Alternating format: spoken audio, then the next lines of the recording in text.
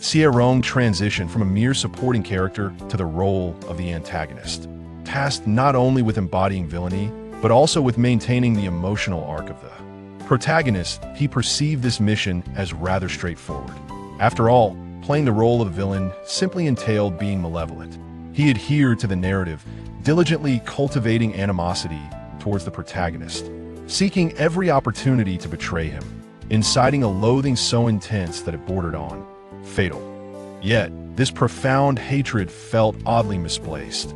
Upon discovering his unwelcome affection for his arch-nemesis, the arrogant alpha, he pondered, "What must one do to ensure I am not despised?" Chapter 1. The archenemy alpha desires to be my dog. 1. Refined edition. Do you detect a peculiar scent? What? It's so fragrant. Who has opened their pheromone vial? Which Omega's pheromone is this? It's utterly intoxicating. How audacious to openly release pheromones. My dear friends, you truly are generous with your offerings. I feel like I might lose my mind. You scoundrel. You tease yet deny indulgence. Whose pheromone is this? Hand it over, or I shall. I can't take it anymore. 1 alpha, unable to withstand the allure, inhaled deeply, his eyes turning crimson as he lunged at the nearest individual, sinking his teeth into them. Arg! The bitten individual yelped, turning to confront his assailant in disbelief.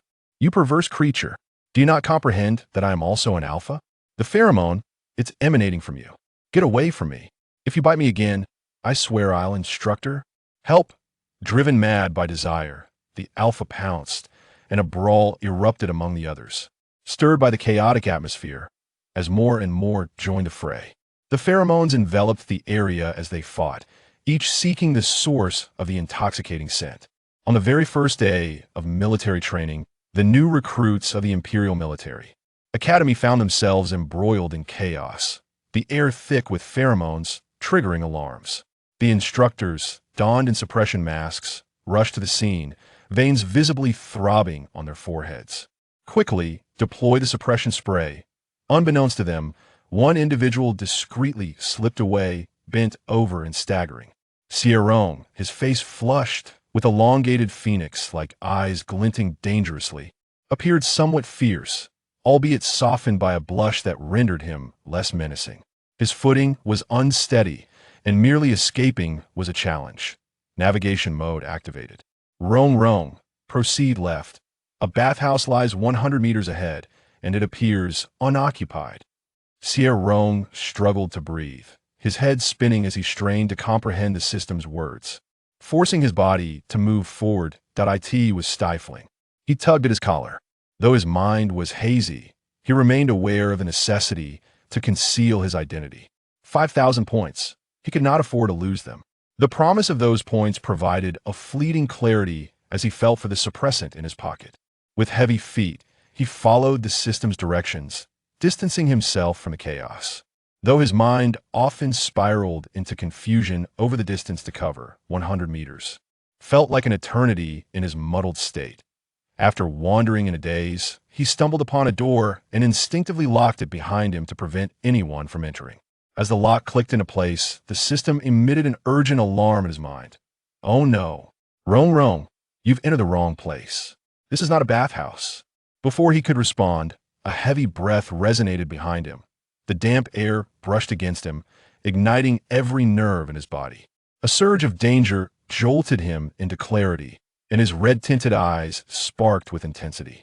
He quickly realized the individual behind him was an alpha and turned cautiously, only to feel a sharp pain on his lip.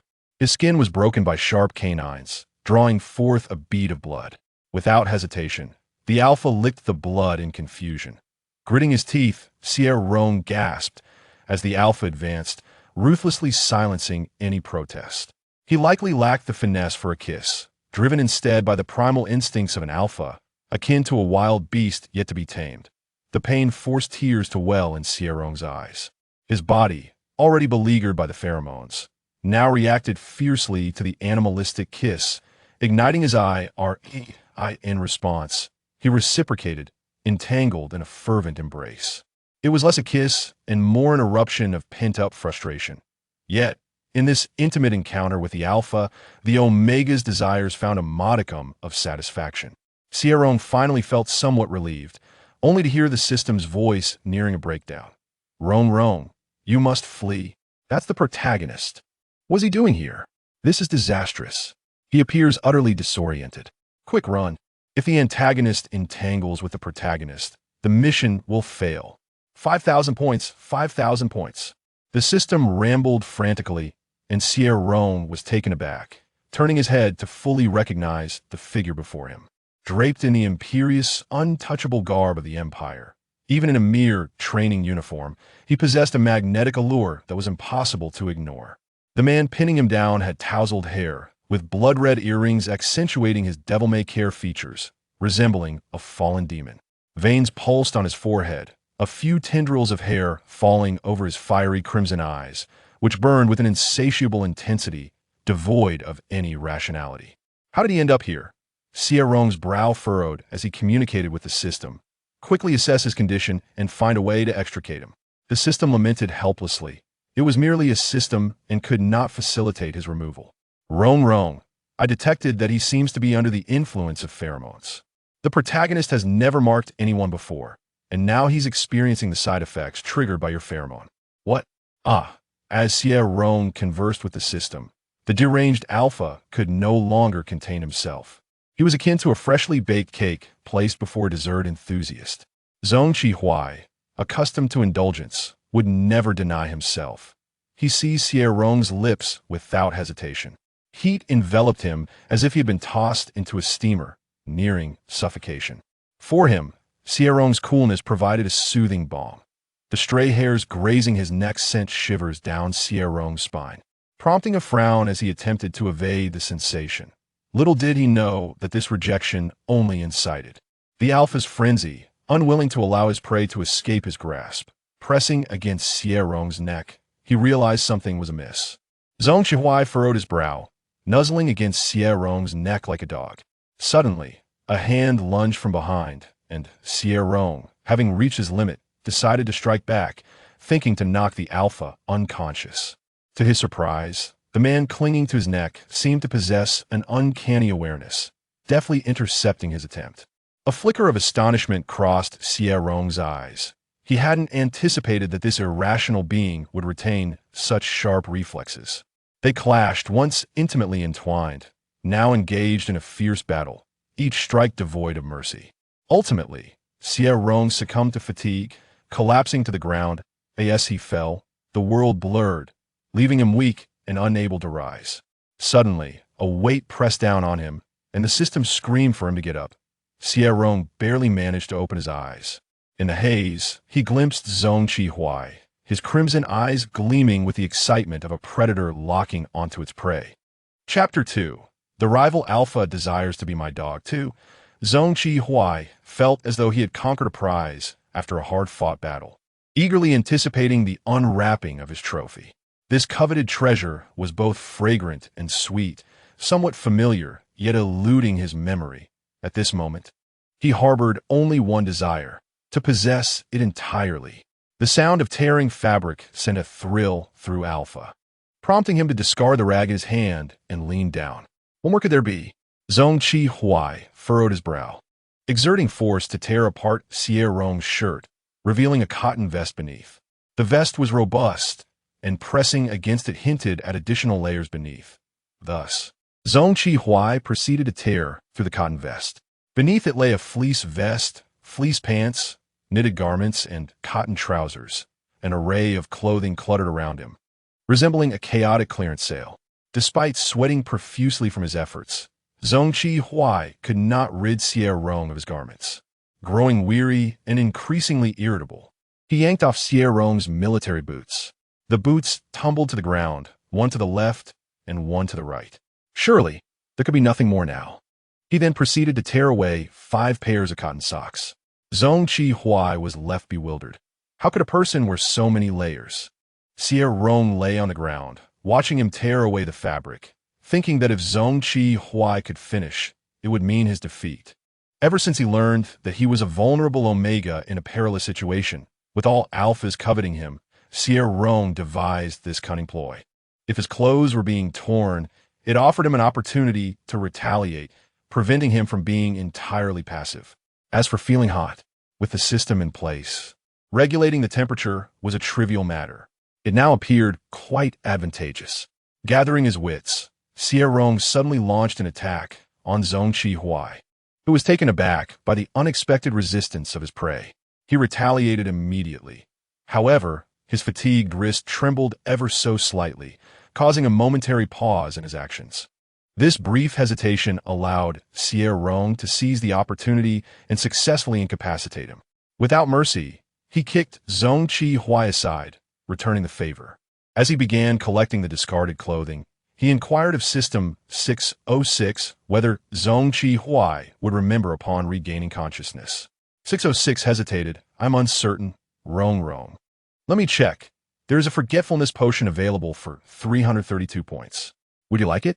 Xie Rong scoffed softly, a hint of crimson lingering at the corners of his eyes. From the tattered military uniform, he retrieved a suppressant and rolled up his sleeve to inject himself. Did he deserve to spend my points? If he remembers, I shall shatter his skull. A mindless waste. 606 trembled in silence, too intimidated to speak. Rong's ferocity was palpable. The glint in his eyes was sharp as he spoke, his naturally fierce countenance rendering him particularly intimidating when expressionless. Even though his features were strikingly beautiful and exquisitely defined, a light smirk could evoke a captivating allure. Yet, there was an inexplicable fear that emanated from him, which perhaps explained why he was assigned to the villain group. 606 wisely chose not to disturb the host at that moment. With the garments now rendered unwearable, it was fortunate that the villain group had upgraded their benefits this year, providing a 10 square meter system space. Xie Rong, having transitioned from the cannon fodder department, was fortuitously positioned to benefit from this wave of enhancements. He hastily stuffed all his clothes into the system space, picked up a tattered military uniform, and with a flick of his wrist, the black and gold hem traced an arc through the air before settling on his shoulder. Xie Rong swiftly departed the scene, ensuring to close the door behind him. Outside, chaos reigned. However, having injected a suppressant to sever the source, the range of the pheromone bottle he discarded was somewhat diminished. A glance swept over the training ground where numerous individuals were bound. A few resolute alphas had managed to resist this overwhelming desire and regain their composure. Most, however, were under the control of their instructors, who scolded them harshly for their shortcomings. The security team was administering suppressants to them. Xie Rong redirected his gaze and made his way back to the dormitory, pleased to find he was the only one returning, as even though he had received the suppressant, proximity still allowed him to catch a whiff of the pheromones. An alpha's nose is akin to that of a dog. Xie Rong had come to understand this well during his stay. The dormitory at the Imperial Military Academy was quite simple, identical to what Xie Rong had seen before, featuring a basic 4-person room with an upper-lower desk configuration. The dorm was immaculate and bright, the floor reflecting light, and the beds were neatly arranged with square cushions. Xie Rong took the spot by the window, retrieved a new military uniform, and proceeded to the bathroom. The sound of rushing water filled the air. The icy water cascading over his skin provided relief to his still heated body. 606, check the task progress. Understood, Rong. 606 dutifully reported, Rong. The task progress remains at 3%. The protagonist's affection level is at 5, while the other protagonist is at 10. The affection level mentioned by 606 did not pertain to Xie Rong's likability, but rather the mutual feelings between the two protagonists. Upon hearing this progress, Xie Rong felt the advancement was somewhat sluggish. However, as the storyline had only just begun, he was not overly concerned. Recently, due to his exceptional performance and outstanding portrayal of a supporting character, he had been promoted to the antagonist group.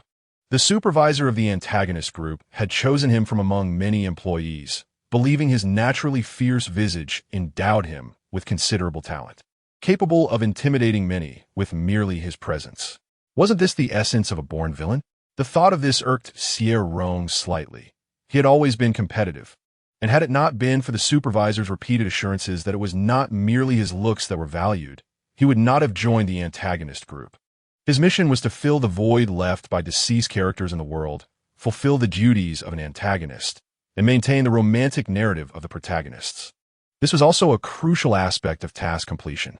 Fortunately, he perceived this task as lacking in difficulty.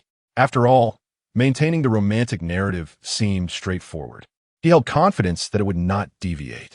Playing the villain and progressing the storyline, barring any unforeseen circumstances, should yield no errors.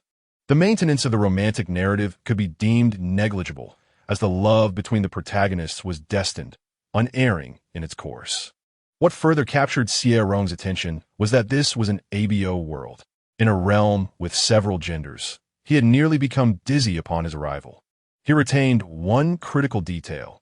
Alphas occupied the pinnacle of the food chain, with reports of a minuscule number of ES existing, though he chose to overlook that. Unfortunately, he was an Omega. In this world, the protagonist Wei Jia embarks on a path parallel to that of the main character, He, masquerading as an Alpha to enter the Imperial Military Academy.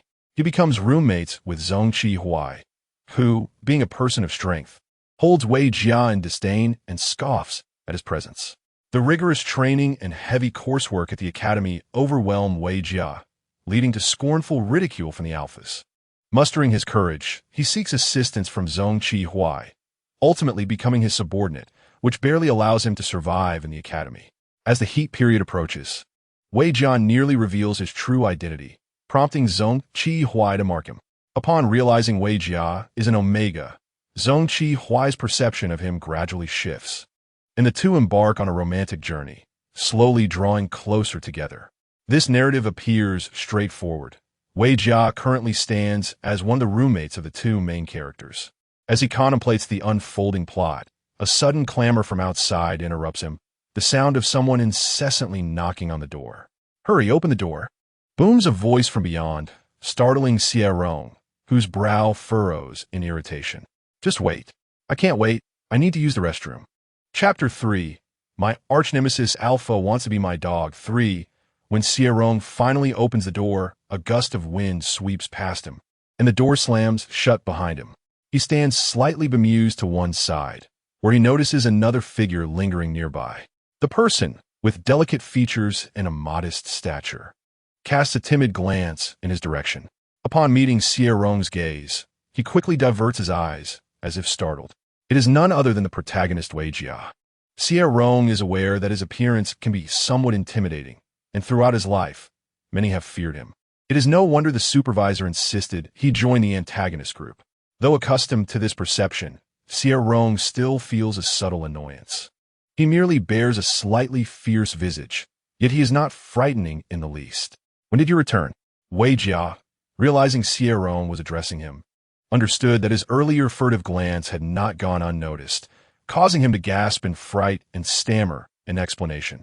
However, he coughed instead. Cough. Seeing the protagonist cough in fear only served to deepen Xie Rong's vexation, his expression darkening, rendering him even more intimidating. Wei Jia, sensing his demeanor, became even more apprehensive, realizing that Xie Rong likely did not expect a civil conversation from him.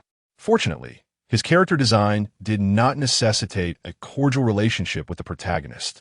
The persona of the antagonist could stand on its own, which was rather agreeable. Suddenly, the bathroom door swung open, revealing a man with fiery red hair and squinting eyes. That felt refreshing.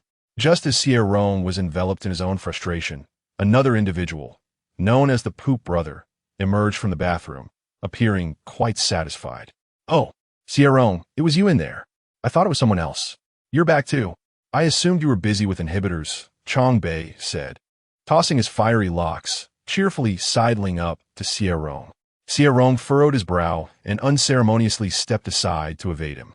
While he disliked being perceived as frightening, he equally detested the overly familiar demeanor of Bei. They had been residing at the Imperial Military Academy for 3 days, and during this time, Bei had come to understand Xie Rong's temperament fairly well. Seeing him in such a state did not provoke anger. Instead, a smile accompanied the jesting tone as he pulled Wei Jia aside, engaging in light banter.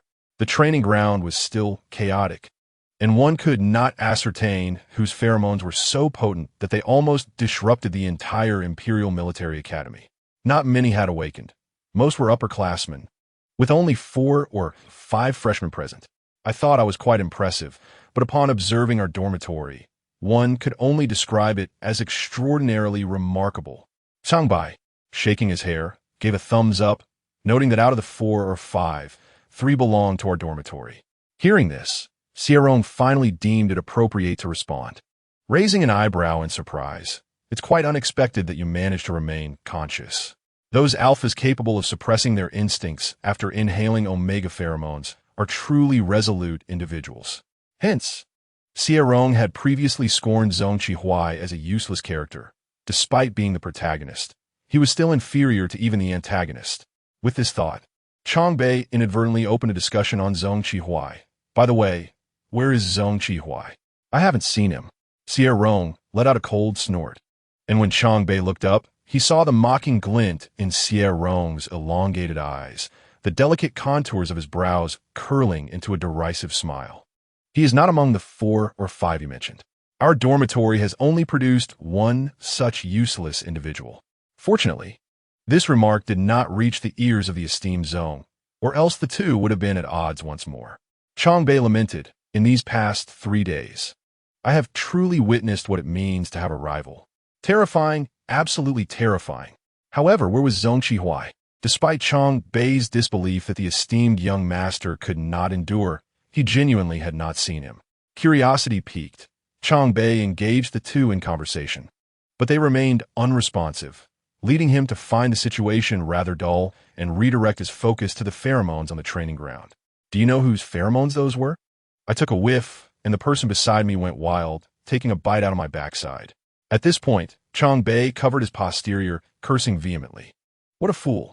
His wits must have fled, nearly causing me a public embarrassment. Xie Rong quirked an eyebrow. Do you not think being bitten by an alpha is embarrassing? Changbei shouted back, that does not count. I didn't even wait for the instructor to knock him out first. If anyone is to be embarrassed, it shall be him. At worst, I could bite him back. Changbei's gaze deepened, seemingly considering this possibility seriously. Xie Rong regarded him with an expression of incredulity. Unbeknownst to Changbei, he had rambled on considerably, and from his words, Xie Rong gathered the aftermath of the incident. The unauthorized opening of a pheromone vial had caused a stir at the Imperial Military Academy. The higher-ups intended to investigate this individual rigorously, and since the pheromone was not registered, it was suspected that someone had clandestinely hoarded an omega. The concealment of an omega is a grave offense, escalating the situation significantly. That evening, an instructor was scheduled to conduct an inspection, and any anomalies would lead to confinement. After finishing his account, Changbei wanted to discuss the audacity of this alpha, who dared to hoard an omega, only to find both of his roommates enveloped in silence. Wei Jia, who had always been reticent, now appeared even more timid, his face betraying fear. Oddly enough, what was he afraid of? Changbei glanced at Xie Rong, only to find him furrowing his brows as well. Xie Rong chose to disregard Changbei, feeling a growing sense of agitation and concern. As an omega in the throes of his heat cycle, he worried about the possibility of someone intentionally investigating him, which could lead to the discovery of any abnormalities. Arriving in this world merely 3 days prior, he had been unaware that this body was approaching the onset of its heat. In a precautionary measure, he had exchanged for inhibitors from the system, yet the onset of heat had struck without any warning, manifesting suddenly and violently. Xie Rong felt an intense heat enveloping his body, and soon the once clear images around him became blurred and indistinct. Waves of heat surged through his mind and body, leaving him feeling both vacant and restless. Were it not for his unwavering resolve, he might have succumbed on the spot. In this urgent situation, he had no choice but to exchange for a highly potent pheromone vial from the system. He opened the vial and cast it aside, inciting chaos as he made his escape. To err on the side of caution, he refrained from using his own pheromones, opting instead for a different variety that would render him forgetful once he regained his composure, albeit at the cost of 1,000 points. Reflecting on the situation, Xie Rong felt a twinge of frustration as he inquired of the system, "Can my heat cycle be halted?" The system, 606, hesitated, replying, "No, Rong. This is an inherent aspect of the omega physiology. It cannot be stopped." Xie Rong exhaled deeply, asking when will it end. The response came softly, at least 7 days. And at most a month. A month? Xie Rong touched his feverish neck, his expression remaining inscrutable. His inhibitors were all procured from the system, each costing 100 points, and he had yet to receive his task points. He was already in the red. Xie Rong lamented the difficulties of playing the role of the villain when a knock echoed at the door, accompanied by voices from outside. Open the door. The security team is here for an inspection. Chapter 4. The archenemy Alpha wants to be my dog for. So soon? Weren't they supposed to come later? Xie Rong cast a questioning glance toward Chongbei.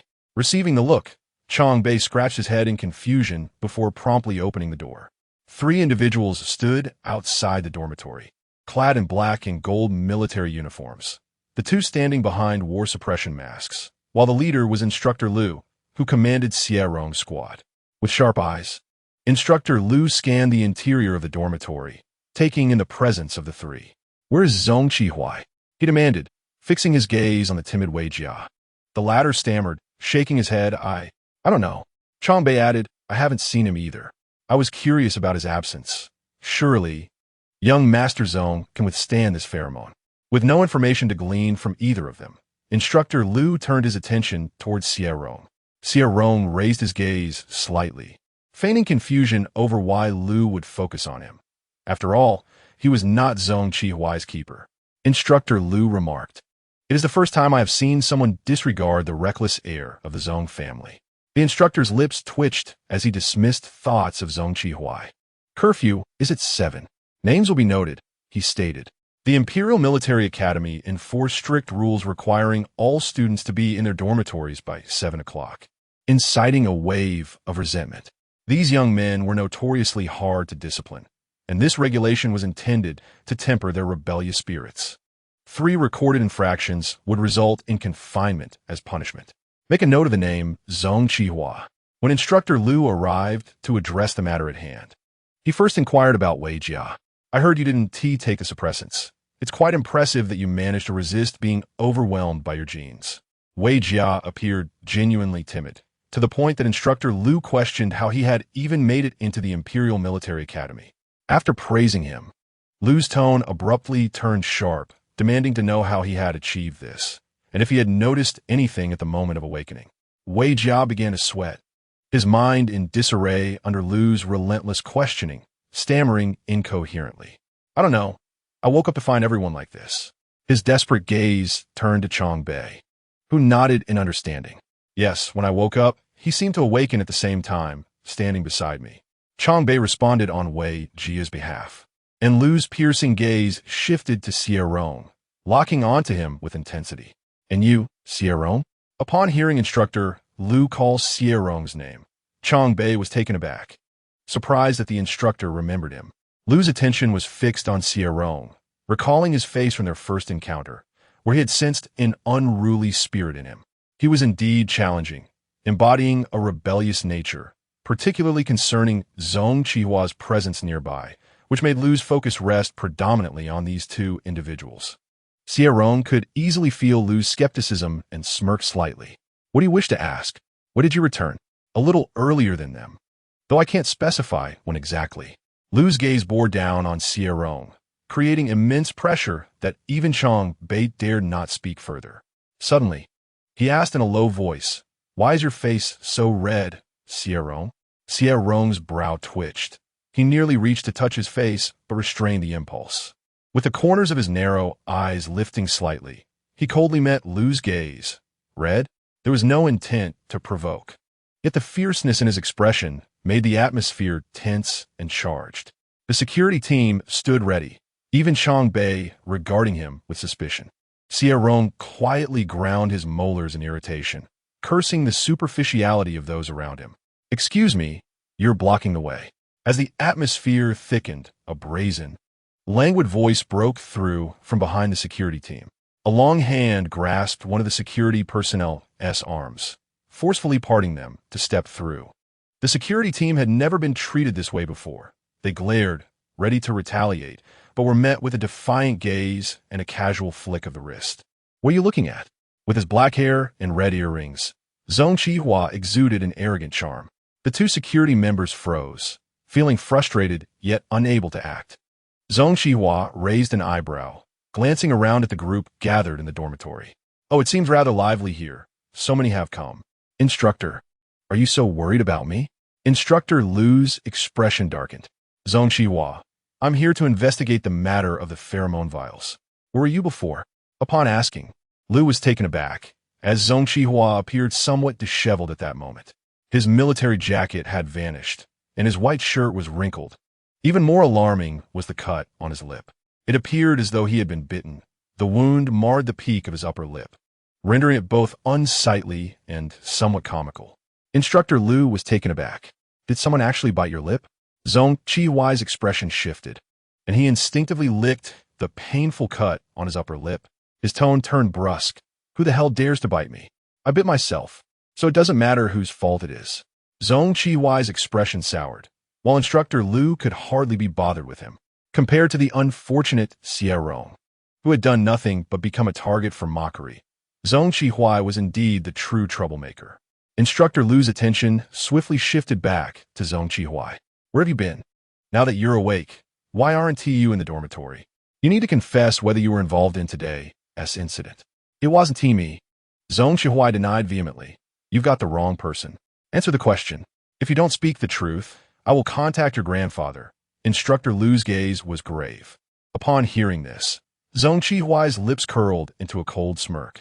Isn't it a bit childish for an instructor to resort to threats? How embarrassing. His audacity left Chongbei and Wei Jia in shock. Damn, this is an instructor, and you dare to speak like that? Xie certainly ranked high in terms of arrogance. Surprisingly, Instructor Lu did not take offense. Instead, he chuckled. If it's useful, then it's fine. Are you certain you want to tell the truth? Xie, gritting his teeth in irritation, despised being threatened by anyone using his grandfather as leverage. The most infuriating part was that it actually worked on him. I'm not awake. Are you satisfied now? He spat out the words venomously, and, as expected, he caught the shocked expressions of Instructor Lu and the others. There was also a look of disdain that Xie noticed. He caught the disdainful gaze of the slender-eyed Xie Rong, whose eyes were filled with contempt, regarding him as though he were worthless. Xie's inner fury surged. His pride wounded deeply, glaring at Xie Rong with a fierce intensity that silently communicated, "What are you looking at? Stare again, and I'll gouge out your eyes." Xie Rong merely scoffed internally, ignoring Xie's glare and dismissively averting his gaze. To Xie, this was nothing short of provocation. Humiliated before someone he detested, Xie was particularly sensitive, hence his impatience and dismissive responses to Instructor Lu's inquiries, fixated instead on regaining his dignity in front of Xie Rong. Chapter 5. The Adversary Alpha Wants to Be My Dog. 5. Instructor Lu's persistent questioning yielded no results, prompting him to take the security team to the next dormitory for further investigation. Once they departed, Xie instantly turned his ire towards Xie Rong, raising an eyebrow in mockery. I thought you were so audacious, yet here you are trying to explain yourself to Instructor Lu.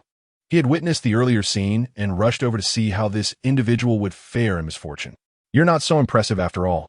Xie held his head high, the red earrings glinting amidst his dark hair, his challenging brows raised defiantly, returning Xie Rong's disdainful gaze. Even I can regain my composure. Yet Xie remains in a frenzy. Xie Rong also raised an eyebrow, filled with disdain and derision. Your alpha genes are no match for your primitive instincts. What is the difference between you and a mindless beast? You think I'm a mindless beast? Xie chuckled in anger. Isn't that the case? Xie Rong curved his lips into a smile, which appeared provocatively to outsiders. Even the pheromones couldn't penetrate. Truly, young master, you are in a dire predicament. A few honest words seem unbearable for you. Perhaps you should return and spend a few more years, or perhaps meet a few more Omegas. No one had ever spoken to Xie in such a manner. In a fit of anger, Xie felt both furious and somewhat guilty. Under normal circumstances, he would have ensured that this insolent face received its due punishment. Yet today, he found himself unable to withstand it and nearly succumbed to the heat of temptation. More humiliatingly, he dreamt a spring dream. In his dream was an omega, incredibly fragrant and sweet, though his body was firm, yet comforting to embrace. The scent of the omega's pheromones, reminiscent of the cool fragrance of white magnolia, entwined around his senses, intoxicating and endearing. He yearned to defile this white magnolia, to possess him. However, the more desperate he became, the more chaotic his actions were, and his wrist ached incessantly. Then he woke from the dream, left with only the soreness of his overexerted wrist. When Zhong Qihua touched the wound on his lip, he assumed it was a result of his biting in the dream. He was infuriated that he could not resist the omega's pheromones, rendering him speechless, allowing Xie Rong to retaliate as he glared at him with a darkened expression. His gaze was sharp, as if it could pierce through him. Xie Rong cast him a fleeting glance before walking away. Zhong Qihua felt a tightness in his chest. Deeply dissatisfied, indeed, Xie Rong was the person he loathed the most. He scoffed coldly and followed into the dormitory, slamming the door with a thunderous bang. Bai, having witnessed the entire scene, clicked his tongue in amazement, sharing gossip with Wei Jia. Only Xie Rong could make young Master Zhong suffer while remaining unscathed. Wei Jia observed Zhong Qihuai's retreating figure, then glanced at Xie Rong, who had already lain down, a hint of confusion on his delicate face. Is he truly formidable? Quite so. The Imperial Marshal is his grandfather, and the headmaster of the Imperial Military Academy is his uncle. He can do whatever he wishes. Unlike me, who can only sneak out when the pheromones are in disarray. How impressive is that? Chang Bei remarked, seemingly oblivious to Wei Jia's frozen expression. With such a prestigious lineage, it's no wonder he is a top-tier alpha, rumored to have the potential for a secondary differentiation into Enigma. However, the Empire hasn't seen an Enigma in 50 years. That's an exaggerated claim. Just remember, Zhong Qihua is quite impressive. Young Wei, we have hit the jackpot. All we need to do is cling to Zhong Qihuai's coattails. And what a Xie Rong! Wei Jia involuntarily looked towards the provocateur who had dared challenge Zhong Qihua, yet lay serenely at ease. He was doing push-ups, his form impeccable, but his arms trembled, indicating he was reaching his limit. Upon seeing this, Zhong Qihua smirked derisively at him, calling him a weakling, unable to manage even one push-up. A weakling can also awaken. What good is a top-tier alpha if he is no better than a chicken? Xie Rong retorted coolly, you bastard. Can you keep your genes in check and remain proud for a lifetime?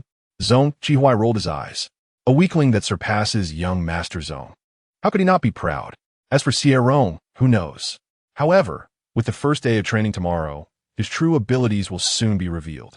Chang Bei was eager to make his mark, for any alpha capable of suppressing their genes was truly formidable. The following day, as the whistle blew, several lights flickered to life beneath the twilight. Xie Rong, not quite in a deep slumber, turned in bed and rose, feeling as though he had fever. He swayed slightly upon getting up. Rong, the time for the inhibitor has passed.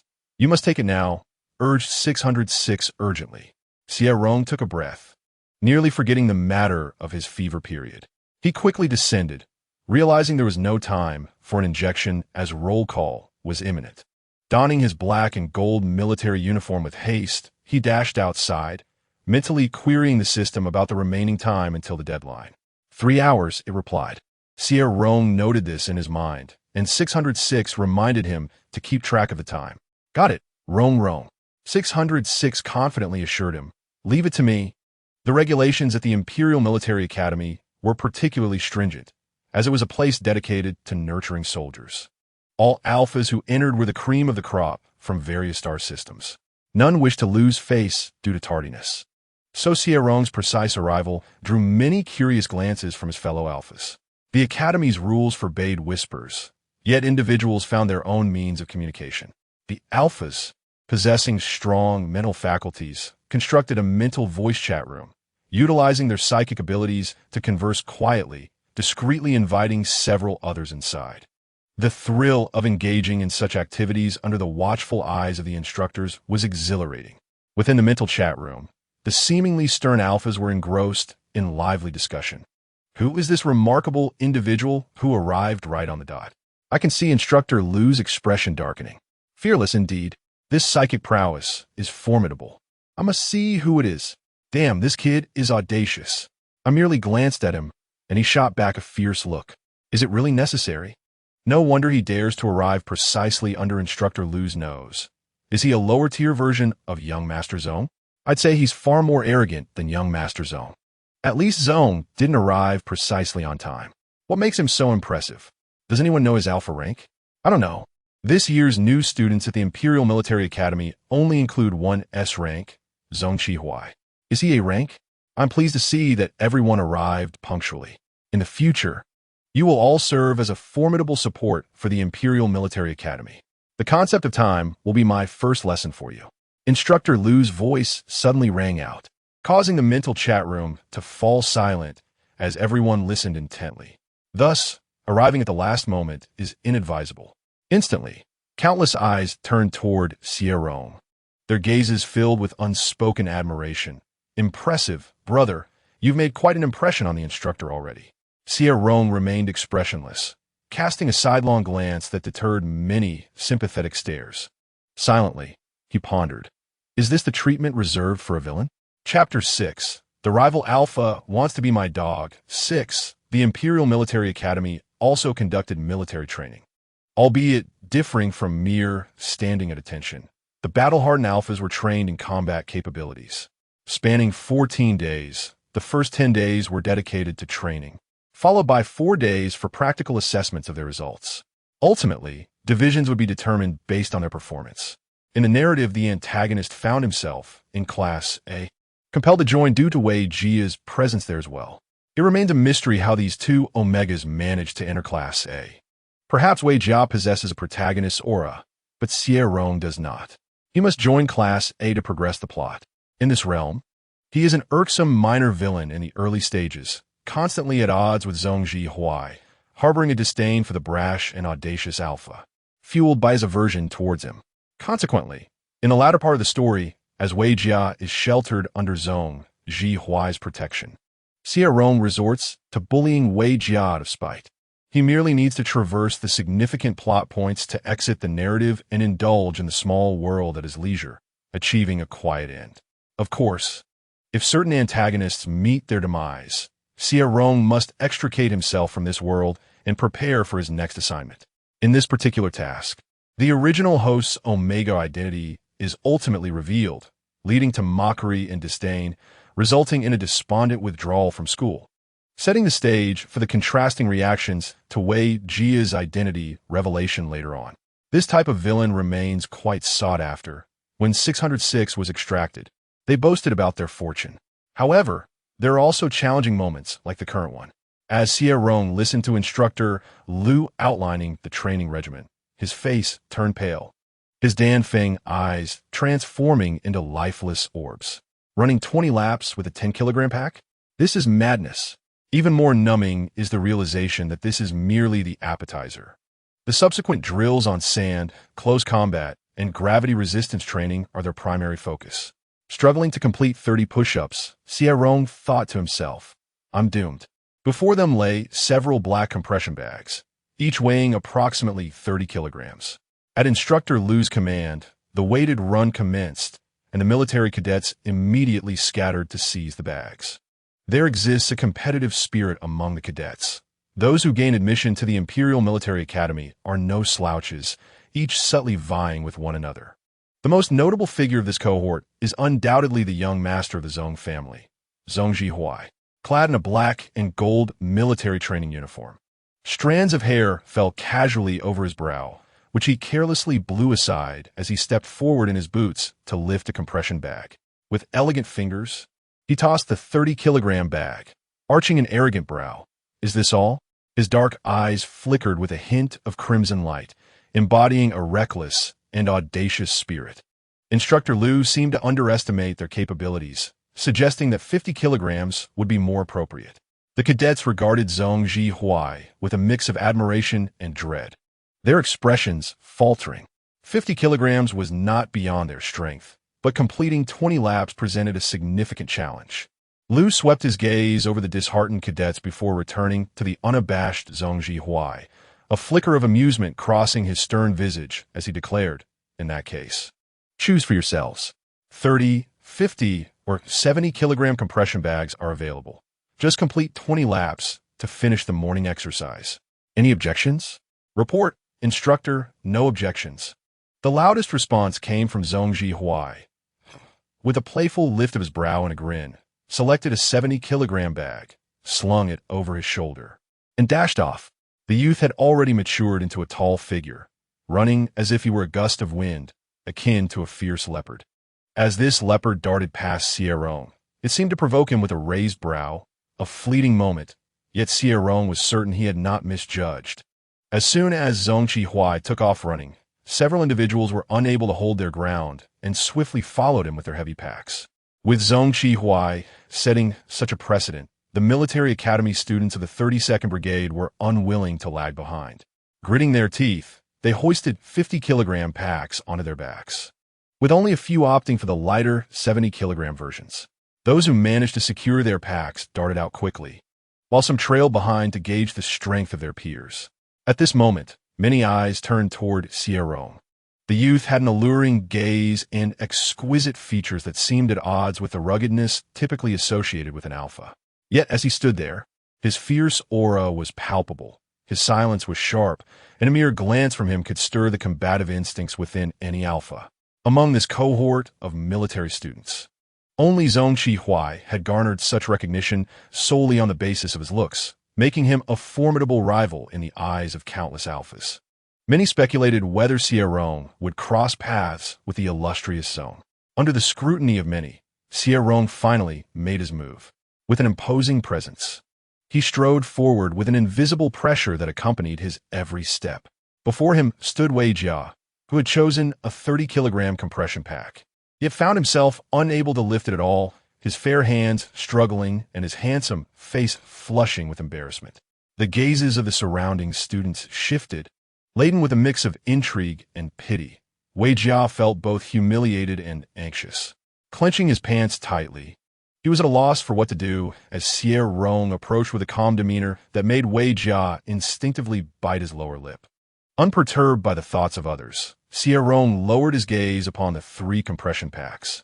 With elongated fingers, he reached out and, under the intense scrutiny of his peers, selected the 70-kilogram pack while maintaining a fierce expression.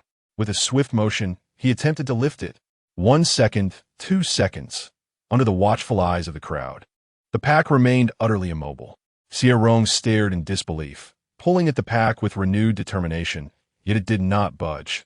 Instead, it left his hands aching. Rong, you are an Omega. We can't lift this. Perhaps you should choose another one. After all, you were an ordinary person before, so it's only natural that you can't manage this, urged 606, the system's voice, in a tone meant to encourage its resolute host. Despite knowing he could barely manage 30 push-ups without trembling, Xie Rong remained undeterred, intent on challenging the 70-kilogram pack. Even when 606 suggested he could not lift it, Xie Rong persisted in his attempt. Seeing his struggle, 606 quietly opened the system's store. "Host, I have a stamina-enhancing agent available. Would you like to try one?" Xie Rong declined, asserting that a true man relies on his own strength. After several fruitless attempts to lift the pack, he maintained his position, drawing the attention of onlookers. Instructor Liu observed him with curiosity. "Xie Rong, why aren't you moving?" The surrounding military students nodded in agreement, eager to see him lift the compression pack. Seizing the moment before the instructor's attention shifted, the mental chat room buzzed back to life. Was this new technique for lifting a pack? Could it be that this method is intended to strengthen our muscles? Is that how it works? Surely, all great figures possess their own undisclosed tricks. After all, how many men aiming for the 70-kilogram pack were not somewhat peculiar? In any case, there must be a reason behind the actions of such distinguished individuals. Even instructor Liu harbored doubts, wondering if Xie Rong was preparing for some grand display, as he turned back with a wooden expression. With the fiercest countenance, he uttered the most cowardly words. "Instructor, I simply cannot lift it." Instructor Liu, initially thinking he was about to showcase something extraordinary, was left bewildered. The military academy cadets present realized there was indeed a reason behind it. They watched in disbelief as Xie Rong let go to lift a 50-kilogram compression bag. Then, feeling defiant, attempted to lift a 30-kilogram one. Ultimately, they heard Xie Rong request for a lighter load, inquiring if the instructor had a 10-kilogram compression bag. Instructor Liu and the assembled cadets were left astonished, thinking to themselves, so you're just a bronze level after all? In Chapter 7, my archenemy Alpha wants to be my dog. Xie Rong successfully requested a 10-kilogram backpack. Although somewhat embarrassed, he donned it nonetheless. He and Wei Jia were the only ones carrying the 10-kilogram compression bags, yet with Xie in the lead drawing attention, Wei Jia became less noticeable. The mental chat room buzzed with discussions about Xie Rong, who was surprisingly deemed inept. With a blank expression, Xie Rong wallowed in the sorrow of his shattered self-esteem. While Zhong Qihua, feeling a sense of relief at Xie's misfortune, couldn't resist provoking him. You can barely manage 30 push-ups, and yet you think you can lift a 70-kilogram compression bag?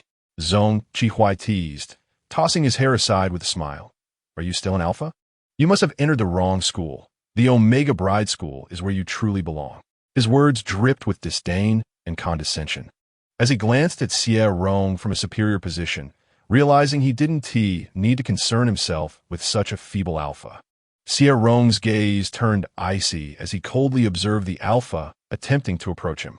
His wrist ached, but he swung the 10-kilogram compression bag with determination. With a resounding thud, it landed squarely in front of Zhong Qihua, obstructing his path and sending dust swirling onto his boots.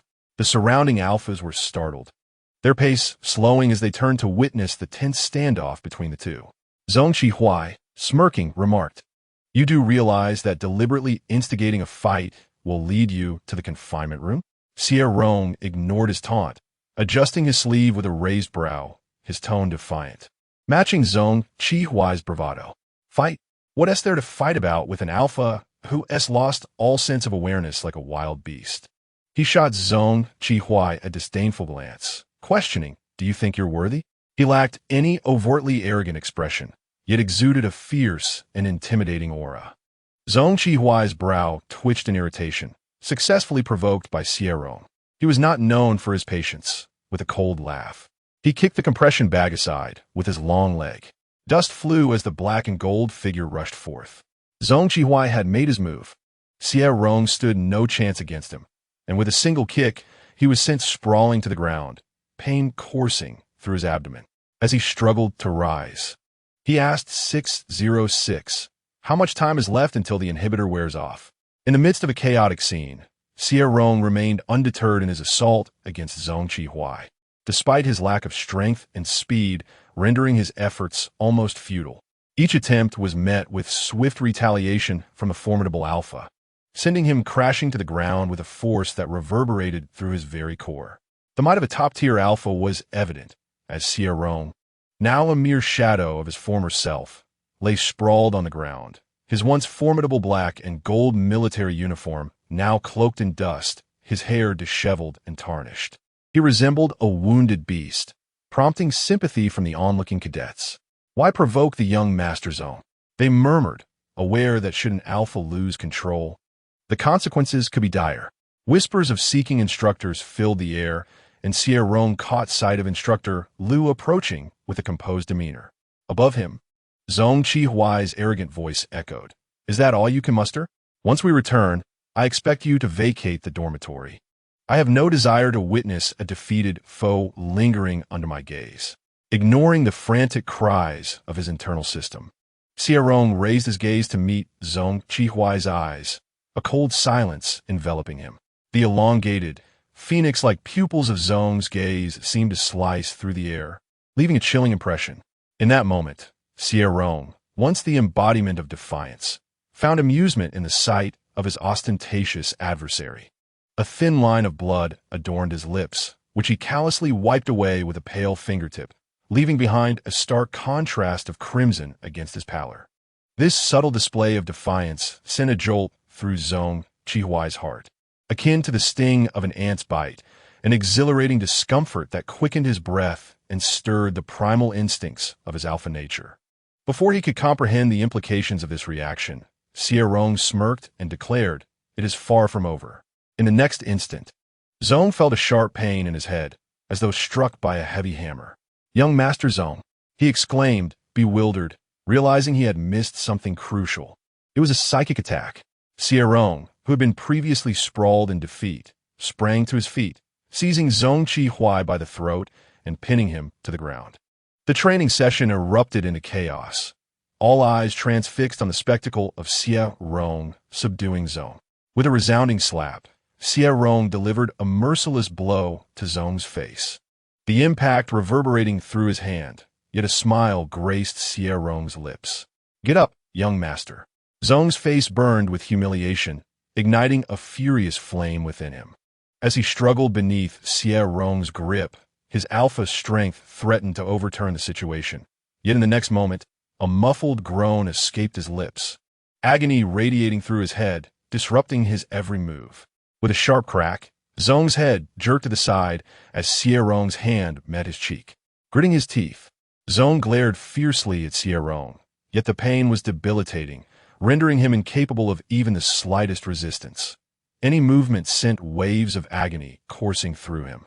The once mighty alpha was thus rendered powerless beneath the weight of a seemingly insignificant adversary, eliciting gasps of disbelief from the onlooking cadets and instructors alike. Xie Rong curled the corner of his mouth and struck his opponent with a resounding slap, exerting considerable force. Zhong Qihua's head buzzed, as the pride he had harbored for years was shattered by those few blows. His gaze turned cold and menacing, fixating on the person above him. The tables had turned. Now Xie Rong held the upper hand. He wielded a mental assault to subdue Zhong, yet he himself was not in a much better state.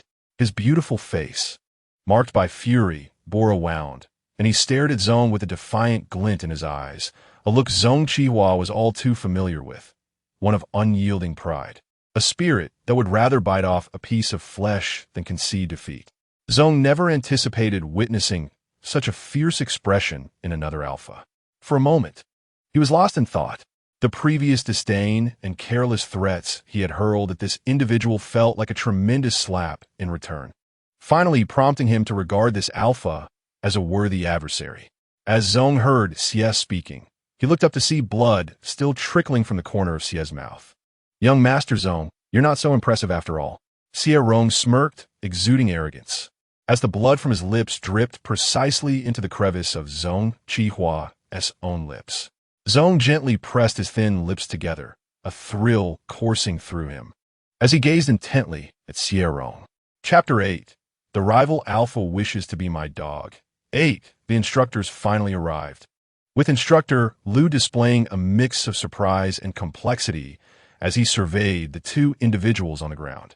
He likely did not expect to find the notorious Zhong Qihua lying there. "Xie Rong, engaging in an unprovoked brawl will land you in isolation," Instructor Lu remarked, his expression intricate. Xie wiped the blood from the corner of his mouth, retorting, "It was not I who initiated the altercation. Instructor, if I recall correctly, it was indeed Zhong who threw the first punch. I merely dropped my compressed package in front of him, and he decided to engage me. I cannot bear the brunt of this responsibility." This was indeed the case. All the military students present had witnessed the earlier scene, and it was true that Zhong Qihua had struck first. Instructor Lu commented, "You are quite the troublemaker." With a stern expression, he declared, "Zhong Qihua will head to isolation after today's training." Glancing at the injuries on both of them, he sighed, "You two should head to the medical room for treatment. And if you engage in another fight on the way, you will both end up in isolation." Xie Rong was the first to rise, heading straight for the medical room. As he walked, all the military students stood at attention, filled with admiration for the formidable figure. Upon reaching a secluded spot, Xie administered an inhibitor, suppressing the onset of fever that began to heat his body. "Rong, does it hurt?" 606 inquired, noting the injuries marring Xie's beautiful face, a hint of concern resonating in his mind. However, after a few more glances, that concern morphed into something else as 606 observed the wounds on Xie's face and his piercing gaze, a countenance both exquisite and fierce. An inexplicable excitement surged within 606, who was unfamiliar with the concept of battle damage, causing it to leap with enthusiasm. Subsequently, it utilized its system's camera function to capture an image of Xie Rong. The shutter clicked in its mind, prompting Xie to raise an eyebrow. "What are you doing?" He furrowed his brow slightly, appearing somewhat fierce. The voice of 606 diminished. "Forgive me. Rong, may I take a photograph of you? Would you care to see it?" Xie Rong, bewildered by the system's sudden operation, chose not to intervene. "I won't look. Feel free to take it. I shall head to the medical room first." 606 instantly brightened, realizing that Rong was, in fact, not fierce at all. Having delayed a bit while taking suppressants, Xie Rong arrived at the medical room, where He was already present. Upon their first encounter, both quickly averted their gazes. The school doctor brought over iodine and bandages, stating, "Whoever is injured more severely should come first." At this remark, neither made a move, unwilling to acknowledge the gravity of their own injuries. The school doctor, a beta, was particularly exasperated by these alphas who entered the medical room as if they had suffered a tremendous humiliation. It was merely treatment. The doctor had no desire to uphold their insufferable pride. With an air of impatience, he left the supplies behind, declaring, "Since you both believe your injuries are light, tend to yourselves. First, disinfect with iodine, and then bandage yourselves. I will step outside to gather more supplies. If there are other injuries, you may wait a while. I shall return to assist. Is there any objection?" Receiving only silence from the two alphas, the beta doctor expertly exited. Working at the Imperial Military Academy, he hardly needed to intervene. The strong-willed alphas preferred to administer their own treatment. Once the doctor departed, the medical room was left with only Xie Rong and He, two rivals fresh from skirmish. The mere presence of a sworn enemy in the same space, even without a word exchanged or a glance shared, rendered the atmosphere particularly awkward and uncomfortable. He experienced this discomfort, unable to resist stealing a glance at Xie Rong, only to find him entirely absorbed in applying medicine, seemingly indifferent to his presence. Their recent confrontation had reshaped He's perception of him. He recognized that while Xie Rong might appear somewhat weak, there was a commendable vigor about him. He could still barely hold his own against him, which was rather humiliating.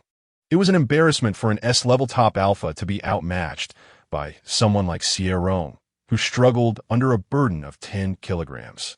He was also curious about the nature of Xie Rong's psychic attack. If memory served, only those with formidable psychic abilities could wield such aggression.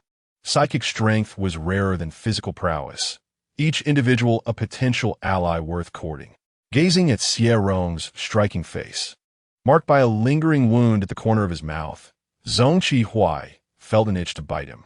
Perhaps it was a mere illusion, but when blood dripped into his mouth, he sensed a hint of omega pheromones, reminiscent of the white magnolia he had caught a whiff of that day. The sensation flickered and soon vanished. He could only dismiss it as a trick of the mind, yet as he observed Xie Rong's profile, a strange thrill coursed through him. Licking his concealed sharp teeth, he spoke in a husky tone, "Hey, Xie Rong, I never imagined you were quite adept at this. Do you often get beaten?" His words carried an unmistakable taunt. Xie Rong, however, remained oblivious, diligently applying iodine. His disregard irked He, who scoffed in irritation. "Are you deaf? Damn it, do you think I want to engage with you?" He added, "Did I damage your hearing, Xie Rong?" He spoke for quite some time, without hearing a response from Xie Rong, and he genuinely began to ponder the possibility that he had damaged his own ears. Xie Rong, somewhat speechless, cast a cold glance at him and remarked, "I should have silenced your mouth back then.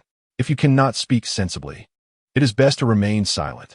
He felt he ought to be angry, yet in truth he was exhilarated, his jawline tightening in excitement. His face flushed with heat. He did not perceive it as humiliation.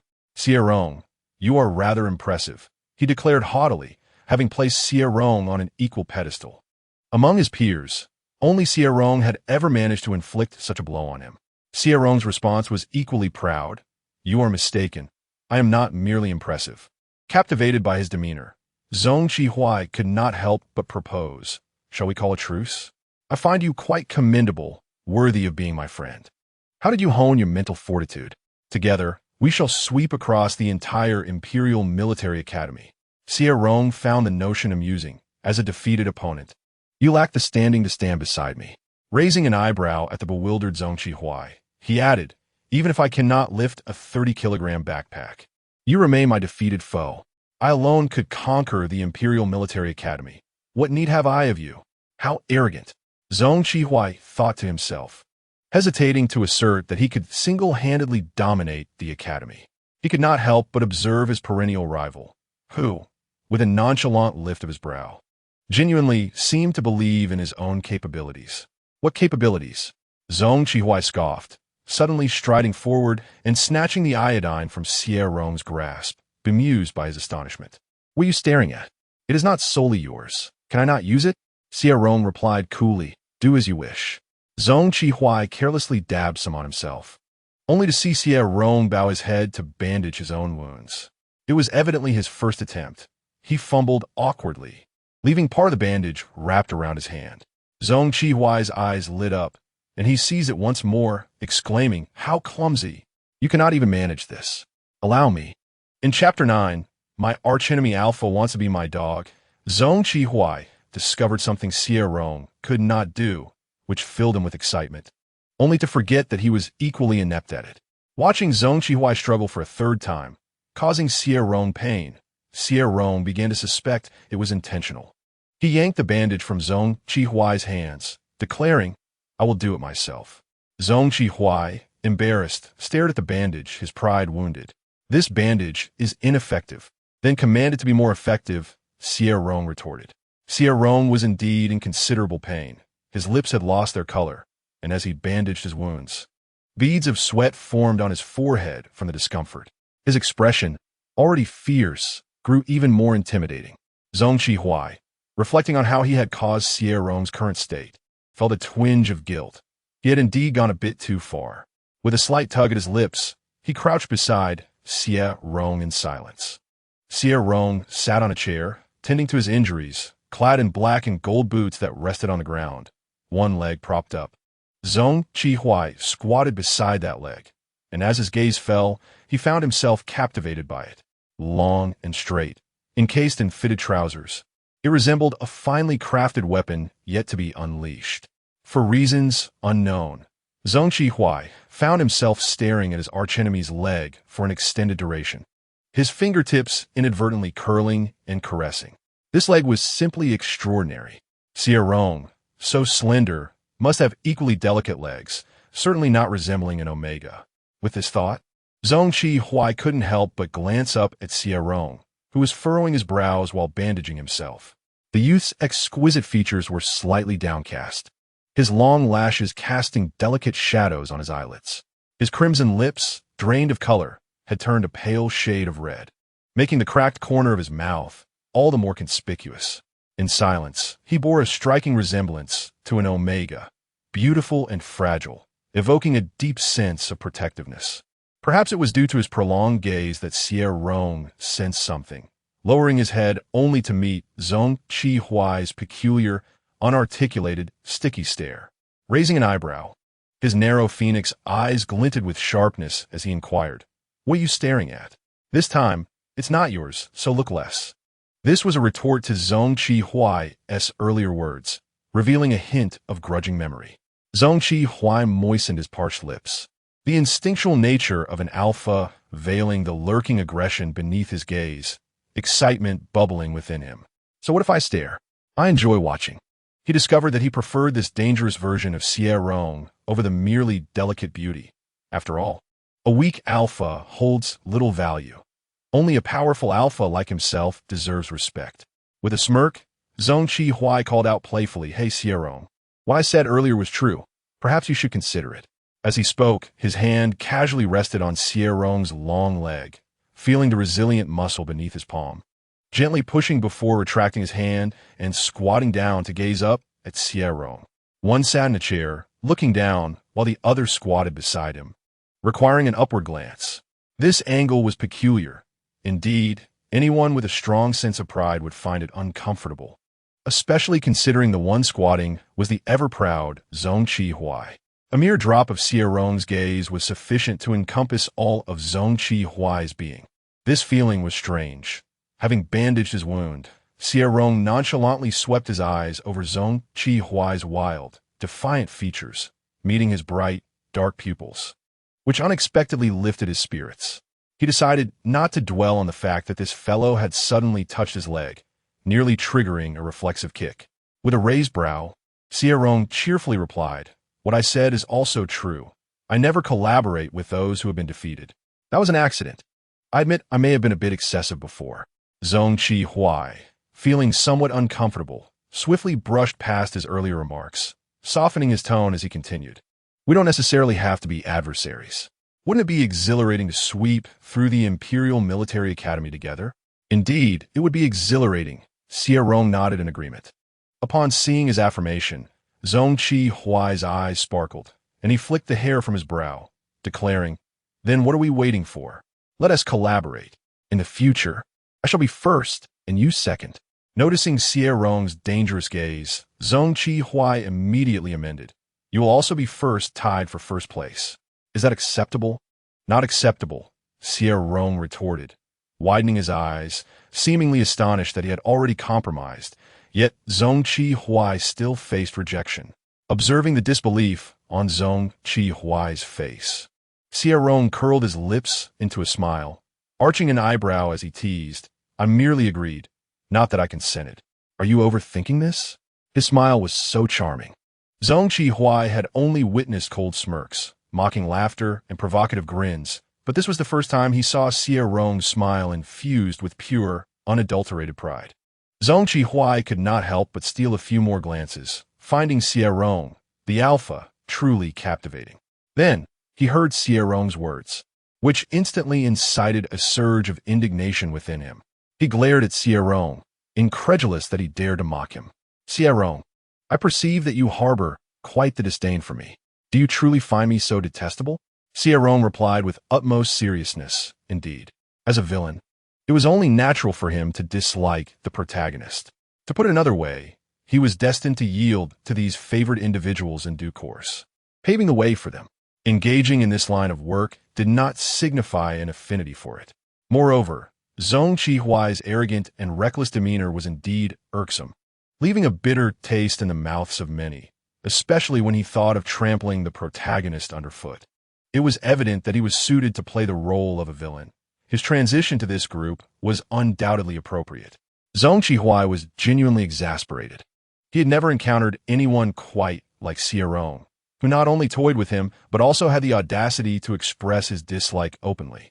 Zhong Qi was aware that his temperament was far from amiable, and many alphas harbored a dislike for him. Yet, Xie Rong's animosity left him feeling not only enraged, but also inexplicably aggrieved. "What have I done to deserve your disdain?" he thought. True, he had struck Xie Rong, and now he found himself lingering in the infirmary. However, prior to that confrontation, had Xie Rong not also held a strong aversion towards him? Zhong Qi found himself perplexed. They had never crossed paths before, nor had he ever wronged Xie Rong. What could have incited such profound dislike? Zhong Qi distinctly recalled their first encounter. He had just emerged from his heat period, enduring it with sheer willpower and suppressance. As soon as his heat concluded, he hurriedly made his way to the Imperial Military Academy. Although the academic year had yet to commence, some students had already taken up residence there. As a premier alpha of his generation, countless families with Omega offspring were vying for a connection with the Zhong family. The Zhong family had even contemplated arranging a union for him, hoping to alleviate his future heat periods. Zhong Qi found this utterly bothersome. He had no interest in those Omegans. Thus, he sought refuge at the military academy, believing he would be the sole alpha present. To his surprise, he discovered another bed adorned with pale blue sheets, meticulously arranged, indicating that someone had indeed arrived before him. Although taken aback, he had no interest in investigating further. Little did he know that his elder brother had been dispatched to the Imperial Military Academy on their grandfather's orders. Zhong Cheng, feeling exasperated, urged him, "Just tell me what type of Omega you prefer, and I shall find one for you accordingly." The young master retorted with bravado, "What do I care for an Omega that I could easily dispatch with a single punch? It holds no intrigue for me." Zhong Cheng, incredulous, questioned, "Have you lost your mind? You wish to strike an Omega? I suffer from a domestic violence syndrome." Zhong Qi replied with a teasing grin. "The ancient texts describe alphas like me as domestic abusers. I consider it responsible not to seek out young Zhong Cheng was left speechless for quite some time. insisting that he must produce a suitable response lest their grandfather intervene personally. Xie, overwhelmed with annoyance, flipped his hair, and as he turned his head, he caught a fleeting glimpse of a figure, an exquisite, fierce visage that left a lasting impression. With a mere gesture, I candidly expressed my fondness for this Omega, who appeared robust enough not to be easily knocked aside. It was only later that Xie realized his roommate, Xie Rong, was an alpha. Chapter 10. My arch-rival Alpha wants to be my dog. 10. This incident was a misunderstanding, and Xie was compelled by his elder brother to extend an apology. He anticipated that would be the end of it, yet the rivalry commenced. Xie found his existence here more unbearable than within the Zong family. He lacked the ability to properly make a bed. When he carelessly tossed the sheets, Xie Rong derided him, questioning how an Omega could manage such a task while he could not. When attempting to wash clothes, he inadvertently tore his hands, prompting Xie Rong to raise an eyebrow and mock him, suggesting perhaps Xiao should learn from an Omega how to wash clothes.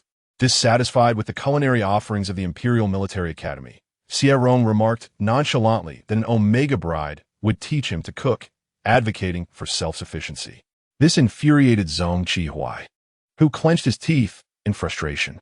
Thus, a deep-seated enmity developed between them, and by the time their other two roommates arrived, Xie and Xie Rong were irreconcilable adversaries. Reflecting on this past, Xie still felt a sense of indignation. Was it solely due to my mistaken identification of you as an Omega that you harbor such disdain for me? No, Xie Rong replied, stating that he had always found him insufferable.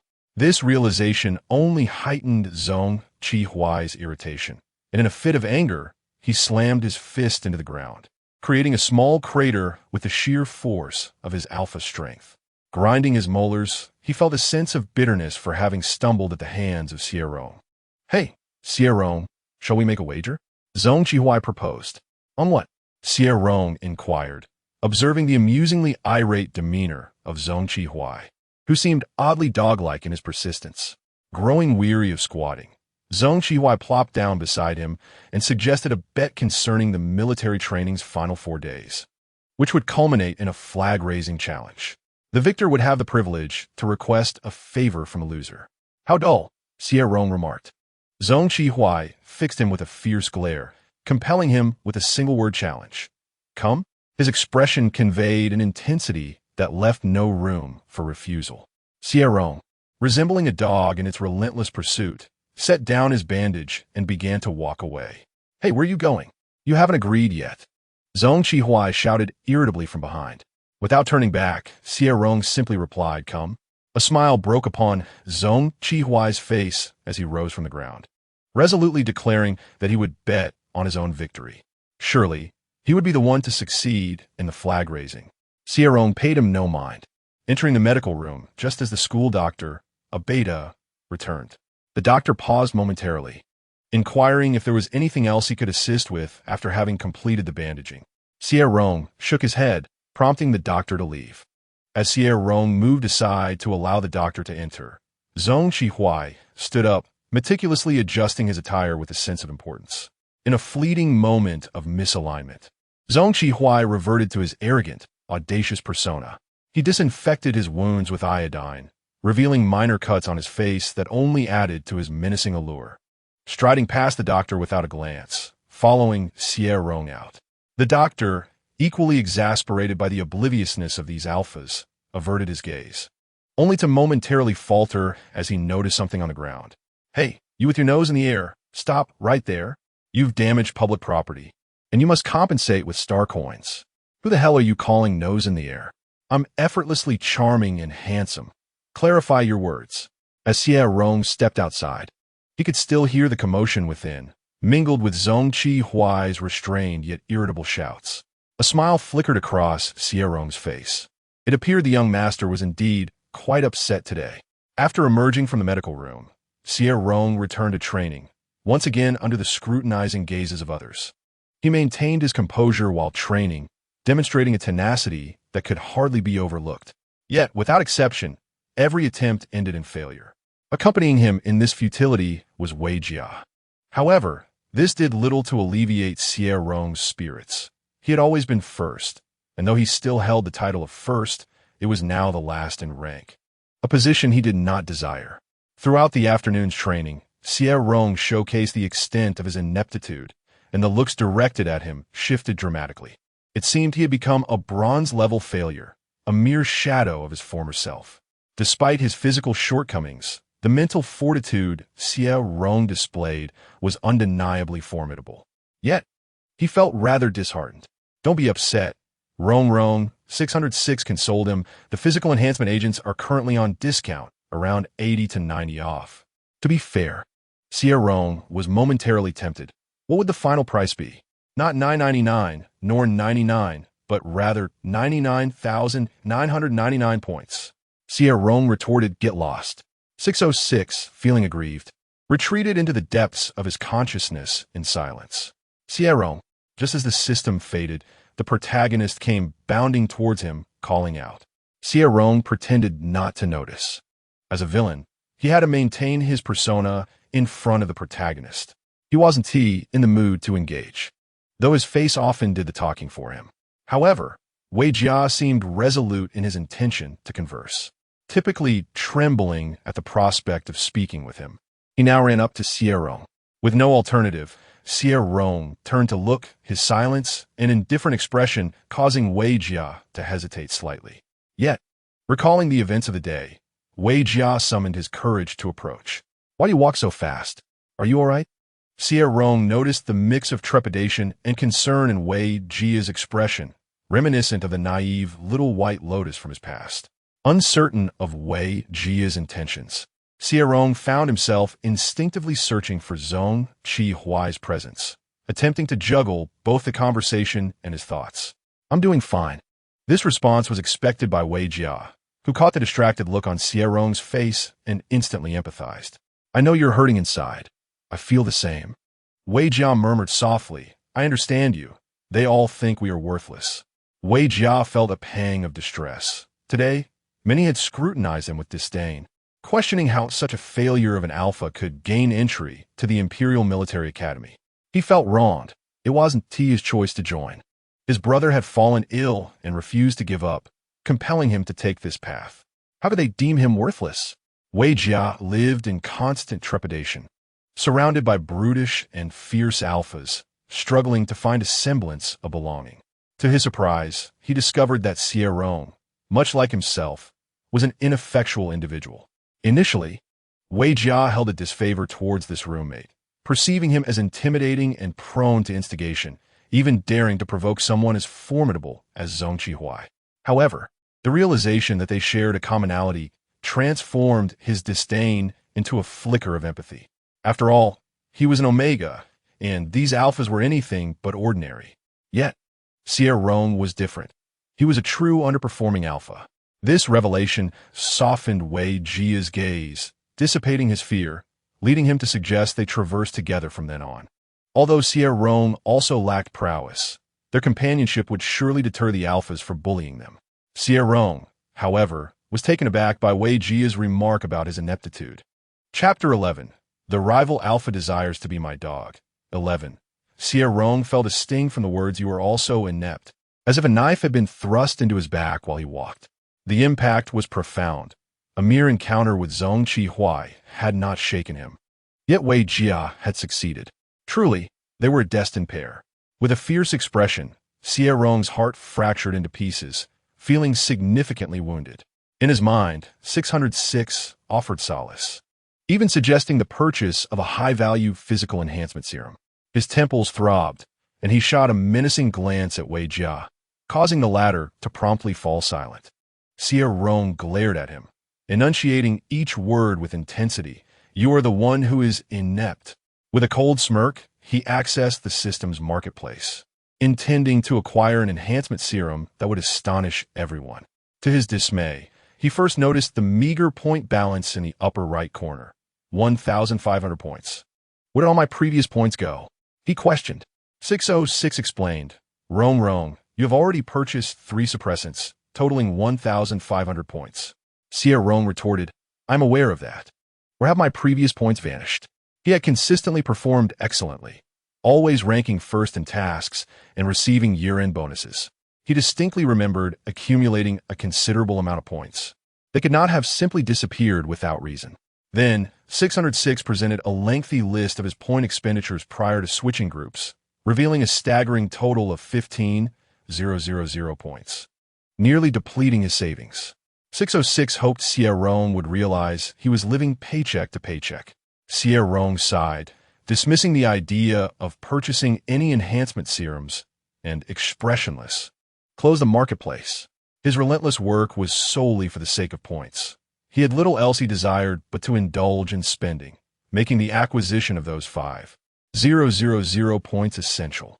With a frown, he felt too disheartened to engage with Wei Jia and returned to the dormitory. Sangbai, lounging on the bed while engrossed in his device, perked up upon his arrival. Xie Rong, you're back. Did you know you've become quite the sensation? Any secrets you can share with me? We could sell them for some cash, and we can split the earnings. The mention of money only soured Xie Rong's mood further, leading him to stride straight to the bathroom and slam the door shut. The sound of rushing water filled the air, prompting Chongbei to toss his fiery red hair and murmur, "What is going on with him?" Moments later, the door reopened, and in walked Wei Jia. His eyes reddened and his expression grim. Chongbei glanced at him and quickly deduced the cause of his distress. The situation was rather unfortunate. Although judging a person by their appearance is not ideal, it seemed that Wei Jia bore the mark of mediocrity, inviting mockery from those around him. Chongbei himself was tempted to join in, though he never bullied the weak. Yet he also lacked the inclination to assist others. What purpose did these alphas serve with such nonsense?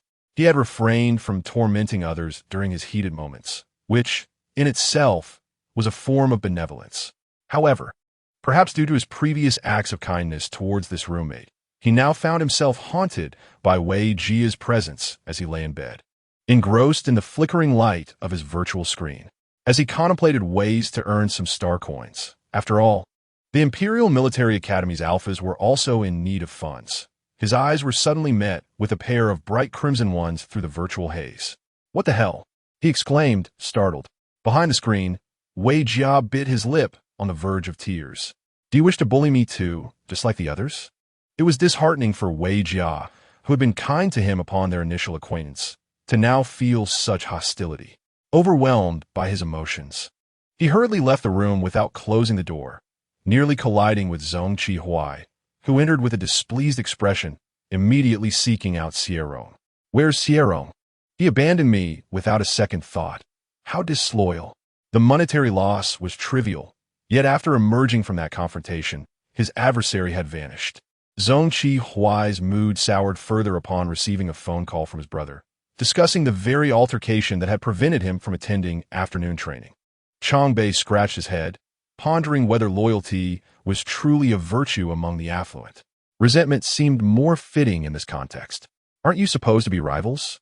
Did you perhaps mischoose your words?" With a haughty snort, Zhong Qi flicked his hair, retorting, "You wouldn't understand. Soon we shall dominate the Imperial Military Academy." Chongbei haisit unable, perplexed. Zhong Qi, dismissive of Chongbei's inquiry, moved on, his ears perked up as he discerned the sound of running water. Realizing that Xie Rong was in the shower, he felt a jolt of urgency. The image of Xie Rong's injured leg in the medical room flashed in his mind. With determination, he slammed the door shut and strode purposefully toward the bathroom. "Xie Rong, open the door," he called, rapping his knuckles against it. Inside, a clear male voice, slightly distorted by the sound of water, replied, "I'm busy. Go use the restroom next door." Xie Rong, unaware it was Zhong Qi, assumed it was Chongbei, the habitual nuisance. "What on earth? He showers every time just to bother me." Frustration surged in Xie Rong. This was the 8th time it had happened. He resolved not to indulge this behavior any longer and suggested coldly, "If you can't hold it, just go outside." A bewildered Zhong Qi responded, "Oh." Chongbei, understanding the situation, remarked, so that is what it was. No wonder he was knocking. He exchanged a knowing glance with Zhong Qi, as if they had found a kindred spirit. "I'm not using the restroom. I'm showering," Xie Rong retorted, opening the door. Zhong Qi, let us save water. It starts with you. Water bills are steep." Agreed. Chongbei fervently nodded, embracing the sentiment. In the narrative, the protagonist, Xie Rong, is taken aback by an unexpected remark, feeling bewildered. Are you unwell? You are the one who is unwell. A voice erupts in irritation. Xie Rong's expression turns serious. The protagonist remains unchanged, yet something feels amiss. Zong Qihuai, go borrow a bathroom from next door. Zong Qihuai frowns, questioning why he should go next door when their dormitory is sufficient. He states this without a hint of guilt. Zong Qihuai considers that he is concerned for Xie Rong, especially since the lad bears injuries inflicted by him. If he wishes to partner with Xie Rong to sweep through the Imperial Military Academy, he must treat him well. After all, if he enters the bathroom, he could assist in scrubbing his back and legs. Thus, Zong Qihuai grows emboldened, declaring, "Did you hear that, Xie Rong? This alpha agrees with me. Conserving resources is commendable. Hence, I suggested you borrow from next door." Why borrow from next door? Isn't that more economical? Zong Qihuai muses, and Chongbei suddenly grasps the logic. Unappreciative Xie Rong. This is the first time I intended to help someone with their bath, Zong Qihuai reflects, while Xie Rong remains oblivious to the opportunity he has missed. The affluent Zong sulks as he sits down, opening videos of past battles at the Imperial Military Academy. Chongbei invites him. Shall we go together? Let us borrow a spot next door. You bathe, I'll use the toilet. Come on, conserve water and save some star coins. Zong Qihuai scoffs, showing his balance to Chongbei. Look, I have plenty of money. I don't need to borrow a spot. He is there to assist Xie Rong, not to accompany anyone else. That oblivious alpha. Chapter 12. My archenemy Alpha wants to be my dog. 12. Xie Rong notices something peculiar about his archenemy Alpha lately. He begins to appear more frequently beside him. While Xie Rong brushes his teeth, Zong Qihuai squeezes in next to him. As Xie Rong, physically weaker, remains at the training ground for extra practice, Zong Qihuai watches attentively. Most absurdly, Zong Qihuai even invites him to use the restroom together. Xie Rong stares in disbelief at Zong Qihuai, who appears unperturbed, slowly processing the absurdity of the suggestion. What did you say? To fulfill physiological needs together? Zong Qihuai, brimming with confidence, responds that he overheard an alpha mention that close friends, particularly omegas, often go to the restroom together. Thus, the same logic applies to alphas. He intends to convey his sincerity to Xie Rong. Are you in elementary school? Xie Rong retorts. Two boys going to the restroom together? Do you not realize how inappropriate that is? From a certain perspective, it makes you look rather unconventional. Zong Qihuai gazes at him in confusion. What do you mean, elementary school? Xie Rong dismisses him. Just someone like you. Keep your distance. He shakes off this peculiar protagonist and hurries to train, leaving Zong Qihuai in contemplation. Zong Qihuai searches for the term elementary school on his light brain, discovering it to be an ancient Earth reference, yet its meaning eludes him. He is unaware of this, but Xie Rong clearly understands. Zong Qihuai thinks he must know. He makes numerous calls throughout his social circle, only to find no answers, lamenting the lack of culture among his acquaintances. As Chongbei passed by, he heard the words of Zong Qihuai and could not help but smile with confidence. This is simple. I can do it. Zong Qihuai squinted skeptically, clearly doubtful. Chongbei, flipping his fiery red hair, retorted, Don't underestimate me. My mother is passionate about ancient Earth culture, and under her influence, I've become somewhat of a cultured person myself. Zong Qihuai's trust in him grew slightly. So tell me, what did Xie Rong mean by that? Chongbei pondered for a moment, his previously playful demeanor turning serious as he reflected. This change in his expression made Zong Qihuai trust him a little more. He snapped his fingers, excitement bubbling forth. It's simple. A student like us, a primary schooler, is just younger in age. However, Xie Rong's words at this moment must be an insult, so we must not take them at face value. Think about it. What does a primary schooler represent? It signifies something small, something inferior. He's implying that your abilities are lacking, that you are not in his league. Chongbei was exhilarated by his own revelation regarding Xie Rong's words, realizing that it insulted Zong Qihuai's capabilities as an alpha. Upon hearing this, Zong Qihuai recalled Xie Rong's earlier rejection and felt a surge of anger rise within him. No wonder he refused my invitation to the restroom. and call me a primary schooler. Who does he think he is looking down on? I am a top-tier alpha. After all, every alpha's worth is undeniable. The thought of such provocation was intolerable, and Zhongqi Huai's expression grew cold. He had already made considerable efforts to win Xie Rong over. Yet here, he was faced with such contempt. How outrageous! His eyes reddened with fury, a fiery blaze igniting in the depths of his pupils, as if he were about to incinerate someone in the next moment. Observing his wrath, Chong Bei swallowed hard, fearing that Zhongqi Huai might explode in rage. Thus, he comforted him, albeit insincerely. Don't be angry. Being small can be quite endearing. Meanwhile, Xie Rong remained oblivious to the misinterpretations of his words by the two. After parting ways with Zhongqi Huai, he devoted his entire focus to training. By this hour, the training had concluded, yet the alphas on the training ground showed no signs of diminishing in number, fervently engaged in their exercises. Though the sun had set, the heat lingered, and the evening breeze offered only a faint respite. In an attempt to capture that elusive coolness, the cadets, unable to withstand the heat, decided to shed their military uniforms. With the instructors absent, there were no restrictions, and the alphas on the training ground bared their upper bodies. 8-pack abs, defined pectorals, and chiseled V-lines were all on display, their muscles taut and accentuated with every movement, allowing sweat to cascade down their forms. The physiques of these alphas were the result of rigorous training, each muscle brimming with strength, appearing almost inviting to the touch. However, amidst them, Omega Xie Rong had only one thought occupying his mind. Such hard muscles would surely hurt to strike. Thus, he resolved to train diligently, determined to ensure that in the future, he could defeat them without feeling pain in his hands. After 4 days of training, Xie Rong had dedicated himself wholeheartedly, foregoing the purchase of any performance enhancers.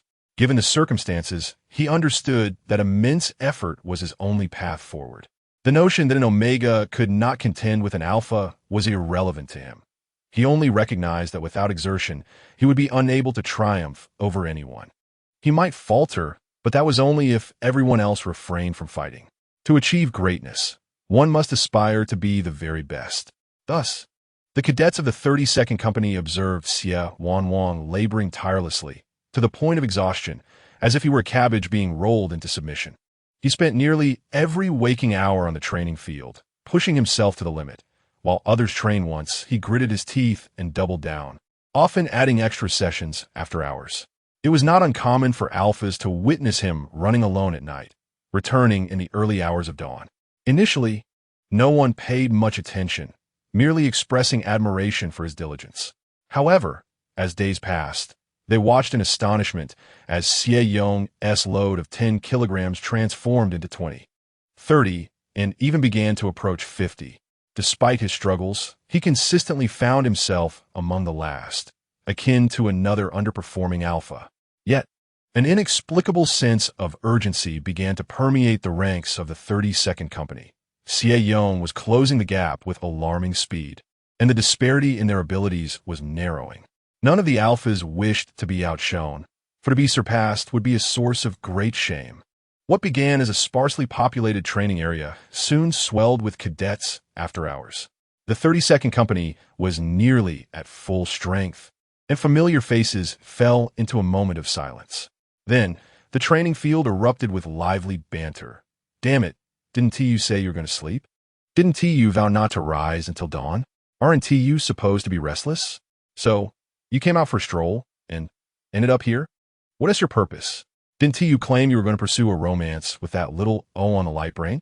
Little O wanted to see what the training field looked like. I thought it was only fair to show him the world. Is that a problem? You're just going to get jealous when he actually sees you, right? I can already envision you going berserk and taking out all the alphas here. After a moment of shared silence, the alphas exchanged reasons for their presence. Once discovered, they ceased to hide their intentions, showing up at the training ground at scheduled times for extra training. They often invited Xie Yong to join them, but he politely declined, preferring solitude and avoiding excessive interaction with alphas. The fervor of the 32nd Company on the training field drew considerable attention from other cadets. Witnessing their relentless drive made others restless. Consequently, The area became increasingly crowded. Upperclassmen also took notice of this particularly zealous cohort, commenting as they passed by the training ground.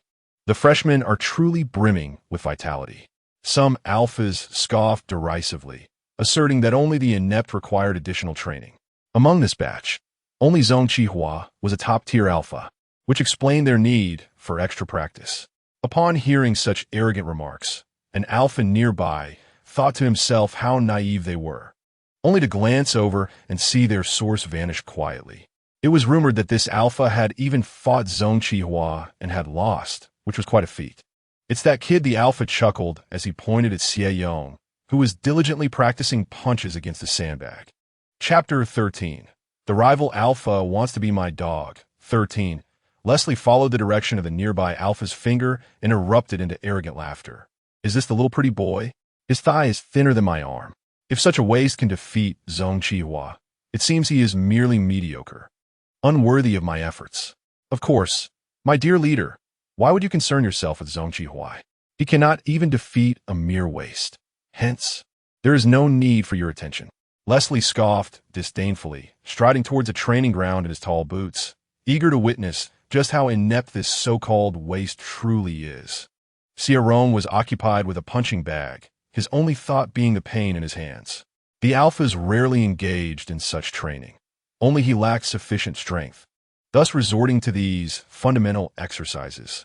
The Quick Travel Bureau possesses a remarkably humane feature. Every time one undertakes a mission, they can choose to inhabit either their own body or that of their original world. Xie Rong preferred his own form, opting for it each time, yet adhering to the regulations of the world's consciousness, which automatically resets bodily limits upon entering a new realm. For instance, he would embody the physicality of the original host, including any lingering injuries. After becoming an Omega, his capabilities diminished. Xie Rong resembled someone who knew all the answers to an examination, yet was incapacitated by injury and unable to write. Thus, all his training focused on physical endurance. As long as his body could withstand the strain, Xie Rong could unleash his true strength. With unwavering concentration on his punches, the punching bag swayed, stirring the air and tousling his short hair.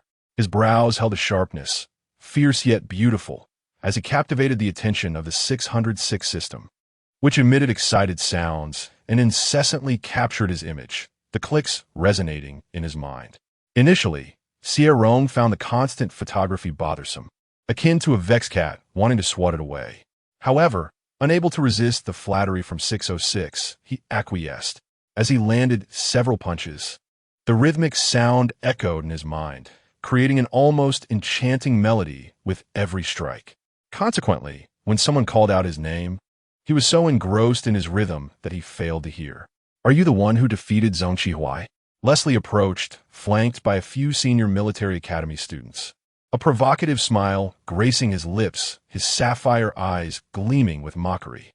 The moment he stepped onto the training ground, his arrogant demeanor attracted the attention of numerous freshmen. They were not entirely oblivious to their surroundings.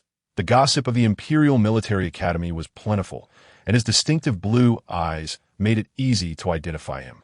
Leslie, born into an aristocratic family, held himself in high regard, dismissing everyone else. This trait was shared with Xie. Both possessed notoriously difficult temperaments. However, the Zong family enforced strict discipline, and while Xie could be arrogant, he did not bully others. In contrast, Leslie thrived on the oppression of the weak, viewing it as a manifestation of strength in the eyes of certain individuals. The Imperial Military Academy harbored its share of malignancies, with Leslie being one of them. Yet, the Academy and the entire Empire adhered to a singular principle: might is paramount. Only the powerful alphas are deemed the masters of destiny. While Leslie may not be exceptional in character, his strength is undeniable, and most alphas targeted by him seldom meet favorable outcomes. The freshmen had heard tales of this senior alpha, and upon seeing him march directly towards Xie Rong, they quickly understood the implications. Xie Rong's victory over Xie meant that striking Xie Rong would be tantamount to challenging Xie.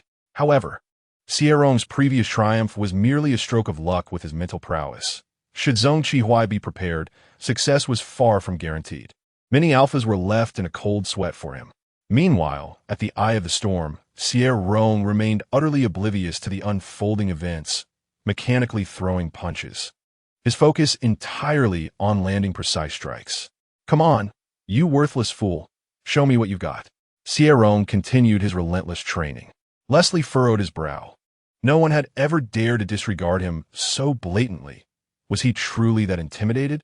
Yet Xie Rong remained absorbed in his punches. To onlookers, it appeared as though he arrogantly refused to spare Leslie even a glance. The military cadets gasped, exchanging furtive glances as they entered a mental communication chat room. As the long-awaited chat room opened, the atmosphere grew tense, yet behind the scenes, the chatter was lively. Goodness, is Xie Rong that fearless? Is he not afraid of Leslie sending him back to the medical room? Am I the only one who thinks this kid is incredibly arrogant? He seems like a habitual show-off. Do you think Xie Rong has a hidden strategy? He trains daily as if he never tires. Just watching makes my hands ache. Is it possible he genuinely hasn't heard? How could that be? No one believed that statement. Leslie, feeling only disdain, snorted coldly and launched an attack, charging forward with great aggression, eliciting gasps from the cadets. A gust of wind brushed past Xie Rong's ear, instilling a sense of danger within him. He stepped back, his waist bending in an astonishingly supple manner to evade the strike. The attacker, brimming with aggression, missed the first blow but immediately spun around, delivering a powerful kick that sliced through the air. The surrounding wind was stirred by the force of the kick, and even at a distance, Xie Rong could sense its potency. For a moment, his instinct to evade faltered, and in a bold, reckless move, he chose to confront it head-on. This audacity left the military cadets wide-eyed. None expected him to charge forward rather than retreat. Xie Rong absorbed the force of the kick. The strength of the alpha was indeed formidable, a dull ache emanating from his leg. Surprisingly, he managed to withstand it. "It seems you aren't entirely useless. You can actually withstand my strike." Xie Rong raised his gaze to meet that of his taunter, a blue-eyed alpha, smirking with an air of malevolence, as if viewing an insignificant insect. "Ha, little ant." Xie Rong's eyes turned icy, ready for a brawl. "You should be sent to the confinement room." "Just the confinement room? I've been there before." "Are you afraid now, you little wretch?" Leslie lifted his chin, scanning Xie Rong with a scrutinizing gaze. "I thought you were deaf, but it seems I was mistaken. Still, I believe you'd be better off as a mute. I will ensure that happens." Xie Rong's brow furrowed with cold intensity, his gaze sharp as a blade, exuding an ominous aura that enveloped the training ground, heralding impending danger. Everyone present was watching the two, including Wei Jia, who was huddled in a corner. His expression was complex, a mix of concern and disappointment crossing his features. With the atmosphere thickening, it was Xie Rong who struck first, fixing his gaze on Leslie, a smirk devoid of warmth gracing his lips. "You've interrupted my training." "Almost there." He was on the verge of landing 421 strikes. "Go. Rong Rong, show him who is boss." In the midst of the system's clamorous outcry, Xie Rong twisted his wrist and, with a clenched fist, struck towards Leslie. Chapter 14. The archenemy alpha wants to be my dog. 14. The physiological structures of omegas and alphas differ significantly. It seems that alphas are innately endowed with the capacity for plunder and conquest. The distinction between strength and weakness is evident from the very beginning. However, with this punch, Xie Rong experienced an indescribable sensation, a vibration coursing from his knuckles to his heart, surprisingly managing to match Leslie's strike. After their brief skirmish, both were propelled backward by the forces at play. Leslie, somewhat incredulous, glanced down at his own hand. He never considered whether his opponent was strong or weak, delivering each punch with full force. "You managed to withstand it?" Xie Rong shook his aching hand, his expression cold as he fixed an unwavering gaze upon Leslie, whose starkly contrasting pupils, coupled with his inherently fierce visage, exuded an intimidating aura. This left the astonished military academy students with the impression that Xie Rong's ability to withstand the blow was entirely expected. In truth, Xie Rong felt a surge of anger, a sentiment well understood by his companion from the cannon fodder group, 606, who had spent 3 years with him. He detested being looked down upon. 606 likened Xie Rong to a proud feline, deserving of utmost respect. Any offense would be met with swift retribution. And it was undeniable that this statement had struck a nerve with Xie Rong. He curled his lips, refraining from further aggression, and instead countered Leslie, asking, "What makes you think I couldn't take your punch?" Leslie was about to respond when Xie Rong, with his eyes wide and phoenix-like gaze fixed upon him, arrogantly declared, "You don't even compare to He." Leslie erupted, exclaiming, "Do you know who I am? I'm 100 times stronger than He. Don't think that just because you defeated him, you can defeat me." He continued, "I heard you attack with mental strength. I can do that too. Come on, use your mental power against me." Xie Rong did not employ mental force. Instead, he mocked with a smile, "I didn't realize you were so concerned about He." Of course, Leslie raised his chin defiantly. In the entire Imperial Military Academy, he is the only one I see. Xie Rong's gaze shifted subtly for a moment. "You have feelings for He?" At that moment, He, who had learned that Xie Rong was fighting with the senior Leslie, rushed over excitedly.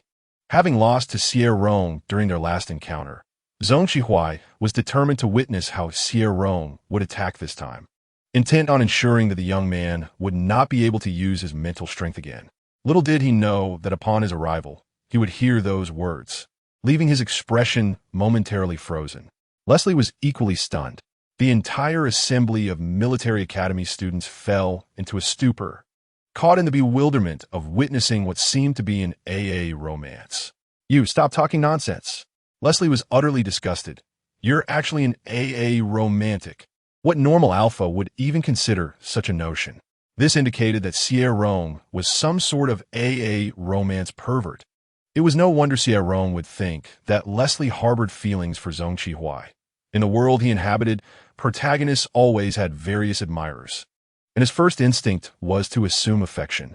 Xie Rong, with reason and justification, asserted, "You came looking for trouble because of He, didn't you? Because I defeated He, you are quite discontented. You wish to conquer me and humiliate me, do you not?" Leslie spoke harshly indeed. "I shall trample you beneath my feet, replicating what you did to He, thereby humiliating him. This so-called prodigy of the Zone family is nothing extraordinary." Xie Rong nodded, a look of certainty gracing his features, evidently confirming my suspicions. He urged Leslie to reveal his true sentiments, stating that he cared little for anyone from the Imperial Military Academy, yet harbored feelings for He. When he appeared, you would undoubtedly notice him. Leslie proudly lifted his chin. Of course, a worthy opponent must be able to identify their nemesis. At that moment, it seemed as if Leslie had activated some radar. His blue eyes narrowed, keenly focusing on a particular direction. He fixated on a spot, causing the cadets in that vicinity to feel anxious, uncertain of Leslie's intentions. Suddenly, he pointed, akin to a detective who has uncovered a criminal, excitement radiating from him. "There, He, you cannot escape my discerning gaze." The cadets exchanged bewildered glances, none of them resembling the esteemed Zone heir. "Step aside. The illustrious Zone heir is truly present." The crowd parted like a wave, exposing He to the sunlight. With his flowing black hair, crimson ear studs, and a nonchalant demeanor, it was indeed He. Even He himself was taken aback, astonished that Leslie's words bore truth. Leslie's 3 loyal followers immediately cheered. "Boss is amazing. Our leader is impressive." The cadets also turned to admire Leslie with newfound respect.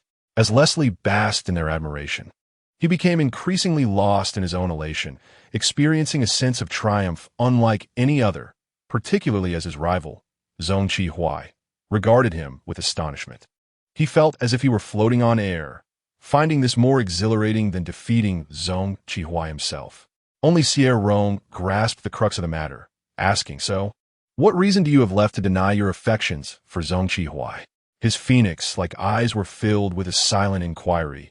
If this does not constitute love, then what does? The cadets suddenly understood, chattering excitedly in the chat room. "So that's it. We almost missed such a juicy revelation." Accompanying He, Chongbei's eyes lit up as he promptly created a post titled "Outed in Public" after crushing on my archenemy, with a fee of 5-star coins for further details.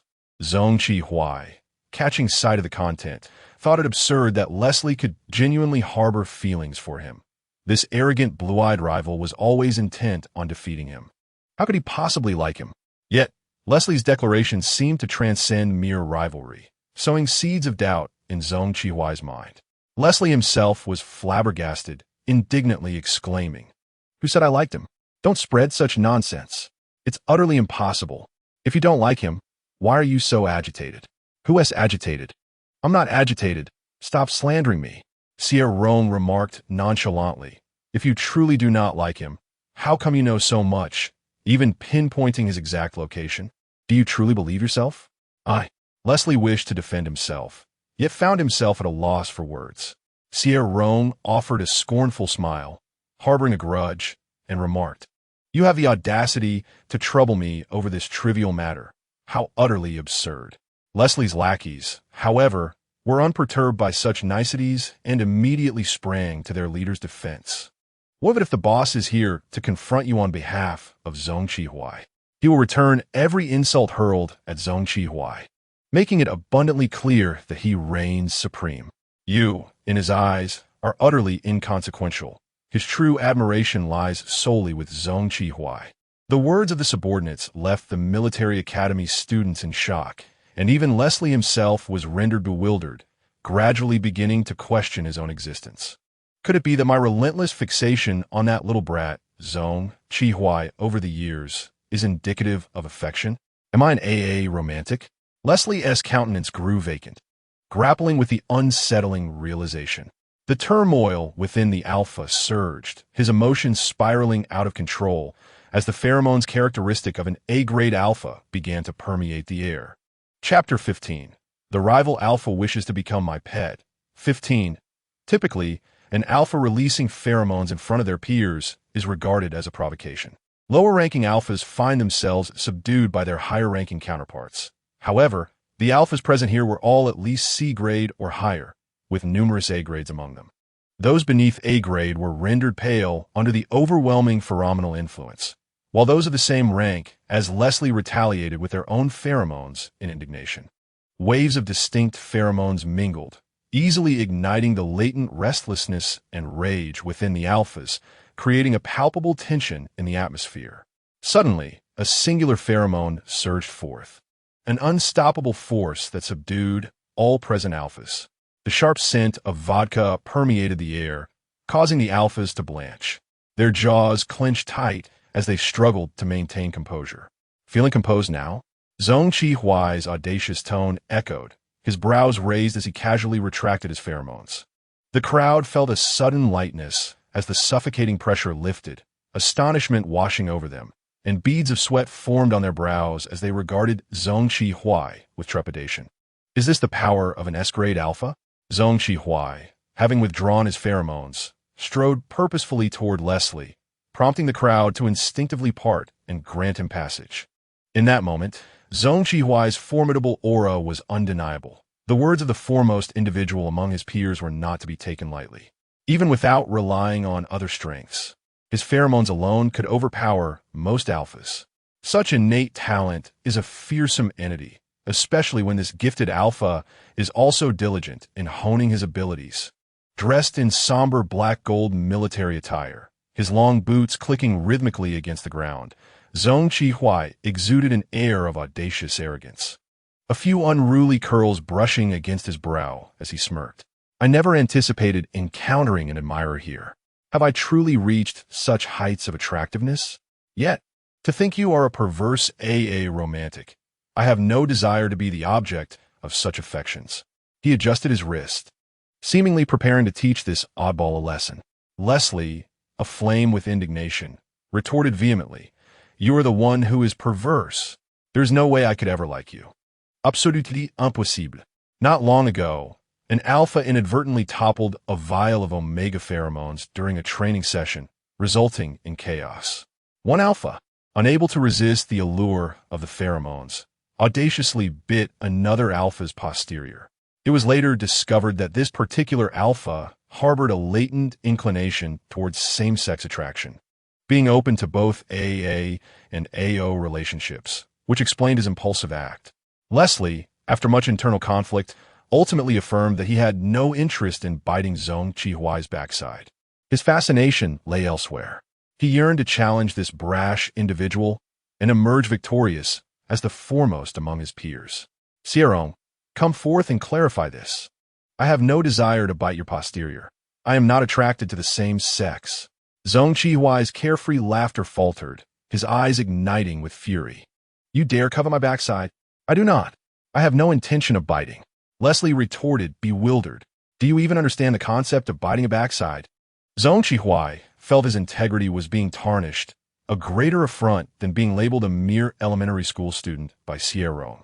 He tilted his head, a sardonic smile gracing his lips as his sharp canines glinted in the sunlight, reminiscent of a feral beast.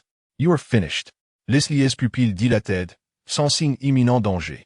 He had previously sought to challenge Zhong Qihuai, yet now, with the opportunity presenting itself, all he wanted was to flee. As he sprinted, he called out for Xie Rong. Xie Rong, please explain this to me. Desperately searching for Xie Rong, yet finding him nowhere, Leslie gritted his teeth and braced himself to confront Zhong Qihuai. Meanwhile, Xie Rong was in a state of disarray, hastening back to the dormitory. He had initially misjudged Leslie, but based on Leslie's reaction, he surmised that there was little romantic interest towards Zhong Qihuai. Without clarifying, he had inadvertently misled Leslie to settle an earlier score.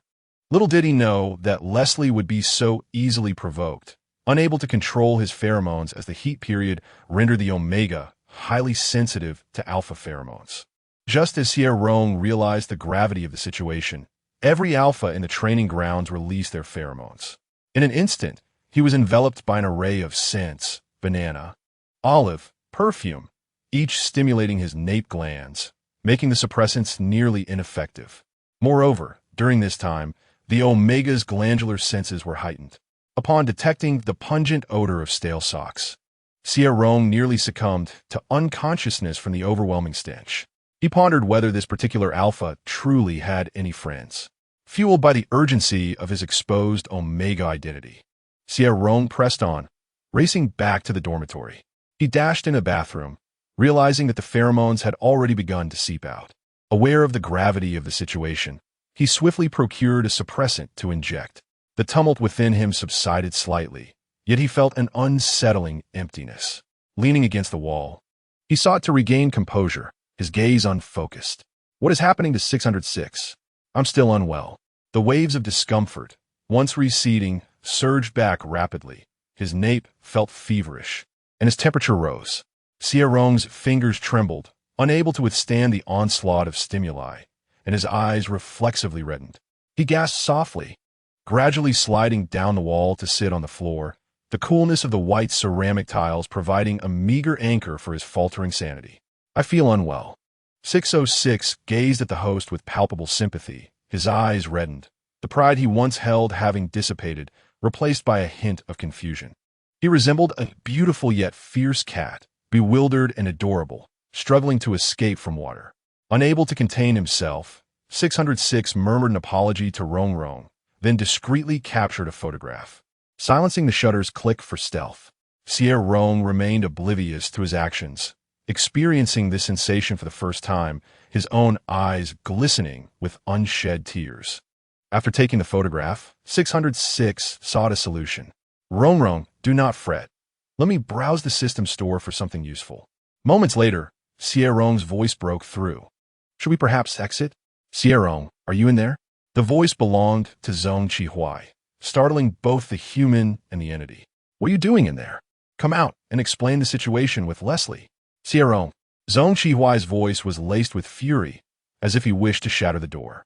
The bathroom echoed with the force of his knocks, but suddenly, Zhong Qihuai ceased his assault, the air around him infused with the faint scent of white magnolia, an omega pheromone, identical to what he had sensed during his moment of loss of control.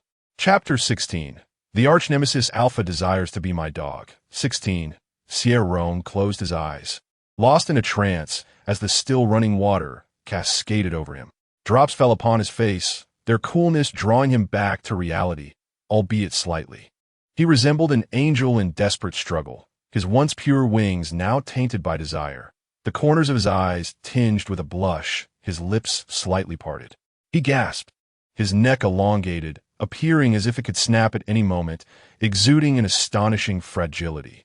A tremendous crash echoed as the bathroom door was forcibly breached. An alpha's fist, tightly clenched and distinctly outlined, punctured through the metal. In an instant, the fingers of that hand spread apart, embedding themselves into the door, the veins straining as the metal creaked in a mournful manner. In the next moment, the door was wrenched back, distorted by sheer strength. Bare-handed dismantling of the door? Xie Rong's eyes widened in unconscious disbelief, his lashes fluttering. The system within his mind screamed in panic, overwhelmed by the unfolding chaos. In that moment, clarity returned to Xie Rong, albeit slowly, as he turned to face the alpha who had just destroyed the door. Fire flickered in the depths of Xie Rong's dark eyes, his breath coming in shallow gasps as he raised his gaze. In that fleeting moment of eye contact, Xie Rong felt as though the flames in Xie Rong's eyes threatened to leap forth and consume him entirely, or perhaps caress him instead. A hint of pheromone lingered in the air, a heady mix of strong liquor entwined with the residual scent of white magnolia. Simultaneously, Xie Rong beheld Xie Rong's current state, rendered momentarily speechless. Every man is aware of what has transpired. The fiery glimmer in his dark eyes shifted from his exquisitely painted face to Xie Rong, who swiftly seized a garment. His throat was parched, his voice slightly hoarse as he inquired, "Are you unwell? What are you doing here? Conceal what?" He had seen everything, the fleeting glimpse that ignited a rush of blood within Xie Rong, who licked his canine tooth in exhilaration. "Oh, I cannot hear you. I thought something had happened to you." Xie Rong replied, "I am perfectly fine." Indeed, he was very well. A smile played at the corners of Xie Rong's lips, a wicked excitement flashing across his brow, as if he had stumbled upon something intriguing. The sound of his black boots echoed sharply as he stepped through the puddles towards Xie Rong. The water above continued to cascade noisily, and when Xie Rong's gaze fell upon the expanse of pale skin, the coolness of the water suddenly felt warmer. "Such a state of well-being has allowed me to uncover this secret, Xie Rong," Xie Rong remarked. "Surely, you would not wish for others to discover it." A buzzing sensation enveloped Xie Rong's mind as he instinctively curled his fingers. It was over. His identity had been compromised. The plot had advanced prematurely. Xie Rong and Xie Rong exchanged glances, contemplating countless strategies in mere seconds, ultimately settling on one. "Take him down." 606, astonished, exclaimed, Rong. What is so remarkable about him that you wish to take him down? Had Rong truly reached the point of recklessness? Xie Rong responded with calm resolve, "Subdue him, and then procure a vial of forgetfulness potion." 606, whose thoughts had already begun to skew, misinterpreted. What? Subdue him and then betray him? This was akin to shattering a fragile vessel into dust. "Foolish system," Xie Rong muttered. He summoned his mental energy, ready to strike. If he could distract Xie Rong for but a moment, he would successfully subdue him. Yet, at the instant of his assault, Xie Rong suddenly broke into a grin. His canine tooth gleamed as he flashed a triumphant smile, teasing, "You've lost your wits, an utterly useless alpha. Aren't you one as well?" Watching films in the dormitory, frolicking in the bathroom, TSK. With a flick of his tongue, he arrogantly snorted, yet he too succumbed to his own instincts. "However, this pheromone bottle has a rather pleasant aroma. Where did you acquire it? If you tell me, I shall keep this secret safe. What do you say?" Xie Rong had already accessed the Star Network to purchase a batch of pheromone bottles, confident that Xie Rong would not refuse him. Believing his identity to be exposed, Xie Rong fell into silence and asked the equally mute 606, "Is this how your little world selects the male lead?" 606 replied, "Perhaps the world's consciousness favors simple protagonists." He rubbed his temples, exhaling in exasperation, the motion causing his head to lower slightly, thereby missing Xie Rong's veiled gaze resting upon him. Those eyes burned with a fervent heat, eager to incinerate everything in their path. When Zhong Qihuai noticed him looking, he quickly averted his gaze, instinctively aware of the need for caution, determined not to let Xie Rong discover the truth. In a tone unchanged, he asked, "What do you think?" "Nothing of consequence," came the reply. Xie Rong turned off the water, his eyes glistening with moisture, droplets clinging to his lashes, softening his fierce demeanor and revealing a unique charm. This allure showcased the entirety of his striking visage, radiating an exquisite beauty. When does one feel most beautiful? After a bath, undoubtedly, like a water lily emerging from the water, fresh and natural, a harmonious blend of Xie Rong's features. It rendered Zhong Qihuai nearly unable to tear his gaze away, staring at him as one might at a delectable morsel. There were no pheromone vials. If one felt aroused, they would have to resolve it themselves. Xie Rong quickly donned his clothes, his elongated limbs stretching out as the heat of desire seemed to dissipate with that recent moment, leaving him feeling profoundly relaxed, akin to having soaked in a hot spring, languid and lacking energy. He was oblivious to how his speech had softened, his tone languorous like a kitten waking from a midday nap. This kitten made the dog salivate, eyes fixated on him, attempting to divert attention. "If you don't believe me, just send me a link, and I'll buy it myself." At this, Zhong Qihuai roused slightly, his brows knitting in displeasure. "I don't even have your StarNet account." Having finished grooming himself, Xie Rong exited the bathroom, his gaze sweeping over the twisted metal that had become a heap of discarded material, unrecognizable as a door just moments ago. With his gaze averted, Xie Rong made his way to his bed, followed closely by Zhong Qihuai. "Xie Rong, don't keep secrets. Share a link with me. I'll keep today's events completely to myself." Xie Rong remained silent, and after a few more frustrated remarks from Zhong Qihuai, he erupted. "Xie Rong, I'm talking to you." Xie Rong ignored him, leaving Zhong Qihuai feeling both angry and restless, yet unwilling to engage in a confrontation. He pondered why he refrained from fighting, taking a deep breath. "Fine, if you want to share, at least add me as a friend. I'm your roommate. Is it too much to ask you to add me?" His voice dropped, sounding as if he were a wronged boyfriend lamenting a lack of friendship. "What of roommates?" "I have more than one," Xie Rong retorted, observing Zhong Qihuai's incredulous expression, as if he were gazing upon a cad. In that moment, Xie Rong embraced the role of a cold-hearted antagonist, stating icily, "I have numerous roommates. You are merely one of them, and indeed, the one I like the least. If you wish to know about the pheromone vials, it's out of the question. As for friendship, that too is impossible. We can only remain rivals. And the day I defeat you will be the day you lose your purpose." So frigid, so ruthless, yet audaciously unapologetic. Xie Rong felt a sense of satisfaction as he inquired of 606, "What is the progress of the task?" "It's already at 20%. "Excellent. Points are within reach." Zhong Qihuai, however, found himself genuinely wounded by Xie Rong's words, questioning him in frustration. "What have I done to wrong you? I haven't done anything to you. So what if you have more than one roommate? I'm still your roommate. You have entangled me with Leslie, yet I did not unleash my fury upon you. You insult me as if I were a mere child, deny me your friend account, and even refuse to collaborate in sweeping through the Imperial Military Academy." The more Zhong Qihuai spoke, the more aggrieved he felt, his domineering temper flaring. He seized Xie Rong's arm and pinned him against the wall.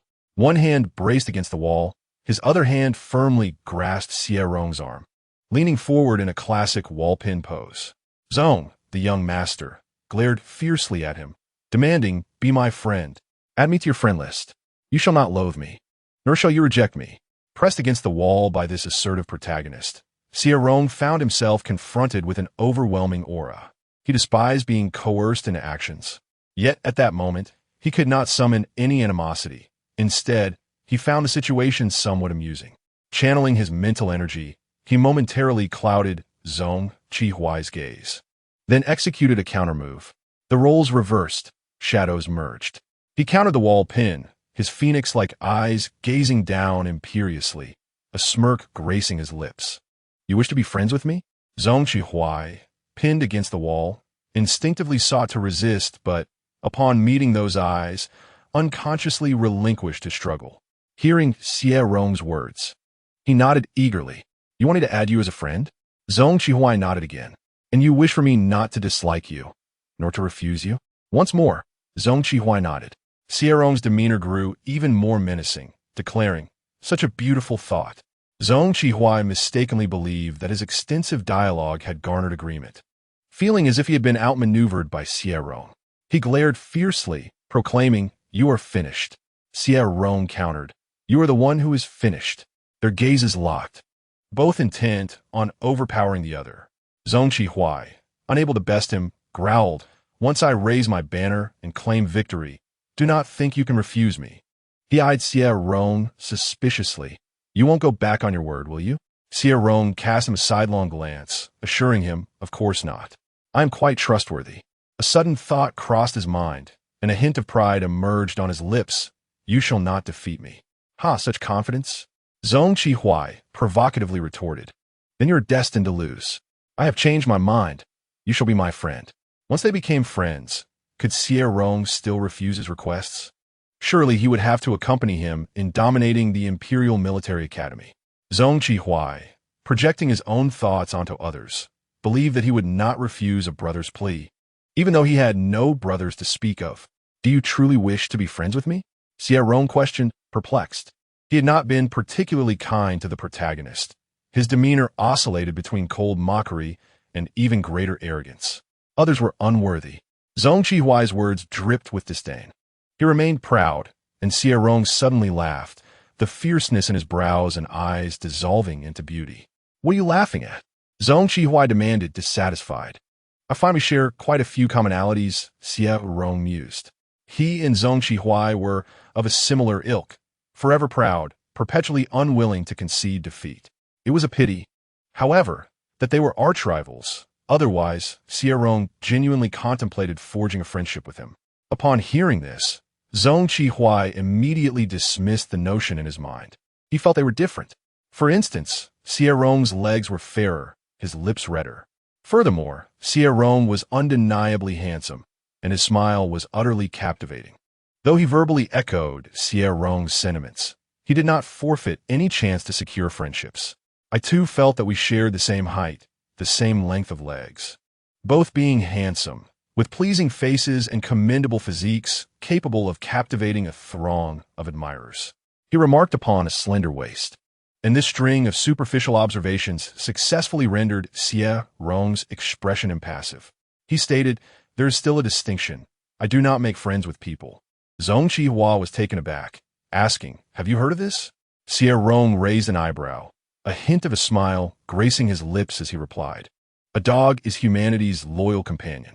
This adage, originating from ancient Earth, resonated with me, hence I only choose to befriend dogs. Zhong Qihuai, astounded, exclaimed at the top of his lungs, are you suggesting I be a dog? His voice was so loud that it echoed beyond the dormitory, prompting Xie Rong to hear exclamations from outside. With a slight furrow of his brow, he cast a glance at the oblivious Zhong Qihuai, who remained in a state of shock. The tasks of this world seemed exceedingly simple, requiring no effort on his part. The protagonist naturally crafted his persona. Through gritted teeth, Zhong Qihuai insisted, I will not be a dog. Don't even think about it. His words were merely a strategy to dissuade Zhong Qihuai from pursuing the notion. Releasing his grip on the wall, Xie Rong turned to depart, saying, suit yourself. Where are you going? Zhong Qihuai asked. To the training ground for a bit more practice. Xie Rong replied nonchalantly. Zhong Qihuai, teeth clenched, retorted, I won't go. With a casual glance, Xie Rong responded, whatever. As Xie Rong vanished from view, Zhong Qihuai, in a flurry of frustration, noticed the twisted door he had previously discarded. He picked it up and began to crumple it in his hands, venting his anger by transforming it into a ball. How infuriating. Xie Rong, would it be a dog? Who would want to befriend a dog? No one can make me a dog. I refuse to be one. Why abandon my humanity for such a role? He must intend to humiliate me. It's not about friendship. I, Zhong Qihuai, require no friends.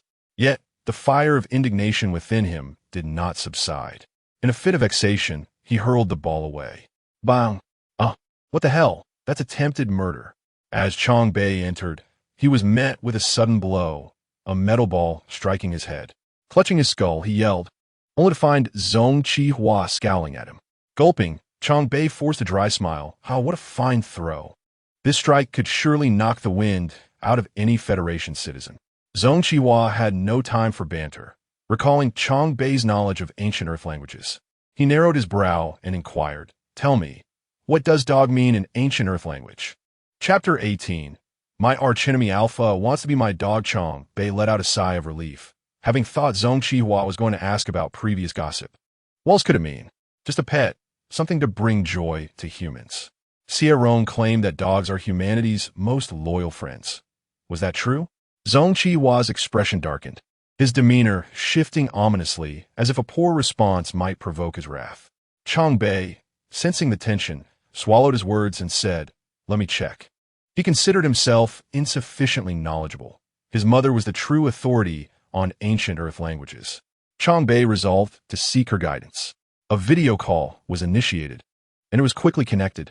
A young woman appeared amidst the ethereal blue light. Chongbei's mother, a petite omega, answered the call with tears glistening at the corners of her eyes.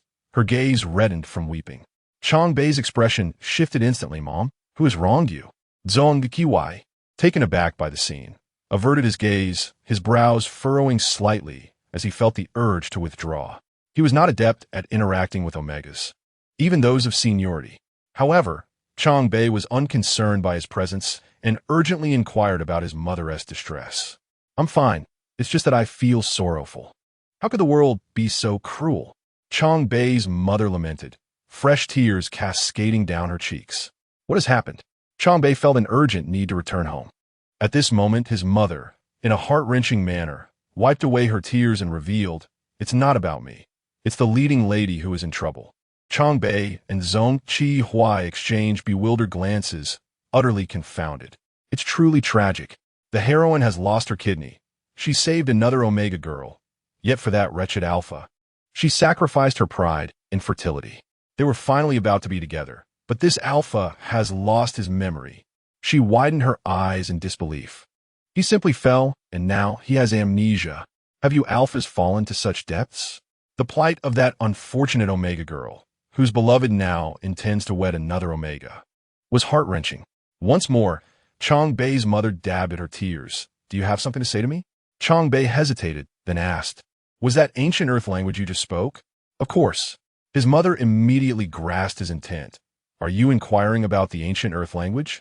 "Hello, Mrs. Chong. That is indeed what I wish to ask." Zhong Qihua interjected suddenly, his previously carefree demeanor subdued in the presence of an elder. Yet he still exuded a commanding aura. "I've heard you are quite knowledgeable about the ancient Earth language."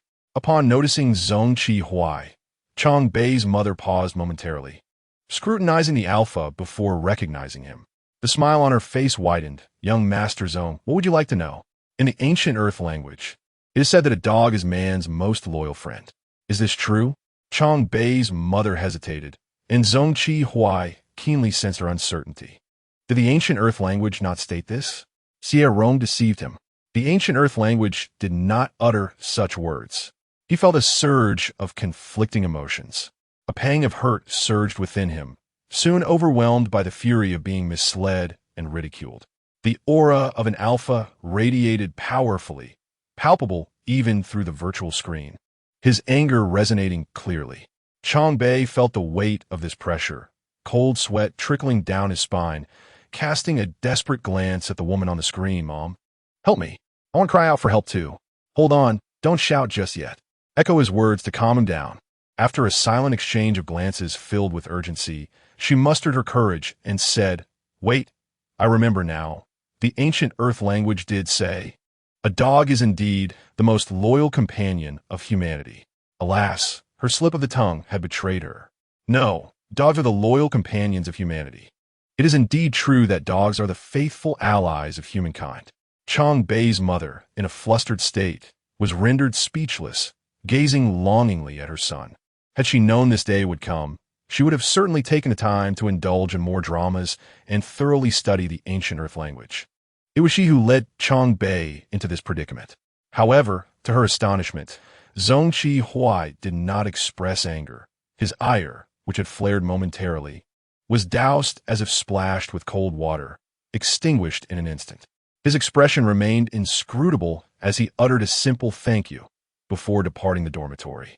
Chongbei stood there, bewildered, pondering what had transpired. His mother remarked, "It is rare to encounter an alpha who can maintain composure in such circumstances."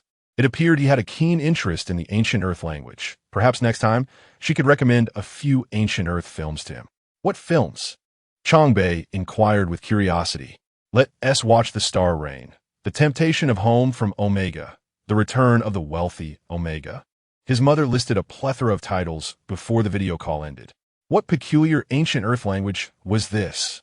Suddenly, Chongbei recalled the true purpose of his return and sprinted towards the bathroom. Where's the door?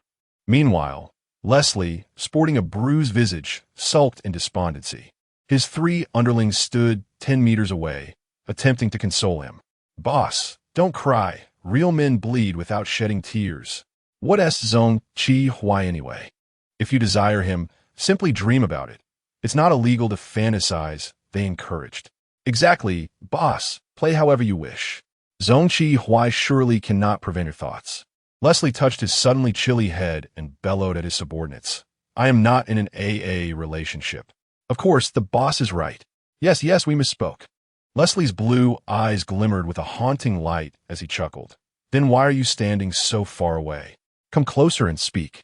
The expressions of his underlings shifted as they hesitated, fearing to provoke Leslie, and slowly approached. Suddenly, one alpha's keen eyes spotted a figure, excitement lighting up his face. "Boss, look over there. What are you talking about?" Leslie snapped irritably. "That person is Xie's roommate, and also Xie Rong's roommate." Upon hearing these names, Leslie immediately turned his gaze in that direction. He felt trepidation towards the former and rage towards the latter. Yet, at that moment, he was disinclined to confront either. Upon realizing the individual was merely their roommate, he saw yet another weakling. One of his underlings, eager to incite mischief, suggested, "Boss, why not take this opportunity to reclaim some dignity? I've heard that he and Xie Rong are the weakest in this cohort at the Imperial Military Academy, notorious among the freshmen. Shall we show him a thing or two?" Leslie found this proposition appealing and positioned himself with his 3 underlings in front of Wei Jia. A wicked grin spread across Leslie's bruised face, his complexion flushed with excitement, resembling a swine on the brink of asphyxiation. Wei Jia, pale with trepidation, took a step back, only to find 3 alphas blocking his retreat. "So, you are Xie Rong's roommate? A mere novice? Let's have some fun." Chapter 19. My archenemy Alpha wants to be my dog. Recently, Xie Rong had the rare pleasure of experiencing a period of tranquility. His nemesis no longer sought him out for conversation. Every time their gazes met, he would merely snort disdainfully and turn away. During training, Instructor Liu required team formations, and in the past, Xie would rush over to invite him, claiming that no one else was worthy, as Xie Rong was his designated rival. Now, however, Xie was always the first to secure a partner, effortlessly swooping in to steal the one Xie Rong had chosen. With an audacious swagger, he would dramatically toss his curly locks and brazenly block Xie Rong's selected companion. "Hey, will you choose me, or shall I become your adversary?" This was hardly a matter of choice, and the unfortunate individual, wearing a pained expression, hurriedly acquiesced to Zong's proposal. Xie, chin held high, cast a provocative glance, as if to say, "What do you think? As long as I desire it, you shall never find a suitable partner." In contrast, Xie Rong remained unfazed, ignoring the duo altogether as he sought out another teammate. In the realm of team formations, every individual aside from one's ally was in essence a competitor, and Xie's primary target was none other than Xie Rong himself. His blatant antagonism towards Xie Rong served to publicly declare their irreconcilable enmity among all the military academy students. Outside, they were notorious adversaries, a fact so widely recognized that any random individual could attest to Xie's disdain for Xie Rong. Rather than feeling agitated, Xie Rong found delight in the situation. What did he say? This task was indeed effortless, devoid of any challenge. All he needed to do was maintain his facade of loathing Xie. and the protagonist would naturally reciprocate that animosity. The task progress reported by 606 had soared to 53%. Consequently, Xie Rong intensified his efforts to detest Zhong Qihui, casting him cold, fierce glances whenever they crossed paths. He realized that his icy demeanor only served to infuriate Zhong Qihui further, prompting him to target Xie Rong even more aggressively. Whenever the two appeared in the same vicinity, the surrounding military students would hold their breath, training movements becoming noticeably cautious. Within the dormitory, the atmosphere was even more stifling. Silence reigned so heavily that the gregarious and gossip-loving Chang Bei felt as though he might suffocate. What a century-long war this was! It was terrifying. They should have sent these two to confront the scum of the Federation. Even their icy presence would surely freeze the enemy. Moreover, Chang Bei noticed that whenever he exchanged a few words with Xie Rong, Zhong Qihui would regard him with a gaze filled with intricate emotions. It felt as though he were preparing to abduct Zhong Qihui's unattainable Omega sweetheart. Zhong's loathing and repulsion were palpable. Yet he also seemed curious whether the sweetheart could indeed be swayed. Chang Bei was utterly terrified. He dared not approach Xie Rong for conversation. Nor could he confront the mastermind behind it all. Instead, he could only converse with Wei Jia, who in turn regarded him in silence, tears glistening in his eyes. Chang Bei felt that Wei Jia epitomized the tragic heroine from ancient Earth dramas. Wei Jia gazed at him with sorrowful eyes, as if to say, "You are too late. I shall not forgive you." He pushed past Chang Bei and fled, pausing momentarily as he passed Xie Rong, biting his lip and stealing a glance before departing. Xie Rong cast a fleeting glance at the retreating figure of the protagonist, suddenly recalling something. To what point had the 606 plot progressed? After Wei Jia was bullied. Once the flag-raising ceremony concluded, Zhong Qihui would discover his plight and assist him, leading Wei Jia to become his subordinate. This subordinate role also marked the inception of their romantic storyline. Xie Rong, with a clear understanding, realized that the emotional arc was finally about to unfold. The task progress had reached 53%, a reflection of his efforts to advance the plot while maintaining character integrity. However, the affection level between the two protagonists remained in the initial single digits. Once the emotional subplot commenced, Xie Rong surmised that the task would soon reach completion. Yet, the thought of Wei Jia still made him furrow his brow. Would he be subjected to severe bullying? 606 was uncertain, as the narrative did not specify. However, the one who bullied him was Leslie. Later on, Leslie would meet his downfall precisely because of his mistreatment of the protagonist. Upon recalling the arrogant blue-eyed figure from yesterday, Xie Rong frowned. If Wei Jia fell into Leslie's clutches, given that Leslie had just been outwitted by him, it was unlikely that he would easily let Wei Jia off the hook. Although he felt indifferent towards the protagonist, he was nonetheless averse to the narrative of bullying the weak. Rong, I have a protagonist positioning observation device, which we can use once every 3 months. Shall we take a look? 606 suggested, aware of his thoughts. Xie Rong was not inclined to alter the storyline, but he could certainly facilitate a situation where Wei Jia endured less suffering by activating the observation device.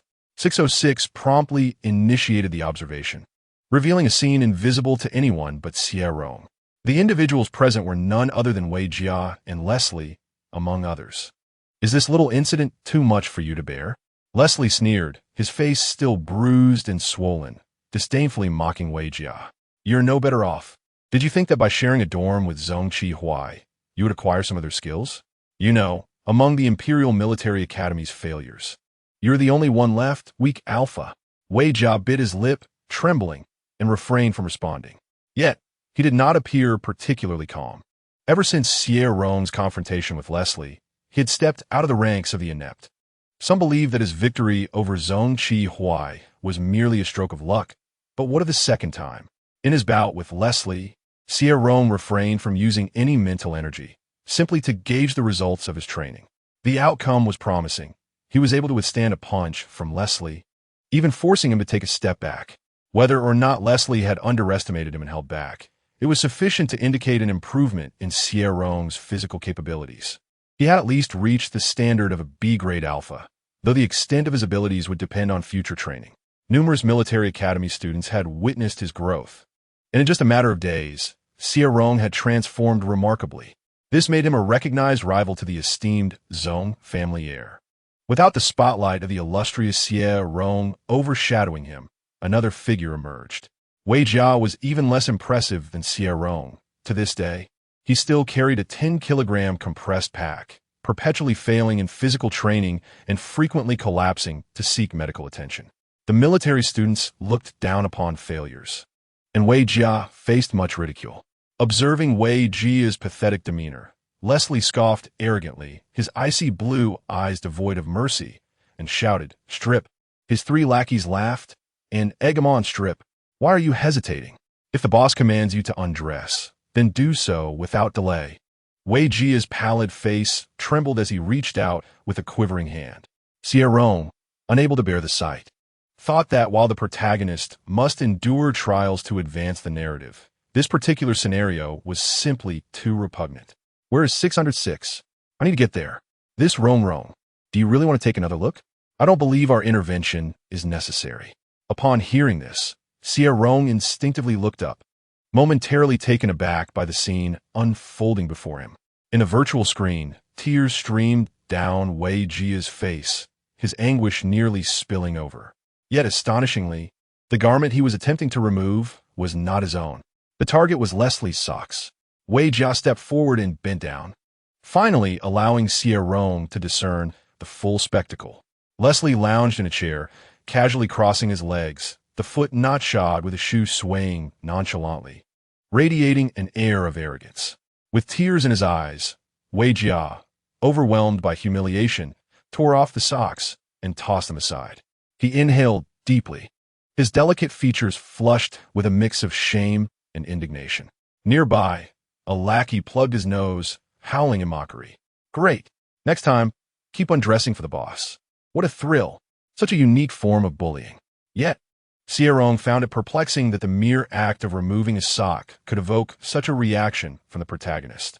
Kind-hearted 606 pulled up Leslie's profile, explaining, Rong. According to the storyline, Leslie's pheromones are particularly distinctive. How distinctive? Like socks that haven't been washed for 30 days. In an instant, memories surged forth, the stench assailing his senses as if it were penetrating the screen. So, the foul odor he encountered that day was indeed Leslie's pheromone. It is well known that an alpha's pheromones can become uncontrollable during heightened emotions, while an omega's scent is most potent at the nape of the neck. As for alphas, any part of the body might emanate their scent. Given Leslie's demeanor, it seemed the most odorous area was his feet. Was this an attempt to incapacitate others with foot odor, achieving a disdainful victory without effort? Truly, the world is vast and full of wonders. Xie Rong fell silent. Should we still assist him? This task, Xie Rong deemed beyond his capacity. Since it did not involve anything particularly humiliating, he chose not to intervene. He had observed that while Leslie's reputation was tarnished by rumors of bullying military academy students, such acts of humiliation were likely harmless if they involved merely removing socks to offend one's enemies. Once, Xie Rong had inhabited the role of a minor antagonist in another world, where he was a tormentor for no reason other than sheer malice. He had locked people in restrooms, doused them with water, insulted them verbally, taken photographs, and committed many unspeakable acts.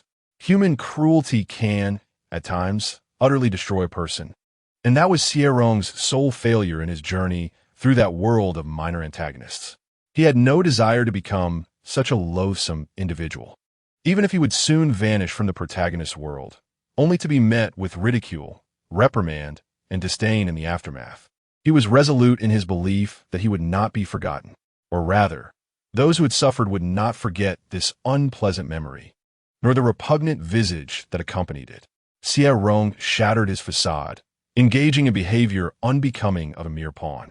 He toppled those who had tormented the protagonist, and, amidst their astonished gazes as they deemed him mad, he hoisted one of them to their feet with a disdainful pat on the shoulder, uttering only 3 words, "Stand up. Stand properly, do not fall." Unsurprisingly, he dismantled his persona. One single action altered the trajectory of the narrative. For the world's central character had fallen for a mere pawn. Xie Rong had no choice but to terminate his mission and exit that realm. This marked the sole failure in his record, a blemish that was irksome to behold. Yet, intriguingly, such a proud individual as Xie Rong felt no dismay. He accepted this with equanimity. 606 lamented even more than he did. Rong, you have failed. People are saying you cannot even portray a bully properly. His superior arrived to console him, expecting that this champion of the pawn group would be deeply affected. Yet Xie Rong appeared surprisingly untroubled, devoid of any visible gloom. Thus, his superior felt the weight of disappointment first. I know you disregard external opinions, but I must remind you, a pawn is merely a pawn. The world operates under certain rules. This is what the protagonist must endure, and it cannot be easily altered. Xie Rong scoffed. Who set those rules? The consciousness of the world. How unfortunate for the protagonist. His superior, resigned, replied, Xie Rong, you are not the only one. There will be others. Tasks will always be completed. There will never be a shortage of pawns. What difference does it make if he plays the villain? This is not true malevolence. Yet Xie Rong merely raised an elegant eyebrow, his striking features blooming with a sharp grace. A proud smile curling upon his lips like a regal feline, his fierce countenance softened by an unexpected tenderness. Others are others. It is I who shall decide what kind of person I wish to be. The consciousness of the world cannot dictate my identity. One must have the opportunity to choose. And I, Xie Rong, shall never become someone who bullies the weak. The reasons behind Xie Rong's relinquishment were both surprising and somewhat predictable. Regardless, what he deemed certain could not be altered by anyone. This time as well, after a moment of silence, Xie Rong resolved to assist Wei Jia. Despite having previously declared his intention to refrain from interfering in the unfolding narrative, 606 remarked in a tone that suggested he saw through Xie Rong's intentions. I knew you would go. Rong, you merely appear fierce. If those folks from the Quick Travel Bureau claim you are a galactic fugitive, I shall scold them harshly. It was well known that this fugitive was someone else entirely. Xie Rong stubbornly refused to admit it, saying, I fear Wei Jia may face further trials. Regardless of the reasons, the act of bullying could not be altered. Nonetheless, Xie Rong's intention remained to refrain from intervening in the narrative unless absolutely necessary. The impact of a butterfly's wings should not be underestimated. Xie Rong, guided by his locator, meticulously observed Leslie and several others, secretly monitoring many individuals. It can be concluded that this blue-eyed brat is nothing more than an elementary school student, engaging in bullying by exposing others to the foul stench of his socks and hurling verbal insults.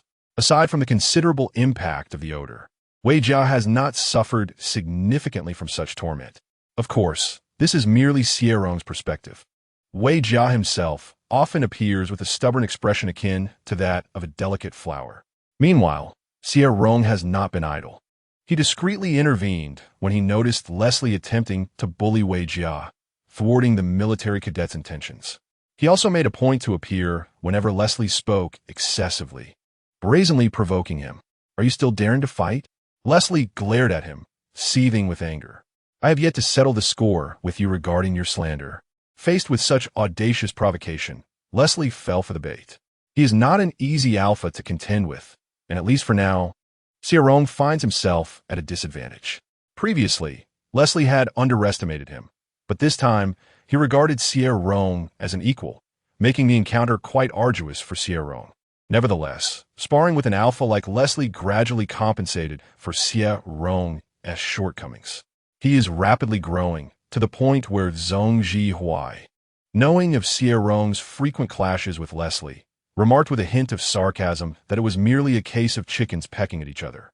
Xie Rong retorted, I presume we are both your defeated adversaries then.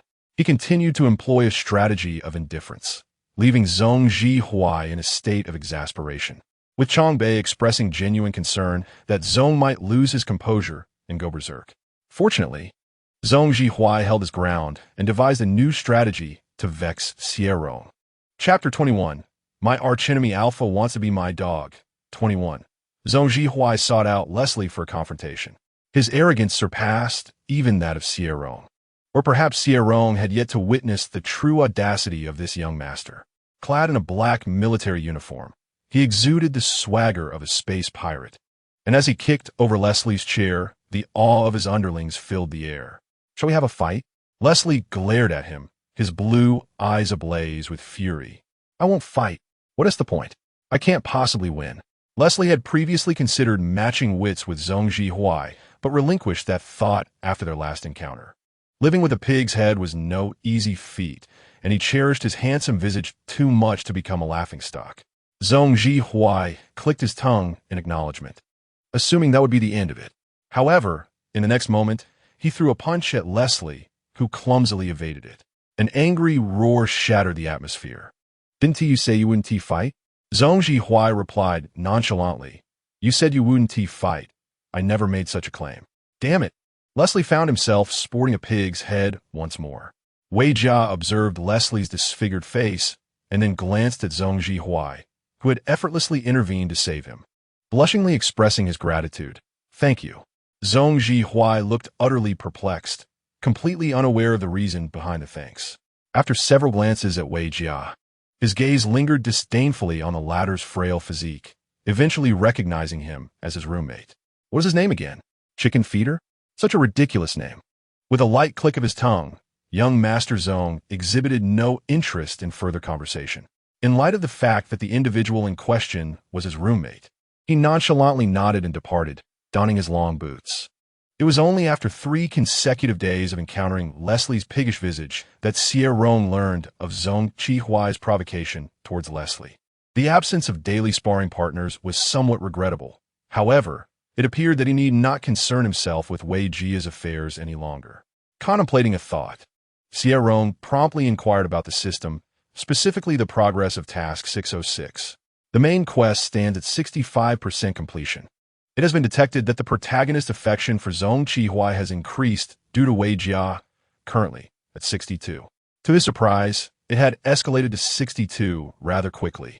It seemed that Zong Qihuai had preemptively enacted the heroic rescue narrative, which explained a rapid rise in affection.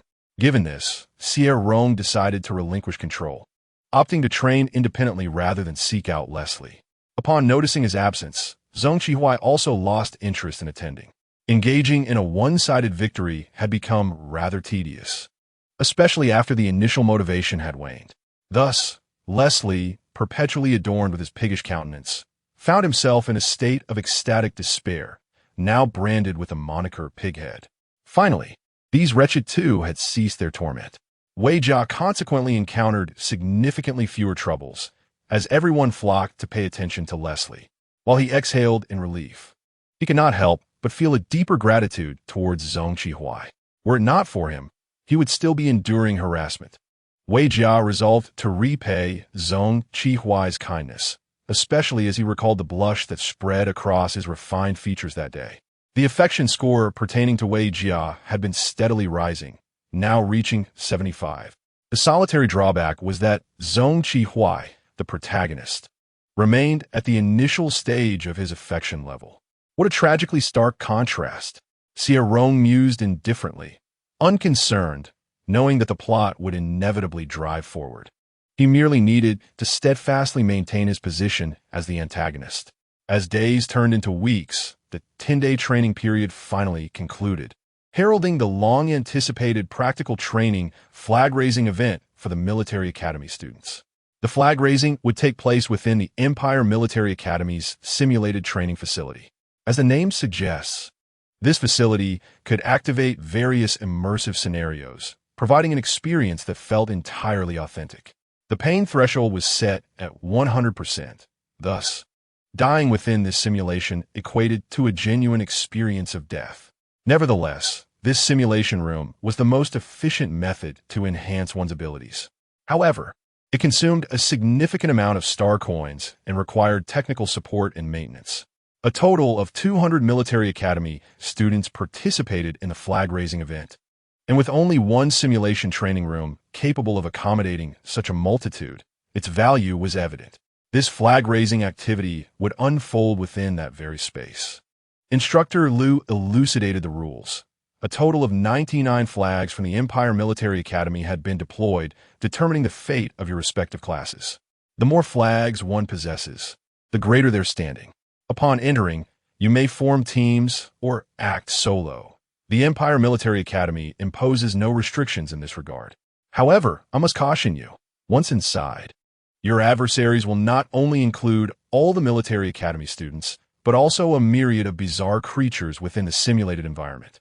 Dying therein equates to elimination, and the Empire Military Academy will redefine your affiliations accordingly. In other words, even if they fail to seize a single flag, they cannot be eliminated, regardless of the lurking dangers or their opponents. Otherwise, they would likely depart from the Imperial Military Academy. The harsh competition has always pervaded the academy, for they have trained for so long not to produce mediocrity. Once instructor Liu concluded his explanation of the rules, a hint of a smile graced his stern visage. Naturally, I have confidence in everyone, and I hope to see more familiar faces in Class A. Now off you go. Instructor Liu opened the passage, allowing the military students present to enter. Xie Rong followed the throng into the portal, and as they crossed the threshold, a dizzying whirlwind enveloped them, transforming their surroundings. What had begun as dawn was now engulfed in darkness. Xie Rong cast a swift glance around, absorbing the scene. They stood in a dense forest, towering trees obscuring the sky, rendering even the stars above nearly unrecognizable. The wind rustled the leaves, creating a gentle symphony. He placed a hand on the rough bark of a nearby tree, feeling the authenticity of the surroundings, which seemed far too real to be a mere virtual construct. Had he not been forewarned, Xie Rong might have genuinely believed he was in a secluded woodland. Taking a deep breath, he activated the small map displayed on the holographic device adorning his right wrist. This device had been issued temporarily for the practical training. It provided a miniature map of the simulated environment and facilitated simple communication with others. The map revealed an extensive stretch of forest, rugged and marked with over 20 locations of flags, varying in size.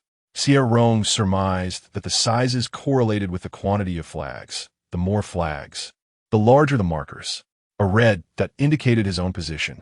Upon inspection, he discovered he was situated at the edge of the forest, somewhat isolated. Yet, isolation had its advantages. Remarkably, 2 small flag locations were in close proximity to him. This unexpected fortune prompted Xie Rong to hasten toward that direction.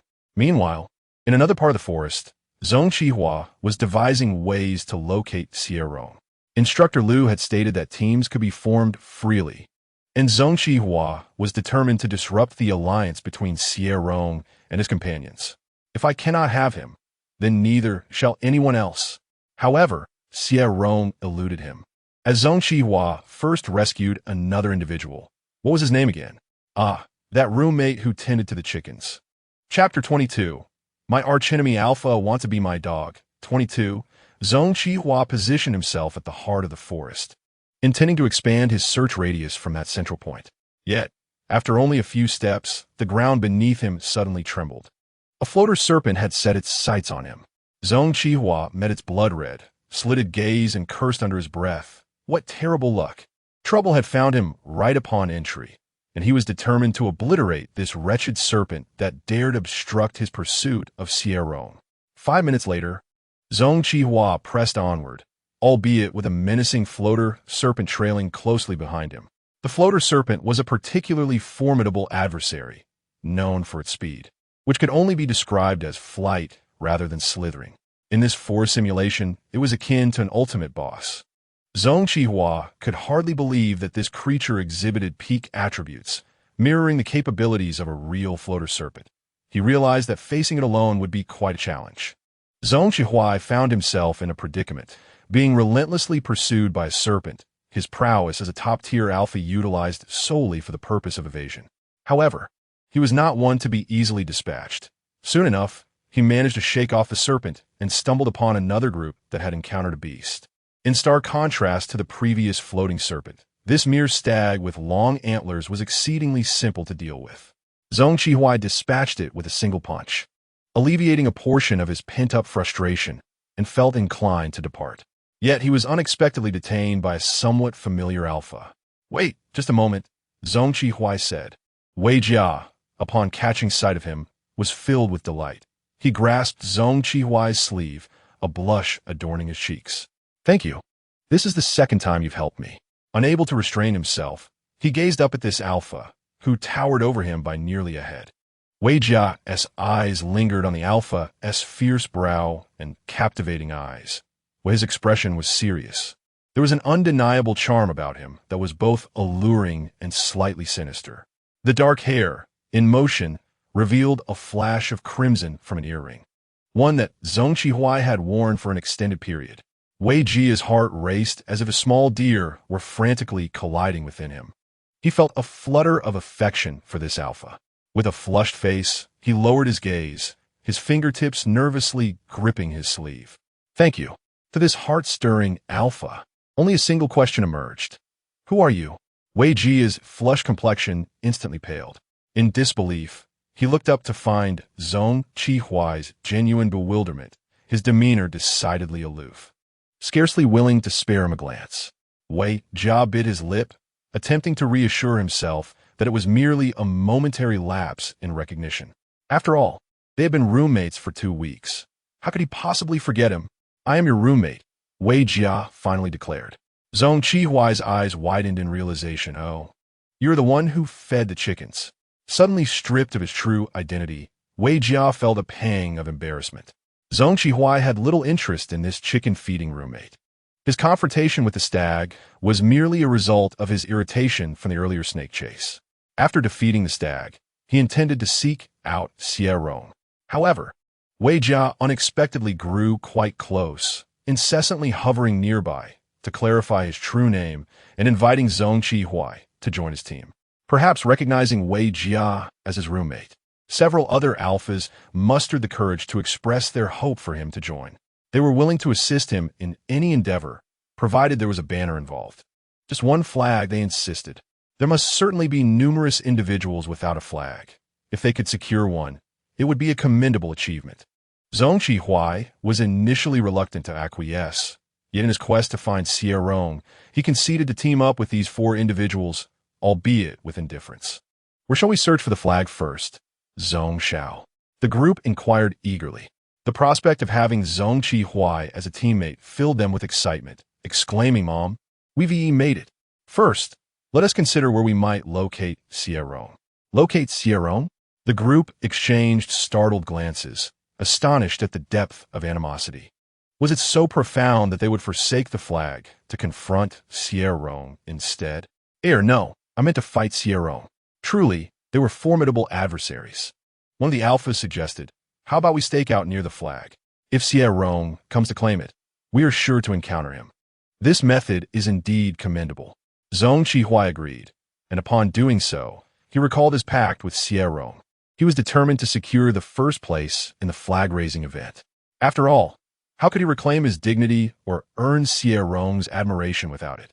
He envisioned Xie Rong becoming his brother, curious to see how he would refuse this time. The mere thought of the joyous days that awaited him upon success caused the corners of his lips to curl upwards, as though an invisible tail was playfully swaying behind him. "Let's go. We shall await the arrival of the flag." Xie Rong successfully located a flag, and only upon acquiring it did he realize the treachery of the instructors. This small flag was anything but diminutive.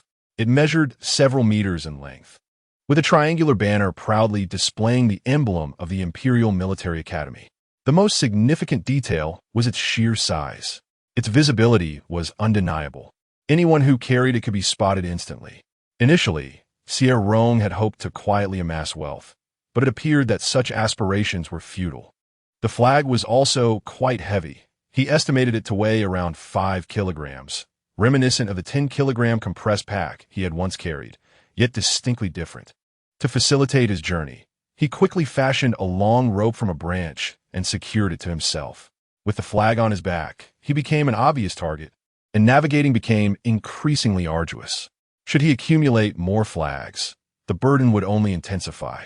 The Imperial Military Academy had not stipulated any specific method for acquiring the flags. Hence, it did not intervene when students from other military academies attempted to seize them. Perhaps it even welcomed such competition, as evidenced by the fact that out of over 200 participants, only 99 flags were available. Once Xie Rong bore the flag, he became particularly conspicuous. As he made his way to the next flag-raising location, he found himself the focus of many gazes. He faced 3 waves of attacks, all from formidable opponents who had banded together. Xie Rong struggled, but he was no longer the same Xie Rong of the past. He had evolved, lacking a suitable weapon. He simply removed the flag from his back and wielded it as a makeshift weapon. To his surprise, the product of the Imperial Military Academy proved quite effective. He swung the flag, adopting a stance reminiscent of wielding a long spear, a skill he had previously acquired in the fray. Grateful for his hard work, he noted with a sense of wonder, "But, Rong, weren't you a cook?" The term cook implied a servant, one who prepared meals. Engaging in combat with a spear was far beyond their training scope. Xie Rong retorted, "You may silence yourself." In any case, his unorthodox technique astonished many alphas, who had never witnessed such a display. Without weapons, they found themselves at a disadvantage. Thus, Xie Rong broke free from the encirclement with nothing but a flag. He scoured the corners and nooks for flags, currently amassing 4. Achieving 4 flags single-handedly was a commendable feat, having exhausted the flags in this area. Xie Rong planned to venture in another direction. His path was unimpeded, and by the time night fell, the number of flags on his back had increased to 8. As a solitary warrior, he had not activated the temporary communication function of his light brain. Unbeknownst to him, news of his exploits had already spread among the ranks. Chapter 23. The arch-nemesis Alpha wants to be my dog who knows that the Imperial Military Academy is teeming with talent, even among the specialized alphas. There exists an alpha who excels, particularly in mechanical theory, belonging to a cohort of physically robust military students inclined towards the sciences. He carries a few tools with him and is coerced by his teammates to enhance the quantum computer. Otherwise, he would be immediately eliminated. How cruel! The alpha is on the verge of tears. Indeed, the one issuing this threat is none other than Xie. Ever since discovering the presence of a science student in the team, Xie has begun to pressure him into creating a small communication network, one that must connect all their quantum computers. "It's too difficult, my lord. I truly cannot do it." Xie raises an eyebrow. "You can. I cannot. I believe in you, but I do not believe in myself. If he possessed such capability, he would be a man unattainable by the Imperial Military Academy." In response, Xie casts him a sidelong glance. "You can become the man the Imperial Military Academy cannot have right now. I will eliminate you." With a raised brow and a carefree demeanor, he exudes an air of arrogance, dismissing them with a mere expression. Finding a beast is not difficult. One could simply be tossed into it. At that moment, no one would possess him. The alpha gasps, noticing that Xie's lips curl into a slight smile as he speaks, easing his tension. "My lord, such jokes are truly frightening." Xie smirks, scoffing lightly, as he kicks a tree nearby, causing leaves to cascade down. "Who is joking with you?" With a triumphant patience, Xie delivers a cold ultimatum, devoid of any pretense. "Do you think I would jest with you? Eliminate or create the quantum computer. Choose one." The alpha, on the brink of tears, trembles as he glances at his teammates. Each one of them is relieved to be simple-minded and physically capable, finding solace in their lack of cleverness. The remaining teammate, Wei Jia, blushes, wearing a look of adoration that resembles an Omega's bashful expression, which is truly disheartening. With no other choice, he musters the courage to innovate. In order to avoid elimination, he taps into his potential and diligently researches. Although he does not meet Xie's requirements entirely, he succeeds halfway. He establishes a small, levitating magnetic field at the central point, allowing all quantum computer signals within the field to connect. It is akin to a wireless network, provided everyone is within its range. The central area features several flag-raising locations, and Xie and his team guard a prominent one. Within it lie 10 flags, all of which will belong to him upon his arrival. He distributes the flags according to regulations. A mere few flags are trivial to him, as he can secure more without concern. As for the alpha who created the levitating magnetic field, Xie does not shortchange him, granting him 3 flags. Such an achievement would yield favorable results. With the magnetic field established, Xie begins searching for Xie Rong's whereabouts within it. Although he remains on guard, Waiting for Rong is not his style. Moreover, it has been 30 hours since he last saw Xie Rong. 30 hours. Just think of all that could transpire in that time, and the multitude of individuals who might appear in Xie Rong's vicinity. Zhong Qihui could hardly fathom the situation. He was resolute in keeping a watchful eye on Xie Rong, compelling him to alter the levitating magnetic field. Despite sending countless messages regarding Xie Rong, they vanished into the void. The individuals at the center of the map had not encountered Xie Rong. What could be the reason? Wasn't Xie Rong supposed to be in the heart of the zone? Zhong Qihui felt a growing sense of impatience. He yearned to seek him out. Without his arch-nemesis present, any victory would feel hollow. Zhong Qihui admitted that he craved the validation of his success being witnessed by Xie Rong. During these 30 hours, Zhong Qihui remained steadfast, waiting for the person he truly sought, only to be besieged by a multitude of those intent on seizing flags. This location served as a significant flag-snatching point, where the alphas typically arrived in teams, often carrying other flags as well. Zhong Qihui had little time to pursue flags himself. Yet he discovered a lucrative opportunity. He decided to rob those alphas who came to seize flags. Consequently, he amassed considerable wealth, acquiring 46 flags single-handedly. However, with the emergence of the levitating magnetic field, those who fell victim to Zhong's heist began to voice their grievances, and gradually, fewer dared to come. It was laughable. They stood no chance against Zhong Qihui and would lose their flags if they ventured forth, prompting them to take detours instead. With the lack of a steady income, Zhong Qihui grew increasingly restless. He resolved to seek Xie Rong after another 5 hours. Despite his determination, Zhong Qihui overlooked the banter in his mind, except for the gradual appearance of another figure. Damn it, he could no longer tolerate it. This Imperial Military Academy was unbearable. Up above, one Zhong Qihui was already too much. Unable to seize flags, he thought to search the periphery. But guess what? The commentary from above was not lost on him. He empathized with their plight, having encountered similar experiences. Damn it, quit the suspense and just speak. I'd rather know the truth, even if it's grim. The light brain spoke of Xie Rong's existence, highlighting his considerable renown, though many military students had only heard of him without ever having met him. Initially, Xie Rong had thrived on the outskirts, and many students failed to recognize him. However, as the numbers grew, they began to piece together his identity based on descriptions. It was unexpected that Xie Rong could wield flags as weapons, with rumors circulating about his peculiar and unprecedented combat skills. Those who dared to snatch flags from him were utterly defeated. The tales had taken on a legendary quality, evoking skepticism about their veracity. Consequently, many flocked to the periphery to seize flags from Xie Rong, only to meet the same fate of being soundly beaten. Unbeknownst to Xie Rong, he sensed an increasing number of groups lying in wait for him. He was a person who thrived under pressure, determined to fight until the last moment. The ambushes only served to accelerate his growth. Without even employing his mental prowess, he managed to defeat the majority of alphas, casting a shadow of despair over them.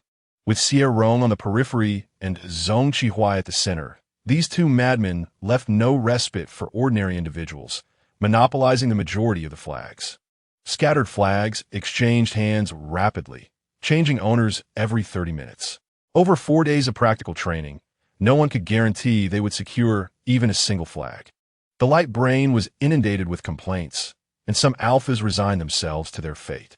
As long as one is not eliminated, hope remains. They can continue to stay at the Imperial Military Academy. There's a saying that goes, gold will always shine, yet they do not believe that they are merely iron.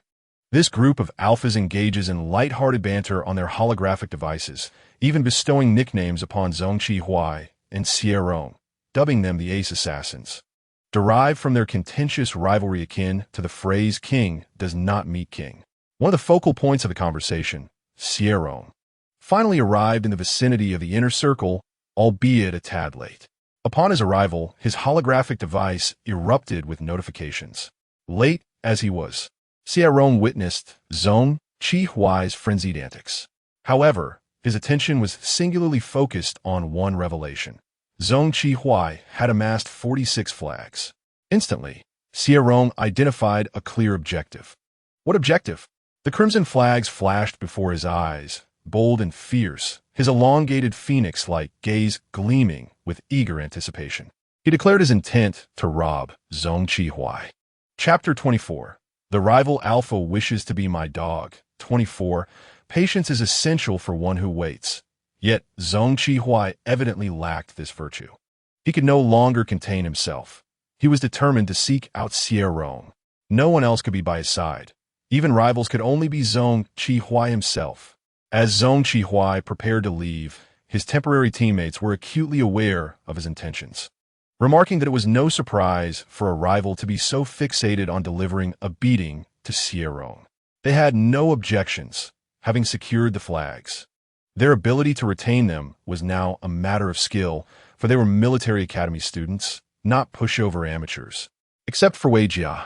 Perhaps due to Zhong Qihui rescuing him twice and accommodating his request to remain in the team, he had developed a certain misconception. Wei Jia tugged at his sleeve and softly inquired, "Can I accompany you?" He wished to follow him. A shy blush graced his delicate features as he averted his gaze, unable to meet Zhong Qihui's eyes. This coy demeanor, while somewhat charming on Omega, was rather unbecoming on Wei Jia, who outwardly presented as an alpha. Thus, the other alphas present felt an immediate chill, goosebumps prickling their skin. It was akin to a burly man suddenly donning pink shorts and bashfully exclaiming, "Oh dear, my eyes." Zhong Qihui was the first to react, feeling utterly repulsed, and his fist moved faster than his thoughts. "What are you doing?" With a resounding thud, Wei Jia soared through the air, tracing a perfect arc before crashing to the ground. Stunned, he found his face meeting the ground, tiny pebbles scraping his skin, the sting radiating from his face as he incredulously covered it with his hands. You hit me? Then why don't you hit back?" Zhong Qihui turned his gaze away in disgust, muttering about the insufferable AA lovers. Having endured the ordeal with Leslie, Zhong Qihui had become exceedingly cautious regarding his physicality. He immediately judged Wei Jia's fidgety demeanor as indicative of an AA relationship. "I'm not an AA lover," Wei Jia protested. Zhong Qihui's eyes were cold and indifferent. "Is that so? Then why do you keep looking at me as if you wish to take a bite out of me?" Throughout their interaction, he had caught this alpha stealing glances at him more than once, and upon being caught, Wei Jia wore an expression that said, "You naughty boy. I really was looking at you." The fact that he had endured until now was already a concession on Zhong Qihui's part. Wei Jia's retort left him momentarily speechless. He was undeniably captivated by this alpha before him. He is an Omega, and he happens to be an alpha. What is wrong with him liking him? Wei Jia does not believe that Zhong Qihui harbors no feelings for him. If he does not like him, why save him? If he does not like him, why join this team? It is merely due to the constraints of his alpha identity. Because he is an alpha, Zhong Qihui remains unaware. Yet he is reluctant to reveal his Omega identity. With tears in his eyes, Wei Jia strives to awaken the feelings buried deep within him. An AA relationship is not a crime. I simply like you. To love someone is to seize them. I assent it. Zhong Qihui's heartfelt confession was abruptly interrupted as he suddenly glanced in a certain direction, his impatient demeanor shifting. Not just him, but the other alphas present became alert, their bodies tensed with vigilance. No one heard what Wei Jia had said. All they could see was a flag drifting by, a crimson banner sweeping across the sky, with the wind transforming into a blade that cut deeply. Under the onslaught of their opponent, they began to retreat step by step. The crimson flag waved wildly, conjuring a forceful wind where none existed before. As the flag passed, it obscured the sun, occasionally allowing rays of light to illuminate his sharp, fierce brows and eyes. "Xie Rong," an incredulous voice from an alpha pierced the air as a weight suddenly settled on his shoulder. Looking up, he saw a dark golden figure soaring overhead. Zhong Qihui and Xie Rong had already engaged in battle. When gods clash, mortals should retreat. They hastily withdrew. Noticing Wei Jia still crouched on the ground, biting his lip, gazing at the front with wounded eyes.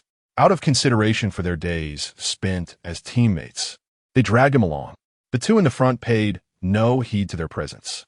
Zhong Qihui's eyes were solely focused on Xie Rong, and Xie Rong's gaze was fixated on Zhong Qihui's banner. Upon encountering his arch-nemesis, Xie felt an explosion of joy. He had finally found him. During their confrontation, he did not exert his full strength, but he soon realized something was amiss. "You've advanced?" His brows knitted in surprise as he was caught off guard by Xie Rong's swift strike, a hand chop landing on his neck. Xie winced in pain, the arrogance that others perceived dissipating before Xie Rong, who resembled an irate dog. "You ambushed me. You were not serious." Xie Rong refused to shoulder the blame. "Xie Rong, was I not serious? Do you know how long I searched for you? How long I waited here for you? Is this not serious enough?" Xie laughed in exasperation. No one could be more earnest than him, surely. "What were you waiting for me to do?" "Ah, indeed, what was he waiting for?" No, it was true that he had been waiting, and Xie retorted defiantly, "Why should I care? I don't care." With a flick of his hand, Xie Rong waved the flag, eyebrows raised. "I didn't expect you to actually speak. I thought you would resort to cold violence all the way."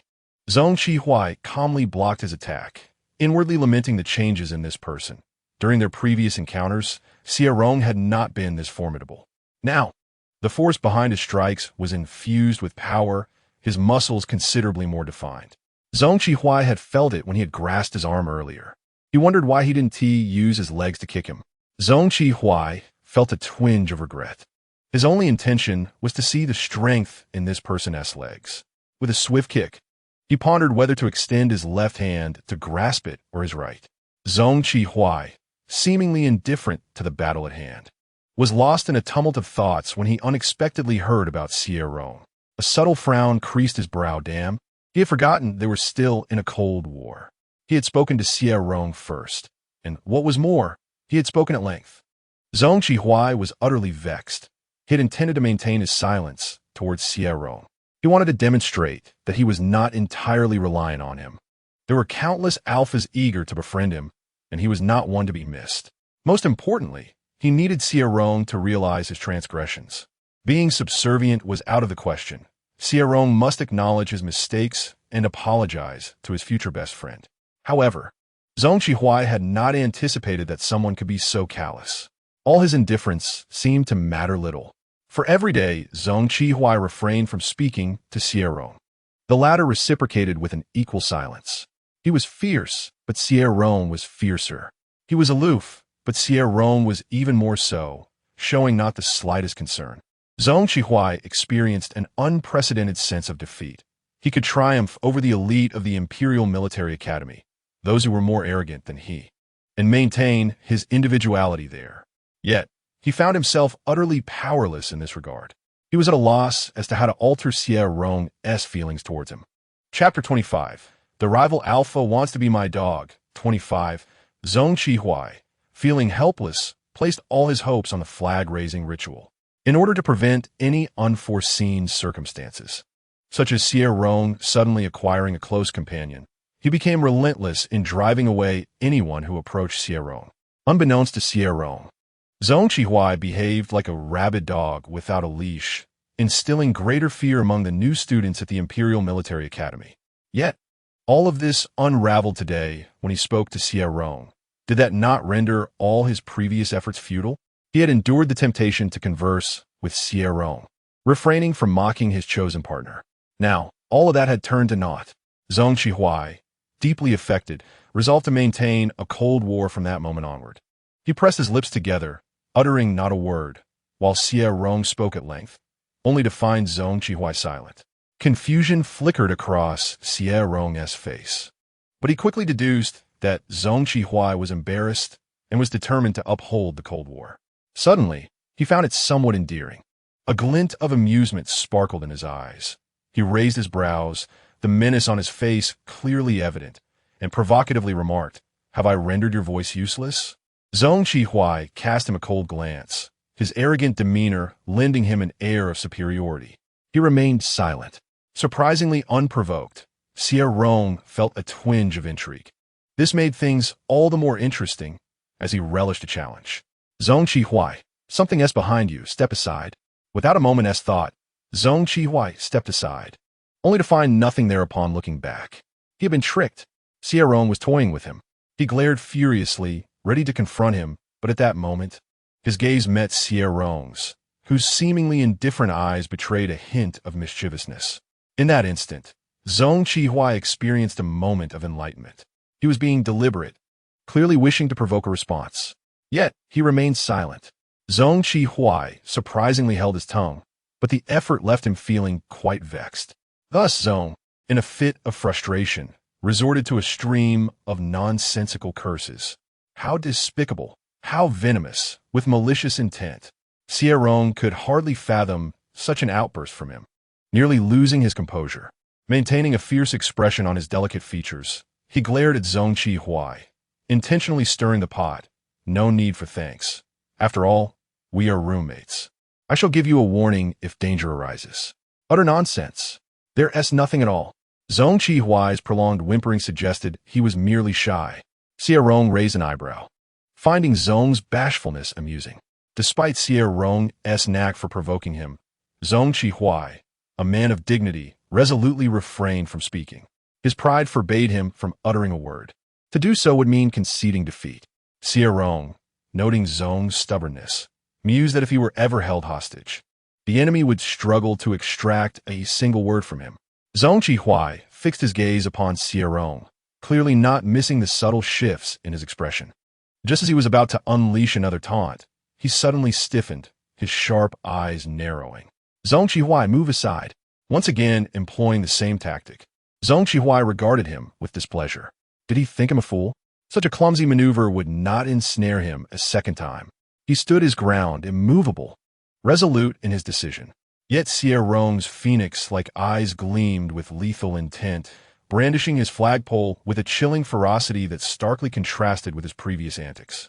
Now embodying a one-strike kill approach, Zhong Qihui's pupils constricted in disbelief as he realized Xie Rong intended to strike him, merely for failing to step aside. In the next instant, a sense of danger surged from behind, a chill racing down his spine, and his battle-hardened instincts kicked in, enabling him to dodge instinctively. A hissing sound pierced the air, akin to a serpent in pain. Zhong turned to see the spot where he had just stood, now scorched and blackened. The damp earth was stained with a greenish, viscous liquid, sizzling audibly. The tree trunk nearby, touched by the same substance, began to rot rapidly. Zhong Qihui's brow furrowed. Had he hesitated a moment longer, he would have been the one to experience decay. He recognized the creature behind him as a floating yuan snake. It reared up, evidently startled by the sudden assault, the blow striking its left eye, blood seeping from its green, slit-like pupil. The forest echoed with its enraged cries. The wounded floating yuan snake furious, its robust tail thrashing against the ground. The realization hit that this serpent, or rather python, was nearly 30 meters in length. The ground trembled beneath the force of its tail, causing a section of the once dense thicket to clear out instantaneously. With his superior alpha senses, Zhong Qihui could even hear the approaching footsteps of military cadets not far away. Clearly, someone had recognized the sound of the floating yuan snake. Zhong Qihui was bewildered as to how this wretched snake had found its way here, yet it also indicated that Xie Rong's recent assault had not been directed at him. In the face of impending peril, he inexplicably felt a sense of relief at this realization. The unacknowledged feelings of grievance and fury dissipated into nothingness. What are you waiting for, Zhong Qihui? Do you wish to be eliminated? Witnessing Zhong Qihui standing there, entranced by the serpent, Xie Rong's frustration surged, wishing to shake some sense into him. That moment had placed him squarely on the floating serpent's hit list. The vengeful creature disregarded Zhong Qihui and lunged at him with a furious hiss, its fangs bared, its gaping maw eclipsing a significant portion of sky. Underneath its colossal jaws, Xie Rong felt as diminutive as an ant. An alarm bell rang in his mind. He had never experienced such swiftness, rolling away just in time to evade the attack. The serpent's massive fangs snapped down beside him. The rancid breath wafting through the air carried the unmistakable scent of blood. It was so vivid that Xie Rong momentarily lost his bearings, forgetting that he was in a virtual environment. The perilous situation left him no time to ponder reality. The floating serpent, having missed its strike, emitted a sharp, piercing shriek, its green vertical pupils fixating on him with an emotionless, chilling glare. It flicked its tongue, the hissing sound sending shivers down his spine. The serpent lunged once more, this time with astonishing speed, leaving Xie Rong no chance to react. In an instant, the cold fangs were upon him. Rong, quickly dodge. It seeks to consume you. It was too swift for him to evade with his current abilities. He couldn't convey a warning to 606. The last glimmer of light was enveloped by the creature's gaping maw. The only regret was that he was about to be eliminated after bearing the banner for so long, only for Zhong Qihui to benefit from his efforts. He closed his eyes, awaiting his fate. Zhong Qihui's panicked voice echoed closer. Xie Rong. Chapter 26. The rival alpha desires to be my dog. 26. Something dripped onto his face. Yet it bore neither the metallic tang of blood nor the searing pain of decay. The protagonist is attacking him. 606 was so stunned that words escaped him. Xie Rong opened his eyes in confusion, and the first sight that met him was a pair of bloodied, mangled hands. The flesh was torn and grotesque, sharp fangs piercing through the palms, green ichor sizzling ominously. A large expanse of skin was charred black from corrosion, emitting plumes of dark smoke. The sight was nothing short of catastrophic, eliciting a visceral discomfort. Xie Rong stared at those hands, his gaze ascending to the face above, where the arrogance and swagger had completely vanished. His brow furrowed tightly as he gasped for breath, beads of sweat cascading down. One unfortunate droplet stinging his eye and rendering it nearly impossible to see. Xie Rong's expression was one of bewilderment. While he could not evade the attack at such speed, Zhong Qihui, as an S-rank alpha, could. What Xie Rong did not anticipate was that Zhong Qihui had managed to pry the fangs of the floating serpent apart with his bare hands, securing a fleeting chance for survival. Zhong Qihui is a strikingly handsome figure, one who possesses the kind of exquisite features that could easily qualify him as a leading man. However, in his present state, it is fair to say that he lacks any semblance of attractiveness. His features are contorted in pain. The allure and charm have vanished, leaving only the unmistakable anguish that he cannot conceal. Even in a virtual realm, the pain remains genuine, and all that Zhong Qihui encounters is a palpable suffering. The world may be an illusion, yet his protection is undeniably real. Xie Rong, come out at once. Zhong Qihui gritted his teeth as he uttered these words. One eye tightly shut, sweat mingled with blood stung his eye, and all his focus was dedicated to battling the floating yuan snake, leaving him no time to glance at Xie Rong. Taking a deep breath, Xie Rong crawled out from beneath the snake's fangs, immediately calling to Zhong Qihui. Let go quickly. As soon as his words fell, Zhong Qihui decisively released his grip and rolled away from beneath the fangs. His hands bore 2 gaping wounds, deep enough to reveal bone, with charred flesh still smoldering. Xie Rong pursed his lips, slowly averting his gaze to refocus on the floating yuan snake, his phoenix eyes etched with a chilling resolve. The snake's assault would soon be upon them, and Xie Rong had no time to contemplate his doubts. He spoke rapidly to Zhong Qihui. It won't abandon its hunt, and we are both injured, making escape difficult. The greatest challenge lies with me. I may not endure much longer. The best course of action is for you to escape alone. However, Xie Rong paused momentarily before quickly continuing. If you do not intend to abandon me, then we must join forces to defeat it. He looked at Zhong Qihui, his blood-stained brows and eyes exuding a fierce charm that stirred Zhong Qihui's heart. Upon hearing this, Zhong Qihui seemed to fulfill a long-held wish, the corners of his mouth curving into a subtle smile that he tried to suppress. Such a trivial floating yuan snake. Can we not vanquish it together? In this perilous moment, Xie Rong could not help but chuckle softly, the ferocity fading from his demeanor, revealing a stunning beauty that captivated Zhong Qihui. Yet, this fleeting smile quickly dissipated, and Xie Rong returned to his cold, ruthless self. Zhong Qihui, you handle the lower half. Do your utmost to block its tail while I attempt a mental attack. With no time to dwell on feelings of disappointment, Zhong Qihui immediately redirected his attention to the imminent danger before him. All right, I will shield you from all its attacks. You may proceed.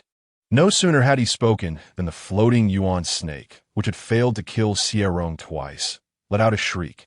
no longer merely biting, but now spewing venom toward the two of them. Xie Rong steeled himself to evade the venom, which posed no threat to him or Zhong Qihuai. The irritable, floating yuan snake raised its tail, causing the ground to tremble. Leaves cascaded down, yet despite his injuries, Zhong Qihuai moved without hindrance. His expression was focused, devoid of any previous arrogance or disdain, as he concentrated on attacking the snake's underbelly. Lacking a suitable weapon and with his hands wounded, Zhong Qihuai's attacking power was considerably diminished. Ultimately, he resorted to mimicking Xie Rong's earlier actions, seizing a nearby flagpole to strike at the floating yuan snake. He even tossed a flagpole to Xie Rong, positioning them for a coordinated assault, one attacking from above, the other from below. With just a glance at Zhong Qihuai's state, Xie Rong felt reassured enough to entrust his safety to him. When releasing mental energy, one risks backlash if attacked. The consequences can be mild, resulting in mental impairment, or severe, leading to utter foolishness. Xie Rong wielded the flagpole, skillfully dodging the venomous spray from the floating yuan snake while occasionally using the pole to distract it, aiding Zhong Qihuai, all the while seeking an opportunity to unleash his mental force. He adhered to the principle of a decisive strike. In such precarious circumstances, a single misstep could spell disaster for both of them. Xie Rong was determined not to burden Zhong Qihuai. After evading several sprays of venom, he noticed the snake's other vertical pupil was still open and swiftly devised a plan. If he could blind it, its inability to see would benefit both of them. He launched himself off a nearby branch, his body soaring like a spear. With unmatched momentum, he propelled himself into the air. The floating yuan snake seemed to sense his movement and unleashed a torrent of green venom. Now was the moment. Xie Rong did not flinch. He absorbed the venom head-on. A searing pain instantly radiated from his shoulder. His lips trembled slightly, yet his actions remained unyielding as he forcefully hurled the flagpole. The flag, emblazoned with the emblem of the Imperial Military Academy, cut through the air with a fierce wind and struck the green vertical pupil with precision. The floating yuan snake emitted a piercing shriek, thrashing its tail violently against the ground. Xie Rong fell from the air, awkwardly rolling before finding his footing against a tree trunk. Without pausing for a moment, he unleashed his mental energy, penetrating the consciousness of the floating yuan snake. Mental energy is an enigmatic force. Every citizen of the stars possesses it, yet few can manifest it, let alone wield it as a weapon. Even a top alpha like Zhong Qihuai could not achieve this. It had been a considerable time since Xie Rong last employed his mental force, and though he rarely did so, its potency was undeniably formidable. Zhong Qihuai watched in astonishment as the once venomous snake, now blind and frenzied, suddenly froze. Its body began to disintegrate, as if sliced apart by a luminous sword. The hard scales of the snake emanated a white light, bursting into a cascade of numbers that swiftly dissipated into the air. The virtual floating yuan snake possessed all the characteristics of reality, yet had been vanquished, and even this numerical sequence was obliterated. This signified irreversible destruction. The data was completely defunct. The floating yuan snake was dead. They had slain the floating yuan snake. Together, he and Xie Rong had triumphed over the floating yuan snake. Xie Rong, we have won! Zhong Qihuai shouted exuberantly, resembling a crazed fool. Xie Rong cast a disdainful glance in his direction. Was it truly necessary to celebrate so? Was victory not a foregone conclusion? Despite his disdain, he could not suppress a subtle upward curl of his lips, resembling a proud cat. Zhong Qihuai gazed regretfully at the spot where the floating yuan snake had vanished, lamenting its demise, albeit a mere illusion. Had it been real, they would have surely trended on the Star Network for days on end. After all, it was the floating yuan snake, in the realm of legends. The most elusive beast to vanquish is said to be one that even 10 A-grade alphas might struggle to defeat. Yet, here it lies slain before them. Indeed, among the entire Imperial Military Academy, it is Xie Rong who is most deserving of this honor. Casting him a sidelong glance, Xie Rong's phoenix eyes skimmed over the bloodied and mangled hand before him, and he mused that the other ought to be grateful this was but an illusion. Otherwise, those hands would be irreparably damaged. Even if it were merely a simulation, it still lacked significance. Unperturbed, Zhong Qi-Huai's arrogance returned, his demeanor radiating a sense of supremacy.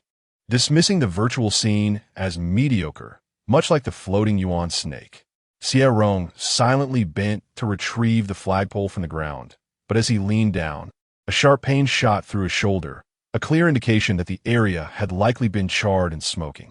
Once the tension ebbed away, the previously ignored pain surged forth, fiery and acute, accompanied by a subtle ache in his bones. "Why not pick it up?" Zhong Qi-Huai observed him hunched over, and as he approached, his brow raised in a mocking expression. What a coincidence! The flag remained upright, yet they had collectively lost 46 flags, now serving as mere offerings to the yuan snake. The vermilion fabric bore a significant hole, revealing hints of green venom at the edges, evidence of the snake's toxic spittle. They had managed to evade the serpent, yet they had forgotten that the flag was an inanimate object, incapable of movement. The remnants had been hastily repurposed as makeshift weapons. Many of the flagpoles splintered beyond repair. Ultimately, only one flag remained intact. Were these old-timers deliberately setting the snake loose? Zhong Qi-Huai scolded, questioning whether they held confidence in these so-called weaklings or in their own judgment. His words dripped with sarcasm, and had anyone else heard him refer to the instructors at the Imperial Military Academy as old-timers, they would surely wish to feign deafness. Zhong, born into privilege with a father of significant stature, could easily claim that several instructors were once subordinates of his father, including Instructor Liu. Naturally, some opposed his father, and the old fossils he spoke of were those very individuals, stubborn and akin to zombies from the ancient earth. As Zhong Qi-Huai vented his frustrations about these elders to Xie Rong, he was met with silence. Turning his gaze, he found Xie Rong standing upright, lips pressed firmly together, his complexion notably pale, usually exuding an aura of sharp ferocity. This pallor softened the edge of his demeanor. As his eyelids drooped, his lashes cast delicate shadows upon his cheeks, evoking an unexpected sense of vulnerability. Once again, Zhong Qi-Huai experienced that peculiar quickening of his heartbeat. He scrutinized Xie Rong, attempting to furrow his brow and divert his gaze, yet he found himself drawn to him, unable to look away. No matter how many times he observed him, Xie Rong undeniably resembled an Omega. This was not mere mockery, it was a genuine sentiment. Yet, Xie Rong bore none of the traits typically associated with an Omega. How could anyone be so unlike him? As he continued to gaze, Zhong Qi-Huai's expression shifted abruptly, his face darkening, his obsidian eyes clouded with intensity as he grasped Xie Rong's shoulder, the pain from his own injury flaring up, but he remained oblivious, fixated solely on the injury adorning Xie Rong's shoulder. "You are hurt." The blackened military uniform of Xie Rong had long since been corroded beneath the venom. His right shoulder a charred expanse where, upon closer inspection, one could discern the stark whiteness of bone beneath the flesh. This grotesque, ashen wound stood in stark contrast to the pallid skin surrounding it, recalling Xie Rong's sudden halt when he bent down, along with his pale, silent demeanor. Zhong Qi-Huai found clarity in his understanding. "Xie Rong, why do you remain silent?" The depths of his dark eyes flickered with flames, his brows furrowing with a cold intensity as he glared at Xie Rong. Xie Rong was not surprised that Zhong Qi-Huai noticed the injury on his shoulder, yet he was taken aback by the magnitude of his reaction. Seeing him so irate, Xie Rong felt an inexplicable pang of guilt. This thought surfaced, leading Xie Rong to question his own state of mind. He was reluctant to answer Zhong Qi-Huai's inquiry, but his gaze inadvertently fell upon his own bloodied hand upon his shoulder. He pressed his lips together as if something had restrained his sharp claws, slightly tilting his head to gaze at the tree trunk ahead, where he had sustained wounds while attacking the eye of the floating yuan serpent. "Why did you have to stab its eyes?" Zhong Qi-Huai's expression was heavy. Wasn't the intention to use mental power? Injuring its eyes benefits us both. It is the swiftest and most effective approach. Zhong Qi-Huai understood the truth in his words, yet he was still engulfed in fury. "I told you I would hold it back. You need not rush."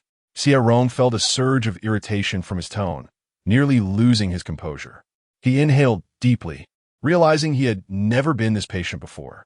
Xie, this is the battlefield. Every second of delay could bring about unforeseen consequences. It is merely a mouthful of venom. Exchanging a mouthful of venom for the life of the floating yuan serpent is an exchange well worth making.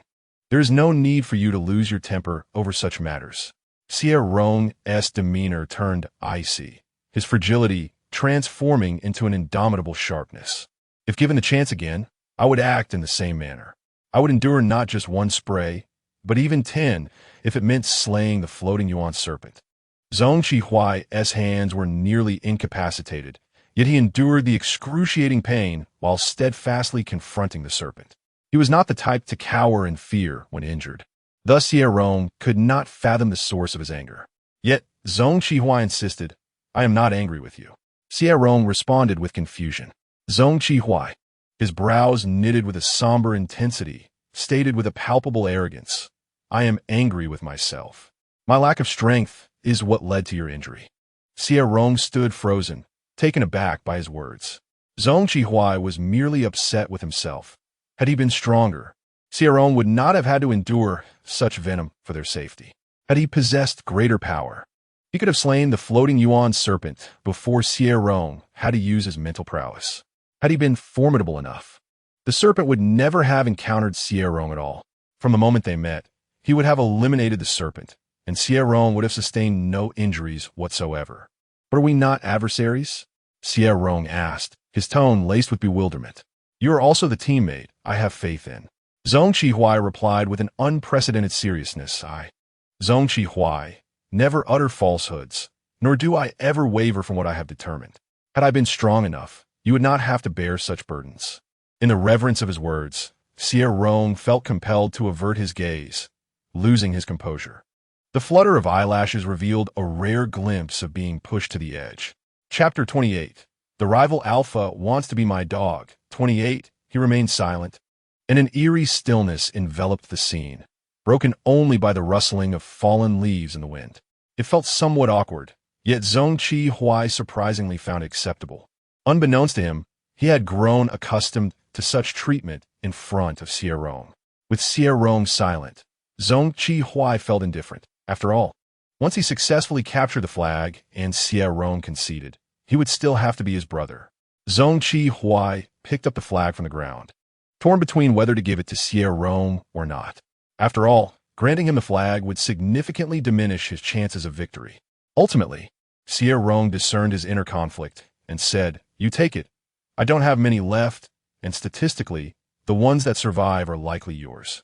Xie accepted it without reservation, and after obtaining the flag, both intended to search for another location to capture more. With only a day left until the training concluded, Xie urged him to team up, and this time, Xie Rong silently acquiesced, allowing himself to be led away. His tacit submission exhilarated Xie, who couldn't help but tease, "Hey, Xie Rong, why did you help me back then? Did you secretly consider me a future brother? Unwilling to see your brother in trouble?" Faced with Xie's expectant gaze, Xie Rong expressed his confusion. "What?" As the words escaped his lips, he recalled that moment when the floating yuan snake had suddenly appeared behind Xie, and he had instinctively attacked it to protect him, resulting in the snake fixating on him. Noticing Xie's expression, which seemed to convey a mix of insincerity and hidden satisfaction, Xie Rong ruthlessly shattered his illusion, his hands moving faster than his mind. In that moment of assistance, he had not considered who the person was. It was merely instinctive. If it were someone else, I would have helped as well. This response left Xie feeling dejected. He realized that his heart was not as resilient as he thought. Xie Rong's words brought him a tinge of unhappiness. His heart felt heavy, akin to the sensation of plummeting from the peak of a suspended vehicle. The weightlessness settling deep within. He pondered how many times he had felt this way. Xie found himself in a peculiar state, particularly with his heart feeling increasingly off. Could there be an issue with his heart? Just as Xie's thoughts grew more serious, he suddenly heard Xie Rong ask him, "What about you? Why did you help me?" Xie Rong brushed past his hand, his gaze intricate. "Don't you want to win? If I were eliminated, wouldn't you be victorious? Why go to such lengths to save me?" If the gruesome sight of bloodied hands provided a visual shock, the pain in his shoulder vividly conveyed how much Xie had endured. He had merely felt a sting, yet Xie had barehandedly pried open those venomous fangs. What significance does such a victory hold? Xie tilted his head to look at him, a hint of arrogance in his tone. Shouldn't it be achieved honorably? However, I do somewhat agree with one of your statements. What statement? The floating yuan snake being a fake is rather agreeable. His gaze fixed intently upon the wounded shoulder of Xie Rong. With an unvarnished honesty, he mused, "At least you have ventured forth, and the injury upon your shoulder shall vanish." Xie Rong abruptly halted, as if his feet had taken root, momentarily at a loss for words. In that instant, a ludicrous thought crossed his mind. Could it be that Xie harbored feelings for him? Is this how one behaves toward a sworn adversary? Why does he linger? Xie took several steps forward, casually glancing at the map on his holographic device, only to suddenly realize the absence of movement beside him. Even the faintest of footsteps had ceased. Turning around, he found Xie Rong standing there, regarding him with a complex expression. His brow arched slightly, and the confusion in his eyes swiftly transformed into understanding. With a childish yet self-satisfied smile, he teased, "You're not mesmerized by my silhouette, are you? I never imagined you valued appearances so much, though I must admit, I am rather handsome." Xie Rong retorted, "Young Master Zong is quite proud, and while his looks are commendable, it is amusing that, despite his disdain for omegas, many still vie for his attention due to his striking visage. Yet, even I surpass your charm. How is it that your face did not get flattened by the floating yuan snake?" How infuriating! He had rebutted him again. Nevertheless, Xie, upon surveying Xie Rong's countenance, found it hard to hold a grudge. Even a fierce expression could not diminish the attractiveness of his rival. After admiring him for a few moments longer, he resolved to let it slide. The two continued their banter as they sought out the remaining flag-raising locations. Regrettably, all these sites were devoid of flags, and an alpha was squatting nearby, attempting to ambush, emulating Xie. Upon seeing them approach, he immediately deflated, lowering his head, confessing, "I don't have a single flag. I was merely contemplating robbing others." Xie Rong and Xie exchanged glances, exclaiming, "What a useless fellow." The alpha, on the verge of tears, lamented the difficulty of executing a heist now. The holographic device was inundated with various posts, chronicling Xie's sudden wealth from his plundering endeavors, which garnered envy from the military academy students. The astute ones had begun to imitate him, finding flag-raising spots to squat and seize opportunities.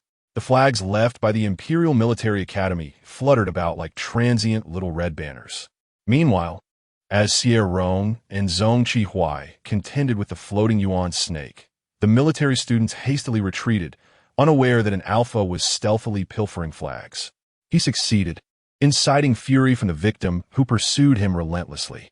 This flag-raising battle had escalated into a feverish climax. The skills honed over 10 days of training were now put to the test, and the military students were brimming with combat spirit. It was no longer a matter of seizing flags, but rather guarding them. Thus, the alpha who had acquired flags remained on high alert, unable to spot even a shadow. This alpha, with nothing to lose, had taken a gamble on robbing, hoping for a stroke of luck. Upon hearing this, Xie Rong realized that no additional flags could be found. With only 1 day remaining, their chances were slim. The military students were not fools. The closer they approached the deadline, the more cautious they became. As anticipated, on the final day, they failed to locate any flags. The frustration of being unable to apply their full capabilities was beyond words. Beep. The training session is nearing its conclusion, with a 10-minute countdown to exit the virtual scenario. With only 10 minutes remaining before departure, the group possessed but a single flag, held by Xie. Xie Rong, hearing his words of comfort, dismissed the tattered flag as inconsequential, affirming that it mattered little whether they had it or not, for he was recognized as her steadfast ally. Xie Rong, feeling lethargic, refrained from speaking, lacking the energy to engage. Xie, straining to provide solace without success, shifted his approach. venting his frustration at the instructors for allowing over 200 participants to possess merely 99 flags. Were they truly reduced to such desperation? How could the Star Network's assessment fail to include them? After a barrage of complaints, Xie Rong remained silent. Eventually, Zhong Qi, dry and hoarse, fell quiet as the countdown reached its final minute. The surrounding scenery began to warp and distort, the dense forest flickering before their eyes. At that moment, Zhong Qi suddenly thrust the flag into Xie Rong's hands. In the next instant, the virtual scene dissolved, and Xie Rong found himself at the threshold of the simulated environment, surrounded by a throng of alphas. Momentarily taken aback by the flag he held, a message promptly materialized from the temporal interface. This training session has concluded. Congratulations to Xie Rong for securing one flag, ranking 46th. Zhong Qi had bestowed the flag upon him in the last minute, but what of him? Xie Rong craned his neck to locate Zhong Qi amidst the cacophony of alphas, where faces surged like waves. It took him a full 3 minutes to spot Zhong Qi's figure. Fortuitously, he caught Zhong Qi's gaze just as he found him. Zhong Qi smirked, raising an eyebrow in amusement, and spoke, gesturing toward the flag in Xie Rong's grasp, his pride evident. The surrounding noise rendered Xie Rong unable to discern his words. Yet he understood the shape of his lips. Aren't you pleased now? In that instant, he tightened his grip on the flag, his palms slick with sweat, the tips of his fingers clenching it tightly. Xie Rong pursed his lips, staring at the flag with a brooding gaze. Instructor Liu, I have acquired a flag. The instructor's tone was stern, lamenting the scarcity of flags. How is it that only 99 flags exist? Is the Imperial Military Academy's supply of red fabric insufficient? I could contribute my red underpants for a few more. 30 flags? Who knew you had such hidden depths? Get lost. All right, enough banter, Instructor Liu interjected, assuring them that their underpants would remain safe, as the Imperial Military Academy had no immediate need for them. The cadets erupted in laughter, though Instructor Liu furrowed his brow, expressing disappointment in their performance. To think that the top rank managed only 5 flags, while last year's seniors in the top 10 each secured 5. His expression remained impassive. It seems I've been too lenient with you. Instructor, please no. Perhaps you could use my red underpants to create a few more flags for the brothers. Instructor Liu steadfastly refused, promising to remind their new instructors to intensify their training. At this juncture, anxiety finally began to manifest among the group. The post-training classification also reflects the capabilities of the alphas.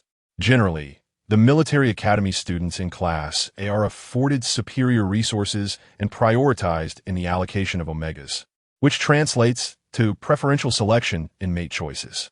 Although the Empire has surpassed the era of omega scarcity, regulations still dictate that higher-ranking alphas enjoy greater privileges in terms of mating rights, even if an omega has pledged a lifelong commitment to a particular alpha. Should a more influential alpha take an interest in that omega, it is inevitable that the omega will belong to the latter. In this era of interstellar supremacy, omegas cannot resist alphas. For the military academy students, this classification is of utmost significance. Despite everyone's lack of prowess, it is fortunate that none have been eliminated. Xie Rong held the flag in his hand, feeling as though he had imagined it when Instructor Liu seemed to glance in his direction while making that statement. But upon closer inspection, the look vanished. Instructor Liu began to read the list, starting from Class D to Class A, with the alphas who did not receive flags being evenly distributed among the first 3 classes: Zilan, Guan, Bak, Weizi, Gusan, Xizong, and then Zhong Ji, all in Class A. Xie Rong unconsciously stole a glance toward Zhong Ji, relieved at last. After Liu finished reading the list and dismissed the military students, he suddenly called out to Xie Rong, you and Zhong Ji, come with me. Under the watchful eyes of their peers, Xie Rong followed Zhong Ji closely behind Instructor Liu. The instructor regarded the two with a rather complex gaze, remarking, "You two certainly possess a great deal of audacity." Xie Rong was taken aback. How could he not? That fellow might very well have been secretly observing them from a distance. Zhong Ji was not pleased with this behavior, retorting, "You're acting like a pervert." Instructor Liu, "Oh, I forgot you don't know what pervert means. Zhong Zhihuai leisurely tousled his curly hair.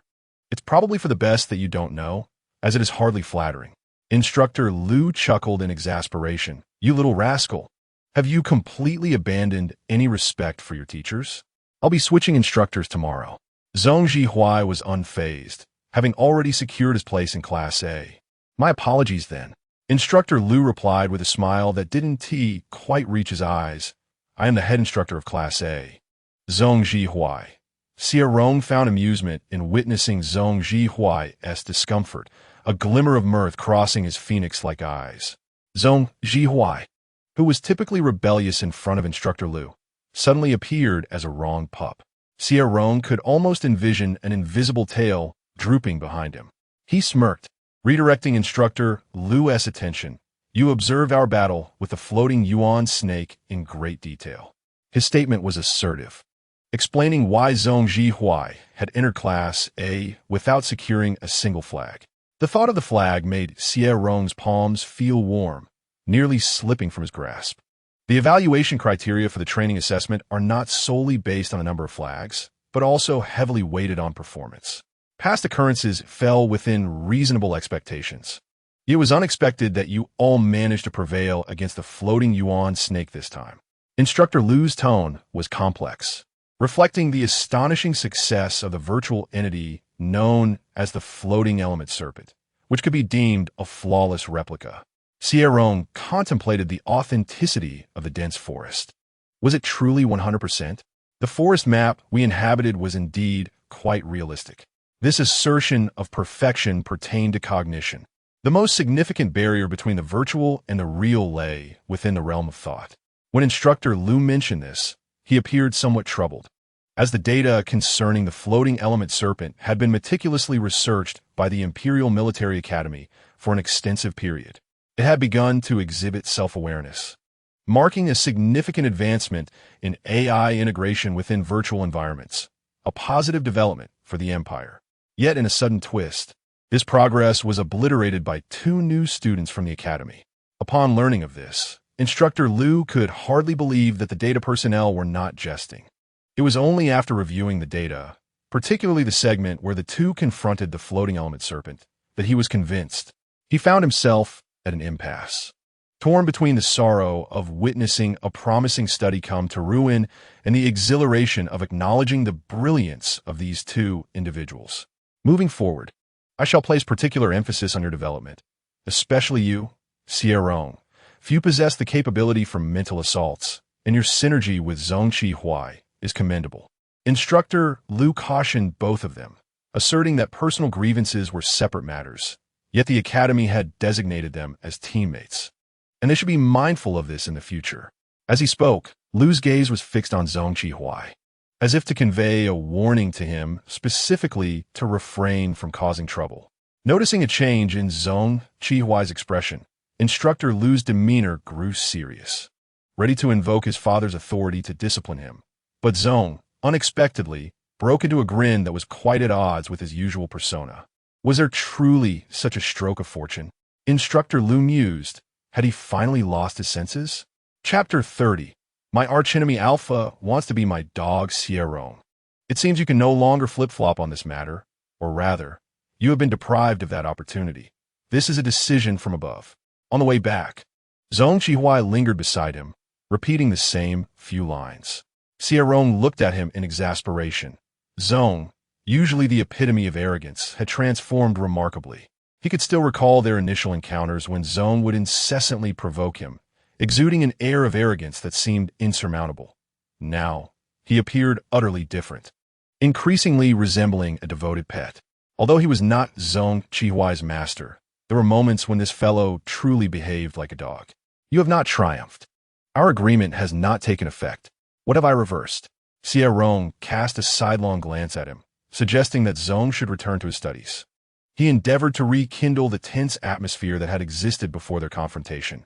Yet Zhong had long since dismissed it, displaying an air of indifference towards Xie's provocations. Alas, it appears I am indeed the one at a loss. So what would you have me do? Zhong Zhihuai retorted with a cheeky grin. Aside from committing arson or engaging in activities detrimental to the Empire, I am at your disposal. His words carried the weight of jest, as if he were a spy. Xie Rong shot him a glance, asserting, "There is nothing for you to do." He lowered his gaze to his hands, which had recently held a flag. Upon the conclusion of the practical training, all flags had been surrendered, and it should have been your victory. Zhong Qihui concurred with this sentiment. Indeed, had it not been for the fear of your sorrow, I would never have relinquished that flag. Xie Rong, how did you discern my sorrow? Is it not glaringly evident? Zhong Qihui raised an eyebrow in astonishment, remarking that your silence speaks volumes. If you were an Omega, tears would surely cascade down your cheeks. Ironically, he is indeed one, yet he would never shed a tear. Xie Rong mused, preferring to see others weep instead, were it not for Zhong Qihui's considerable assistance.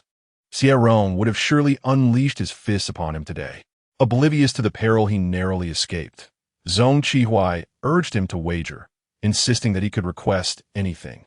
For he, Zhong Qihui, is not one to renege on promises. Xie Rong remained taciturn, choosing not to engage, as he ambled toward the dormitory.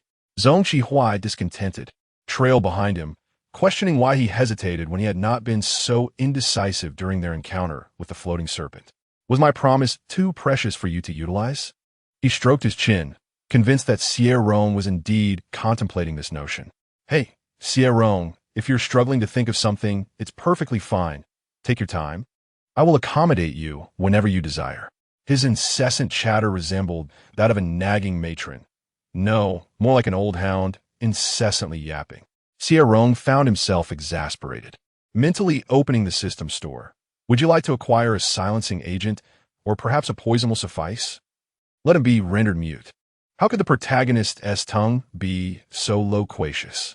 Xie Rong genuinely considered this silencing agent. How many points would it cost? Not much.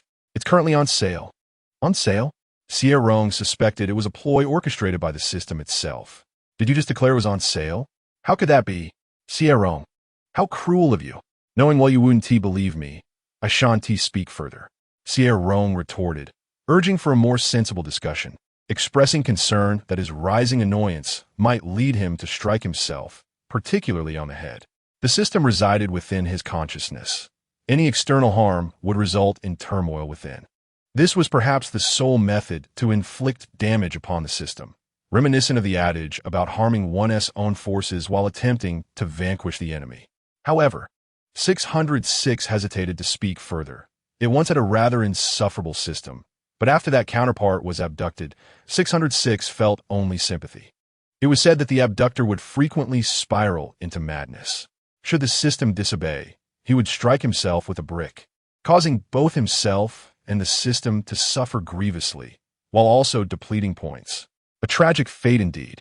The posts he vented on the system forum garnered countless sympathies. During such times, 606 felt grateful for having bound itself to Xie Rong early on. Although Xie Rong had a fierce demeanor, he was undeniably beautiful and had a penchant for spending. In the realm of quick transmigration, it was explicitly stated that any purchases made by the host from the system store would grant the system a 10% commission in points. Thus, 606 occasionally encouraged Xie Rong to indulge in spending.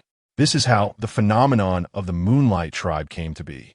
While 606 sought points, it discreetly concealed its ulterior motives, fearing that a failed attempt to deceive Xie Rong might lead to a brick being hurled at it, and it was not keen on enduring such pain. In that moment, it enthusiastically displayed a new section before Xie Rong. Xie Rong, look, the system store has recently been updated. See the lower left corner. Reluctantly, Xie Rong granted it a modicum of attention, only to discover a notable addition. The previously barren lower left corner now featured a section labeled Flash Sale. On the surface, 3 items lay, one of which was the infamous speech inhibitor mentioned by 606. Originally priced at 1,000 points, the speech inhibitor was now available at a discounted rate of just 350. Xie Rong felt a flicker of temptation, yet his savings were dwindling. 606 urged him, come on, Rong, seize this chance. How else can the protagonist silence his adversary? It's merely 350. Points are lifeless, but you are vibrant. With your skills, you'll surely earn more points. Under 600 Xie's persuasive charm, Xie Rong surrendered within a minute. ultimately purchasing the speech inhibitor. With the con successfully executed, 606 vanished with satisfaction. However, the vial of the speech inhibitor remained and used on Zhong Qihui. As Xie Rong hesitated. After all, it cost 350 points. Thus, amidst Zhong Qihui's persistent murmurs, he finally mustered the courage to respond. You need not fulfill your promise. I have not one either. Zhong Qihui paused, momentarily speechless, his expression transforming into one of brotherly surprise. He was touched, realizing that Xie Rong indeed possessed a side that considered others. To save face, he was willing to concede, proclaiming, "If I lose to you, I assent in vain. Come now, allow me to meet your desires." A vein throbbed at Xie Rong's temple as he sincerely suggested the world consciousness ought to endow the protagonists with a modicum of intellect. Taking a deep breath, he found it challenging to articulate, "You have lost, yet I have not won. How can that be? When we wagered, victory was determined by the number of flags. You possess one flag, while I have none. How could you assert that I have one when I wagered on your victory?" Zhong Qihui was momentarily rendered speechless, his mind buzzing, staring at him in disbelief. What? What did you say? Was he mistaken? Sensing Zhong Qihui's skepticism, Xie Rong's phoenix-like eyes gleamed. And amidst the clarity of his gaze, Zhong Qihui felt an unsteady heartbeat as he enunciated, "I bet on your victory. Your loss is also my loss." Thus, from the very beginning, his wager was on Zhong Qihui's success.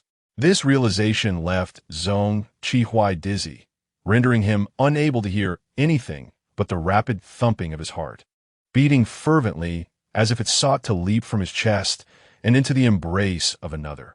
An alpha. A phrase he had recently encountered suddenly resonated in his mind. Love is not a crime. Zhong Qihui suddenly recognized that his feelings for Xie Rong transcended mere brotherly affection. It was a desire of an alpha for the possession of an omega. Chapter 31. My arch-nemesis Alpha wants to be my dog. 31.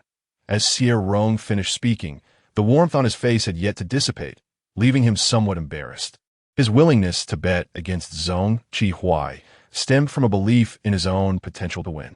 For in the narrative, Zhong Qihui was indeed the best, and in reality, Xie Rong was uncertain of his ability to triumph in a one-on-one confrontation. However, should he wager on Zhong Qihui's victory, the latter's nature would undoubtedly lead him to assume he would prevail. In such a scenario, it would end in a draw, with neither emerging victorious. Xie Rong resolved to ensure the protagonist experienced the harsh realities of society. Now, it is he who finds himself under the harsh scrutiny of circumstance. The sudden actions of Zhong Qihui have rendered all hopes futile. Xie Rong, as he reflects upon it, feels a sense of shame that transcends mere embarrassment stemming from the failure of plans. Observing Zhong Qihui, who has appeared dazed since uttering those words, it seems he is grappling with the very essence of existence. Xie Rong, suddenly filled with a haughty discontent, wonders what could possibly warrant such doubt. Can he not be magnanimous enough to wish for his opponent's victory? Is Zhong Qihui convinced of his own narrow-mindedness, thus unable to believe it? With a cold snort, he raises his chin defiantly and addresses the bewildered Zhong Qihui, questioning the unexpected nature of this outcome. Indeed, Zhong Qihui is lost in thought. He truly never anticipated developing feelings for an alpha. But there are countless things he has yet to comprehend. Xie Rong casts him a sidelong glance, irritated by the ignorance of the protagonist, and strides into the dormitory, making a beeline for the bathroom. Zhong Qihui is left bewildered by his words, struggling to fathom what could be beyond his understanding. After all, if he can harbor affection for an alpha, what else could possibly perplex him? The impact is overwhelming. The young alpha, who has barely endured his own heat, is utterly disoriented, feeling the malice of the world closing in around him. He has poured his heart and soul into establishing a bond with Xie Rong, and perhaps he has yet to achieve that. Now that he finds himself enamored with this alpha, Zhong Qihui can foresee a dismal future ahead. Though he does not favor omegas, he never intended to fall for an alpha. The young master is on the brink of collapse. Yet, witnessing Xie Rong's sudden departure fills him with despair, his legs. However, remain obediently in pursuit. Until, with a resounding thud, the bathroom door slammed shut before him, nearly striking Zong Qihuai's nose. The sound of rushing water within jolts his senses back to reality. Passing by, Changbei notices him lingering anxiously at the bathroom door and shouts, "Have mercy!" Zong Qihuai, puzzled, inquires, "What?" "Do not harm it. The door is still a child, having only been here for 4 days. It is innocent. If there is retribution, let it fall upon me." Changbei laments, tears streaming down his face, imploring for the door's innocent life to be spared. He is already aware that the last door was dismantled by Zong Qihuai himself, and upon discovering that metallic sphere in the corner, he felt a pang of heartache so profound it stole his breath away. God knows what he endured during those days. He does not wish to relive the chilling sensation of the wind. Changbei stands resolutely before the door, determined to prevent Zong Qihuai from taking another step forward, declaring, "As long as I am here, you shall not dismantle this door. If it comes to worse," he laments, "then you may dismantle me instead." Zong Qihuai, who had been contemplating the hindrance of the door and wishing to repeat his previous act of demolition, remarks, "I did not realize this fellow understood me so well. I have no interest in dismantling you." His current desire lies solely with the door and the occupant within. The sound of water cascading inside stirs memories of his last intrusion, where he had not yet grasped the nature of his burgeoning feelings for Xie Rong. It had already responded physically. Now, with this realization, a wave of dizziness washes over him, heat flooding his body, leaving him restless and agitated. Zong Qihuai, lost in boundless reverie, lifted his gaze to find Changbei observing him with an odd intensity. "What are you staring at?" The young master Zong only reigned in his temper before Xie Rong. In the presence of others, he remained obstinately arrogant. Changbei's glance was rife with vexation, his brows knitted with a chilling disdain. It was rather intimidating, especially considering that Zong Qihuai had a trickle of blood running from his nose. The prerequisite being that he indeed had 2 streams of blood flowing down his face. Changbei's expression was complex, a myriad of unspoken thoughts as he regarded Zong Qihuai, who was bleeding profusely at the bathroom door. It was said that during his feverish episodes, the young Master Zong would stubbornly endure without resorting to suppressants. See, he mused, this could lead to serious complications. Just look at the state he is in. He's bleeding at the mere sight of the door. This thought recalled the last time Zong Qihuai had crumpled a metal door into a ball. Now, Changbei's gaze toward him was tinged with an ambiguous undertone. Zong Qihuai, with a scowling visage, rudely wiped away the blood, his cheeks flushed with a mortifying heat as he glared menacingly at his roommate. "If you dare utter a word of this, you're finished." Changbei immediately raised his hands in a gesture of surrender. "I won't say a thing." Zong Qihuai nodded in satisfaction, appreciating his understanding. Meanwhile, Wei Jia, who had been observing their lively exchange, could no longer contain himself. He awkwardly approached Zong Qihuai, along with Changbei, turned to him. Meeting their eyes, Wei Jia's face flushed crimson, and he stammered, "I brought you this." He handed Zong Qihuai a vial of medicine. "You seem to be overheated. This will help." Changbei chuckled, "Overheated? Young Master Zong, it appears you're rather pent up. A few releases would do the trick. No need for medicine." Initially perplexed by Changbei's insinuation, Wei Jia's understanding dawned upon him when he noticed the latter flirtatiously tossing his fiery red hair. His already flushed face deepened in color, embarrassment overwhelming him. "How can you speak such lewd words? What shall I do if young Master Zong is like this? Should I assist him?" Wei Jia, lost in his own imagination, looked at Zong Qihuai with a gaze full of unspoken affection, his delicate features glowing with warmth. Simultaneously, Changbei, who caught this glance, felt a chill run down his spine. "Ugh, what a creepy sensation. What are you rubbing your arms for?" Zong Qihuai's voice, laced with annoyance, broke through. Realizing he had mistakenly rubbed the wrong arm, Changbei sheepishly replied, "My apologies, young Master Zong. It was just too off-putting for me to see clearly." Zong Qihuai magnanimously forgave him, though he too felt a wave of revulsion. "Keep your distance. If you look at me with that gaze again, I'll have no choice but to pop your eyeballs." He felt utterly disgusted. Had it not been for Wei Jia's earlier distasteful remarks proving somewhat useful, he would have had no qualms about retaliating. Being an alpha, he would not tolerate any same-sex admiration directed at him. Zhong Qihuai thought possessively. He only coveted Xie Rong and would allow no one else to desire him, though he acknowledged that this was a rather tall order. Chapter 32. The rival alpha desires to be my dog, Zhong Qihuai coldly refused, causing Wei Jia's complexion to drain of color, leaving Chang Bei utterly astonished. This alpha, Wei Jia, bore little resemblance to a typical alpha, prompting Chang Bei to ponder how he managed to gain admission to the Imperial Military Academy. At that moment, the sound of rushing water from the bathroom abruptly ceased. Zhong Qihuai immediately adopted a serious demeanor, fixating his gaze on the figure emerging from within. His expression and posture resembled that of an alpha who had rarely encountered omegas. The critical detail was that the person stepping out was not an omega. Xie Rong exited the bathroom clad in a thick layer of clothing, revealing only a small portion of his neck and face. Chang Bei, following Zhong Qihuai's lead, glanced over a few times but found nothing amiss. Assuming it was merely a confrontation between rivals and anticipating Zhong's imminent outburst, he had previously believed that the relationship between the two had improved, but it seemed not to be the case. As Xie Rong emerged, 3 individuals stood waiting outside the bathroom. He was left speechless, wondering what they were doing, acting as sentinels or fearing he might forcibly exit.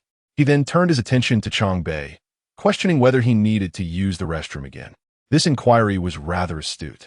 Chang Bei, running his fingers through his fiery red hair, lamented, "Is this truly how you perceive me?" Xie Rong nodded, acknowledging the need for respect given the circumstances. "And you? Do you require the restroom?" He directed this query at Wei Jia. By now, Wei Jia's face had lost all traces of color. When he looked up, his eyes were rimmed with red. He muttered, "It's none of your concern." His tone betrayed a hint of anger, mingled with a sense of rejection. Xie Rong's brow furrowed, revealing a flash of aggression. Upon hearing Wei Jia's words, he felt a pang of alarm, but perhaps genuinely disliked him, managing to maintain his composure. Once, when he conversed with the protagonist, the latter would gasp at his presence. How times had changed. It appeared that he had successfully embraced the role of a villain, eliciting disdain not only from the protagonist, but also from the protagonist's companion. Xie Rong seemed to have released Wei Jia from his scrutiny, continuing to confront him, assuring, "Rest assured, I have no paternal intentions towards you and am disinclined to interfere. In the future, refrain from standing outside my bathroom while I am bathing." Xie Rong believed he had no desire to linger there. He had come to seek Zhong Qihuai, leaving Wei Jia feeling both indignant and unable to refute him. Internally, he felt quite aggrieved. How could an alpha like Xie Rong be so particular? As an omega himself, he remained silent. His growing dislike for Xie Rong deepened. Initially, Wei Jia had been intimidated by Xie Rong, perceiving him as an alpha who might resort to violence at any moment, his demeanor quite daunting. However, he later realized that this alpha was weaker than himself, prompting feelings of sympathy. He wished to assist Xie Rong, to prevent him from being bullied alone, but Xie Rong rejected his help, striving instead to train and excel on his own. Gradually, it became evident that Wei Jia was the weakest of them all. Yet, as an omega, he was inherently frail, leaving him feeling resentful towards the ignorance of those around him, and, increasingly, towards Xie Rong. His dislike intensified further after Xie Rong's actions had caused him trouble. However, in response to Wei Jia's stubborn demeanor, before Xie Rong could utter a word, Zhong Qihuai had already spoken. With a mocking smirk, the young master cast a disdainful glance at him, the blood-red earrings glinting with an eerie light. "Have I misjudged you? Is it wrong for Xie Rong to ask you to keep your distance while he bathes? Do you wish to pursue something else?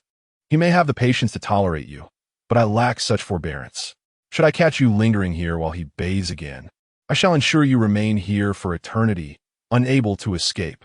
The final words rose in pitch, imbued with a sinister aura that sent shivers down one's spine. Wei Jia's face turned as pale as a sheet, realizing that Zhong Qihuai was not jesting. Tears brimmed in his eyes. The pain of betrayal from his beloved was unbearable. Yet, Zhong Qihuai merely glanced at him, and Wei Jia dared not weep.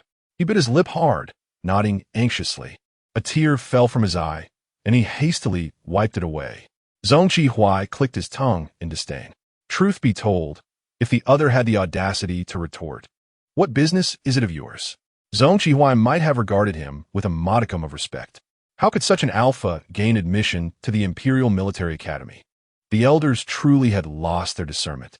Meanwhile, Xie Rong quietly showed 606 the progress of their mission during the interaction between the two protagonists. The affection level of the main character had stagnated at 5 for quite some time, and he finally realized with a sense of urgency that this was a significant matter that required careful contemplation. He stepped forward, finding the area before the bathroom too crowded, an odd sight with so many people gathered. As he left, Zhong Qihuai naturally followed, discarding the others effortlessly. Chang Bei stood at the bathroom door, watching the two retreating figures with a hint of surprise. This time he refrained from interjecting. Had the young master undergone a transformation? Had he not sworn previously in the dormitory to never speak to Xie Rong again? Chang Bei had been present during that oath, acting as a witness. Zhong Qihuai had solemnly vowed by the window, imploring Chang Bei to remind him of his promise. Yet, here he was now, his oath seemingly forgotten. The fluctuations of Zhong Qihuai's heart mirrored the unpredictable balance of my wallet. With a sigh regarding his own finances, Chang Bei suddenly felt his stomach emit a faint growl, and his expression tightened. Indeed, standing there brought the realization. He turned to fulfill his mission, only to see Wei Jia still standing pale-faced. Out of camaraderie, Chang Bei felt compelled to remind him, "I warned you about provoking the young master. Now, it seems you must also avoid Xie Rong." Wei Jia abruptly looked up, biting his lip. The scene from when he first entered the Imperial Military Academy echoed in his mind, as Chang Bei had similarly cautioned him against provoking Zhong Qihuai, while Xie Rong had remained an unknown. How little time had passed, and now Xie Rong had become another entity to be avoided in Chang Bei's words. Just a short while ago, he had struggled to carry a 10-kilogram compressed pack, not knowing if his words had registered. Chang Bei felt he had done all he could and turned to leave. Yet, Wei Jia called out to him. Human beings experience 3 urgent needs, and Chang Bei often appears with a displeased expression and an irritable tone. What could possibly be troubling him? Wei Jia felt tears welling in her eyes, heartbroken as she gazed at him. "I merely called your name, and you respond to me in this manner?" Chang Bei retorted, "What is wrong with me? If you have nothing of importance, I shall take my leave." As he attempted to enter the bathroom, his arm was firmly grasped. "Why must you act this way?" Wei Jia held on tenaciously. Chang Bei was on the verge of cursing, urgently trying to free his arm. "Can you allow me to resolve my pressing matters first?" He slammed the door shut, and even while attending to his business, he couldn't help but shed a tear of self-pity. It was truly difficult. He was the only sane person in this dormitory. Chapter 33.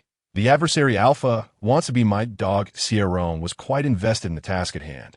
He couldn't fathom why Zhong Qihuai's affection level remained stagnant. Could it be that Wei Jia's status as an Omega must be reinstated for the affection to increase? Yet, the narrative did not suggest such a low level of fondness.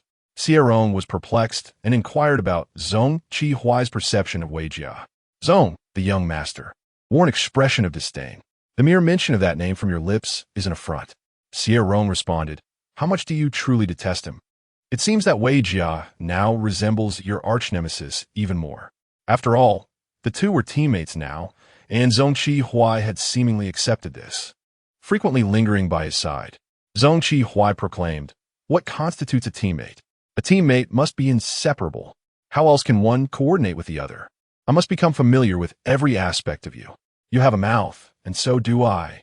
Shall we kiss then?" Xie Rong continued, "You ask, and I shall answer." Zhong Qihuai silently swallowed his words, regretfully eyeing Xie Rong's lips. They were beautifully shaped, of vibrant red, and every time he pressed them together, they appeared strikingly alluring, evoking a desire to taste them. Zhong Qihuai longed to kiss him, but hesitated.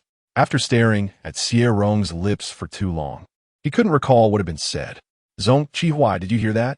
The cool tone of inquiry pierced his ears, the familiar voice snapping him back to reality. He understood, or at least he pretended to. "What do you think of my proposal?" Xie Rong asked. "What proposal?" Zhong Qi was utterly bewildered, yet he feigned enthusiasm.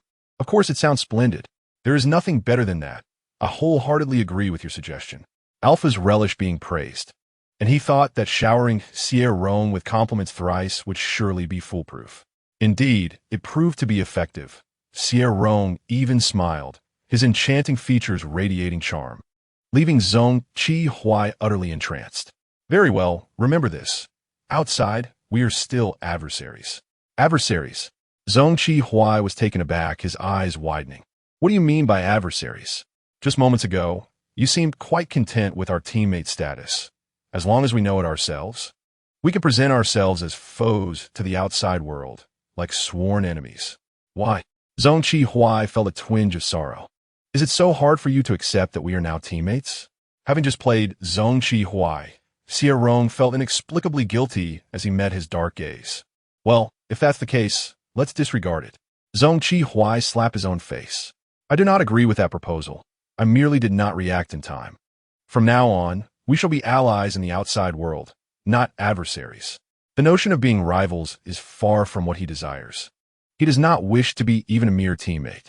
Xie Rong seeks to advocate for his mission, yet when it comes to this matter, young Master Zhong resolutely declines to address any inquiries. Whenever Xie Rong speaks, he feigns deafness. When urged to respond, he pretends to be mute, embodying an impenetrable demeanor.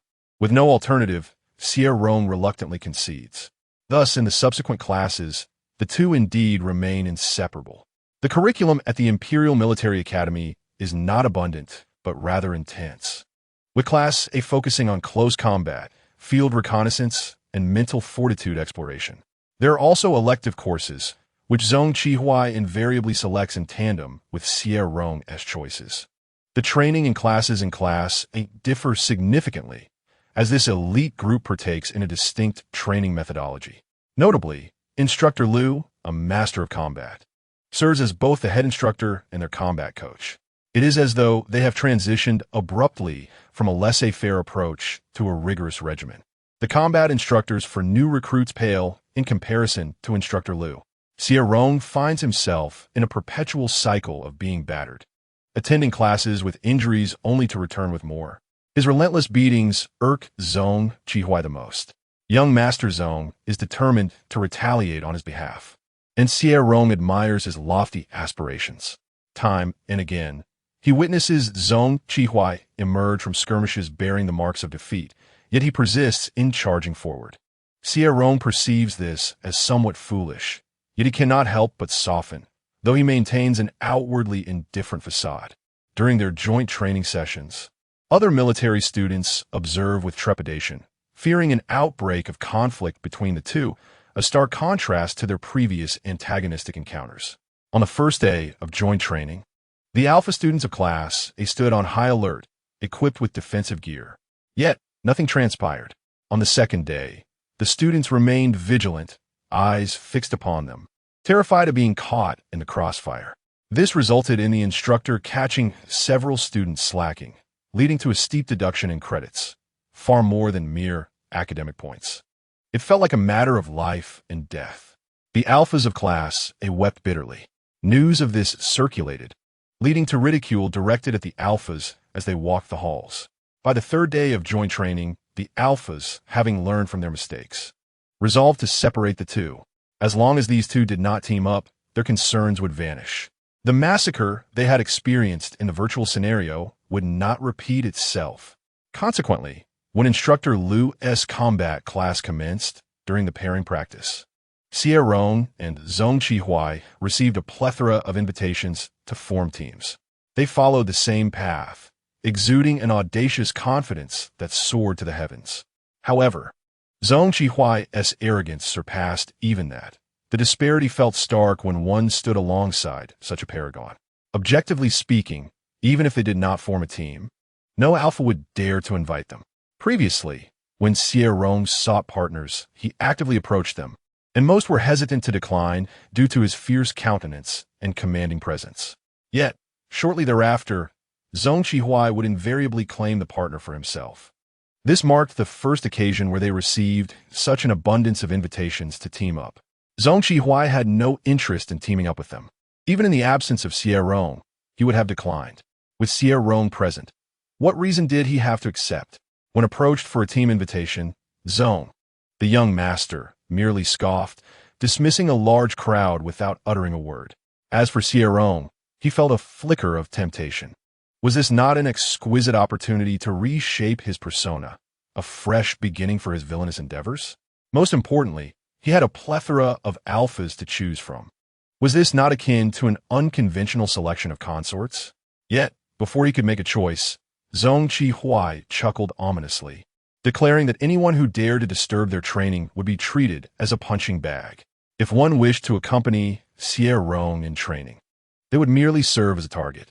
This statement carried an undertone of bloodlust and jealousy. However, the alphas present failed to detect the jealousy, only sensing the palpable threat in the air. Under Zhong Qihuai's intimidation, those beside Xie Rong quickly dispersed, experiencing the privilege of being courted only to swiftly lose it. Xie Rong observed Zhong Qihuai's smug expression and thought they would eventually realize that they were not adversaries but rather destined teammates. The last few words were spoken with evident reluctance. In the following days, they continued their training together, yet the alphas of class no longer reacted with surprise. What was it but mere training? They had grown accustomed to it, even developing a new suspicion. They speculated that the two had conspired together. The previous training merely a ruse to divert their attention and leave them anxious, consequently falling behind. How devious these two were. The alphas believed they had uncovered a sinister plot and entered a competitive mode, resulting in no one paying attention to the duo. This development displeased both individuals. Xie Rong's task progress stagnated at 70, remaining motionless. In the preceding days, the military academy students, unaware of the truth, had contributed significantly to his task progress out of fear. However, once they ignored him, his progress halted for several consecutive days. The protagonist's favorability was even more troubling than his task progress. Not only did it stagnate, but it also inexplicably declined. Xie Rong watched helplessly as it dropped from 50 to 0, a stark, barren number mocking him. Were it not for the minimum threshold of 0, he feared it might plunge into negative territory. In contrast, Wei Jia's favorability remained stable at 86. Gazing at the significant disparity in their favorability, Xie Rong's thoughts once again turned to whether Zhong Qihuai harbored feelings for him. He would prefer to be merely self-deluded than to confront the reality he feared. He needed an opportunity to test the waters. Meanwhile, Zhong Qihuai was displeased that his efforts to portray them as a destined pair had gone unnoticed. If Xie Rong desired to be perceived as his sworn enemy, Zhong Qihuai was determined to establish them as an inseparable duo in the eyes of others. This matter led the young master to stubbornly contest Xie Rong, resolutely attempting to alter the opinions of those alphas. He liked Xie Rong, even if he was an alpha, and particularly difficult to pursue. In the life philosophy of the esteemed young master Zhong, the concept of surrender holds no place. Even if Xie Rong harbors an unyielding disinterest in him for a lifetime, he is resolute in his pursuit. What he cannot possess, he believes, shall not be beyond his grasp, including the external acclaim that eludes him. Alas, these alphas are utterly oblivious, failing to recognize the discrepancies, which incites Zhong Qihuai to bitterly curse, wooden-headed fools, uncarvable timber. By chance, Changbei overheard this and complimented him. Young Master Zhong, you are rather cultured. I had presumed neither of us belonged to such a realm. The Imperial Military Academy prioritizes the cultivation of capabilities over cultural knowledge. Thus, those alphas excelling in cultural studies are typically found at the neighboring Imperial Science Academy. As Chang Bei whimsically tucked a strand of hair behind his ear, Zhong Qihuai scoffed. What use is cultural knowledge? With a mere finger, I could crush them. These words were merely a taunt from former teacher, devoid of any real impact. Chang Bei interjected, passing by and catching an earful. Xie Rong could not help but frown. Cultural studies hold significant importance. The empire's advancement remains reliant on such talents. Xie promptly reversed his stance, exclaiming, "Indeed, you should speak less and devote more time to your studies. Truly, you are uncarvable timber." Bei replied, "I wish to request a change of dormitory." Xi's eyes sparkled with interest. He turned his gaze, the eerie crimson earrings accentuating the brilliance of his pupils. "Very well, let us apply for that one who feeds the chickens as well." Unfortunately, Xi's wishes were not fulfilled, leaving him to lament and then regroup. Pursuing a person is no trivial matter. Thus, the young Master Zong resolved to meticulously devise a strategy to win over Xie Rong's heart. However, he was not particularly adept in this domain. Being a first-time admirer of an alpha left Xie at a loss. Had Xie Rong been an omega, Xie could have scoured the starnet for an abundance of guides on wooing omegas, dating tips, and the 36 stratagems for capturing an omega's heart. But alas, Xie Rong was an alpha. How was he to pursue him? Contemplating deeply, the prodigious Zong decided to humble himself slightly and seek counsel from someone more experienced. His first choice was Leslie. Leslie, a senior in his final year at the Imperial Military Academy, awaited assignment based on his performance after completing his studies. His ambition lay on the battlefield, yearning to confront the Federation forces and reclaim territory from those scoundrels. To achieve this goal, Leslie frequented the virtual scenario rooms, which are medium-sized facilities available to military students, typically comprising 3 or 4 interconnected spaces. Due to limited equipment, students often had a queue, and a requirement stipulated that participants must form their own teams. If numbers were insufficient, the administrators would assign individuals. Typically, only upperclassmen or those in their 3rd year and above formed teams, while freshmen and sophomores refrained from attending. Leslie, if there is no one available, wouldn't it be more prudent to randomly match with someone? Leslie scoffed. Random? That would merely allow novices to muddle in. Absolutely unacceptable. It cannot be said that he is entirely inept. The difficulty of this virtual instance is indeed quite formidable, and typically, an alpha would not apply. After much persuasion from his teammates, Leslie finally relented, albeit reluctantly. As soon as he agreed, his teammates hastily informed the administrator. A few minutes later, the randomly matched teammate finally arrived, albeit belatedly. Leslie was already quite displeased, especially since this inexperienced individual dared to keep him waiting. Who was so audacious? With a raised brow and a hint of disdain in his blue eyes, he scoffed. Even the inept have 2 hands, yet you, with 4 hooves, seem to move rather slowly. As the black boots struck the ground, the figure emerged, clad in the most ordinary black and gold military uniform, which on him exuded an air of unwarranted arrogance. The moment Leslie recognized his face, his expression froze. "You are rather cultured," he remarked. Xie, stepping forward his boots, arrogantly raised an eyebrow. "At last, I've found you. And who was it you just called inept?" Leslie's face stiffened. He desperately wished he could turn back time. He certainly would not have uttered those words. No, he wouldn't have even stepped outside. Xie was a prominent figure at the Imperial Military Academy, and with Leslie's reaction, others quickly deduced his identity. Instantly, Leslie's teammates were filled with joy. The lower year students lacked the ability to participate, but Xie was different.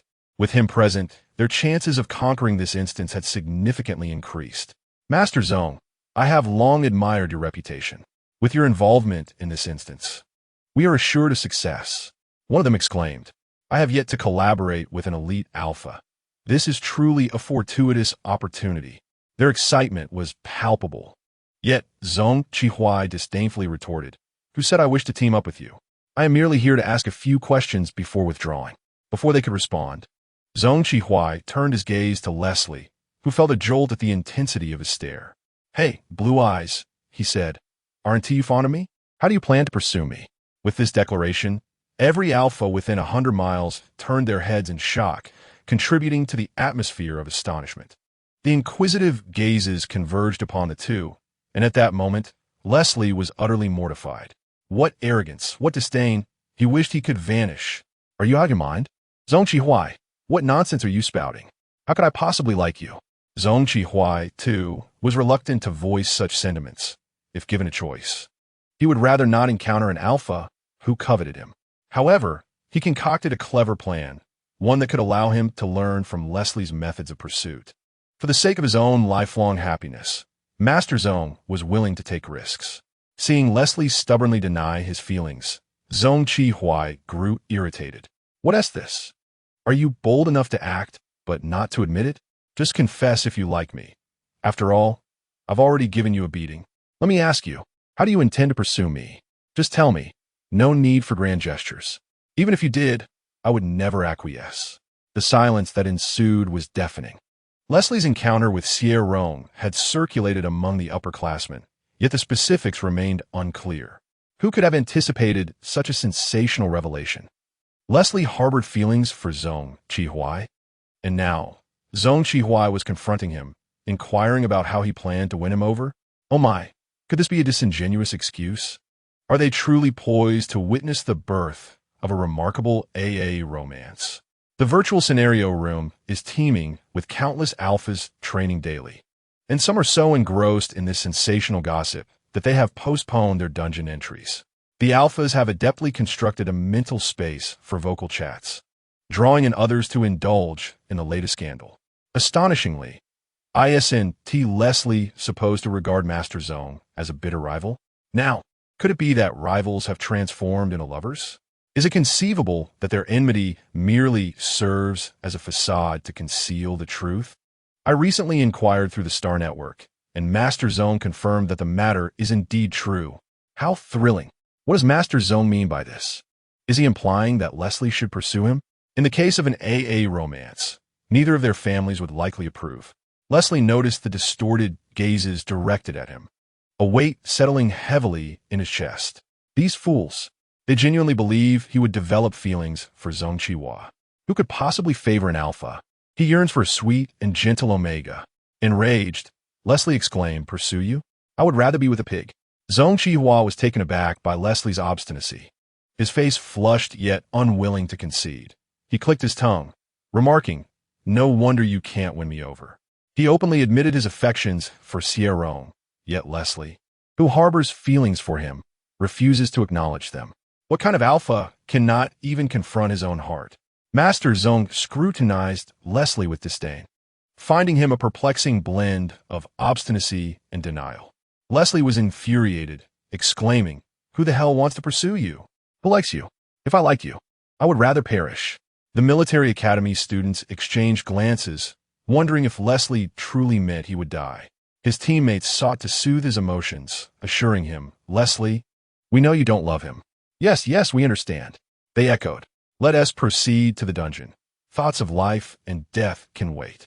Their faces radiated reassurance. Fully supportive of him, Leslie thought, "Why does this feel somewhat off?" That day, the gossip from the virtual scenario spread throughout the entire Imperial Military Academy. Everyone became aware of Leslie's entanglement with Master Zong, yet he stubbornly refuses to admit it. Leslie's popularity at the Academy reached a staggering 100%, with passing alphas casting flirtatious glances in his direction. Encouragingly, they would remark, "Leslie, don't be duplicitous." Leslie mused, he wishes to live in the Federation. While Xie Rong still questioned whether Zong Qihua had feelings for him, the rumors unexpectedly reached his ears. He was momentarily at a loss for what expression to wear that wouldn't frighten the male protagonist. The uncertainty of whether Zong Qihua liked him or Leslie pained him deeply. Yet this all confirmed that Zong Qihua is indeed an AA romance. An unexpectedly captivating protagonist suddenly develops feelings for the same sex. No wonder his fondness for Wei Jia has plummeted to zero. Xie Rong felt despondent as he calculated how many points he could acquire upon completing the task. Heartbreakingly, upon returning to his dormitory, he overheard Zong Qihua asking Chang Bei how to pursue an alpha. Zong Qihua remains oblivious to how the military students have misrepresented him and Leslie. He painstakingly endeavored to alter the perception of his relationship with Xie Rong in the eyes of outsiders. Yet all efforts were in vain until Leslie made a sudden turnabout. The forum posts of the Imperial Military Academy were rife with discussions about their transformation from mortal enemies to lovers. Young Master Zong was oblivious to the rumors and had just begun to inquire with Chang Bei when he noticed the knowing expression on Chang Bei's face. Do you have a solution? He asked. Nona, Changbai replied candidly. Then why the knowing look? Zhong Qi-Huai's temper flared, but Changbei added, however, we might try a shift in perspective. What perspective? Changbei grinned. We could pursue him as if he were an omega. Pursuing an omega? Zhong Qi-Huai mentally substituted Xie Rong with an omega and found the idea somewhat plausible. However, courting an omega typically involved gifting flowers and jewelry, which he felt would be disastrous if presented to Xie Rong. For instance, the flowers would resemble those at his funeral, and the jewelry would serve as his burial goods. Thus, Zhong Qi-Huai decisively rejected the notion, exclaiming, no way. My temper is too volatile. I'd be 6 feet under before I even start. Changbai, eavesdropping on the gossip with rapt attention, was taken aback, exclaiming, wow, Leslie, love truly is a captivating force. It could even bury young Master Zhong. In that case, why not endure a little and think of yourself as an omega, pursuing an alpha in that manner? Changbai zugested casually. Zhong Qi-Huai pondered for a moment, his frown easing. This was indeed a feasible approach. Wait, what? Changbei was astonished by Zhong Qi-Huai's agreement. Are you really going to do this? Do you truly have feelings for him? Zhong Qi-Huai froze, turning to see Xie Rong standing there, his expression a complex mix of emotions. Young Master Zhong felt a surge of anxiety when had Xie Rong appeared. Did he overhear something? Did he know that Zhong's affections were directed at him? Yes, I do like him, Zhong Qi-Huai managed to say, steadying himself as he locked his gaze on Xie Rong's face. Would you accept an AA relationship? Xie Rong contemplated the stagnant status of his own progress, the sudden attraction to the same sex, and the inexplicable discomfort he felt upon hearing Zhong's feelings for Leslie. He fell silent. Zhong Qi-Huai, unable to wait for a response, realized through the silence what the answer was, and his heart sank. Chapter 36. My archenemy Alpha wants to be my dog. 36. Zhong Qi-Huai had anticipated this outcome, yet the moment he grasped the answer, a tinge of sadness washed over him. It was almost comical. In the past, he would mock others for their ignorance, but now, facing the same predicament, he recognized that he could not escape this universal truth. Zhong Qi-Huai's expression darkened considerably. Changbei quickly attempted to alleviate the tension, saying, an AA relationship isn't so bad. Not finding an omega would be far worse. At least we can manage it internally. He feared that Xie Rong might say something that would provoke Zhong Qi-Huai, igniting another quarrel between the two prominent figures. Will he sneak away under the pretense of a restroom break? Or will he concoct a more elaborate excuse? Unexpectedly, Xie Rong remained silent, his fierce demeanor tinged with a different significance. Changbei's instincts warned him that something was amiss. But what exactly was wrong? He stroked his chin, pondering whether it could be a case of constipation. However, he swiftly set aside this topic. The melancholy that had enveloped Zhong Qi-Huai dissipated just as quickly. The young Master Zhong was certainly not one to be ensnared by such fleeting emotions. Remarkably, he took to heart Changbei's suggestion. While strategies for an omega pursuing an alpha were scarce, they were not entirely absent. In an unprecedented move, Zhong Qi-Huai began to keep a diary, a method of recording that harked back to the early days of ancient Earth. This was his first experience with such a form of documentation, and he scoured numerous posts, even placing orders for paper at nearly extinct shops. As he held the thin sheets in his hands, he was genuinely apprehensive that his rough hands might tear them apart. In the course of ancient Earth's evolution, the availability of paper had dwindled significantly. The proliferation of the star network had spread across the entire planet, rendering the act of recording on paper imbued with a unique significance. Impulsively, Zhong Qi-Huai was uncertain how long he would maintain this practice. Yet he felt compelled to leave something behind. With great care, he inscribed the words, the plan to abduct Xie Rong. He mused that should he fail to attain this elusive goal, it would be wiser to conceal it, lest it be discovered and tarnish his illustrious reputation. During Instructor Lu's combat class, Xie Rong once again teamed up with Zhong Qi-Huai. The two, having shared a tacit understanding of yesterday's silence, acted as if nothing had transpired upon their reunion. Xie Rong was a serious and at times stubborn individual when it came to training. By this point, his physical conditioning had reached commendable levels, estimated to be at B-class alpha, nearing A-class standards. This indicated that achieving A-class was not out of the realm of possibility. Instructor Liu was fervently dedicated to foundational training, asserting that the foundation is akin to the first brick of a towering edifice. If the first brick is not laid securely, how can one hope to construct a high-rise? Xie Rong wholeheartedly agreed, which often meant that their combat classes began with physical conditioning. Once they progressed to the sparring segment, both Xie Rong and Zhong Qihui demonstrated skill levels that surpassed many alpha contenders, resulting in their continued pairing under Instructor Liu's guidance. Xie Rong was compelled to acknowledge Zhong Qihui's remarkable prowess. He was undeniably formidable. Relying solely on brute strength and punches, Xie Rong realized he could not best Zhong Qihui. A single blow from him could easily send Xie Rong to the next world. Engaging with such a formidable opponent was pressure-laden, yet facilitated rapid improvement. For instance, as they sparred, Xie Rong increasingly found himself at ease. Regardless of Zhong Qihui's moves, he could discern their weaknesses. This was no small feat. Previously, identifying 3 flaws within 10 moves had been commendable. Yet now, he could detect a flaw in each of Zhong Qihui's moves. Initially, Xie Rong felt a surge of excitement. But as the thrill subsided, he sensed something amiss. Zhong Qihui's performance appeared to have waned considerably, as Xie Rong observed that many of his techniques had become overly simplistic. What could this mean? Frowning, he halted, prompting Zhong Qihui to cease as well. Are you holding back? Zhong Qihui's expression shifted subtly, revealing a trace of surprise at being called out, though he attempted to mask it. Unbeknownst to the already exposed young Master Zhong, he nervously touched his ear stud and vehemently denied it, insisting, "No way, it is you who has improved." Next, he recited an extensive passage as if he were reciting a script. "You're the most remarkable alpha I have ever encountered. As I walk, I find myself turning my head in every direction just to catch a glimpse of you. Xie Rong, you truly are a blend of styles, effortlessly handsome." Xie Rong, unintentionally overhearing the flattery, the military cadet was perplexed. What is going on? After finishing his lines, Zhong Qihui smugly curled his lips. The first step in strategy, to make the alpha feel your admiration.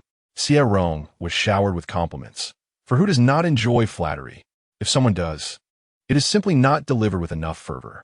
After executing this maneuver, Zhong Qihui had managed to dissipate half of his previous anger. Train well, do not hold back. Understood. Zhong Qihui grinned, casually tousling his curls, and offered him a rather unserious salute. The sweat from their prolonged sparring trickled down his forehead, gently coursing along the man's jawline before disappearing into the collar of his dark military uniform. The air was infused with a faint scent of strong liquor, brushing lightly against his nose, tantalizing his acute sense of smell. When he sought to locate it, it vanished once more. Unable to restrain himself, Xie Rong looked up at him. "What happened to your pheromones?" Zhong Qihui appeared equally bewildered, lowering his gaze as if he were unaware of what had just transpired. "Your pheromones are leaking." Zhong Qihui paused, furrowing his brow to sniff the air. There was nothing. As a top-tier alpha, how could he make such a trivial mistake in controlling his pheromones? He was certain he had not released any pheromones nor detected any. An alpha nearby, who was close to them, quietly interjected, "Indeed, nothing is present. I am in A level. The moment Zhong's S-level pheromones are released, I become utterly immobilized." Except for exceptionally strong-willed alphas, Zhong Qihui's pheromones could render most alphas stiff and motionless. Observing the earnest expressions of the two, Xie Rong pressed his lips together slightly. Perhaps he had misperceived. Training resumed, and this time Zhong Qihui did not hold back. Xie Rong barely managed to find 3 openings among 10 moves to counterattack, confirming that his current skill level remained at this stage. After the combat class concluded, Xie Rong proceeded to attend the mental strength class. His mental prowess differed from that of the freshman. Thus, he attended a specialized course arranged by the Imperial Military Academy, alongside a group of upperclassmen. Casting a glance back at Zhong Qihui trailing him, he inquired with narrowed eyes, "What are you sneaking around for?" Caught. Zhong Qihui, striding his tall boots, quickly caught up, clearing his throat, just passing by. In a heartbeat, Xie Rong saw through him. Passing by where? The main class has ended, and this is not the way to the dormitory. Suddenly, a realization struck him, his expression turning slightly cold. I see. You are on your way to see Leslie. What Leslie? Xie found it bewildering. Why would I want to see that blue-eyed person? Xie Rong's lips curled into a smile that was more menacing than cheerful. You have quite a good memory. With that remark, he strode away. Hey, Xie Rong. Xie was left bewildered, unsure of what had just transpired. Chapter 37. The arch-nemesis Alpha wishes to be my dog. Xie chased after him, eager to inquire further, only to find that Xie Rong had already regained his composure, albeit still appearing reluctant to engage in conversation. Xie cast several glances in his direction, resolved to once again employ his flattery skills. My memory is quite remarkable. I learn swiftly, yet still, I cannot surpass you. I consider myself a genius, and I will not yield this title to anyone but you. He rambled on for a while, but Xie Rong remained disinterested. Upon arriving at the classroom, Xie turned the corner and encountered Love.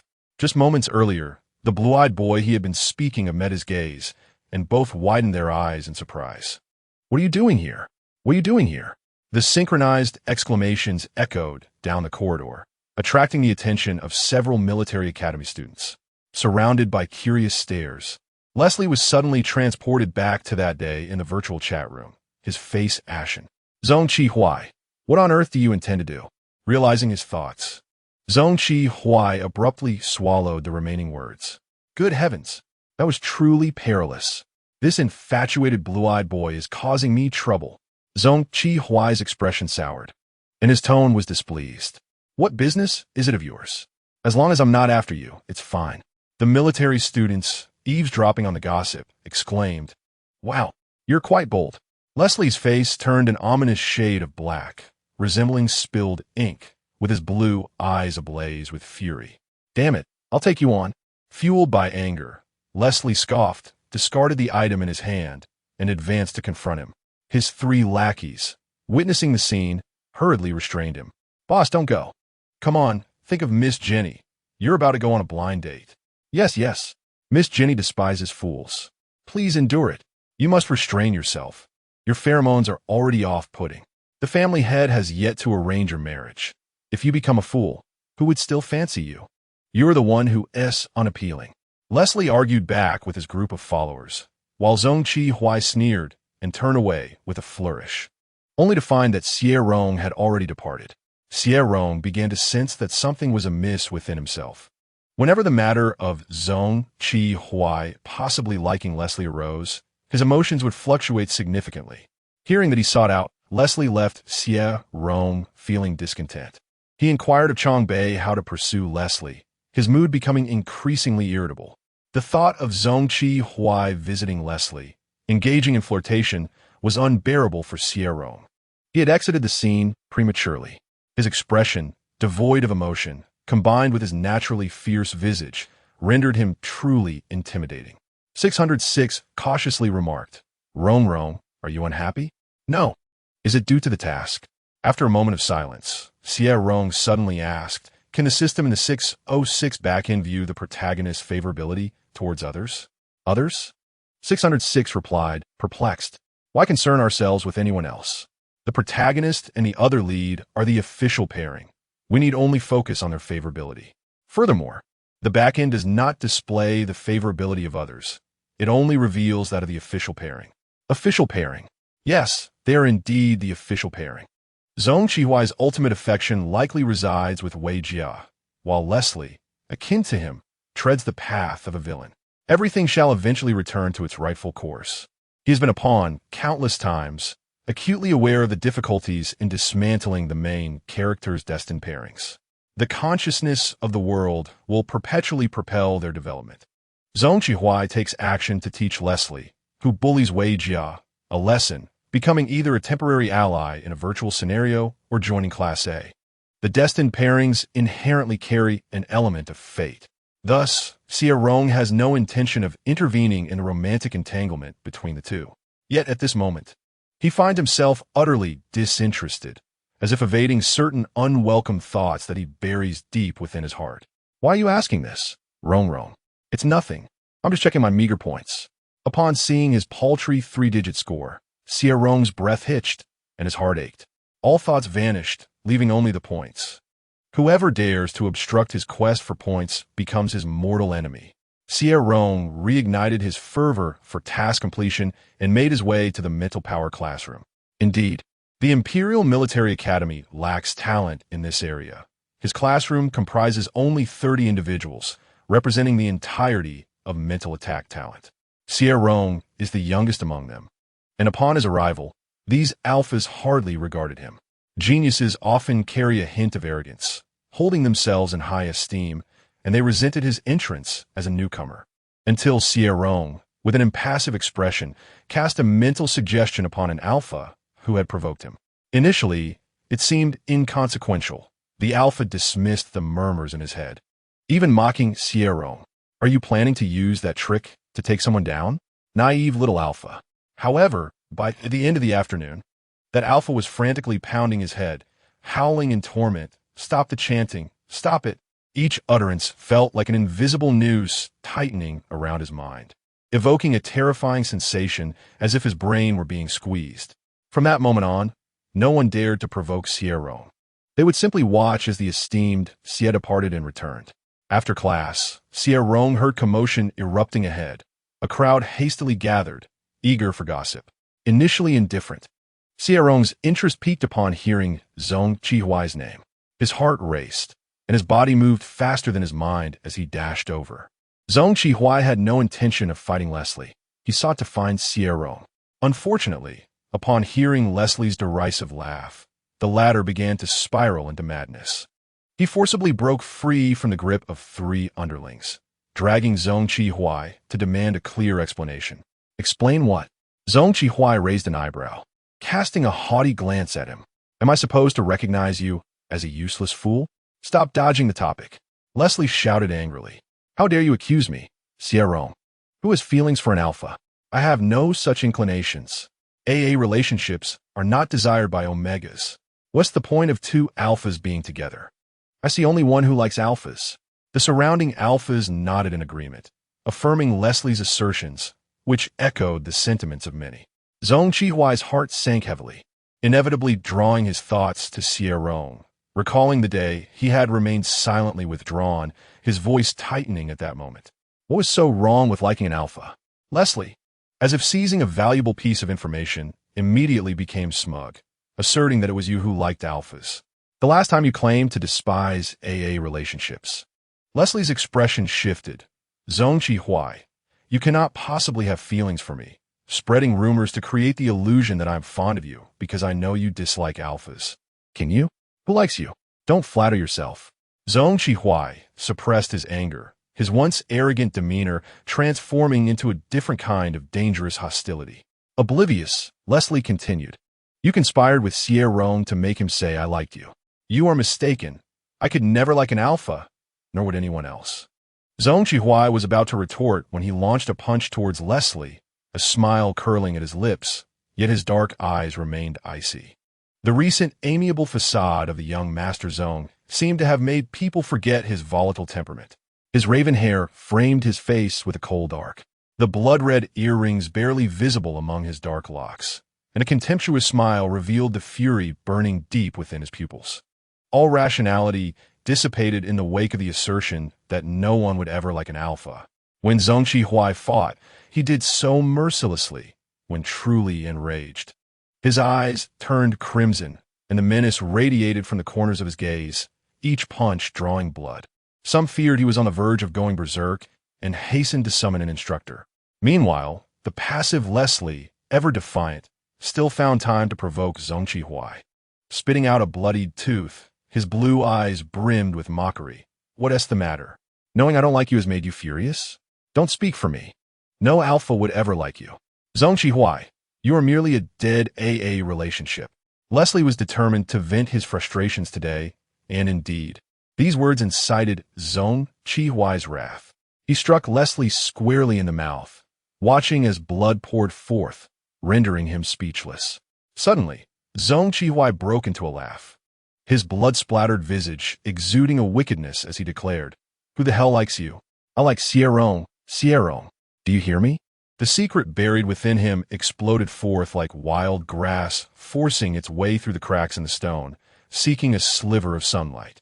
He felt an exhilarating release, disregarding the astonished gazes of the alphas around him.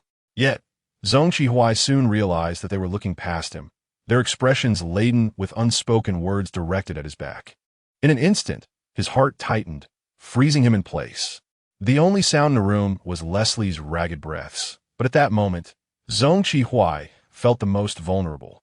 He dared to glance back, navigating through the crowd to meet the complexities of those phoenix-like eyes. Xie Rong stood there, his expression frozen in shock. Chapter 38. The Alpha Rival Wants to Be My Dog. 38. The corridor was packed with military academy students, nearly 200 in number. Yet, silence reigned, a deathly quiet. Xie's eyes suddenly brimmed with tears, the once arrogant young master gritting his teeth as he faced him. Blood still smeared across his profile. And although he was the aggressor, he appeared utterly disheveled. As if at the moment he turned, he fell from his haughty and arrogant position as a privileged young master into the depths of disgrace, becoming a prisoner of his own making. Among the present alphas, who has ever witnessed this side of the esteemed Zone? Even Xie Rong had never seen such a demeanor. When Xie displayed this expression, his first instinct was that it should not be so. You should not be like this. Xie, do not speak. Just as he began to utter a word, Xie interrupted him.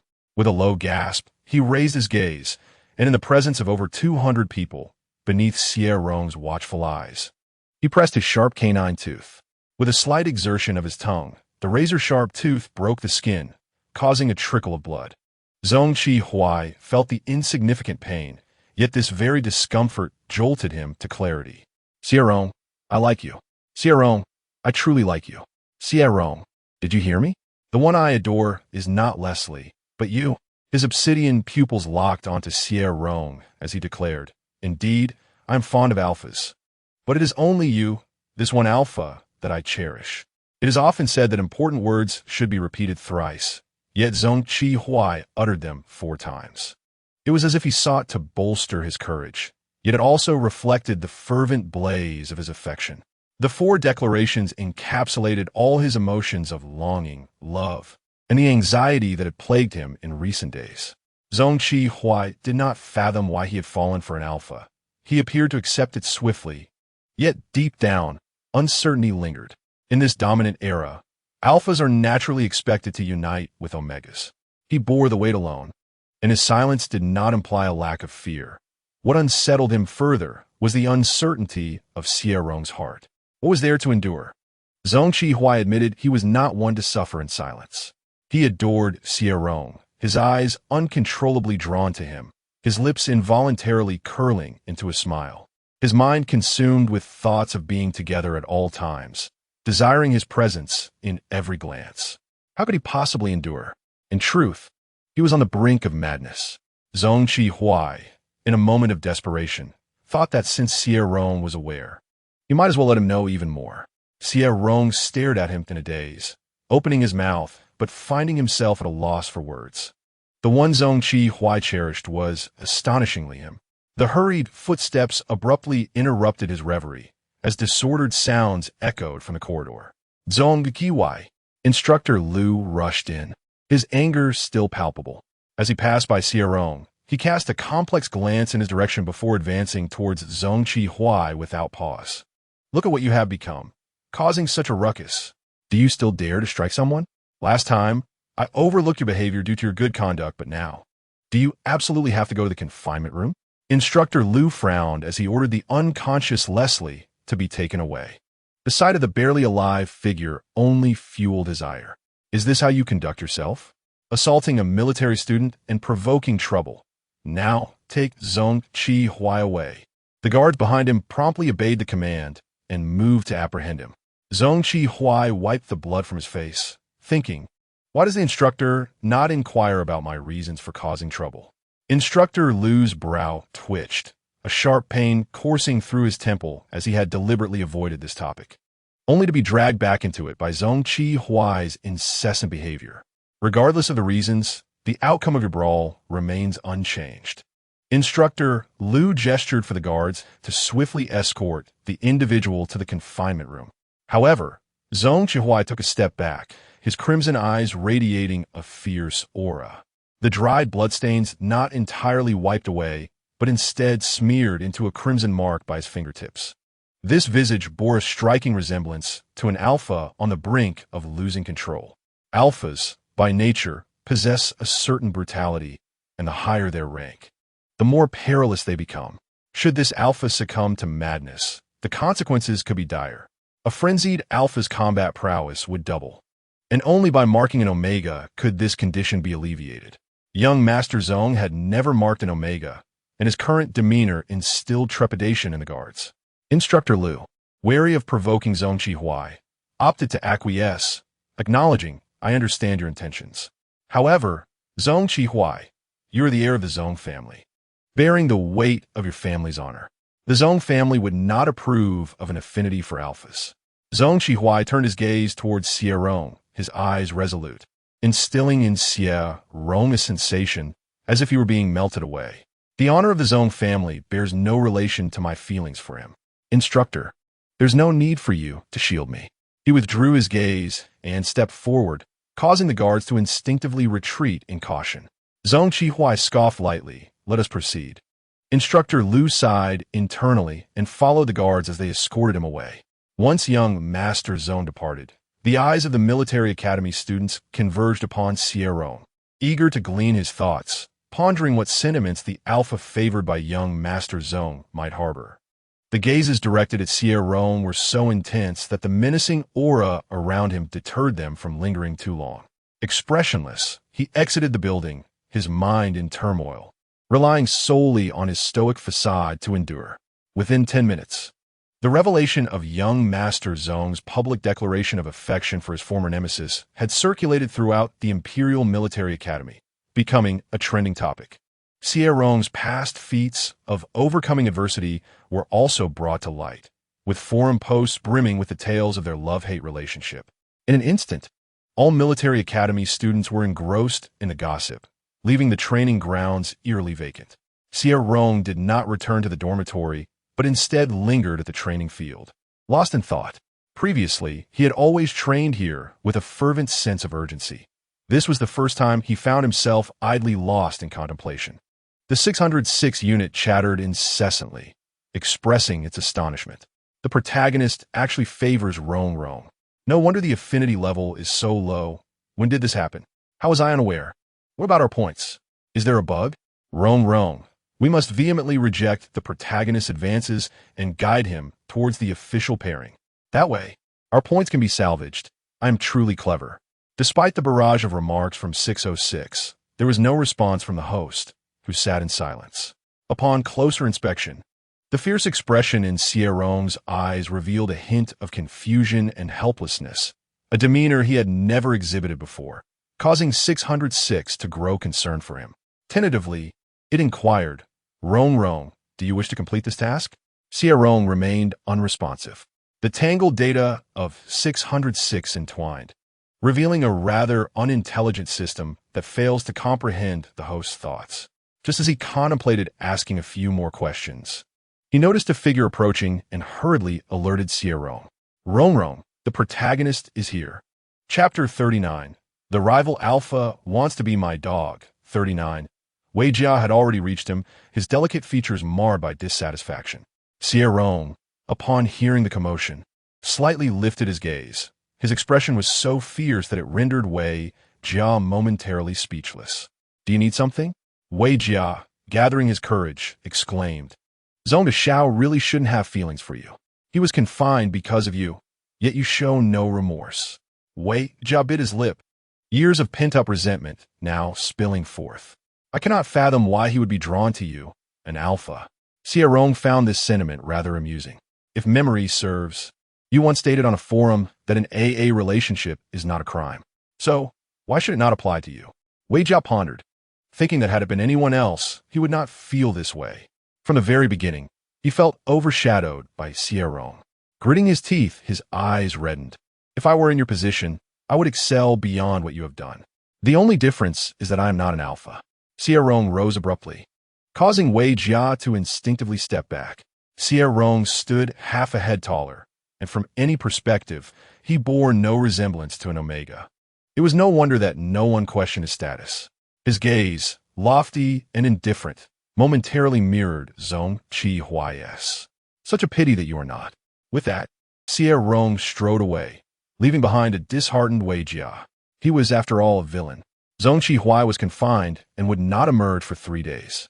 During this time, their ambiguous rumors intensified, and Zhong Deshao's public declaration to an alpha trended on the Star Network. Xie Rong believed this would bring him trouble. Yet the reality was far more favorable. Few dared to confront him. The alpha spectators merely cast a glance his way, and upon meeting his gaze, they hurriedly fled. Even the Zhong family refrained from approaching him.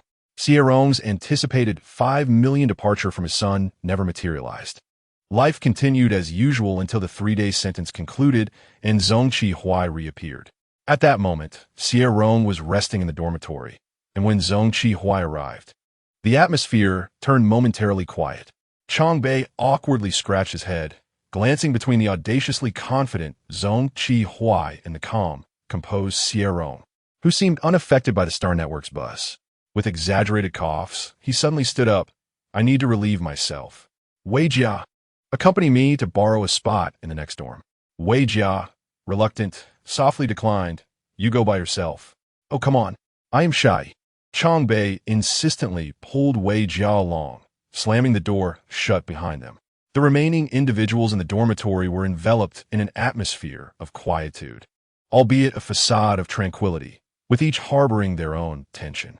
Zhong Qihuai cast a sidelong glance at Xie Rong, whose face bore an arrogant expression. Yet his palms were slick with perspiration, betraying his inner turmoil. Following his confession, he felt somewhat reckless, thinking that since Xie Rong had uncovered his feelings, he might as well voice them, relying solely on a surge of audacity.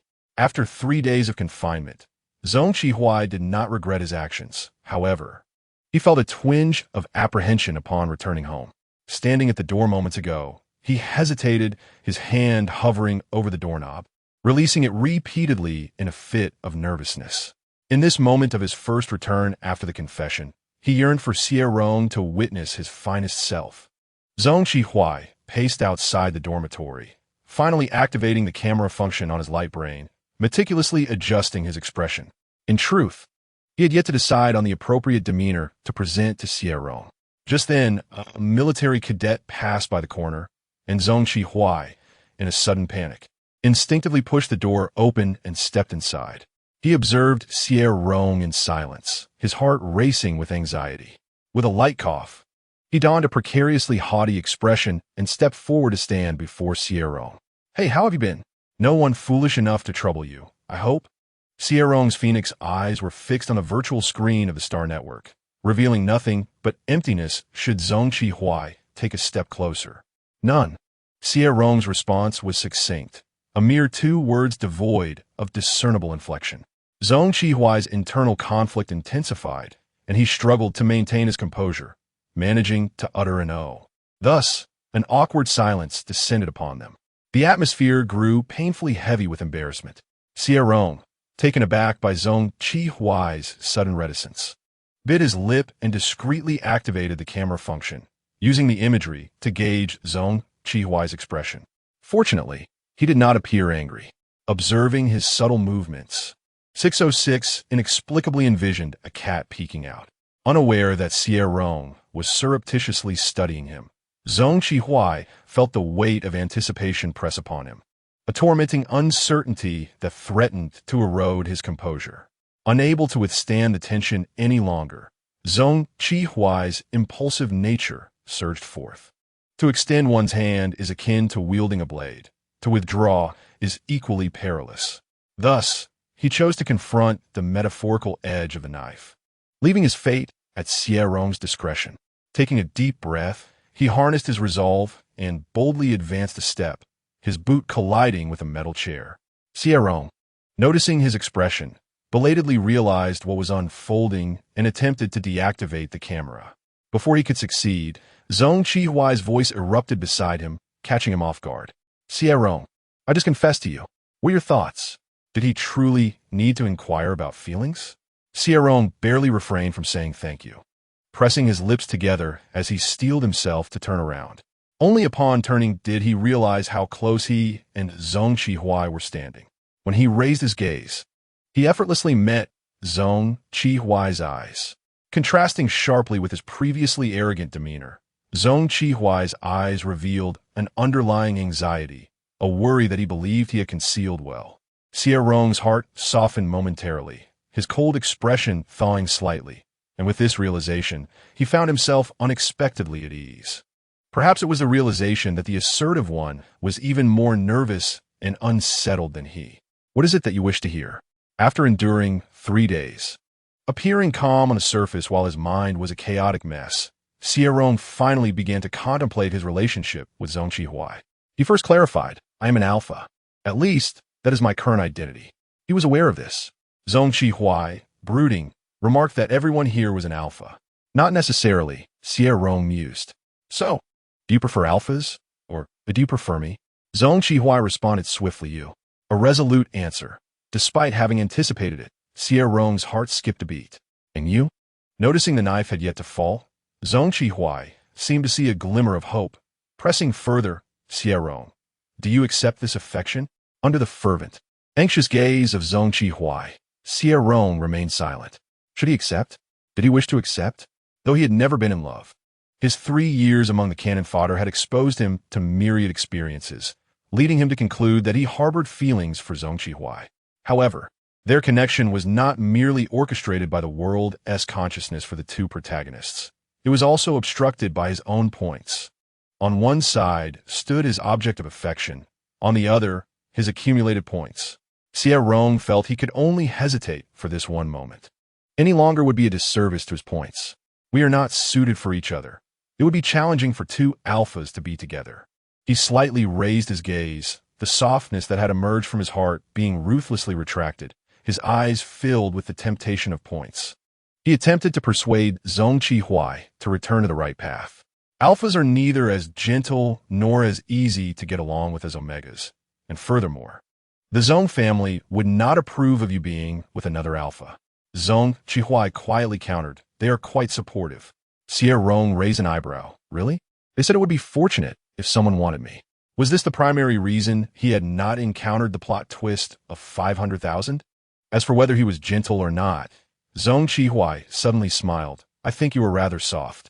Xie Rong retorted, is that so? My fists are quite hard. Zhong Qihuai immediately fell silent, becoming obedient in an instant. Xie Rong resolutely rejected him. It's impossible. Zhong Qihuai muttered, how do you know it's impossible? I didn't want to be a dog at first, but now I do. He sincerely proposed, how about I try being your dog? Xie Rong was taken aback. What did you say? Doubting his own ears, he wondered what kind of audacious words those were. 606, who had been eavesdropping, interjected. He said he wants to be your dog. How cunning. He must be trying to sow discord between us and the points. Rong, you must hold your ground. Xie Rong replied heavily, I will. No one can sever the bond between me and my points. Zhong Qihuai thought he hadn't heard correctly, a layer of awkward, shameful red blooming on his face. Despite feeling embarrassed, he held his head high, exuding a proud demeanor, though his confidence faltered when he spoke. So what's the matter? Zhong Qihuai stammered, his face reddening even more. Did you not say that dogs are humanity's loyal companions? I am quite loyal in every aspect. Riding is a friend. Reading is a partner. Being with Xie Rong, what does it matter to be a dog? He can still bark. Zhong Qihuai recalled the ancient Earth documentaries he had found on Starnet, depicting dogs waiting at home for their owners to return from work, who would then shower them with affectionate kisses. Furthermore, humans do not reject the enthusiastic approach of a dog, nor do they turn away from a dog's kisses. A big tongue sweeps across, licking the owner's face. Alas, I cannot dwell on this any longer. I might end up with a nosebleed. Zhong Qihuai looked at Xie Rong expectantly, asking, would you like a dog? Xie Rong fell silent. If it were a genuine pet dog, he would be more than willing to accept it. Yet, why would a good person choose to become a dog? Is it not something you desire? Zhong Qihuai, feeling aggrieved, hung his head, resembling a dashing yet mischievous young man. His dark eyes brimmed with accusation, his triangle-shaped eyes slightly upturned, merging with his mischievous brows, creating a haughty and mocking smile that seemed to invite a lesson. He was undeniably handsome, with a slightly wicked charm, a face more suited to a lawless hero of ancient tales. In every regard, he seemed disconnected from the noble qualities of a dog, only occasionally displaying a hint of canine mischief, rather annoying, to say the least. Yet at that moment, Xie Rong astonishingly envisioned the dog as plied upon that face, as if the unfeeling owner had fed him a sausage, only to give him away the very next second. He had not given him away, but rather exchanged him for points. Xie Rong stammered. He actually quite liked dogs. A crack formed in the fortress he had built in his heart, allowing a wisp of Zhong Qihuai's essence to seep through. 606, as if sensing his thoughts, bounced anxiously in place. Rong, do not be deceived by him. He is the protagonist. How could he willingly become a dog? He is surely deceiving you, waiting for you to lower your guard before he devours you. Have you forgotten the tasks we completed before? The male protagonist married the female protagonist for her fortune, leading to her demise, only to be confronted by the reborn female protagonist in a fiery retribution. That male protagonist is a phoenix man, and Zhong Qihuai is the phoenix dog. He covets your body, 606 declared emphatically. Enlightenment struck. It turned out there was such a term as phoenix dog. For the sake of objective truth, Xie Rong clarified that Zhong Qihuai's configuration did not quite qualify as a phoenix man. With nothing to his name, and the protagonist willing to be a dog for love, he seemed to fit the phoenix man archetype even less. 606 nodded. Thus, he is a phoenix dog. Observing Zhong Qihuai's aggrieved expression, Xie Rong decided to bring up the system's query. Can you be a phoenix dog, phoenix man? Zhong Qihuai appeared bemused. Phoenix man? After a brief explanation of the phoenix man's traits, Zhong Qihuai confidently asserted, I cannot. How does he know he cannot? Because I am wealthier than a phoenix man. What you desire is not wealth, but Rong. What if one day he grows tired of you? I will remain loyal to you. Zhong Qihuai gazed earnestly at him, assuring him that all his worries would be addressed. He offered to train alongside him, ready to practice whenever he desired. If frustration arose, he could vent his anger on him, and should anyone bully him, he would rush in to rectify the situation. The straightforward words of Zhong, who was rather blunt, lacked any semblance of romance. Yet, the sincerity behind them struck deeper than any romantic gesture could. It was akin to an atomic bomb, striking with overwhelming force, particularly suited for someone like Xie Rong. The fissures in his mind had already begun to tremble under the explosion, as 606 incessantly filled his thoughts with murmurs. Zhong Qihuai remained oblivious to the fact that his opponent was a system, while he was still desperately attempting to express his affections. Suddenly, Xie Rong interjected, pointing out that while there were instances of alphas being attracted to other alphas, few managed to sustain such relationships. Zhong Qihuai, you must understand that alphas and omegas are inherently compatible. An alpha without an omega is likely to lose their sanity or succumb to the primal urge to mark an omega during their heat. Even someone like you, Zhong Qihuai, lost control once before. Moreover, the compatibility between you and Wei Jia is undoubtedly perfect. If Wei Jia were to enter his heat, could you maintain your composure? For Xie Rong, accepting Zhong Qihuai felt like a gamble. If he lost, not only would he lose his beloved, but also his points. There's a saying that one can deceive me in matters of the heart, but not in finances. Similarly, points equate to life. The stakes were too high for him to wager lightly. Zhong Qihuai paused, Xie Rong's words evoking memories of his previous loss of control, which had been a source of mockery from Xie Rong. At that time, he was consumed by anger. Now, he was filled with guilt, akin to a sense of infidelity. Zhong Qihuai furrowed his brow, contemplating before offering the most honest response he could muster. I don't know. See, this phoenix dog has lost his words. 606 exclaimed with delight, as if it had captured some incriminating evidence. I do not know if I will truly be unable to control myself. At that moment, he should have readily assured Xie Rong that he would not betray him.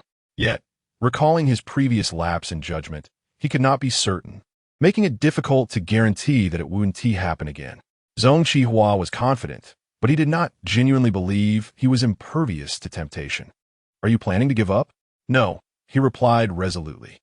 Xie Rong glanced at him coolly, a smirk playing at the corners of his lips, though his eyes bore no mirth. Was Zhong Qihua still intent on forcing his hand? Here it began again. Zhong Qihua silently cursed. Every mention of his name seemed to promise trouble. "I do not know what the future holds, but I like you, Xie Rong. Whether you are Alpha or Omega matters not. I am willing to be your dog, loyal to you." His dark eyes locked onto Xie Rong's as he declared, "A dog is eternally loyal to its master. I have watched the documentary on ancient Earth, where the masters would take their dogs for sterilization during their heat cycles." Xie Rong was utterly astonished, his phoenix eyes nearly bulging in disbelief. He found himself rendered speechless. Zhong Qihua glanced at his wide-eyed expression several times, his demeanor subtle, appearing to stifle a laugh, restrained by Xie Rong's presence. At that moment, Xie Rong was entirely preoccupied with the implications of what had been said. "Is it truly as I suspect?" Zhong Qihua, with a hint of pride, confirmed, "Is indeed as you think." Xie Rong narrowed his eyes, scrutinizing him from head to toe, causing Zhong Qihua to feel inexplicably anxious, straightening into a military posture as he gazed at Xie Rong with trepidation. Could he truly be the protagonist? Indeed, both fell into a profound silence, each grappling with the insanity of the revelation. This protagonist was indeed peculiar. Never had Xie Rong encountered a man who would openly suggest taking him for sterilization. After all, how could one still be considered a protagonist without that particular trait? Xie Rong's mind unraveled under the weight of this statement. For the first time, he felt the undeniable truth of Zhong Qihua's affection for him, a deep, fervent love, an ethereal emotion, intangible yet delicately placed within reach, brushed against his fingertips, yearning for more of his touch. Xie Rong found himself unable to utter a word of rejection. Even the 606 fell silent. What more could be done? A man willing to make such sacrifices was indeed formidable. Noticing Xie Rong's prolonged silence, Zhong Qihua grew increasingly restless. His lips pressed tightly together as he stole glances at him. When he finally perceived a flicker of uncertainty in Xie Rong, he hastily activated his holographic device. Tapping away fervently, he successfully captured Xie Rong's attention. "What are you doing?" "I'm scheduling the surgery," Zhong Qihua replied, turning the device to reveal the screen. "Lower body excision surgery, patient, Zhong Qihua. Gland removal surgery, patient, Zhong Qihua." Within a mere minute, the procedures had been meticulously arranged. "Xie Rong, rest assured, once I complete the surgery, you need not worry about anything." Xie Rong couldn't help but observe him, noting his serious facade, his gaze fixed ahead, seemingly more concerned about Xie Rong's acceptance of the title he had just used than the surgery itself. Xie Rong was both exasperated and amused, a wave of joy flooding his chest. In truth, there was no need for such drastic measures. It had not come to that. Upon hearing Xie Rong's words, Zhong Qihua's expression relaxed slightly, though it wasn't that he was averse to the idea. He found solace in the notion that if Xie Rong believed such actions were unnecessary, Zhong Qihua would dutifully comply with the sterilization, should it come to that. As for offspring, he was set to be with an alpha. 2 alphas could never produce heirs. Moreover, given that there was no throne to inherit in his family, the prospect of descendants held little significance for Zhong Qihua. Thus, after releasing a breath of relief, his anxiety resurfaced, leading him to ponder aimlessly. What did Xie Rong's words imply? Was he subtly declining, suggesting that no effort was needed? Or should he still pursue this path, granting him an opportunity? Zhong Qihua gazed at Xie Rong with a troubled expression. Xie Rong wore a smile that was both playful and enigmatic. "Do you truly not wish for that thing of yours?" murmured young Master Zhong. "After all, you are far more significant." Xie Rong's lips curled up, his exquisite brows and eyes dancing with delight. He restrained himself, elongating the final syllable of his response. Actually, having a dog isn't entirely out of the question. In an instant, the bright, sparkling black eyes fixed on him, brimming with excitement, exuding an eagerness that suggested they might leap forward at any moment. Yet, when it came to the crunch, Zhong Qihua fell silent, his gaze intensely focused on Xie Rong. Xie Rong lingered for a moment in the depths of those eyes before casually diverting his gaze. "I prefer obedient dogs," he stated. "I am the most obedient," came the fervent reply. "I desire his unwavering loyalty. I shall grant you that. Ultimately, I yearn for the power to control him." Gazing at Zhongqi Huai's strikingly handsome yet mischievous visage, Xie Rong declared earnestly, "I shall not subject you to surgery, but I will leave a mark deep within your consciousness, should you dare to betray me." With a lift of his phoenix-like eyes, an aura of fierce determination radiated from him, and Xie Rong smiled with an air of lethal elegance. "I will send you to hell." Even the offspring of the world's consciousness would not be spared from his wrath. Zhongqi Huai mused, Rong, you are quite formidable, but alas, it only deepens my affection for you." The fierce demeanor made Xie Rong appear strikingly handsome, particularly with those captivating eyes. Zhongqi Huai, enchanted and disoriented, found himself willing to offer himself as a sacrifice.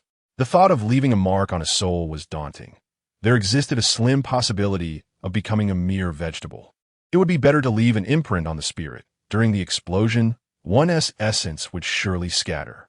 "You are still more ruthless than I," Xie Rong remarked. "Are you jesting?" "I truly intend to leave a mark on you," he replied calmly. "Is this a jest?" Zhongqi Huai asked in astonishment. "Then come a little closer." Xie Rong beckoned. Confused, Zhongqi Huai stepped forward, only to have his face cradled in Xie Rong's hands, the warmth of another enveloping him. In his dazed state, he watched as Xie Rong's face loomed nearer.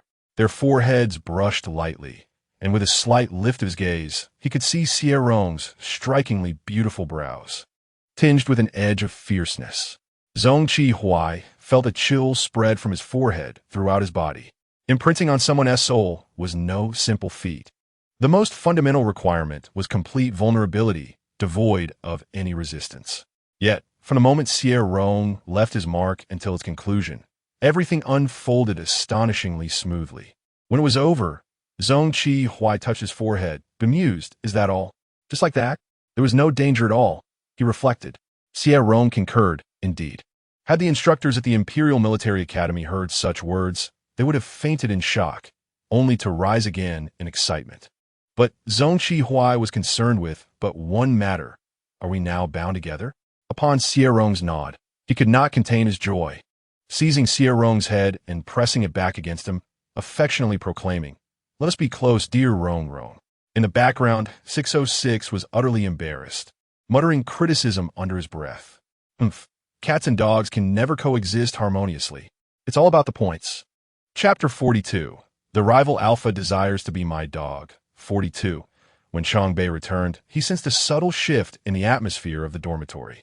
He brought back Wei Jia, who appeared rather glum, and the two settled back into their respective places. At first glance, the distinction between them was stark, yet they both wore unsettling smiles that sent chills down the spine. Wei Jia, however, appeared quite pleased, his previously gloomy demeanor now lifted. "Have you come to an agreement? Shall we step outside for a moment?" Chongbei realized he had misspoken and quickly corrected himself. "No, I'll give it one more try." He was eager to escape the awkward atmosphere, even though it had improved considerably since earlier. "No need, we've sorted it out," Zhongqi Huai declared, raising his eyebrows in triumph and fixing his gaze on Chongbei, his expression inviting inquiry, as if to say, "I have a secret." Xie Rong observed him flaunting himself to others, and despite the absurdity, there was a hint of endearment in it. He lounged lazily against the chair, playing the role of an audience to his friend's first display of bravado, curious to see how he would perform. Chongbei, indeed, followed his lead and asked, "So efficient? What did you discuss?" He spoke candidly. Just as Zhongqi Huai wished to boast, he replied, "We're dating." Wei Jia's smile faltered. Disbelief etched on his face as he turned to Xie Rong. Xie Rong offered no glance in his direction, merely smiling at Zhongqi Huai. The latter's face radiated pride and youthful exuberance, a striking charm that clearly betrayed his infatuation. Reflecting back, Xie Rong once thought of him as a fierce leopard, but now he perceived Zhongqi Huai as a Siberian husky, adorable yet foolishly enamored. When he adopted a serious demeanor, he was still bearable, but the moment he smiled, His true nature shone through.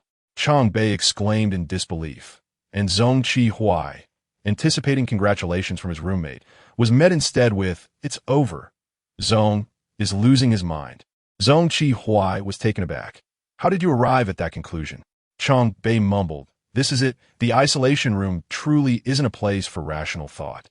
After a visit, one's mind becomes muddled. If the Zhong family finds out, we are all doomed. I'll call Instructor Liu." Zhong Qi, bewildered, interrupted. "What do you see? My mind is muddled. I've never been more lucid." Chang Bei glanced at Xie Rong, then back at Zhong Qi, his intentions unmistakably clear. "Zhong Qi, esse temper flared.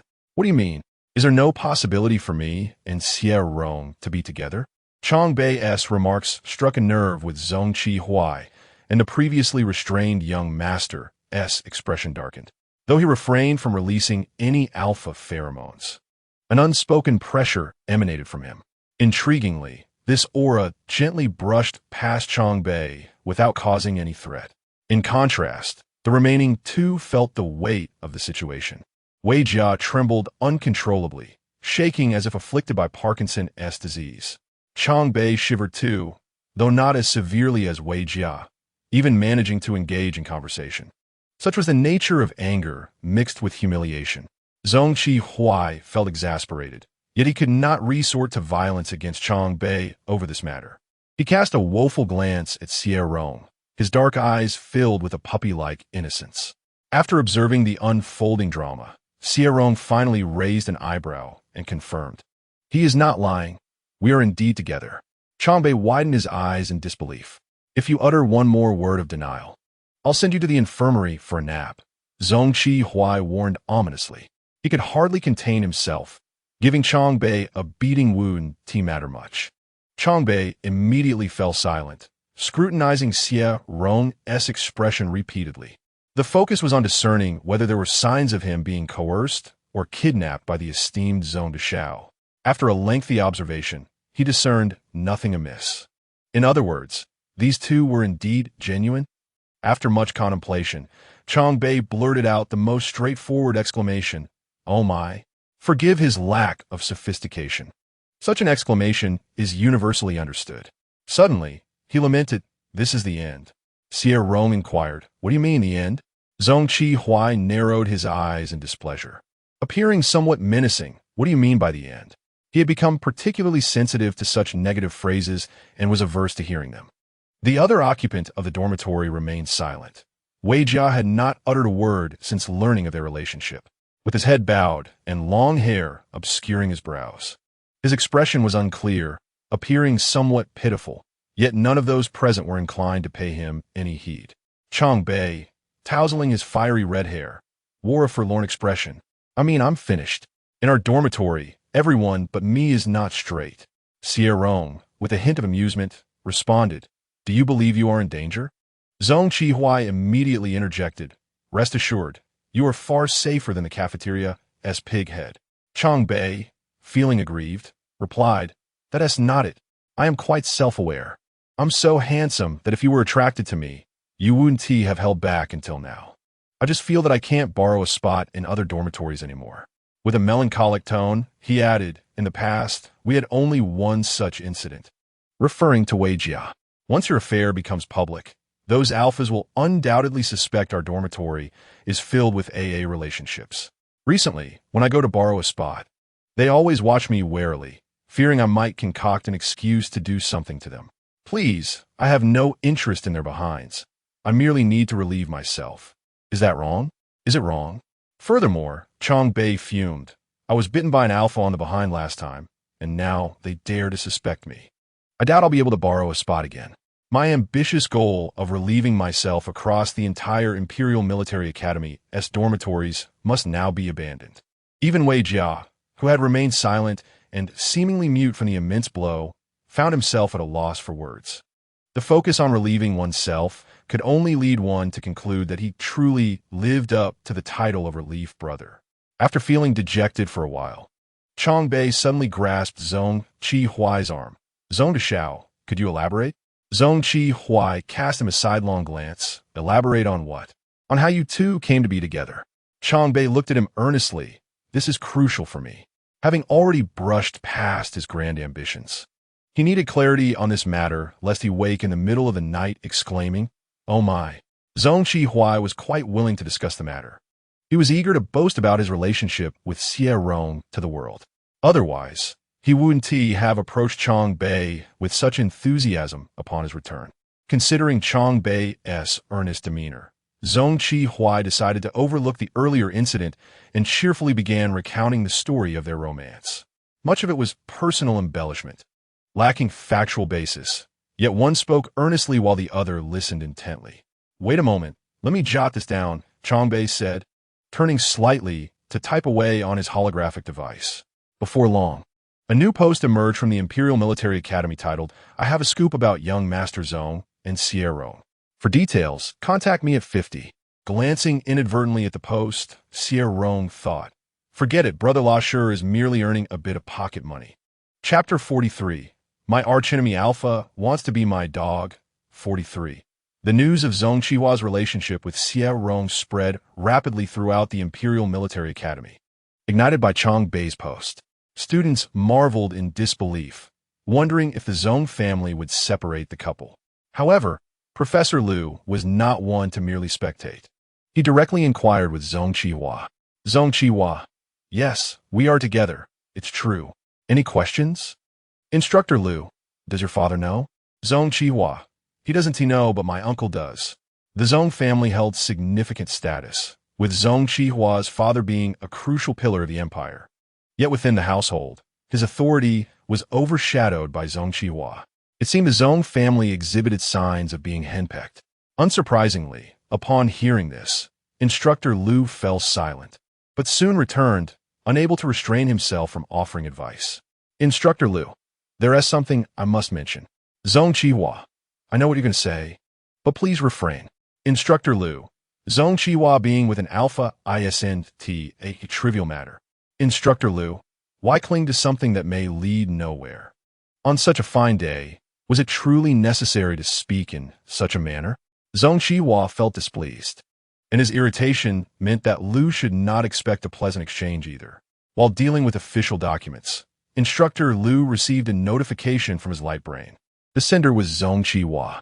Could it be that he was berated with a torrent of insults? Upon opening the message, he found, "Zhong Qihua, fine, then I'll pursue your son." Instructor Liu's expression froze. "You'd be better off sending a barrage of insults." Zhong Qihua waited a while, but received no further messages from Instructor Liu. He chuckled to himself, feeling triumphant. After all, he had the upper hand in this exchange. Just as his amusement began to fade, he turned to find Xie Rong standing behind him. A smirk playing on his lips, his almond-shaped eyes narrowed, rendering his emotions inscrutable. To say Zhong Qihua was startled would be an understatement. He felt as if half of his soul had fled in fright. Rong, let me explain," he stammered. "There's nothing between me and Instructor Liu's son. He can't even compare to your pinky finger, and he's not as good-looking as that blue-eyed kid." Rong, you're not upset, are you?" He feared losing the affection he had worked so hard to gain, mentally scolding Instructor Liu while maintaining a pitiful expression, akin to a drenched puppy. Zhong Qihua realized that this was Xie Rong's favorite expression of his. Each time he wore it, it produced a magical effect. Indeed, the smirk that had previously unnerved him transformed into something subtler, and though the change was slight, Zhong Qihua noticed it and felt a wave of relief wash over him. "I know you would never fancy Instructor Liu's son." Zhong Qihua nodded vigorously. Then he heard Xie Rong leisurely add, "After all, he is not as handsome as Leslie, who has blue eyes." Zhong Qihua was about to nod in agreement when he paused, realizing that while Xie Rong's statement was accurate, it sounded oddly peculiar coming from his lips. Fortunately, he has recently dedicated countless late nights to studying the experiences of predecessors in pursuit of love, diligently absorbing their wisdom. He even perused numerous breakup cases on the Star Network, demonstrating his foresight in anticipating potential emotional crises. Zhong Qihua boldly guarantees that he had never been so earnest during his own academic years. The fruits of his labor have proven beneficial. His survival instincts kicked in as he promptly admitted his mistake, saying, Rong, I was wrong. while deliberately lowering his head. His dark hair cascaded down, small curls resting upon his weary brow. Xie Rong observed his remarkable progress, noting how swiftly he grasped the essence of the situation. When a boyfriend discerns that his partner is upset, what should he do? Without hesitation, he must apologize. Once the proudest of individuals, Zhong Qihua would have found such an act unbearable. Yet now, he resembles every boyfriend bewildered by his partner's anger, compelled to utter an apology first. Xie Rong found this behavior rather typical of a straight man, often failing to pinpoint the cause of anger, which could be frustrating at times, rendering apologies somewhat misplaced. Yet, occasionally, such actions are endearingly naive. It remains uncertain if others find this approach effective, though perhaps they are aware of Zhong Qihua's true nature. Xie Rong was rather charmed by it, feeling a sense of accomplishment akin to that of petting a dog. He playfully tousled Zhong Qihua's not-so-soft black hair, raising an eyebrow with a smile. "Where did you go wrong?" Zhong Qihua, cautiously observing his expression, responded, "Everywhere. Leslie handsome? Ugly?" As Xie Rong withdrew his hand after ruffling Zhong Qihua's hair, the dark head brushed against his palm, prompting Zhong Qihua to instinctively lean in, yearning for another touch. Upon realizing his actions, he felt a wave of shyness wash over him, his ears flushing crimson. He inwardly chastised himself, recognizing his newfound affinity for canine-like behavior, a realization that left him both embarrassed and amused. If Xie Rong were to fawn over another dog, he would be the disgrace of all canines. Xie Rong, noticing the flush in his ears, pretended not to see but refrained from teasing Zhong Qihua about his earlier antics. This not only spared Zhong Qihua from embarrassment, but also left him feeling a tinge of disappointment. He had hoped that Rong might also wish to caress him. The conversation remained focused on Leslie, who, in Xie Rong's objective view, was not unattractive. He assessed Leslie's features as quite striking, with fair skin and captivating blue eyes. Aside from his pheromones resembling the scent of worn socks and a rather arrogant demeanor that bordered on foolishness, Leslie's overall attributes were commendable. Upon hearing this, Zhong Qihua grew displeased. How could Leslie be considered good in Xie Rong's eyes? Furthermore, Rong showed no desire to touch him, barely casting a glance in his direction. Yet he remembered Leslie's appearance, a fact that incited jealousy within him. Why should Rong remember Leslie? Zhong Qihua felt a surge of envy, bitterly aware of his feelings. Xie Rong, smugly relishing this reaction, thought to himself that it was delightful to see Zhong Qihua so envious, fearing only that it would not be enough. Zhong Qihua, wallowing in jealousy, scoffed at the notion of Leslie's striking features. What good were they if he could simply trip and fall? Fair skin could easily tan, and blue eyes could appear unattractive at night. Indeed, even a pig's head might be more appealing than Leslie. A lengthy discourse ensued regarding the shortcomings of Leslie, painting him in a light so unfavorable that it evoked a moment of clarity in the young Master Zhong. With a frustrated exclamation, he questioned, "Am I truly a fool?" Xie Rong blinked, inquiring about the matter at hand. The realization dawned upon him that he had made an unworthy comparison between Leslie and the son of Instructor Liu. Leslie was utterly unworthy of such juxtaposition. To even mention him again would be a folly. Xie Rong gazed at him, astonished. Zhong Qihua seemed to grasp this rather swiftly. A smile danced in his eyes as he wished to offer words of comfort, only to hear Zhong Qihua utter another remark. Thus, it appears that Instructor Liu's son is superior to Leslie. Xie Rong retorted, "Foolish dog." He stared at Zhong Qihua in speechless disbelief, a mix of irritation and amusement washing over him. "Then go pursue Instructor Liu's son. Whenever you manage to win him over, do come and see me."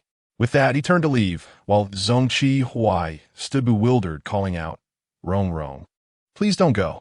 Allow me to explain." Chapter 44. The Alpha rival wishes to be my dog. The Imperial Military Academy has recently been inundated with romantic entanglements, much to the dismay of the single alphas or omegas lacking companionship. Xie Rong, a frequent visitor of the training grounds, maintained a rigorous schedule of 4 visits per week, a routine he has yet to alter. While he may be elusive elsewhere, he can invariably be found at the training field. The title of King of Competition was bestowed upon him due to his ability to instill fear in others. It is the kind of situation where one may think, I truly do not wish to study. Yet he excels so remarkably that every time one looks up, he is diligently engaged in study. What could there possibly be to learn? Perhaps I should partake in a modicum of his endeavors. Xie Rong's prowess has instilled fear among the current cohort of military students, while the alphas, unwilling to be outdone, have rendered the training grounds perpetually crowded. The reputation of this cohort's king of competition has become notorious within the Imperial Military Academy. Although Xie Rong may not possess the same renown as Zhongqi Huai within the academy at large, among this particular group, he shines brilliantly, compelling even the young Master Zhong to concede ground. The training ground they frequent is also a favored haunt for the current military students, who now appear inseparable, akin to conjoined twins. Zhongqi Huai, ever clingy, follows closely behind him. While they have been in the same vicinity before, the dynamics have shifted. The rivalry has transformed into a romantic liaison, and their joint training sessions are laden with affectionate exchanges. The military students, having trained for hours, found their minds consumed by Zhongqi Huai's voice. Rong, I deliberately practiced my sit-ups the other day, and I noticed this punching bag is rather ineffectual, having been used by countless alphas. Why not strike it against my abdomen? I assure you, the sensation will be perfectly moderate and pain-free. Do not fret for me. I do not feel pain. But, dear Rong, are you weary? May I offer to massage your legs? The military students responded with derision. Ha! Despicable. Shameless. Unabashed. Xie Rong declined his proposal, exasperatedly stating, Zhongqi Huai, focus on your training and do not disturb me. Zhongqi Huai responded with a slight disappointment. Oh. He had little desire to train. All he wished was to hold Xie Rong and find a secluded place to simply be together. Yet, he dared not voice such sentiments, fearing genuine anger from Xie Rong. What could one do when one's partner is a relentless competitor? One simply accompanies them in their pursuit. Zhongqi Huai absently toyed with his crimson ear studs, letting out a silent sigh. With Xie Rong's warning in mind, Zhongqi Huai reined in his infatuated thoughts, setting aside his previous frivolity to engage earnestly in training. This shift brought a sigh of relief to the surrounding military academy students. After the training session, Xie Rong attended his classes, which were largely aligned with Class A. Even if there were other courses Zhongqi Huai could not enter, he would patiently await Xie Rong at the door of his classroom, resembling a forlorn puppy longing for its master-esque glance, which endeared him to Xie Rong even more. This demeanor left passing military students in shock. Was this truly the same Zhong heir they once knew? Had he been swapped with someone else? It was utterly unsettling. They juxtaposed his previous audacious images with his current state, concluding that even if he bore the same features, one might not recognize Zhongqi Huai at first glance.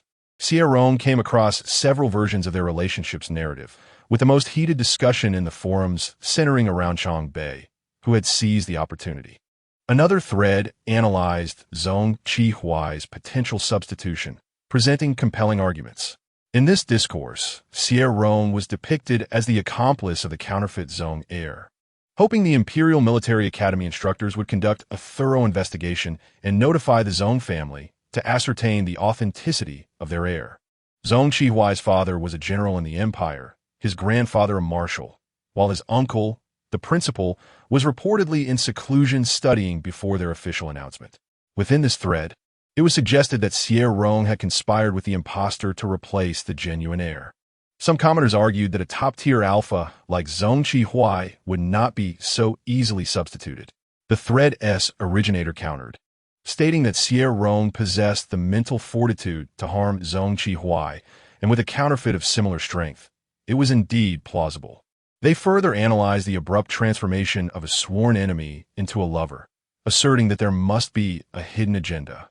Claiming their lack of intimate contact indicated they were merely two distasteful individuals feigning a romantic relationship. Thus, Xie Rong was deemed an undercover agent dispatched by the Federation, targeting Zhongqi Huai due to his family status, with the potential loss of him inciting considerable ire from the Zhong family, hence creating conflict. There was some logic to this theory.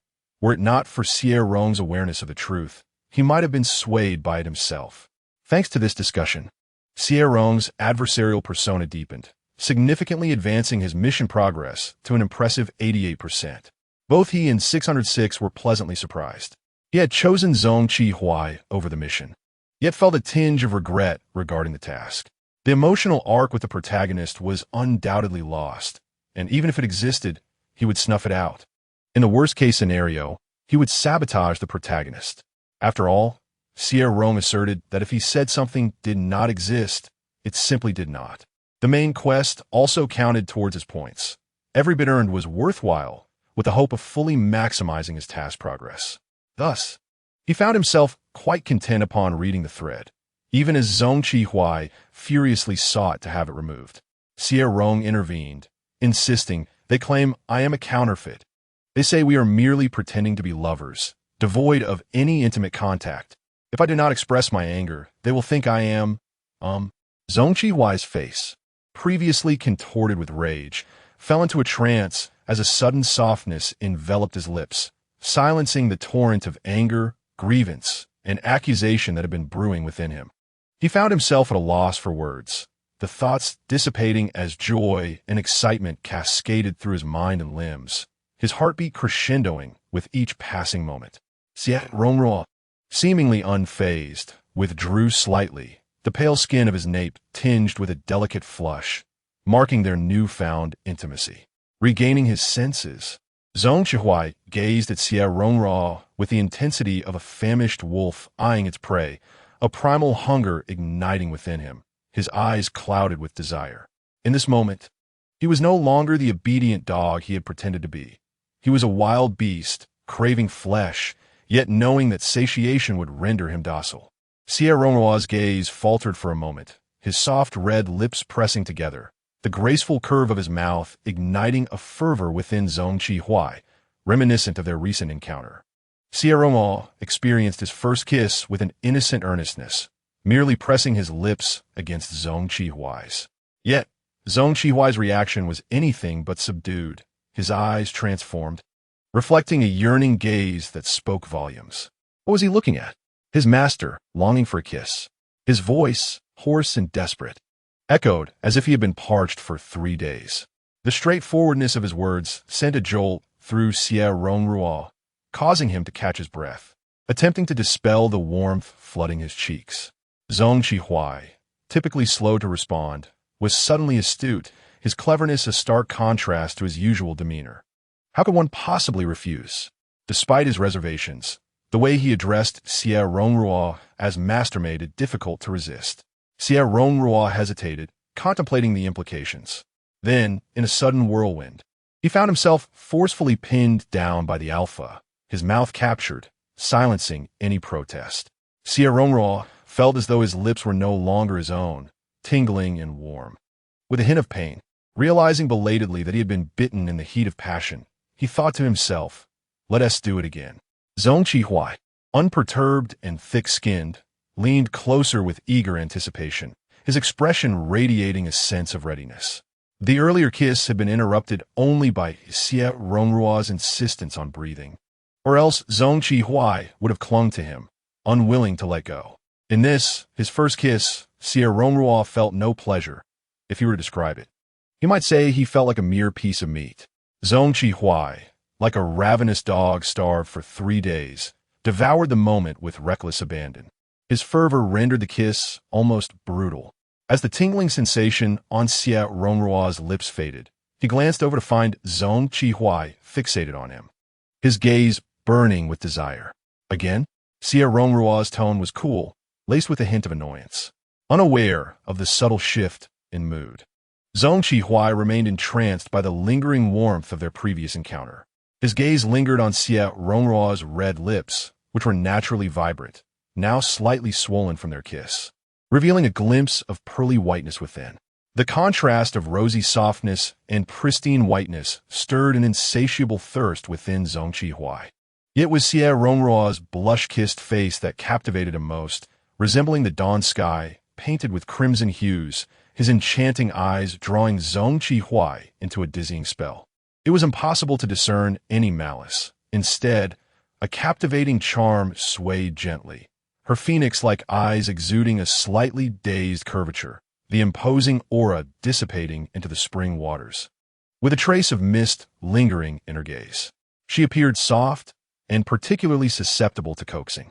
Zhong Qihui felt a stirring within, dangerous thoughts surfacing, only to be doused by a sudden splash of cold reality. After an early slumber, dreams were abundant.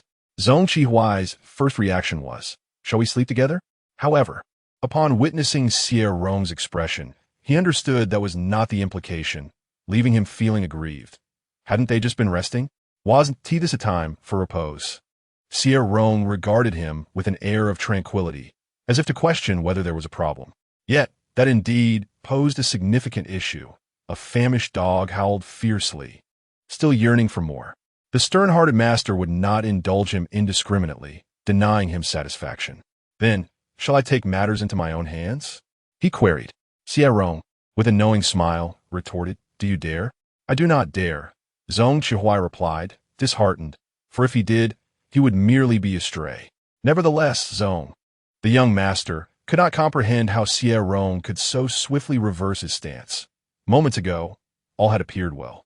The confusion brewed within him, mingled with vexation. His peripheral vision caught sight of a previous post, and Zhong Qihuai's indignation swiftly ignited. Those who inflicted discomfort upon themselves were fools. True wisdom lay in making others suffer. The young master of the Zhong family vehemently embraced this principle, dispatching a flurry of commands to unearth the originator of that post. Xie Rong observed the sticky dog before him, then turned with a visage of ice to issue orders. "If he believes me to be an impostor, then bring him personally before me." How naive to desire to meet the Zhong family. Most likely, he was one of those who would stop at nothing to gain an audience with my grandfather, a type of alpha I had encountered many times, attempting to appear uniquely exceptional. His tone dripped with disdain, his inflection laced with contempt. In an instant, Xie Rong envisioned the disdainful, flamboyant creatures outside, audaciously aspiring to enter. A peculiar expression crossed Xie Rong's face as he recalled the pressing matter. He could not allow Zhong Qihui to dispose of the individual in question. This represented the last flicker of hope for him to complete his task. The final ember must not be extinguished. Xie Rong leaned in slightly, patting Zhong Qihuai's hand. "Once you uncover the truth, inform me promptly, and I shall manage it." Zhong Qihui readily agreed, his countenance radiant with triumph. Rong, do you feel pity for me? Are you displeased with his slanders?" "Not quite." He paused, refraining from responding immediately. Zhong Qihui seemed to sense the diminishing delight in his smile. Xie Rong raised an eyebrow. "Unperturbed, I feel for the unjust scrutiny you have endured. Outsiders cannot comprehend our matters, and the fabrication is excessive." Zhong Qihuai's heart soared.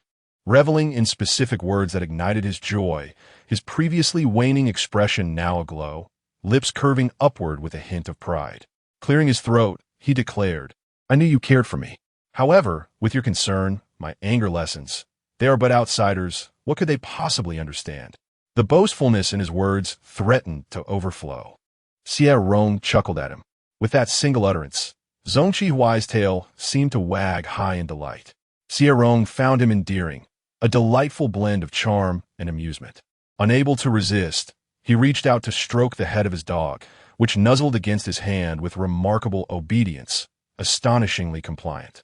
The ferocious beast tucked away its fangs, willingly assuming the role of a house pet, a sensation both curious and delightful. Men often revel in conquering formidable entities, while the doddering dotterel may invite sympathy. It remains merely that, sympathy. After much contemplation, Xie Rong discerned that a portion of his affection for Zhong Qihui stemmed from the latter's strength, not merely in prowess, but in those admirable qualities that define a strong character. Young Master Zhong exhibited undeniable strength, his temperament brash, and his words and actions devoid of restraint, exuding an air of invincibility as if he were above the law, with fate itself favoring him. Xie Rong couldn't help but find him both infuriating and deserving of a lesson in humility, yearning for him to experience the harsh realities of society. Yet despite this, he had never heard of Zhong Qihui bullying anyone, Even the inception of his romantic connection with the protagonist began with his act of rescuing Wei Jia, who had been wronged. Once, Xie Rong unexpectedly used his mental prowess to trip the proud Zhong Qihui, leading the alpha students of the Imperial Military Academy to declare that he was merely fortunate. Otherwise, how could he have bested Zhong Qihui? Acknowledging defeat is often more challenging than celebrating success, as individuals tend to concoct excuses to absolve themselves. Zhong Qihui, who valued his reputation and bore an arrogant disposition, ultimately admitted his failure and recognized Xie Rong's success, which genuinely surprised Xie Rong.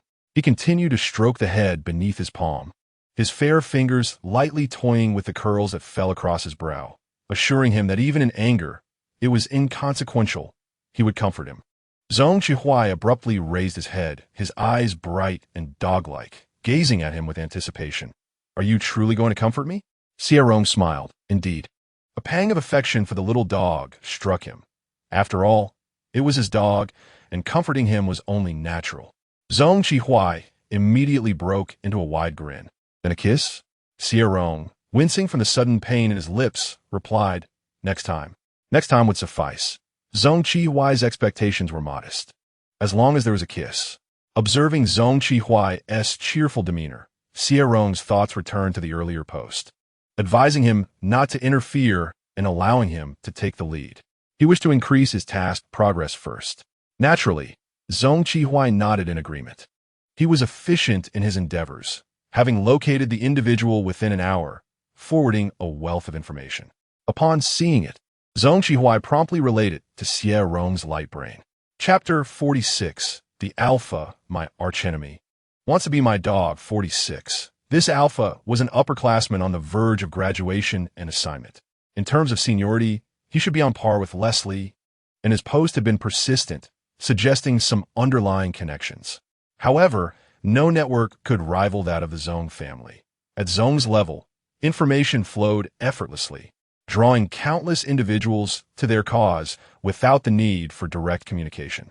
Yet, evaluating his profile, it remained uncertain whether he was genuinely targeting Zhong Qihui or pursuing an alternative approach. Xie Rong merely hoped that the post would linger long enough to significantly boost his task progress. He searched for this individual's profile and located his light brain number.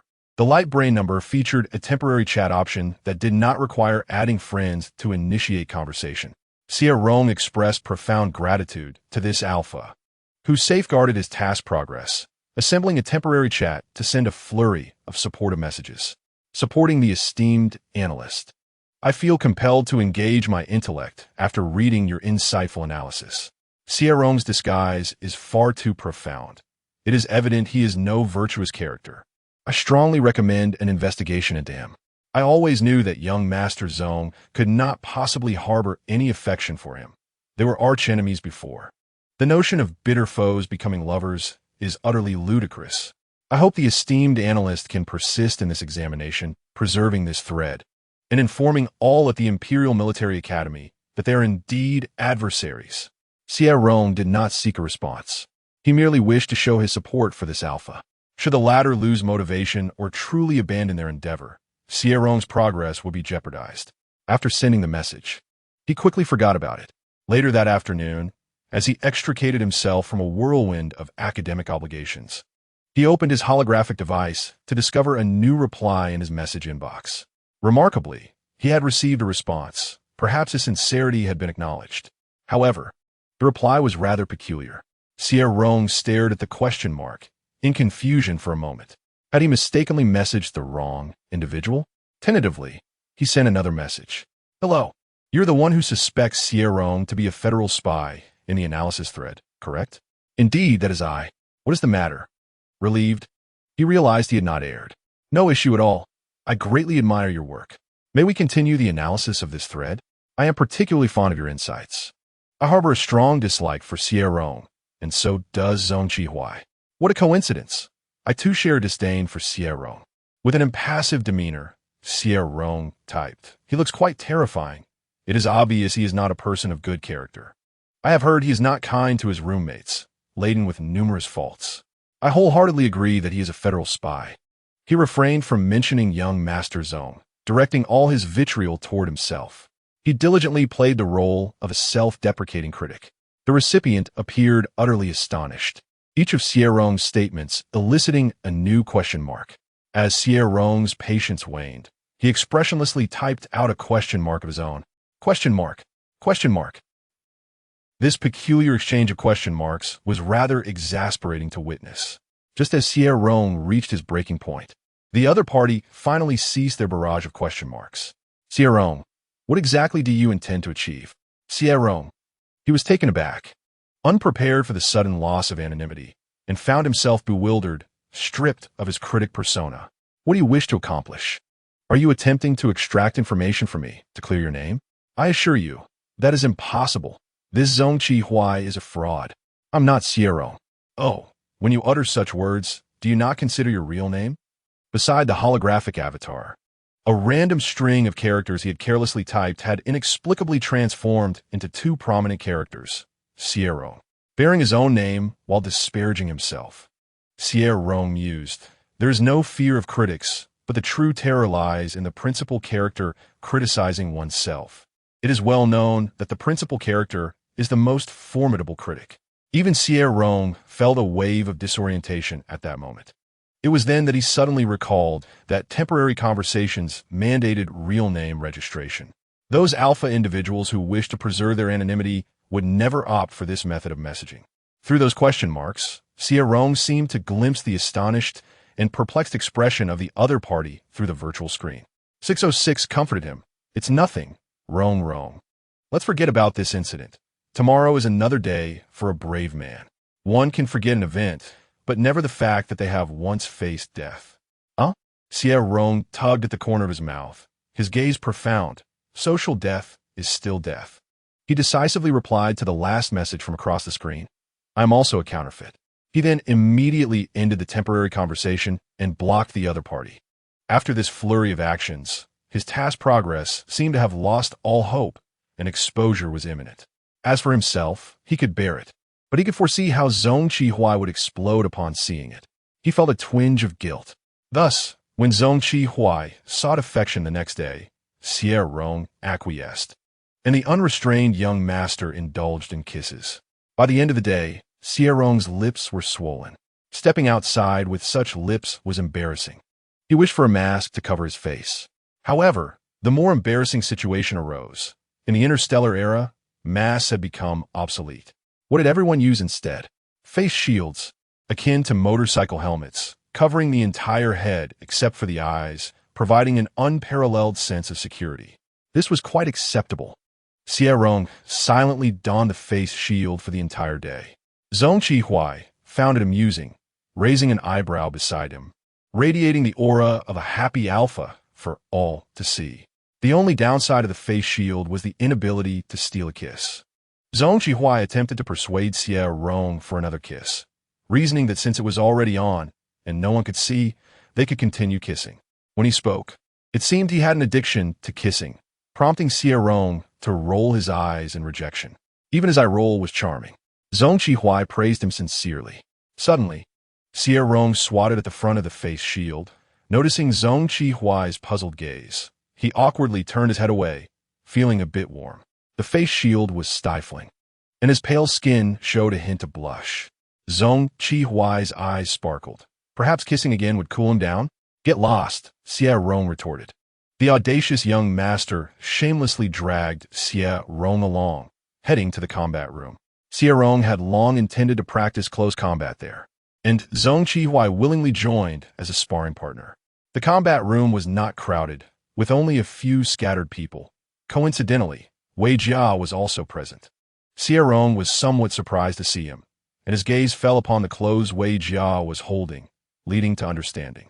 Close combat is physically demanding, resulting in a sweaty ordeal, hence a shower room was arranged nearby, though few alphas opted for it.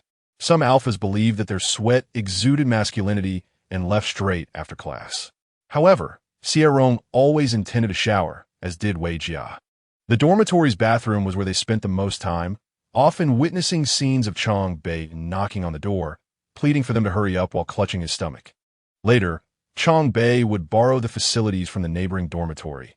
Now, With AA relationships emerging, the nearby alphas kept their distance from him, and the scene replayed itself. At present, encountering Wei Jia, their eyes met just as Zhong Qihuai pulled him away. He appeared more surprised than Xie Rong at seeing Wei Jia there, his annoyed expression revealing nothing of the fact that this person was his destined match. Chapter 47. My arch-nemesis Alpha wants to be my dog, Xie Rong, and Zhong Qihuai tacitly ignored Wei Jia, as Zhong Qihuai had his own subtle intentions in bringing him here. Upon arrival, he swiftly changed into a form-fitting combat uniform that accentuated the sculpted physique of an alpha. Unlike the focused demeanor displayed during combat lessons, the absence of instructor Lu's watchful gaze allowed Xie Rong to momentarily lose himself in thought while observing Zhong Qihuai. Broad shoulders, a narrow waist, and long legs were nearly standard for alphas at the Imperial Military Academy, and Xie Rong had almost grown weary of the sight. Yet, Zhong Qihuai's physique was among the best. The contours of his abs were hinted at through the sheer fabric as he moved, shrouded in mystery, while his long legs, clad in black trousers, exuded both elegance and vigor. With a raised eyebrow and a playful smile, Zhong Qihuai teased, Rong. Didn't T instructor Lu just teach a new set of moves? Shall I demonstrate for you? The second step of seduction, appropriate allure. Although he claimed to be showing off his boxing skills, Zhong Qihuai's gaze was fixed intently on Xie Rong, almost as if he were flaunting his plumage. Xie Rong, seeing through his act, offered a slight smile and replied, What are you showing me for? Show it to instructor Lu instead. He can see it tomorrow. Then let us show it to instructor Lu's son. He wants to see it. Zhong Qihuai's expression fell, his arrogance diminishing as he pouted, Rong. If I had known, I wouldn't have said that. Curse that instructor Lu's son. Xie Rong was merely teasing him. Seeing his dejection, he offered a few gentle words of encouragement. Just a simple compliment about how impressive Zhong Qihuai looked while boxing made him utterly captivated. For that praise, Zhong Qihuai fought with extraordinary fervor. It was not merely boxing. It resembled a courtship display, drawing the attention of the military students within the training room.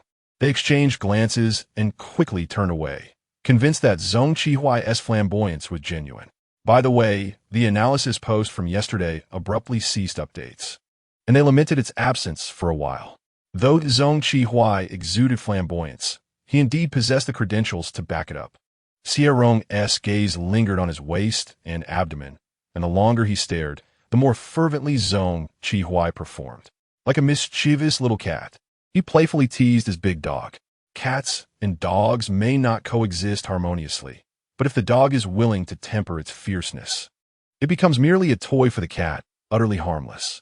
In contrast to Zhong Qihuai's physique, Xie Rong's smile was more reflective of the lengths Zhong Qihuai was willing to go to win his affection.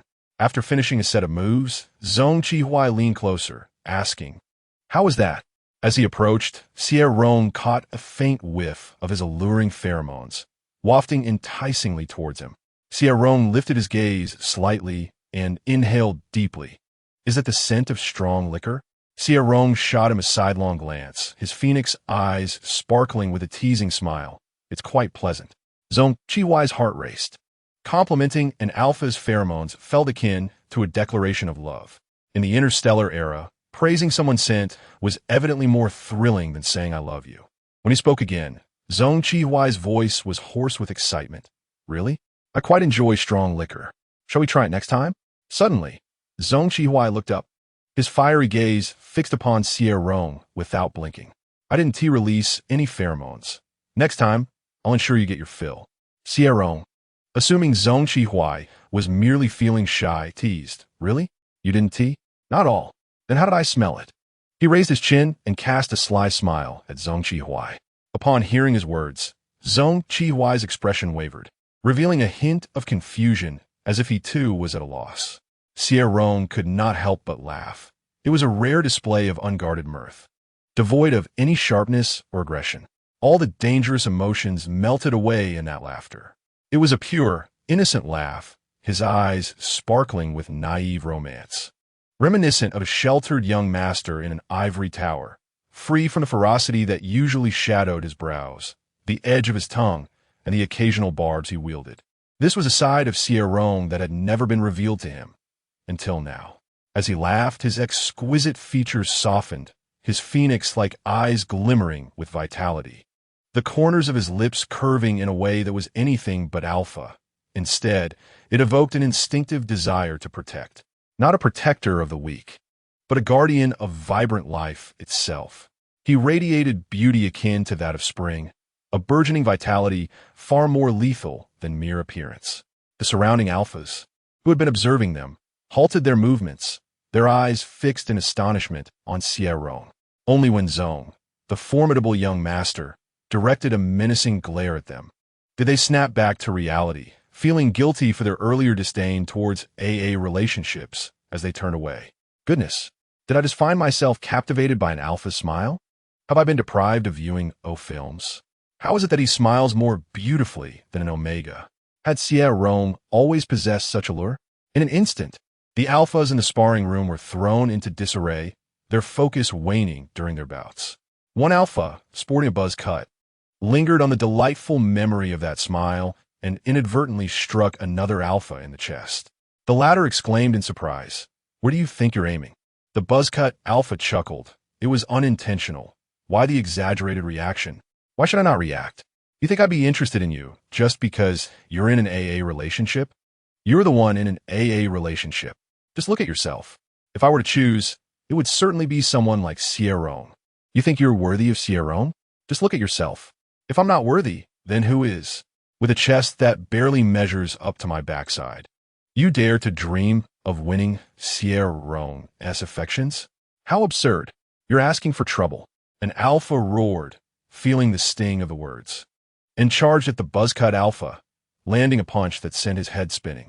The buzz-cut alpha, caught off guard, wiped the blood from the corner of his mouth and retaliated with a cold smile. Soon, the two were entangled in a fierce scuffle. Nearby, another alpha interjected, "Stop it. If this escalates, we'll be in confinement." Indeed, it hardly seemed worth it over such trivial matters. Xie Rong would never look their way. True enough, a chest smaller than my backside is hardly appealing. Mine is quite impressive. I believe alphas in AA relationships tend to appreciate that.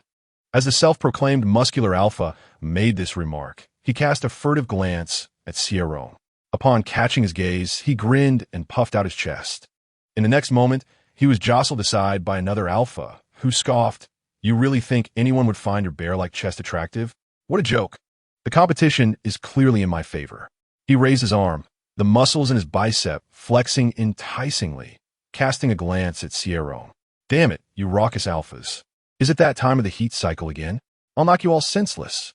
The short-haired alpha, incensed by the contemptuous expressions of those trying to undermine him, immediately struck the muscle-flexing alpha with a punch. The muscle-flexing alpha retaliated, landing a blow on the chest of another, dragging several into the fray. Not a single alpha who attempted to mediate escaped unscathed. Chaos erupted in the combat room, with more than a dozen alphas entangled in a tangled mess. Xie Rong found the scene amusing, while Zong Qihui seethed with fury, wishing to obliterate this chaotic knot. How dare they act so brazenly before him? In the presence of Xie Rong, Zong Qihui, despite his anger, managed to maintain a semblance of restraint and quickly pulled Xie Rong away. Damn this group of lecherous alphas, spewing disgusting phrases while professing their affection for one another. Didn't they secretly yearn for it? What a charade. They were all merely childish fools, and he wished for their eternal immaturity. Reflecting on it, he remembered Xie Rong had once called him childish too, which only deepened his gloom. Even after dragging Xie Rong away, he felt unsatisfied and reported the unruly alphas through his neural interface, sending them all to the authorities. The protective Zong heir smirked, letting the lewd alphas stew in confinement. Once the report was made, the security team promptly arrived to apprehend the culprits. Coincidentally, the supervising instructor was Liu. Upon entering the combat room and witnessing the chaotic scene dominated by Class A alphas, was instantly infuriated. Were you here to brawl or to train? And now you've turned into a tangled mess, bringing shame upon me. Liu reprimanded them fiercely, taking a moment to catch his breath before inquiring about the cause of the scuffle. The injured alphas exchanged glances at a loss for words. What could they possibly say? That they had realized they might be hopelessly infatuated with Xie Rong, or that they had fought out of jealousy over failed attempts at attraction. It was utterly humiliating. How had they been so foolish? There were certainly more attractive omegas than Xie Rong. Was it merely his charming smile that had captivated them? Yet it truly mattered. Alphas were creatures of sight, and none could resist the allure of Xie Rong's enchanting grin. Desire stemmed from visual appeal, but it had to resonate with the heart. However, discussing such matters was undeniably shameful, leading to a collective silence among them. Seeing their stubborn silence, Lu, exasperated, barked, "Why aren't you speaking? Have you lost your voices?" Under the instructor's booming voice, the towering alphas felt compelled to shrink back, wishing to diminish their presence. Fine, Lu, both furious and amused, ordered, off to the confinement room. The alphas breathed a sigh of relief and dashed off, appearing as though they were heading to the cafeteria instead. As Lu lay awake late into the night, he pondered the inexplicable reason behind their altercation. What baffled him further was the sudden surge of pairings among alphas and omegas at the Imperial Military Academy overnight. The alpha, who had been overly attentive to Xie Rong, suddenly became exceedingly aggressive. When he refrained from smiling, his demeanor was genuinely fearsome, causing most alphas to regard him as formidable. In the past, the mere act of seeking a partner had intimidated potential candidates into acquiescence. Now, as he strolled along the street, numerous alphas greeted him. Some, overly familiar, even draped an arm around his shoulder, addressing him as brother. Zhong Qihuai interjected, "Who the hell are you calling brother? Remove your filthy hand, or I shall make you regret it." He was nearly driven to madness, as the number of covetous alphas surrounding his master had multiplied significantly. Thankfully, Chongbei kindly showed him a military academy forum, which featured a photograph of Xie Rong smiling that day. Presently, Xie Rong was the most sought-after alpha among AA relationships, holding the top position. "Zong, you are quite fortunate," Chongbei remarked. With a cold smirk, Zhong Qihuai retorted, "Would you like this fortune? That seems rather inappropriate." Chongbei, awkwardly blushing, tossed his fiery red hair. "I am not in AA relationships, but if I were to bend, could I claim this fortune later?" Xie Rong's smile was indeed captivating. None of the omegas he had encountered could compare. Zhong Qihuai scowled, "Get lost." Zhong Qihuai leveraged his connections to purge the forum, but the Star Network possessed a memory. The photograph had been saved by many. Did these ravenous alphas not have their own? Feeling aggrieved, Zhong Qihuai sought out Xie Rong, only to be informed that he would be quite busy in the near future. The suddenness of this news left him incredulous, momentarily eclipsing his grievances. "Why so abrupt?" Xie Rong ruffled his hair, explaining, "My mental capacity has reached a bottleneck. Recently, Instructor Chung has decided to conduct private lessons for me." Zhong Qihuai's initial reaction was to suspect that the cunning alpha was secretly trying to entice Rong. After a moment of embarrassment, he cursed himself for having overly heightened reactions, mistaking Instructor Chung for a lecherous alpha. Instructor Chung specialized in mental prowess and was renowned in this field. Most importantly, he was already married to a well-matched omega. Zhong Qihuai cleared his throat. As long as it's Instructor Chung, that's acceptable. Upon further reflection, he considered that Xie Rong attending classes might be beneficial. The busy schedule would deter those troublesome alphas from distracting him during training. Thus, Zhong Qihuai promptly declared his support for Xie Rong's lessons, with the sole request that he be escorted there daily. As a small favor from his boyfriend, Xie Rong readily agreed. Mastering mental prowess was an enigmatic endeavor, and Xie Rong took his abilities seriously. With Instructor Chang's assistance, he immersed himself entirely in his studies. His innate talent in this area far surpassed that of many gifted individuals, much to Instructor Cheng's delight. Instructor Cheng dedicated considerable effort to him, resulting in an increased training workload. Xie Rong frequently found himself in the training room, and opportunities to seek out his alpha diminished, as this facility was not open to external access. Initially, Zhong Qihuai reveled in his situation, but it wasn't too long before his joy waned. Xie Rong had become excessively busy and intensely focused. For 2 consecutive days, he didn't return to the dormitory, leaving Zhong Qihuai in a state of apprehension. nearly turning the Imperial Military Academy upside down in search of him. Fortunately, the instructor informed him that the individual was still in the training room, having chosen to sleep there instead of returning. For several days, Zhong Qihui was unable to see him, consumed by a sense of melancholy. Without Xie Rong's presence to temper him, the arrogant Zhong heir resurfaced. Without his master to supervise, the dog was indeed insufferably temperamental. When Chang Bei took too long in the restroom, Zhong Qihui would resort to kicking the door in frustration. The Imperial Military Academy was a place that inspired fear in all, rendering them hesitant to provoke this ancestral spirit. His behavior was maddening. Yet despite Zhong Qihui's myriad thoughts about Xie Rong, he received not a single message from him. It was uncertain what Xie Rong was contemplating. But Chang Bei could no longer endure it and bombarded Xie Rong with frantic messages, urging him to come and manage Zhong Qihui. It was then that Xie Rong recalled he had neglected to attend to his dog at home. Feeling a twinge of guilt, he absent-mindedly touched his nose before finally exiting the training room to seek out Zhong Qihui. To his surprise, upon returning to the dormitory, he found neither Zhong Qihui nor Chang Bei, only Wei Jia. With the absence of others, Xie Rong intended to venture out in search of them, but as he turned, Wei Jia obstructed his path. "Is there something you need?" Wei Jia's gaze was complex as he regarded Xie Rong, differing from the previous simple hostility. Now, his expression seemed to convey something more. "Xie Rong, that day in the combat room, I detected Zhong Qihui's pheromones." Xie Rong lifted his eyelids, regarding him coolly. "And what of it?" He claimed he wasn't releasing any pheromones, which only leaves one possibility. Wei Jia fixed his gaze on him, his fair features suddenly breaking into a smile that appeared rather eerie. An Omega can smell an Alpha's pheromones when they harbor feelings for them. Chapter 49. The archenemy Alpha wishes to be my dog. 49? Is that so? Xie Rong maintained his composure, intrigued by such a notion. "You seem rather knowledgeable." Wei Jia, failing to discern any discomposure on Xie Rong's face, unconsciously bit his lip, looking at him with a hint of nervousness. This hypothesis was indeed audacious.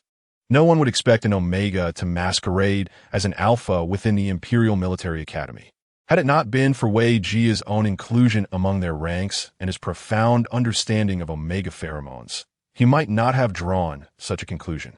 Wei Jia had observed for quite some time. As an Omega, he took lengthy showers, for the bathroom inevitably bore traces of Omega pheromones. This could be readily explained. An Alpha would merely assume he had been engaging in some clandestine activity with a pheromone vial. The scent could linger slightly, but it could not persist with every occurrence. Similarly, despite Wei Jia's caution, he too would occasionally release pheromones. Such occurrences had also transpired in Xie Rong's bathroom. At that time, Chang Bei had teased him about his prolonged absence, and Wei Jia had found it repulsive. However, upon developing this theory, it all began to make sense. To conclude definitively that someone was not an Alpha based solely on this would be excessively rash. Wei Jia harbored other thoughts. At this moment, he gazed at Xie Rong, who remained unfazed, betraying no hint of alarm, and found it hard to believe. Their eyes locked. Xie Rong's phoenix-like gaze remained icy, stirring no ripples of emotion. Wei Jia regarded him as one would a nonsensical individual who had approached him in a frenzied state. Such calmness was unnaturally disconcerting. Surprisingly, Wei Jia's typically lackluster mind seemed to come alive for the first time, as he bit his lip, stubbornly convinced that Xie Rong harbored ulterior motives. If he claimed that an Alpha was masquerading as an Omega, wouldn't even a disinterested Alpha feel a twinge of anger? Wei Jia had come to understand the arrogance of Alphas during his months at the Imperial Military Academy. Even if he were to voice such a thought in front of the usually amiable Chang Bei, the latter would undoubtedly adopt a frosty demeanor. Why then? Did Xie Rong remain unfazed? Was it that Xie Rong truly felt no panic, or was he simply adept at concealing it? Certain individuals possess an astonishing acuity when it comes to their adversaries. Yet, all Xie Rong displayed was surprise, devoid of any semblance of fear, as he sought to protect his identity as an Omega. In the original narrative, his true nature would eventually be revealed, likely during Wei Jia's heat period, where he would be scapegoated. However, the storyline had unraveled, and the task's progression had stagnated. Ever since his last encounter with the poster, no further analytical posts had surfaced. Perhaps he had inadvertently irked the other party, resolving the matter in an unexpected twist. Zhong Qi had even praised him for his prowess, which left Xie Rong feeling utterly vexed. The task advancement had frozen at 90, while the romantic subplot lay in tatters. If failure was inevitable, why should Xie Rong risk exposing his identity? The stark contrast in treatment between omegas and alphas caused him to hesitate in revealing who he truly was. Zhong Qi was also searching for the right moment, and Wei Jia's ability to deduce this genuinely surprised Xie Rong. He subtly curved his lips, allowing his gaze to slice through Wei Jia's countenance like a knife, and the next words he uttered drained the color from Wei Jia's face. It was no wonder they all remarked that he did not resemble an alpha. Observing Wei Jia's pallor, with his delicate features tinged with a hint of panic, Xie Rong's tone remained calm, yet the underlying edge was unmistakable. Are you truly an omega? No one would be foolish enough to reveal their identity. Xie Rong's words served as a warning to Wei Jia. To his astonishment, Wei Jia managed a wry smile, his gaze imbued with a sense of desperate acceptance. Yes, I admit it, I am an omega. Xie Rong stared at him, taken aback by this unexpected revelation. Yet, Wei Jia seemed indifferent to his reaction, as a burden long held within was finally laid bare. The relief was exhilarating, akin to a cathartic release. As he brushed away the tears that had silently gathered in his eyes, reddening the corners. With bitterness, Wei Jia lamented, "Why must I endure this? I am an omega, not an alpha. I am weak. I am incapable. What is wrong with that? Those are the responsibilities of an alpha. I detest this incessant cycle of being at the bottom. Why can I not be a true alpha?" A sense of discontent brewed within Wei Jia. He believed he could accomplish what they could. Yet having accepted his identity as an omega, he was confronted with the existence of someone like Xie Rong. He harbored resentment towards himself for not being an alpha, while the seemingly useless Xie Rong shone brightly. He felt a sense of relief when he saw Zhong Qi publicly declare his affection for Xie Rong, unabashedly proclaiming it in front of the military academy students, thus embracing an AA relationship. How ironic, truly ironic. Why must it be Xie Rong? Why him of all people? Wei Jia found himself utterly loathing Xie Rong. For this, he was willing to go to any lengths to ensure Xie Rong's discomfort. Wei Jia watched Xie Rong's unperturbed expression and chuckled softly. "I truly despise you. You must loathe me as well. It mattered not. In the future, you would come to detest me even more." A pale visage suddenly broke into a smile, his eyes gleaming with a twisted excitement that marred his otherwise handsome features. Wei Jia declared, "From now on, we will remain entangled, regardless of whether you're an alpha or not." The protagonist's demeanor was particularly peculiar. Xie Rong's calm facade began to dissipate, gradually replaced by a grave expression as he sensed impending trouble. He immediately reached out to restrain Wei Jia, attempting to halt his actions.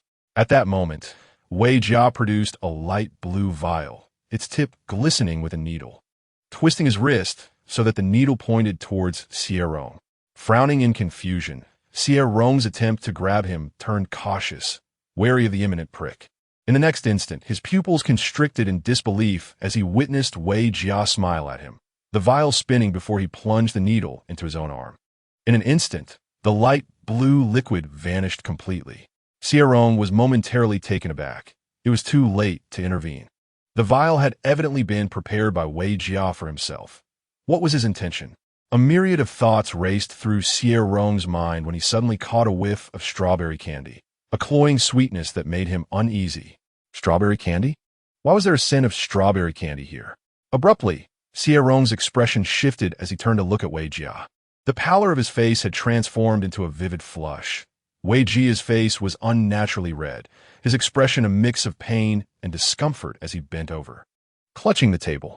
The source of the strawberry candy scent emanated from him, and it was intensifying.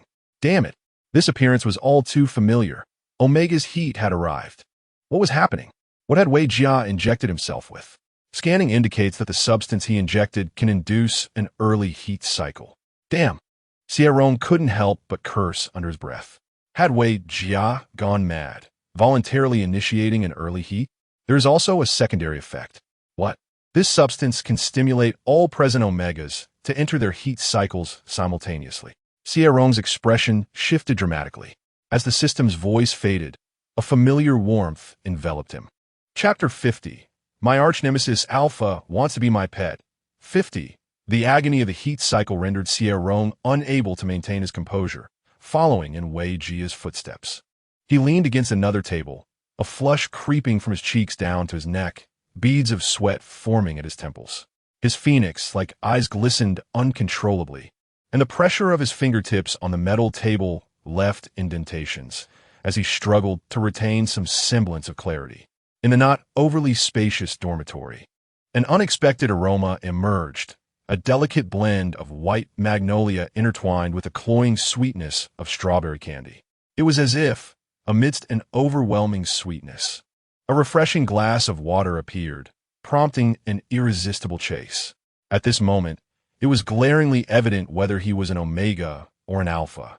Xie Rong gasped, lifting his gaze to meet Wei Jia's eyes, which were filled with anguish and unwillingness. You are an omega. You truly are an omega. Wei Jia watched him, grappling with the torment brought on by his heat, his frustration reaching its zenith. Xie Rong was indeed an omega, yet he would rather identify as an alpha. If he was truly an omega, what did all his discontent amount to? Why was it that, as an omega, Xie Rong could achieve what he could not? Winning the affections of Zong Qihui. Xie Rong gazed at Wei Jia, whose expression was on the brink of collapse, sweat trickling from his brow, thinking, what a fool. Yes, I am a fool. If I am finished, then you shall be too. If Xie Rong were an alpha, he would be unable to restrain himself from marking him. Once marked, an alpha must take responsibility for their omega. In that case, Zong Qihui and Xie Rong would never be together. If Xie Rong was not an alpha, then they would both face ruin together, enduring it all. Why was it that fate bestowed all the good fortune upon Xie Rong? He achieved strength and affection at the Imperial Military Academy, while Wei Jia was left to endure bullying and ridicule. Everything here was driving Wei Jia to madness. He loathed the brother who clung to his military academy spot, despised the relentless training within the academy, resented everyone who bullied him, and harbored hatred towards Xie Rong and Zong Qihui. Wei Jia laughed and cried, his demeanor frenzied, resembling a madman.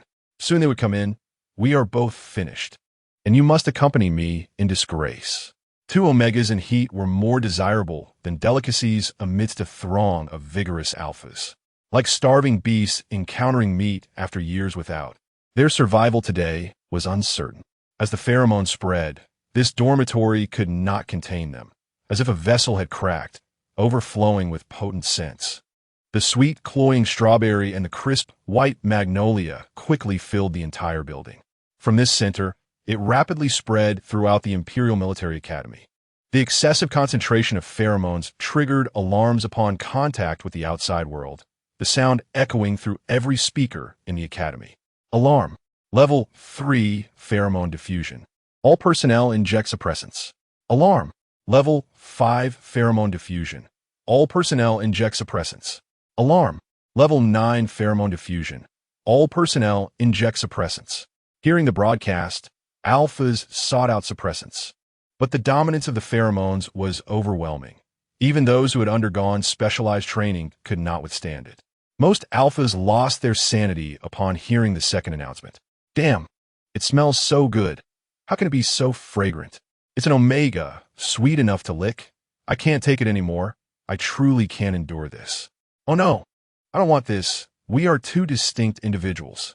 As Xie Rong heard the haunting wails outside, the cacophony gradually diminished, leaving only the heavy sound of labored breathing.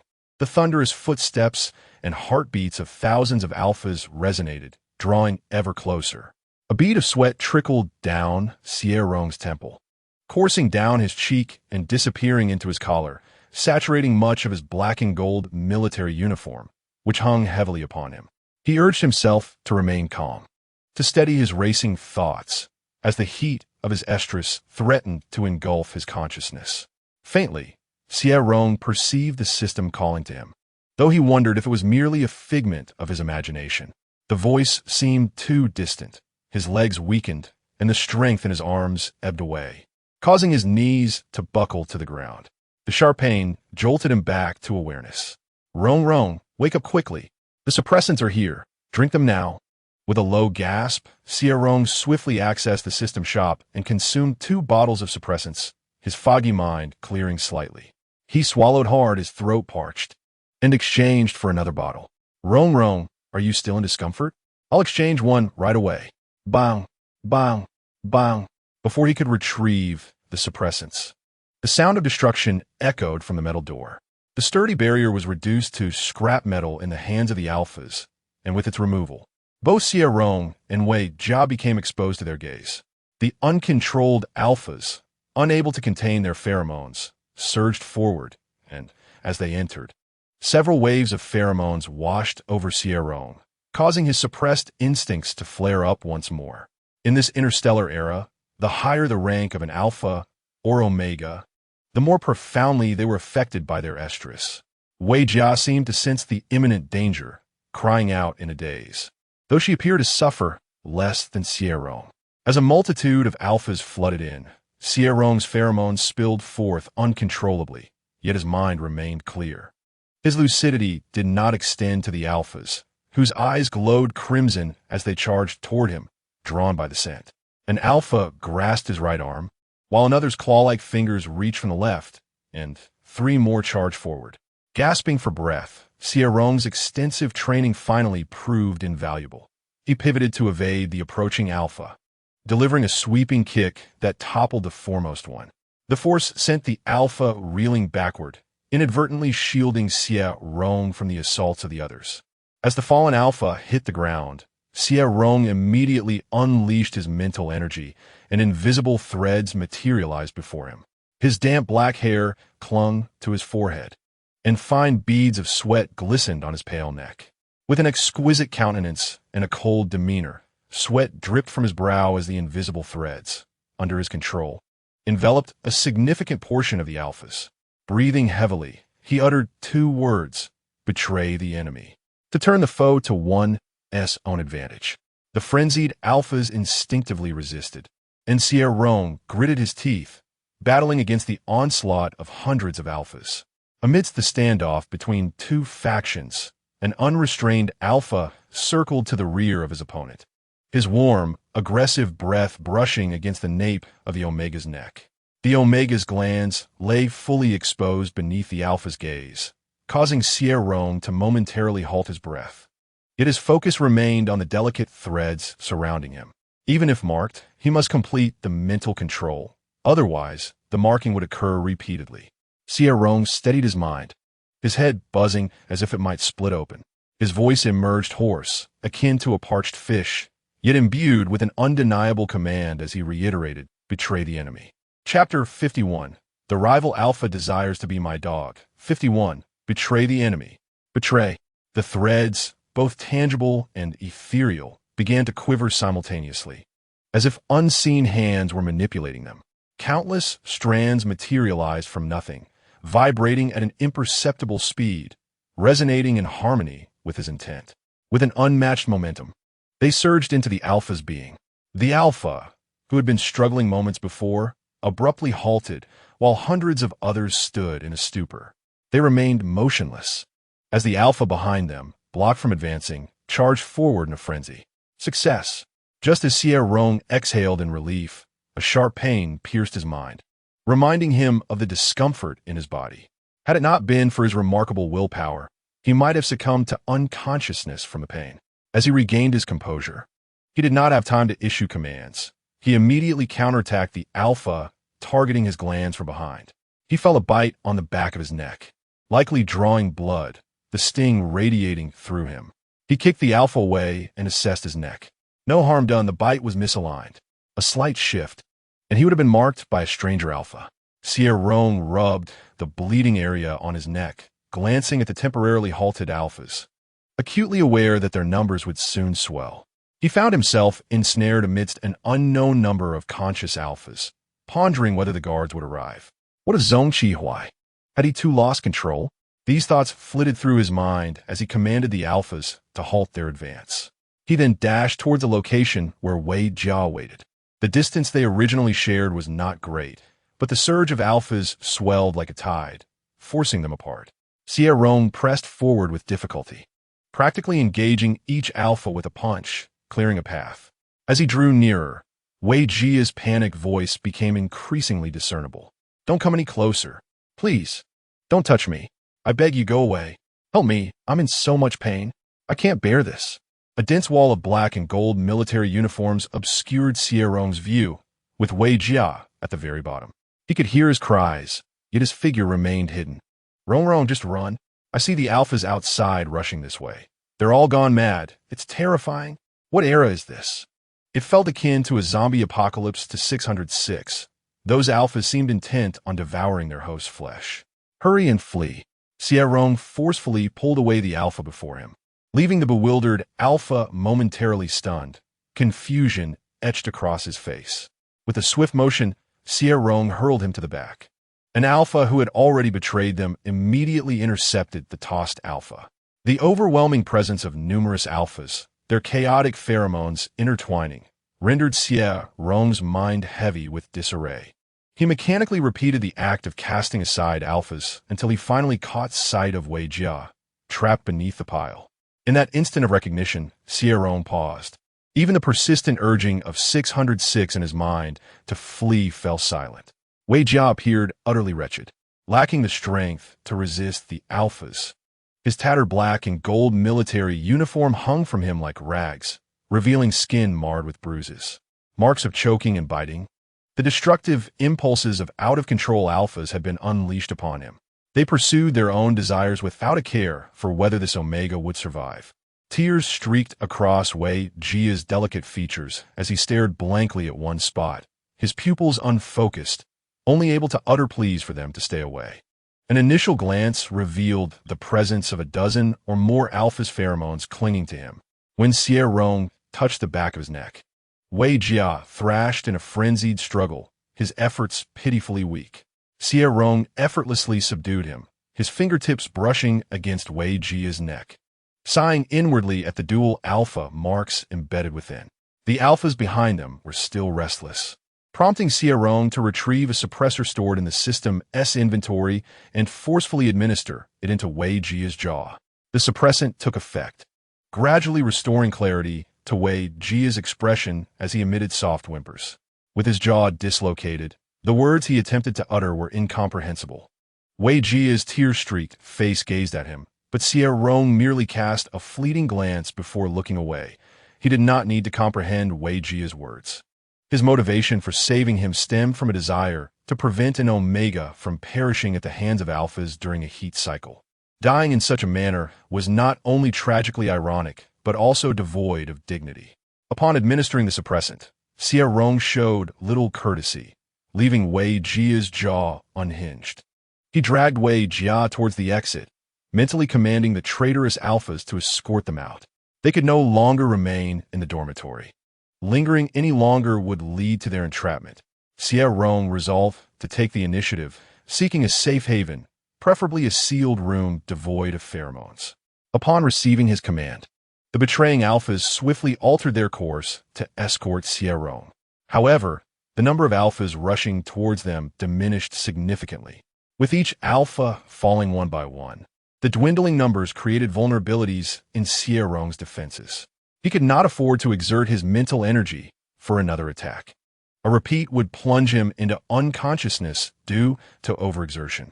Yet they still needed to strike back. After all, physical strength held undeniable sway. If only they had weapons. Xie Rong halted, glancing at Wei Jia with a contemplative gaze, meeting his tear-filled eyes, raising an eyebrow. Wasn't this a perfect opportunity? Having saved him, it seemed only fair to enlist him as a weapon. Was it too much to ask? After some reflection, he decided to provide a warning, preparing Wei Jia mentally. "Brace yourself, it might hurt a bit." Wei Jia responded with a soft whimper. "Whoa." Xie Rong offered no response, his grip tightening around Wei Jia's ankle as he forcefully hurled him away. The figure of the 170-centimeter-tall Wei Jia arced through the air before crashing down upon several alphas with a resounding thud. A pained cry escaped Wei Jia's lips, coinciding with the sound of alpha bodies hitting the ground. The force with which Xie Rong flung him was unyielding, showing no mercy for the injuries Wei Jia bore. Without pausing, he twisted his right wrist, sending Wei Jia hurtling once more. The agony coursed through Wei Jia, each bone in his body seemingly on the verge of shattering. He wished for death, yet with his jaw dislocated, he was unable to utter pleas for mercy, only able to emit muffled whimpers. Had he not been told to endure?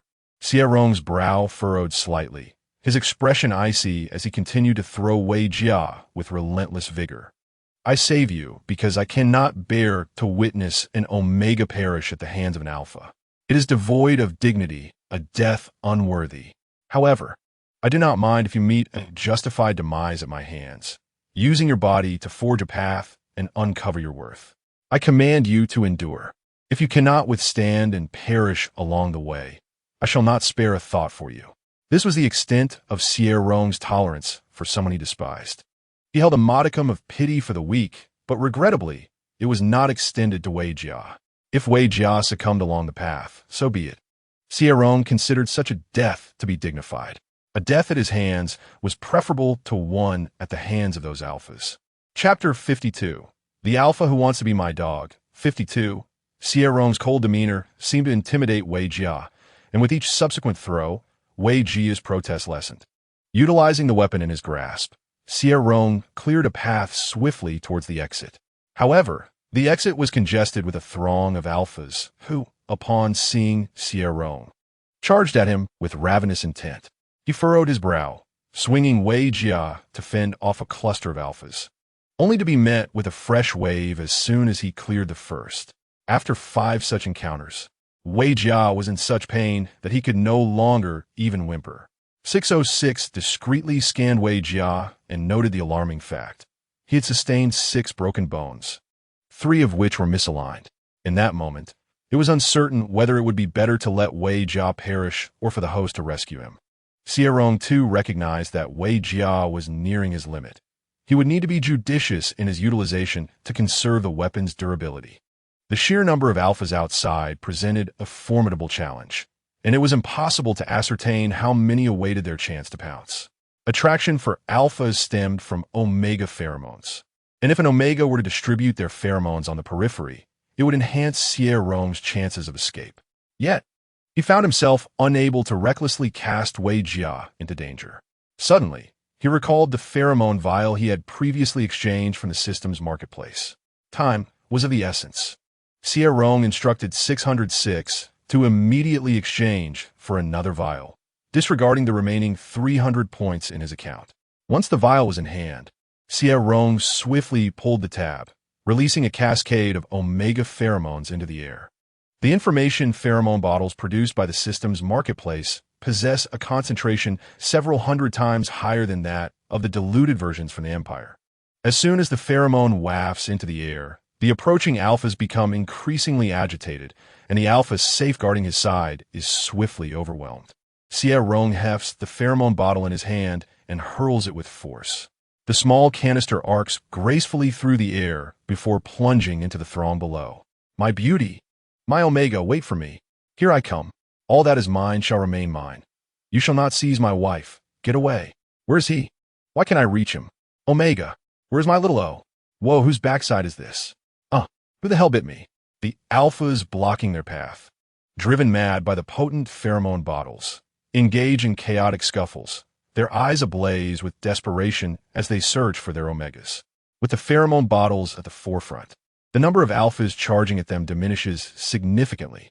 Xie Rong, barely managing to hold himself together, drags the barely conscious Wei Jia towards the confinement room. As he passes the medical room, he discreetly snatches a few vials of medicine, regrettably noting the absence of omega suppressants. The confinement room lies at the far eastern edge of the Imperial Military Academy, and the guards outside seem to have vanished. Upon entering and closing the door, the scent of pheromones dissipates. Xie Rong takes a moment to breathe, retrieves a strength-enhancing serum, and administers a dose to himself, hastily tending to his wounds. Although his mind remains slightly foggy, the absence of the chaotic alpha pheromones sharpens his clarity. He then gives Wei Jia a dose of the serum as well. Wei Jia emits a few whimpers, prompting Xie Rong to glance at him and sharply grip his chin, lifting it with a precise motion. A crack resounds, a sound that sends a shiver down one's spine. Tears well in Wei Jia's eyes as he gasps in pain. After adjusting his chin, Xie Rong seats himself nearby and attempts to contact Zhongqi Huai. The call goes out, but it remains unanswered. Xie Rong switches to contacting Instructor Liu, waiting 3 or 4 minutes before the call connects. As he prepares to speak, a crackling sound interrupts him. Instructor Liu, who is the Omega you are? The fragmented voice is barely comprehensible, yet Xie Rong discerns enough to reply succinctly. The Omega is currently in the confinement room. Do not go to the dormitory building. It has already been cleared, but the situation is dire. He refrains from revealing the identity of the Omega who released the pheromones. Static continues on the line, and though Liu seems to say something, Xie Rong cannot catch it before the call abruptly disconnects. The situation outside appears grim. Xie Rong is uncertain how many remain conscious. For now, Instructor Liu seems alert, yet his condition is precarious. It is clear that not all alphas of the Imperial Military Academy have been decimated, but the number of alphas capable of withstanding the heightened pheromones from 2 omegas remains unknown. Why must you save me? A hoarse voice interrupts his thoughts. And Xie Rong turns to see Wei Jia, tears streaming down his face, staring intently at him. I do not require your pity. Xie Rong assesses his head, inquiring, what? Did you bang your head just now? You. Wei Jia endured the discomfort brought on by his fever, casting a complex gaze at him. Even if you saved me, I will not express my gratitude. Xie Rong, growing impatient with his words, interrupted, I do not seek your affection. Do not overestimate your significance. I saved you because you are an Omega lacking the ability to protect yourself, destined to perish in humiliation. A death devoid of dignity is utterly futile. Xie Rong smirked, glancing down at Wei Jia with disdain. Do you truly believe I could save you without reservations? Perhaps another would, but not you. What I just stated outside was no jest. If you hadn't held on until now, then perhaps you should embrace death. Wei Jia's face paled, and he fell silent, curling into a corner, knees drawn to his chest, burying his face. The confinement room returned to silence. After an indeterminate time, muffled sobs broke the stillness. I'm sorry. It was all my fault. I brought you harm. In his desire for revenge against Xie Rong, Wei Jia had nearly sacrificed everything. He felt the chaotic pheromones within him. Knowing he bore the marks of 2 alphas, and once outside, he would surely endure the scornful gazes of all. What refuge could an Omega marked by 2 alphas possibly find? Ironically, he was saved by the very person who had ensnared him. Wei Jia felt a profound sense of pain and sorrow, only to hear Xie Rong retort incredulously, if it is not your fault, could it be mine? This was contrary to Wei Jia's expectations, rendering him momentarily speechless. Xie Rong elegantly rolled his eyes, his biting words sharp. All the misfortunes stem from your lack of foresight. I suggest you consume some pig brains to remedy your deficiency. Even tofu possesses a semblance of intellect. How could you not? Reflect upon your actions. Moreover, the one you have wronged most is yourself. Being an Omega is no excuse. Wei Jia opened his mouth to speak, but Xie Rong interjected coolly, his expression fierce enough to silence him. Just then, the silent light brain emitted a notification, and Xie Rong lowered his gaze, surprise flickering in his eyes. It was a message from Zhongqi Huai, who had been unreachable. Chapter 53. The rival alpha desires to be my dog. 53. He answered the call, and Zhongqi Huai's indistinct voice emerged, as if he were speaking with something lodged in his mouth. Yet his urgency was unmistakable. Rong Rong, are you still awake? Where are you? Are you hurt? Rong Rong, speak to me. Were you seduced by an Omega? Upon not receiving a response, Zhongqi Huai grew frantic, cursing, damn. Are you abandoning your dog? Or have you found another? Can't you have just one? His words were muffled, and it took Xie Rong a moment to comprehend. Raising an eyebrow in amusement, I am still awake. Rong Rong. Zhongqi Huai's excited shout nearly burst forth from the light brain. Xie Rong covered his ears, exclaiming lightly, who are you plotting to murder? What is going on? There was a hint of uncertainty in his tone, prompting Zhongqi Huai to hastily continue. An Omega has infiltrated the Imperial Military Academy. I cannot reach Instructor Liu, but he seems to be trapped on the other side of the dormitory building. Are you there as well? The audacity of the infiltrating Omega is quite remarkable. Do they not fear being flayed alive? By the way, do Omegas have an affinity for the Imperial Military Academy? Zhong Zhihuai scoffed lightly, suggesting that they could scarcely manage a 5-kilogram weighted pack. Upon hearing this, Xie Rong silently ground his teeth, and when he spoke again, his tone had cooled slightly. 5 kilograms is an exaggeration. 10 kilograms is still manageable. Young Master Zhong, feeling somewhat dejected and a touch envious, retorted that it was no exaggeration. Everyone knows Omegas are utterly helpless, struggling even to open a bottle cap. They are truly a burden to our empire. Oh, it seems you harbor strong sentiments against Omegas. Do you dislike them? I do. Zhong Zhihuai promptly declared his allegiance. He even wished for Xie Rong to share his disdain for such inept Omegas, only to hear a cool voice from the communicator say, "How coincidental. For I am also an Omega. Perhaps you should consider finding a new master." Find a new master? How can one change masters so casually? Zhong Zhihuai grew anxious. What difference does it make if they are Omegas? Why must one change masters? Wait, Omega. Slowly processing the implications, Zhong Zhihuai exclaimed, "What Omega? Are you the Omega I think you are? Are you an Omega? Or am I an Omega? Or has my mind dulled under the effects of pheromones? Aren't we in an AA relationship? What the hell is going on?" Young Master Zhong stood there, utterly bewildered. Silence enveloped the communication line, and a light laugh brushed past his ears, sending a tingling sensation through him, leading Zhong Zhihuai to unconsciously rub his ear. "If I am an Omega, would you then no longer hold affection for me?" Xie Rong's voice carried a hint of distress, as if this matter weighed heavily on him. Zhong Zhihuai had yet to experience a secret thrill when the tone on the other end plummeted to an icy chill. "If that is the case, then let us part amicably." "No." Young Master Zhong jolted, his voice rising to an octave. "We can only come together. We cannot part." Laughter erupted from the other end, allowing Zhong Zhihuai to relax, his tense jaw unclenching. Rong, could you refrain from frightening me?" Half in exasperation and half in grievance.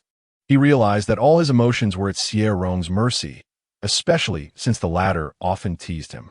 He muttered softly, "I never noticed before how mischievous you can be." "What did you say?" "I said I will eventually return the favor to you, cough." "No, I meant those alphas are quite mischievous." Rong, where are you?" Zhong Zhihuai, recalling the current situation, couldn't help but worry for his companion. "I'm fine. I am in the confinement room with Wei Jia, who is also an Omega. The confinement room is quite safe, and I do not intend to leave. You should first halt the situation outside with Instructor Liu. Otherwise, you will be overwhelmed by the pheromones of so many alphas." "All right, as long as you are safe, Rong. Stay in the confinement room and do not go out. I will handle the matters outside." Zhong Zhihuai ended the communication, the warmth gradually dissipating. His brow furrowed, and a sinister aura enveloped his features, rendering his expression particularly cold. The mere thought of so many alphas rushing towards Xie Rong ignited an uncontrollable surge of killing intent within him, nearly driving him to madness. Taking a deep breath, Zhong Zhihuai turned towards the dormitory building to assist Instructor Liu. As dusk fell, the Imperial Military Academy finally subdued all the unruly alphas. Among them, over 700 were injured, a figure that left the instructors present in sheer disbelief. Remarkably, this chaos had been instigated by an Omega. More astonishing than the infiltration of 2 Omegas into the Academy was the sheer potency of this Omega's abilities. Once the turmoil was quelled, the instructors began their search for the identities of these 2 Omegas. Unfortunately, the alphas, driven into a frenzy by pheromones, were hardly able to recall the events that transpired. Instructor Liu, accompanied by his guards, conducted interrogations but yielded no fruitful results. Knowing that 2 Omegas had infiltrated the Academy meant they had to be identified. Allowing an Omega to remain within the Imperial Military Academy was simply unacceptable. The unaffected alphas were mobilized. Zhong Zhihuai feigned participation in the search, but Instructor Liu suddenly halted him, exclaiming, "Hold on a moment." Zhong Zhihuai paused, pivoting on his boots to face Lu, raising an eyebrow. Instructor, what's wrong with your tongue? If you're injured, you should visit the medical room. And your arm and waist. Lu frowned as he observed the injuries on Zhong Qihuai's body. His escape from the dormitory had been made possible only because Zhong Qihuai had recklessly charged in to break through. This was also the first time Lu had witnessed Zhong Qihuai unleash his full potential, no longer exhibiting a nonchalant demeanor. The sheer strength displayed by this top-tier alpha left Lu in awe. He had nearly lost control earlier. Zhong Qihuai's voice was still somewhat slurred, having inadvertently bitten his own tongue. I'm fine, he insisted, but Lu was taken aback. It was not uncommon for Omegas to release pheromones to entice him into marking them in hopes of marrying into the Zhong family. Zhong Qihuai was rather oblivious. The fact that the pheromones from those two Omegas could incite him was truly remarkable. Lu sighed, suddenly recalling something. By the way, has Xie Rong not emerged yet? I received a communication from him earlier, but the signal was poor. He mentioned he was in the confinement room. The mention of the confinement room sparked something in Lu's mind. His gaze sharpened, and disregarding further conversation with Zhong Qihuai, he promptly sought out the other instructors. Instructors! Zhong Qihuai called after him, but Lu was already out of earshot. Frustrated, he immediately sent a message to Xie Rong. Anxiety gnawed at him. The Imperial Military Academy would not tolerate an Omega. If Xie Rong's identity were to be exposed, he would no longer be able to remain at the academy. What was this? Wasn't this akin to a long-distance relationship? Chapter 54. The rival Alpha wants to be my dog. 54. Zhong Qihuai wished for Xie Rong to vacate the confinement room swiftly. As long as he evaded capture by Instructor Lu and his cohort, all would be well. Unfortunately, Lu's speed was formidable. Before Xie Rong could act upon the message, Lu arrived with the guard team and several instructors. The instructors in the confinement room were far more familiar with it than Xie Rong. As the door swung open, light flooded the dark confinement room, and the dense pheromones wafted forth. It was clear that the Omegas were hiding within. The imposing figure of a robust guard team and their instructor, all towering at nearly 2 meters, held their breath, clearing their throats in an attempt to avoid frightening the delicate and pitiable little Omega. As the lights in the confinement room flickered on, Instructor Lu softened his voice, straining it slightly, and reassured, "It's all right, you need not be afraid. We are all equipped with suppressor masks and have administered suppressants beforehand. Come out, dear little Omega. You have suffered enough." The other instructors joined in, coaxing the Omega to emerge. After a while of gentle persuasion, the Omega remained unresponsive. Doubt crept in among the group. Could it be that the Omega was not there?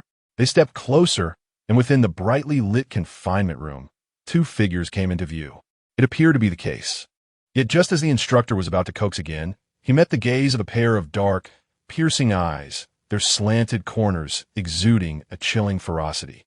The scratchy tone of his voice turned gravelly, akin to the dry calluses of a nonagenarian. What the hell? Why is there an Alpha here? What have you done to the Omega? That fleeting glance nearly struck terror into the heart of the instructor. Upon hearing this, the other instructors and guards assumed the fierce Alpha had harmed the vulnerable Omega and immediately raised their laser guns.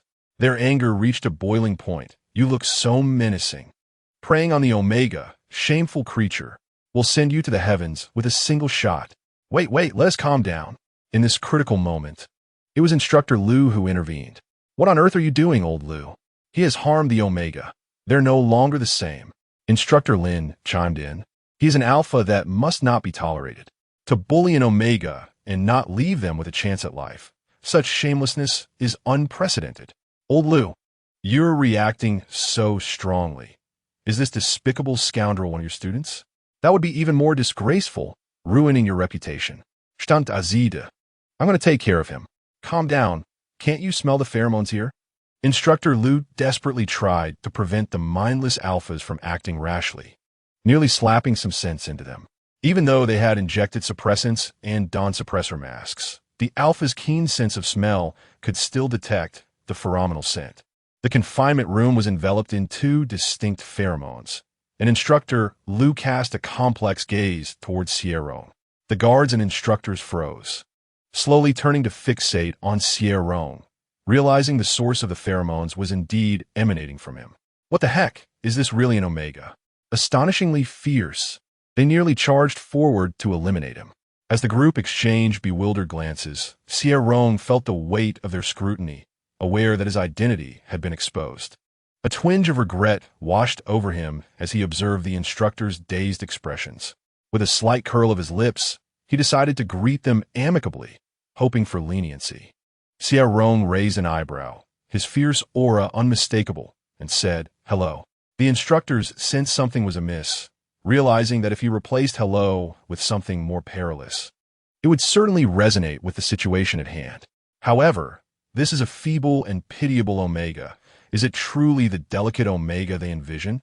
The instructors, once the news of Xie Rong being an Omega spread, no one at the Imperial Military Academy believed it.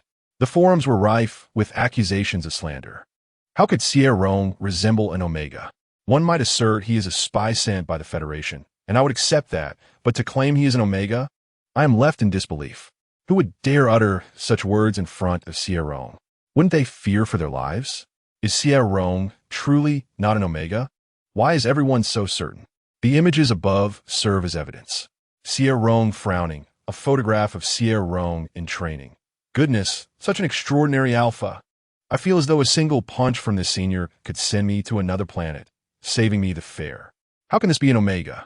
The origin of this rumor seems to stem from the instructors. Could someone with ties to Xie Rong clarify? Where are his roommates? His roommates should come forth to refute this. Xie Rong is even more alpha than I am. How could he possibly be an Omega? I am his roommate. I'll wager 50 star coins to speak. The frauds above should depart. Was it not said that young Master Zong and Xie Rong were together? Where is he? Zong Qihuai waits outside the interrogation room, his gaze dark and brooding upon the two guards. No outsiders are permitted within the interrogation room, not even those from the Zong family. Summon Instructor Liu, the guard replied. Instructor Liu oversees the interrogation. Any inquiries must wait until it concludes. Zong Qihuai shot a cold glare at the two guards, his arrogant and sinister demeanor radiating frost. He touched his blood-red earring, causing the guards to shiver involuntarily. They had heard of young Master Zong's reputation and feared he might resort to violence. Fortunately, Zong Qihuai merely brushed his earring before turning away, leaving the guards in a state of confusion. He proceeded to one side of the interrogation room and directly contacted the Zong family, dialing their private line. The call was answered by his elder brother, surprised to receive a call about that Omega. With the Zong family's resources, it would not be difficult to ascertain that two Omegas infiltrated the Imperial Military Academy. Zong Qihuai was not astonished, though his tone was laced with discontent. He has a name. Do not refer to him merely as Omega. His brother quickly acquiesced. Fine, I shall address him properly. Xie Rong, is that his name? You call to share good news with the family? To let us congratulate you on finally finding an Omega? That would be in vain, his brother chuckled. The family is already aware. No, Zong Qihuai frowned. Rong has been taken to the interrogation room for questioning. The Imperial Military Academy will surely expel him upon learning he is an Omega, and he cannot be expelled. Isn't your uncle the head of the Imperial Military Academy? Have him intervene to keep Rong. I owe him this favor. There was a long silence on the other end. Eventually, his brother spoke, the light-hearted tone dissipating. Zong Qihuai, repeat what you just said. A chill seeped through his words, mixed with a sense of disappointment. You are the most gifted alpha of the Zong family. You represent our family's dignity in the outside world. We have already made a concession by agreeing for you to be with an alpha. It is not an invitation for you to overreach and jeopardize the interests of the clan. Zong Qihuai remained silent. The voice on the other end of the communication took a breath, perhaps realizing the weight of their words, and softened their tone. Little brother, I understand your affection for Xie Rong. I am genuinely pleased that you have found someone to cherish, even if he is an alpha.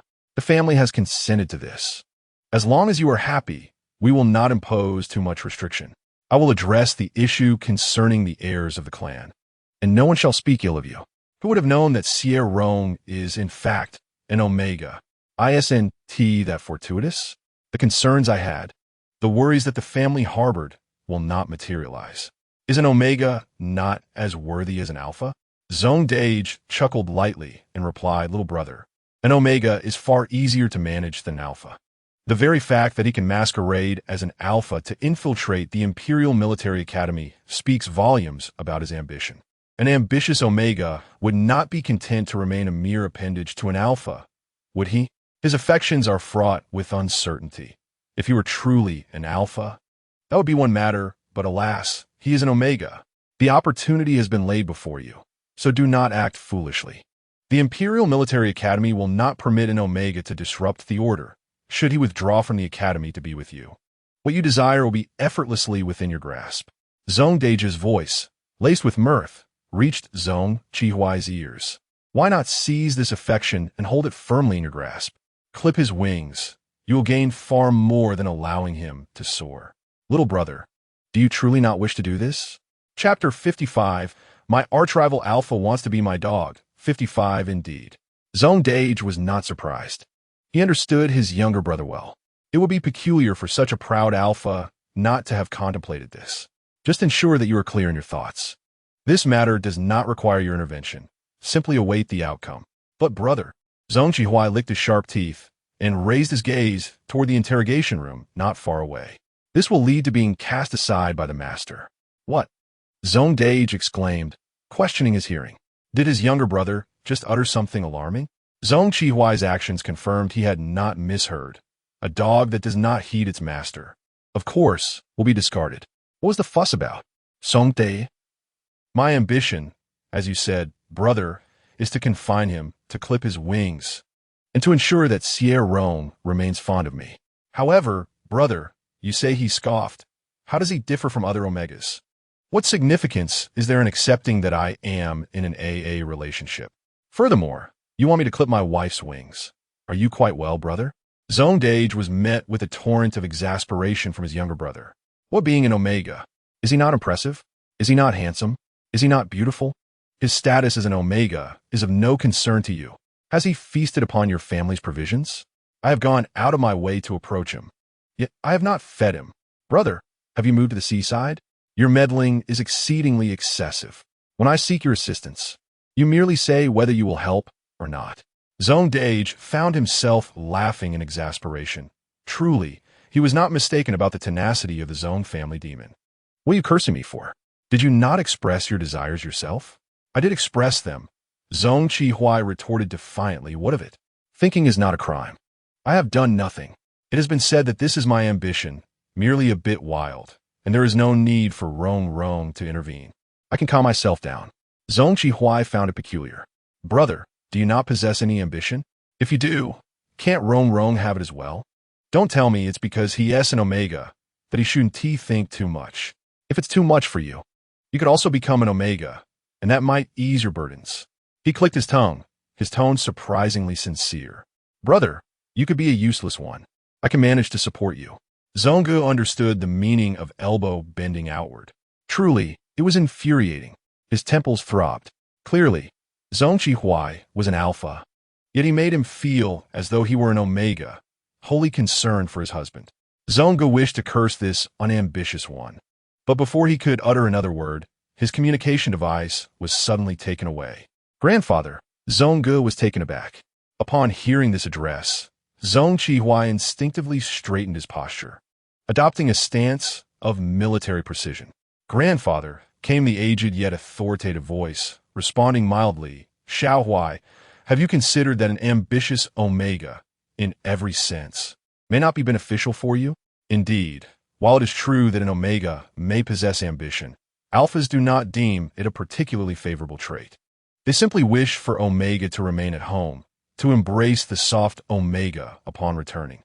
Marshal Zhong held a different perspective, yet from his familial standpoint. A lack of ambition in an omega seemed far more suitable for Zhong Qihuai. Yet this grandson was anything but settled. Zhong Qihuai smirked, I relish his ambition. If he doesn't tread upon me, I wouldn't even spare him a glance. He had initially taken notice of Xie Rong due to this fellow's audacity and the occasion when he had bested him. Back when he held the identity of an alpha. Reflecting on this now, to be trampled by an omega, losing face entirely, how utterly amusing. Indeed, he had chosen this master for himself, so distinct and unconventional. Zhong Qihuai mused with delight. Since this was the case, Marshal Zhong did not hinder him. While the Zhong family would not assist, the Imperial Military Academy could not afford to lose a potential outstanding general. If he were to be one, then surely he must be. Zhong Qihuai asserted resolutely. The Zhong family's lack of support mattered little, as long as they did not impede him. He would ensure Xie Rong remained there, in the guise of an Omega.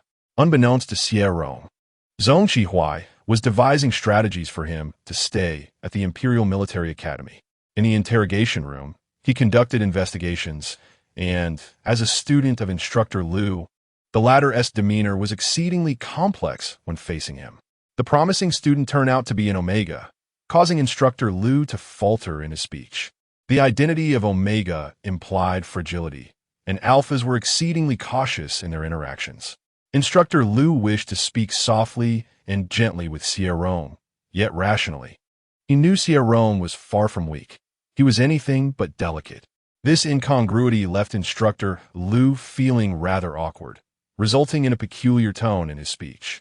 In the words of Xie Rong, it is akin to navigating between the clipped tones of a refined voice and the coarse timbre of a rugged one. After listening for a few moments, Xie Rong could no longer endure it. He couldn't help but tug at the corners of his mouth to interject. Instructor, perhaps you should speak normally. Instructor Lu let out a sigh of relief, his rough voice breaking through. All right. Wait, that's not the sound I meant. Lu paused, confusion evident on his face. Instructor, I am an Omega. You might want to soften your tone, or else you may frighten me, Xie Rong stated calmly. Lu was taken aback. You would be frightened? Surely you jest. How could that possibly be? Xie Rong curled his lips, a hint of sarcasm in his smile. Isn't an Omega typically perceived as fragile? Or has the instructor and the military academy chosen to disregard my Omega status in this instance? Lu found himself at a loss for words, compelled to force a falsetto while conversing with Xie Rong. He realized that this young man, whether embodying an Alpha or Omega, harbored a considerable grudge and was not one to shy away from confrontation. Indeed, he refused to suffer any indignities. Though somewhat exasperated, Lu recognized this as a positive trait. Speaking in a falsetto, are you aware that Wei Jia is an Omega? Yes. When did you find this out? Xie Rong could not possibly divulge the truth. So he replied, just today. Lu had already pieced together the entire situation and nodded, yet his words startled Xie Rong. Wei Jia mentioned that he is the only Omega present, and during the heat period, he is the sole one. He intends to conceal your existence. Xie Rong's mind was filled with questions. What was his intention? Such matters are not determined merely by his words. The instructors are not fools. Lu chuckled at Xie Rong's reaction. You seem to harbor quite a dislike for him? I just returned from there. It's discernible whether he seeks sympathy or genuinely wishes to conceal you. My aversion to him is a perfectly normal reaction. Xie Rong lifted his eyelids, indifferent to whether Wei Jia truly wished to conceal anything. He cared not for any repentance or guilt from Wei Jia. He dismissed him as inconsequential. However, should this inconsequential matter prove bothersome, Xie Rong could not guarantee his own reactions. His mood was decidedly poor. Noticing Xie Rong's reluctance to discuss the matter, Lu tactfully shifted the conversation to a topic of greater concern to Xie Rong. The Imperial Military Academy does not accept Omegas, nor has there been any precedent for such. Lu could not help but glance at the youth opposite him, whose exquisite features were marred by a fierce demeanor. He could not discern a single sign of Omega in his expression. Initially, he had thought the other to be a troublemaker. Thus he had paid closer attention. He had witnessed Xie Rong's gradual development from surprise and disappointment to indifference and ultimately pride. As a military academy student, Xie Rong was undoubtedly exceptional. This excellence was remarkable, even in the absence of the prowess of a top alpha. As he observed him, Lu felt a genuine sense of satisfaction. In some respects, he was more invested in Xie Rong than in Zhong Qihuai. The realization that such a remarkable individual was, in fact, an Omega filled Lu with astonishment, accompanied by a complex array of emotions that he found difficult to articulate. Such a person should not be confined by the identity of an Omega. Unfortunately, this is beyond his control. Instructor Lu sighed internally, seemingly unable to bear the sight. and turned his head away. Just go back. This is not a place for you. And where's a place meant for me? The Omega Bride Academy? Xie Rong suddenly lifted his gaze, a cold smile blossoming on his otherwise expressionless face. Leaning back nonchalantly, he remarked, "Those alphas whom I have trampled underfoot should be sent to the Bride Academy for some training. Do they truly consider themselves the rulers of the world? Let them come over. I wonder how many I can take down with a single punch." Chapter 56. My archenemy Alpha wants to be my dog. 56. Xie Rong scoffed, his patience finally reaching its limit as he kicked the leg of the table beside him. With a loud crash, the table was sent sliding forward, catching Instructor Lu off guard and causing him to fall to the ground. His backside felt as if it had been smashed like an orange, shattered into several pieces. The instructor in the surveillance interrogation room remarked, "Old Lu, hang in there. Just eat more oranges when you get back. Don't tell me about disagreement. So what if I'm an Omega? An Omega can make them howl in defeat." Xie Rong smirked, rising to his feet in his tall boots. Looking down at the dazed Instructor Lu, "Don't pity me, nor lament my situation. Is it a bit too early for that?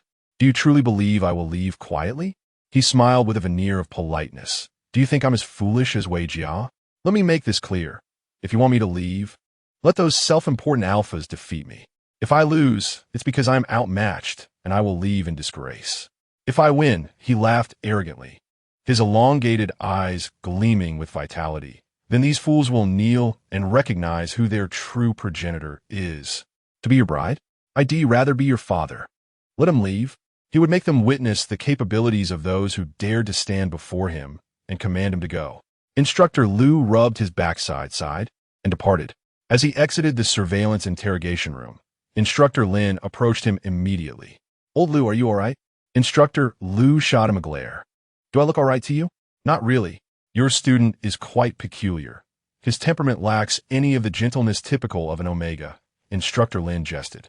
Upon hearing this, Instructor Lu became displeased, halting his rubbing. "What is so peculiar? Isn't it better for an Omega to be a bit fierce? Only by being fierce can one protect oneself." Instructor Lin, unperturbed, chuckled. "You certainly defend your student well. You know he's my student." Instructor Lu murmured with a silent sigh. After leaving the interrogation room, the matter of two Omegas infiltrating the Imperial Academy prompted an unprecedented gathering of the senior management, who had long been absent from school. The principal, who is also the current head of the Imperial Military Academy, Zhong Qihuai's uncle, Zhong Bai, was present. The remaining senior members were seasoned veterans of the military academy, each with a stubborn mindset, their brows furrowed tightly from the moment they entered the conference room, as if they could crush 8 flies with their frowns. Some of the fresh blood introduced after Zhong Bai's ascension holds official positions within the military, having emerged from various battlefields. These young alphas typically occupy their roles in the army, occasionally gracing the military academy with their presence to enlighten the younger recruits when the mood strikes them. This time, however, they have shown genuine interest and arrived early. Wasn't it said that an Omega infiltrated? Why aren't we allowed to meet those 2 Omegas? I've heard that one of them was marked by 2 alphas, resulting in a disruption of pheromones and subsequent health issues, so he has likely departed.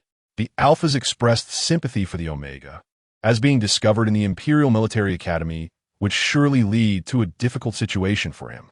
Furthermore, the conflicting pheromones between alphas, particularly when 2 simultaneously mark one, could spell ruin for that individual. Nevertheless, this matter did not concern them for long. Their compassion waned as they turned their thoughts to another, entirely different protagonist. Isn't there another one? Which Omega possesses such remarkable prowess that it has compelled us to convene? A few alphas jested, while the older generation frowned disapprovingly, striking their canes. Is this a place for your frivolous banter? The conference room is not meant for jest. The alphas from the military grew weary of these antiquated figures, jesting. "Shall we take our leave then?" No. It should be you who vacates, seeking a cooler spot to avoid our sight. The old ones would likely depart at a slower pace. Should we lend a hand? You lot. You display no decorum. The elder's frustration grew, his cane striking the floor. "Zhong Bai, will you not rein them in?" An elder from the Imperial Military Academy shot a glance at Zhong Bai, seated at the head of the table, asserting that this was not a space for their insolence. Zombai lightly admonished, "All right, tone it down." This was akin to saying nothing at all, inciting further dissatisfaction among the elders. Yet these individuals remained obedient to Zombai. As everyone gathered and the meeting was about to commence, the door was suddenly kicked open. All eyes turned to the entrance. An alpha stood there, exuding a confident air, adorned with blood-red earrings, casting a glance with a devilish charm. "Am I late? Zongqiwai, what brings you here?" The elders frowned, glancing uneasily at Zombai. "I merely came to observe the meeting of our Imperial Military Academy." Zongqiwai strode in confidently, effortlessly pulling a chair closer with a flick of his fingers before taking a seat. "Look at your expressions," he remarked with a click of his tongue, clearly displeased. "Dare you show my uncle such disrespect? If I hadn't come, would you not have bullied him to death? What nonsense are you spouting? When have we ever disrespected Zombai?" The younger generation retorted. "Such impudence." Zongqiwai laughed, addressing them by name without formality. "Do you not know to refer to him as Principal Zong? You old fool. You. Ha ha, Zongashao, how have you fared? What was our last encounter?" It seems it was also during our joint effort to discipline the old men. These alphas are already well acquainted with Zongqiwai, and upon meeting, they effortlessly engage in banter regarding the antiquated traditions. With no other recourse, they turn to Zombai.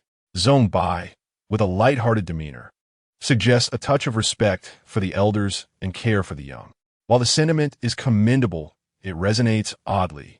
After this encounter, the old-timers seem somewhat pacified. The meeting officially commences, focusing on the matter of Xie Rong's affiliation. Zombai presents the surveillance footage of the conversation between Xie Rong and Instructor Liu. Upon witnessing Xie Rong's audacious demeanor, Zongqiwai cannot help but smirk. His Rong is indeed striking, far surpassing those alphas in charm. The alpha soldiers, encountering such an omega for the first time, find themselves both astonished and intrigued by his boldness. This omega certainly defies their preconceived notions, yet in observing Xie Rong, they feel he embodies this very essence. Moreover, who knew an omega could look so fierce? Their gazes linger on Xie Rong's spirited expression until abruptly, a chill runs down their spines. Turning to see Zongqiwai glaring at them with a darkened gaze, they're taken aback. They had heard whispers before coming here that the Zong heir was quite taken with this individual, and now, witnessing his fierce countenance, they reconsider their initial thoughts. These men of stature, despite their fleeting admiration for Xie Rong, quickly suppress their inclinations. To serve love as a dog? Preposterous. They choose to withdraw from this battlefield. In this subtle confrontation, the old-timers from the Imperial Military Academy express their profound dissatisfaction with the video, their faces etched with disdain. They believe an Omega should be properly trained in a bride academy, questioning the purpose of his presence here. Such audacity from an Omega, believing he could triumph over alphas, is utterly absurd. Their scornful remarks only serve to heighten Zongqiwai's ire. With a scoff, he retorts, "Absurd? If you stepped up, you'd be outmatched. Such vulgarity. Do not compare me with an Omega. Old fools, do not dare to provoke. You are unworthy to be mentioned in the same breath as Rong." Ignoring the fuming old-timers, Zongqiwai fixes his gaze on Zombai. "Principal Zong, how do you propose we address this matter?" Zombai, with a nonchalant tone, responds, "The Imperial Military Academy will only nurture the future leaders. How can an Omega become a leader? Have you lost your senses?" They retort, "What of it? If you possess the ability, step forward," he replies casually, as if it were an afterthought. Zongqiwai chuckles. "Principal Zong is correct. If you can, then do so. Can an Omega succeed? Spare us your grandiose claims. Allowing an Omega to infiltrate here is a disgrace. If this issue remains unresolved, this trouble will linger at the Imperial Military Academy. What say you, instructors?" Instructor Liu rises amidst the clamor, his gaze sharp as he scans the old-timers. The unexpected sight of an instructor taking a stand silences the room momentarily. His voice rings out with clarity. "Xie Rong is my student. As for his capabilities, I shall speak on his behalf." Chapter 57. The rival alpha desires to be my dog. Instructor Liu cast a glance at the esteemed Principal Zong by seated above. As his instructor, "May I speak?" he inquired. "Please proceed." Zong by nodded in acknowledgement. With the principal's consent, Instructor Liu expanded the holographic display to its maximum size, revealing a video segment. Zhong Qihuai looked up, surprise flickering in his eyes as he recognized the footage from their previous practical training exercise against the floating origin serpent. The video showcased the utilization of mental strength to dismantle the serpent's data, thereby ensuring the duo's survival in the competition. As the video concluded, some stubborn old-timers attempted to defend themselves, particularly since Zhong Qihuai was involved. Had he not mitigated some of the serpent's attacks, Xie Rong would not have been able to launch his mental assault so effortlessly. Instructor Liu, however, did not afford them the opportunity to speak, promptly playing yet another video. This time, it depicted the chaos instigated by the heat phase, with dormitory buildings surrounded and throngs of alphas clamoring to converge. Inside the military academy's dormitories, surveillance was absent, but a couple of cameras were positioned in the hallways. As an overwhelming number of alphas surged in, the dormitory door was forcefully breached, capturing hazy footage of the interior. In the video, Xie Rong was clearly in a compromised state during the heat phase, yet he remained composed, skillfully fending off the encroaching alphas. His agility allowed him to evade attacks while delivering counterstrikes. Witnessing Xie Rong nearly being bitten sent Zhong Qihuai leaping to his feet, consumed with a desire to rush in and assist him. The others, however, were fixated on Xie Rong's subsequent maneuvers. When the betrayal unfolded, it left everyone in awe. The ability to manipulate 500 alphas with mental prowess was nothing short of astonishing. The instructor specializing in mental strength rose abruptly, brimming with excitement. A genius! A genius! I knew he could achieve this. Mental strength had always been an enigmatic and largely unexplored domain, until now. The utmost capability most alphas could muster was engaging in trivial conversations in voice chat rooms. No one had anticipated that mental strength could indeed serve as a weapon. If the floating origin serpent was subdued through sheer mental force, then the betrayal was an original technique. It is worth noting that prior to this, the instructor had merely provided Xie Rong with a general direction, not due to reluctance, but because there was scant information available, leaving him to navigate the unknown. Does it truly matter whether such a remarkable talent is an alpha or omega? Even the staunchest traditionalists found themselves at a loss for words. How could they argue when they were clearly outmatched? However, this was an omega. Zhong Qihuai smirked provocatively, asserting that no one could surpass this omega. But that remains to be seen, retorted the old-timer. With so many alphas in the Imperial Military Academy, I refuse to believe we cannot find one who surpasses him. Zhong Qihuai clicked his tongue, acknowledging the old-timer's grudging respect for Xie Rong's prowess. Observing the lengthy discourse below, Zhong Bai finally interjected in light of this. Let us heed Xie Rong's proposal and arrange a match against the alphas of the Imperial Military Academy. Any alpha may challenge him, with a limit of 3 matches. As long as he loses no more than 3, the Academy shall be his alma mater. Zhong Bai turned to Zhong Qihuai and inquired, what are your thoughts? Zhong Qihuai raised his eyebrows, a smile breaking across his face. Excellent. Of course, I was the first to agree to Principal Zhong's words. A subtle smile surfaced on Zhong Bai's face. If he were to expel someone from the Imperial Military Academy, wouldn't Principal Zhong's words be rendered utterly meaningless? Nevertheless, he genuinely admired Xie Rong, with such talent and disposition. It was no wonder that his little demon king was eager to serve others. Thus, the matter was settled, and Xie Rong learned of it in the afternoon. These individuals brought him to the training ground without any preparation, but fortunately, Xie Rong required none. The training ground, his familiar territory, was now teeming with alphas, their heads densely packed together, surpassing even the last time when zombies besieged the building. Some were so pressed for space that they instinctively sought positions in the sky. The less fortunate utilized hot air balloons, while the wealthier flew their aircraft. As Xie Rong emerged, he became the center of attention, with a myriad of gazes fixed upon him. The previously boisterous setting fell silent, akin to a place devoid of life. In truth, they had all entered a psychic communication channel. Did you hear he claimed he would be our father? Such audacity. If he doesn't lose his temper, does he truly think we are fools? Someone should confront him. Even an Omega cannot be so arrogant. Do you genuinely believe he is an Omega? Is there any Omega like him? You go first. I fear this fierce little Omega will start crying in no time. Ha ha. The thought of this little Omega crying is quite amusing. Just be gentle when you approach him. We don't want to hurt the little Omega. Most alphas familiar with Xie Rong were newcomers, while some upperclassmen were aware of his existence due to Leslie, though many senior military academy students did not recognize him. They gathered together, their gazes assessing his worth as an Omega, disdainful of his fierce appearance, which lacked any softness. While they spoke carelessly among themselves, outwardly, no one dared to voice their thoughts, leaving those who wished to speak hesitant.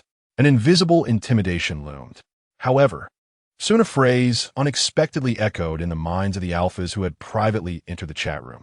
They had thought him mute, yet discovered he was quite the enigma behind the scenes.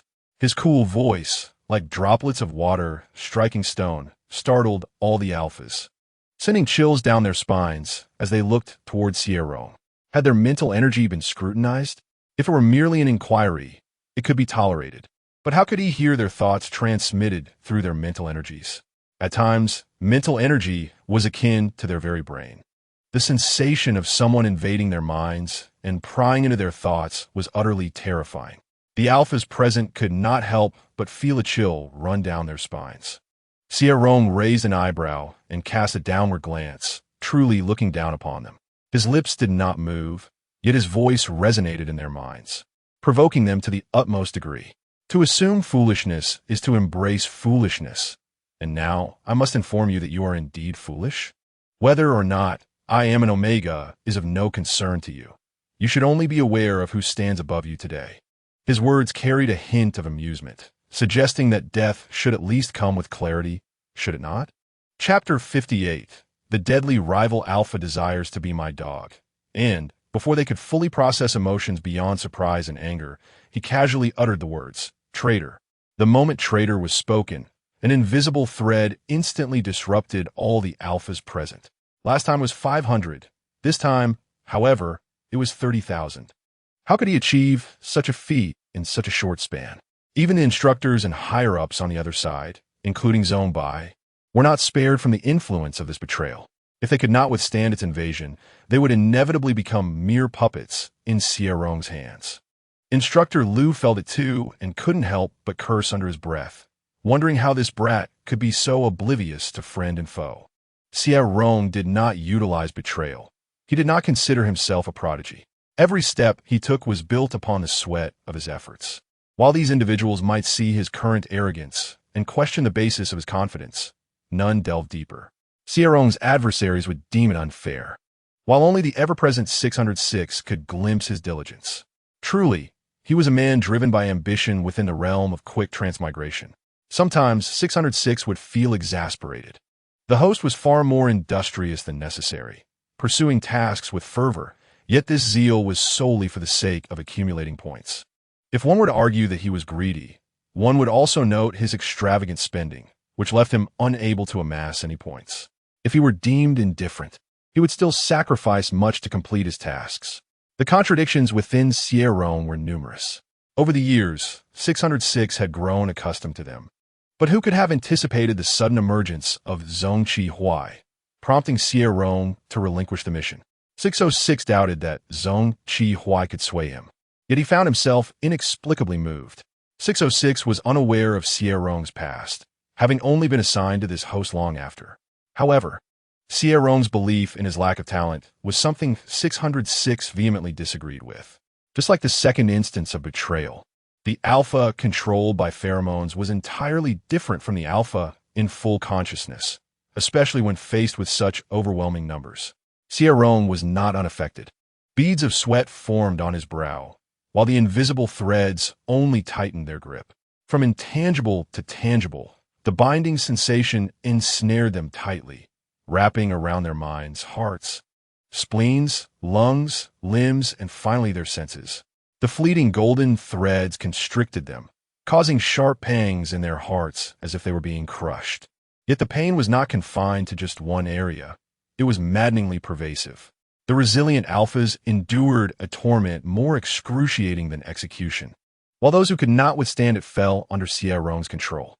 30,000 alphas, with over 10,000 turning traitor at the last moment. Xie Rong's voice rang out once more, this time articulating words rather than merely transmitting thoughts. His phoenix-like eyes regarded those below with a cruel curiosity, akin to a cat observing a fascinating object beneath its paw. This command swiftly penetrated the minds of the controlled alphas, their brains receiving the message before their ears did. They yearned to resist, but the moment the thought emerged, it was swiftly quelled. At this moment, the throng of 10,000 individuals epitomized Xie Rong's consciousness. The scene shifted dramatically, plunging into chaos. The Alpha, still tormented by the treachery of foes, was no match for these adversaries. An increasing number of Alphas fell to the ground, helplessly watching as their opponents stood over them. Ultimately, only the Alphas under his control remained standing. A soft snap echoed, a subtle sound that pierced through their minds, awakening the controlled Alphas from their chaotic stupor. They lifted their gaze to the center of the training ground, where youth, still poised with his fingers poised for the snap, resembled one who had just emerged from drowning, drenched pale, yet smiling. The once fearsome features that intimidated them now radiated an astonishing beauty. The pallor of his face was touched by a faint blush, and the pure, robust vitality ignited his spirit, rendering his pale complexion incapable of concealing the pride and audacity he exuded at that moment. He cast a scornful, haughty glance at them. Fools, behold how your father appears. In that moment, no one cared whether he was an Omega. Zhongbai cast a deep, lingering look at Xie Rong before finally averting his gaze. He had long since undone the treachery, yet he was profoundly shaken by Xie Rong's extraordinary capability. Zhongbai slowly turned to Zhongqi Huai beside him, remarking, "You, my boy, are fortunate to have won his favor." Zhongqi Huai grinned, nodding in pride towards the youth on the training field. "Try not to be too envious, uncle. At least you managed to withstand the treachery without being controlled, thus preserving the honor of our family." Zhongqi Huai curiously replied, "I wasn't targeted by the traitors, so naturally, I wouldn't be controlled." Zhongbai turned slowly, his gaze profound. "Why were you not controlled? This lad does not distinguish between friend and foe." In that instant, Zhongqi Huai grasped the crux of the matter, realizing he was the only one not targeted. With a grin, he declared, "Oh, perhaps it's because I am his most cherished dog, and he couldn't bear to let me go. Moreover, I remain one of his own." Zhongbai regarded Zhongqi Huai with a stoic expression, wishing to chastise him despite the familial bond. The audacity of feeling superior as a mere dog was irksome. Zhongqi Huai indeed felt a sense of superiority. Xie Rong was his alone. After all, this battle catapulted Xie Rong to fame, unparalleled in his prowess. As he accepted the challenges of the Alphas, targeting them indiscriminately, most notably, he emerged victorious. Those high-ranking individuals he had confronted could not bear to retaliate against him. Thus, Xie Rong seamlessly integrated into the Imperial Military Academy. When an individual's strength reaches a certain zenith, their flaws cease to be flaws. Humanity is naturally drawn to the formidable. Xie Rong's prowess garnered numerous admirers, and the Imperial Military Academy publicly announced his identity, stating that admissions for Omegas were solely based on merit. The external discourse was rife with speculation, yet the Academy wasted no time, releasing footage of Xie Rong as challenges.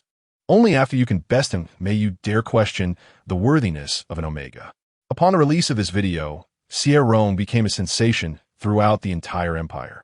Numerous Alphas expressed that he was indeed their dream lover, flooding the Star Network with comments lamenting that the military academy had stolen their beloved. Many resolved to enroll in the Imperial Military Academy this year to reclaim what they believed was rightfully theirs. The publicity department, witnessing this fervor, was overjoyed. A living recruitment advertisement ensuring a bountiful influx of new students this year. If the Star Network buzzed with excitement, one could only imagine the fervor within the military academy itself. The identity of young Master Zhong acted as a deterrent for some Alphas. It could not dissuade them all. The quest for a partner often devolved into a contest of audacity. An overwhelming number pursued Xie Rong, and despite his fierce demeanor, Their enthusiasm remained unabated. Young Master Zong felt aggrieved. After guarding his master for so long, he found himself disregarded by these interlopers. Daily, Zong Qi sought to confront Xie Rong's admirers. Those who lost were promptly dismissed. Over time, it became common knowledge among the alphas at the Imperial Military Academy that any attempt to court Xie Rong had to first contend with Zong Qi. Like a ferocious guardian, he would bite at the slightest approach. Chang Bei, often hesitant to speak more than a few words with Xie Rong, found it particularly distressing that even he was not spared from Zong's vigilance. This left Chang Bei feeling wounded and furious, resolutely rejecting any suggestion to relocate. Zong Qi tossed him a key to the finest dormitory in the entire military academy, complete with the largest toilets one could desire. Moved to tears, Chang Bei exclaimed, "My adoptive father." That very evening, he packed his belongings and prepared to move in. "To the toilet I come." However, Zong Qi faced formidable rivals. Though he was a top alpha, he was not the only one of his kind. Who could resist someone like Xie Rong? Occasionally, Zong found himself unable to maintain his guard, allowing others to approach Xie Rong with their affections. Despite Xie Rong's rejections, the advances persisted. This infuriated Zong Qi. Feeling slighted, sought comfort from his master, eliciting laughter and affection from Xie Rong. This idyllic existence continued until the day Zong Qi underwent a transformation. Xie Rong realized that this marked the first time Zong had been absent from his side for 3 hours. Previously, he was always near, never straying far even when occupied. Unable to locate him, Xie Rong sought out Zong Bai, who had been at the military academy and showed no surprise at Xie Rong's arrival. With a nonchalant tone, he inquired if Xie was searching for a dog. Taken aback, Xie Rong couldn't help but chuckle. "Indeed, but not a dog. I am looking for Zong Qi." Zong Bai scoffed lightly, stating, "Zong Qi is absent, but there is a dog." Maintaining his composure, he added, "That headmaster, where is my dog? He suddenly developed a fever and evolved this morning. There is no need to worry, he won't perish." Indeed, the news spread swiftly. Zong Qi of the Zong family had evolved from a top alpha to an enigma, causing a sensation across the empire. Countless alphas shed tears of envy, jealousy, and resentment, lamenting the extraordinary fortune of this young man who seemed to have it all. When Zong Qi made his next appearance, Xie Rong observed him closely and found no discernible difference from before. "Xie Rong, if I leave your side for so long again, I shall truly be heartbroken." "Zong!" The great dog clumsily approached, nuzzling him with a sense of grievance. 3 hours had truly felt like an eternity. "However, I have evolved. Those alphas who once entangled you shall have no further opportunities. I truly wish to pound their heads into the ground." Xie Rong raised an eyebrow. "So your secret training sessions at night were for this purpose? You knew." Zong, the great dog, was taken aback. "What the dog does is within the owner's right to know. There shall be no next time." Zong Qi immediately replied, "Absolutely not." Xie Rong smirked, his lips curving upward. With a flick of his phoenix-like gaze, he mentioned that there exists a method to permanently resolve the issue, preventing those alphas from ever bothering me again. "What is it? Mark me." Zong Qi was momentarily stunned, gazing at him in bewilderment. In truth, he had contemplated this solution himself, but had refrained from voicing it, fearing Xie Rong's pride might lead him to dislike being marked. There is a distinction between willingly being an omega and being marked by another. In reality, Xie Rong was waiting for him to speak up, should such matters always require his initiation. However, observing Zong Qi's earlier foolish demeanor, Xie Rong suddenly felt it unnecessary. There need not be any order between them. "Is it true? I did not deceive my dog." Zong Qi hesitated. "I thought you disliked being marked." "Indeed, I do," Xie Rong candidly admitted, noting the tension in Zong Qi and laughing softly, "but it depends on the person. Would you like to reward the little dog by marking me?" With a mischievous glint in his elongated eyes, he playfully swayed, oblivious to the owner's intentions. "However, if the dog were to cause me pain or disobey commands, I would surely be displeased." "Very well," Xie Rong mused.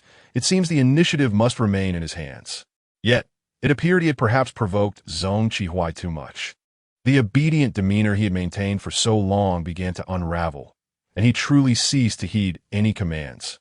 This reminded Xie Rong of the wild, unruly individual he had first met, full of mischief and defiance. This dog, after pretending for so long, was now reverting to his true nature. In the end, Zong, the great dog, was neglected for 3 days, during which he desperately sought to appease his master. Then, once more, he disobeyed, leading to further neglect. This cycle repeated until Xie Rong became numb to it all. Zong, the great dog, lamented, "Rong Rong, this truly is the last time. Next time, I shall certainly obey. As for the next time, let him deal with it when it arrives."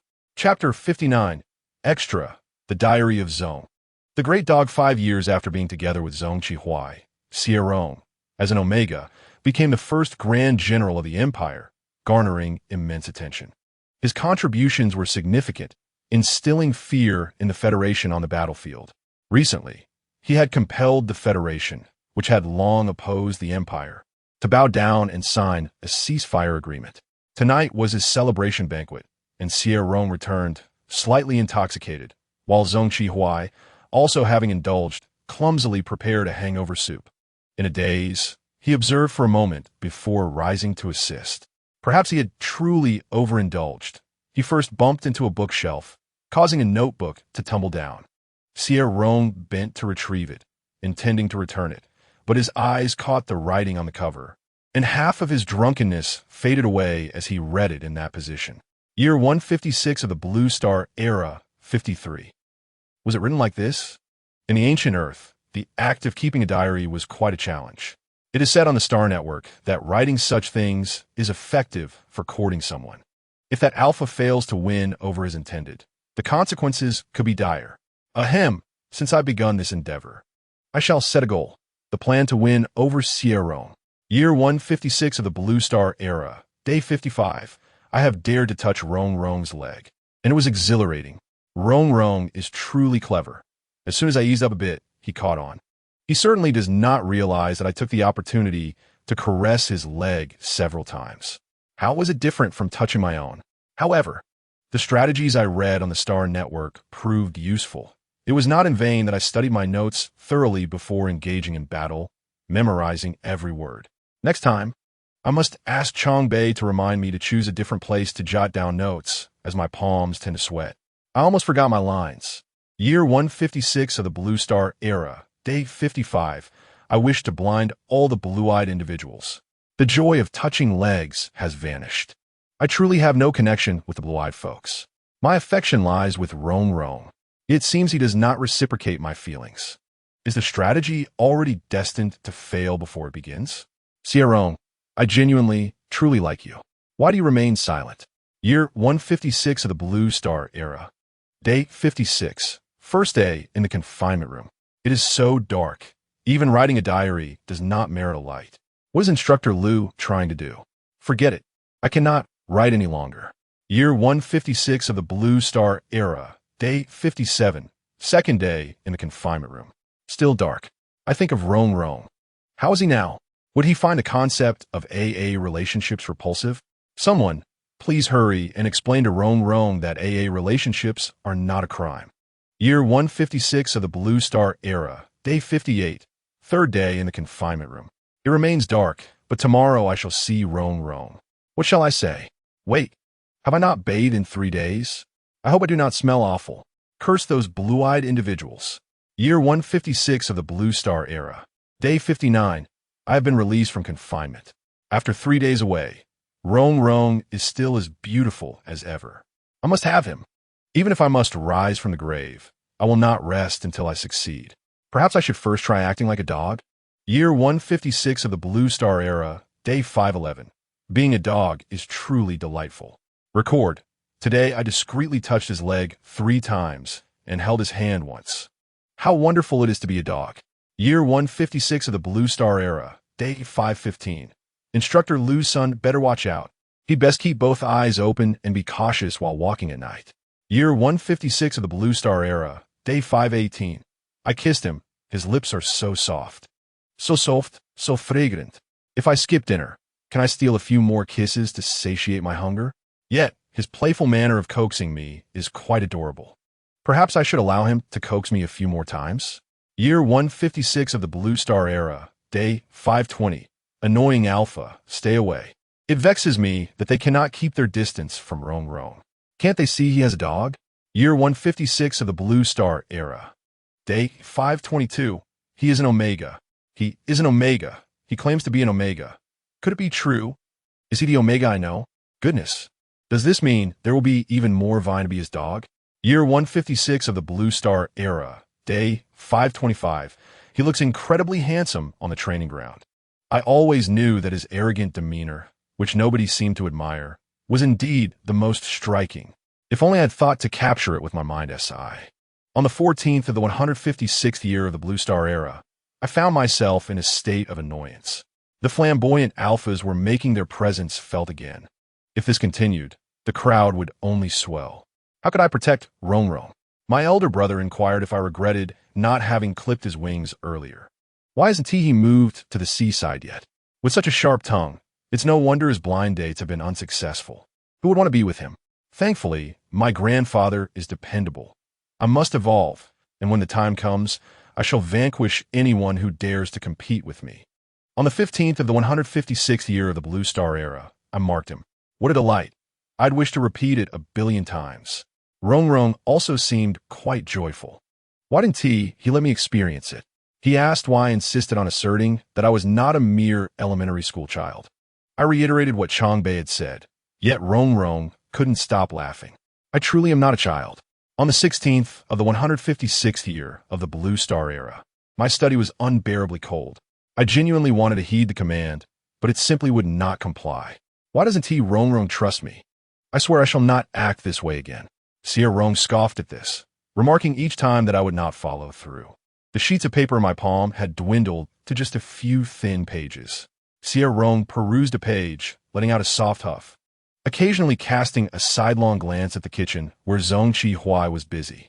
Upon reaching the last page, a smile crept onto his lips. He found Zhong Qi somewhat childish. Never mind, what a small-minded master to bicker with his own dog. He chose to overlook minor grievances. Xie Rong returned the diary to its place untouched, still smiling, and cheerfully proceeded to assist Zhong Qi. The breeze outside carried the laughter from the kitchen away, rustling through the pages of the bookshelf. The sound of fluttering pages ceased abruptly at the last entry. On the 28th of the 156th year of the Blue Star Era, I am his loyal companion for life. We have registered our marriage, and together we shall conquer not only the Imperial Military Academy, but the entire universe. Chapter 1. The young master returns from the shadows as a devoted admirer. 1. In the old district of North City, a narrow alley exuded the stench of sewage. Trash was piled high on either side of the passage, with hefty rats scurrying about. Xie Rong's gaze followed one such rat, his phoenix eyes glowing with a haunting green light. I am starving, utterly famished. Why is the original owner so ravenous? If I do not eat something soon, I might even find myself coveting the rat. Suddenly, a series of impatient knocks echoed nearby, pulling Xie Rong back from the perilous thought of pursuing the rat. He glanced down, witnessing the timid rodent scurry away in fear, before cautiously stepping forward to open the door. Someone had arrived before him, a tall man with strong, elongated fingers who swung the door open. Outside stood a middle-aged man with an unkind expression, glaring at them. How much longer do you intend to delay? Do you think my absence means this is not happening? The landlord angrily took a drag from his cigarette, glaring at the two individuals inside. It has been 2 months. That is 2 months' worth of rent. The young man in front wore a cheap short-sleeved shirt, and perhaps due to the urgency of opening the door, the collar had slipped askew, revealing a glimpse of his fair skin beneath. The exposed skin glowed with a wheatish hue, contrasting sharply with the pallor beneath the collar, unmistakably a result of prolonged sun exposure. This sun-kissed complexion bore an unusual flush, beads of sweat glistening on the forehead, while the parched corners of the mouth remained sealed in silence. Behind him stood a strikingly fair and handsome figure, whose mere presence commanded attention. Yet an inexplicable air of intimidation accompanied the first glance. Upon sighting him, the landlord could not help but furrow his brow and avert his gaze. He took a drag from his cigarette and muttered, "Jiangsu, I have been more than accommodating, haven't I? You only now come to demand money. But I am no saint. 1 week, you fail to repay, and you're out."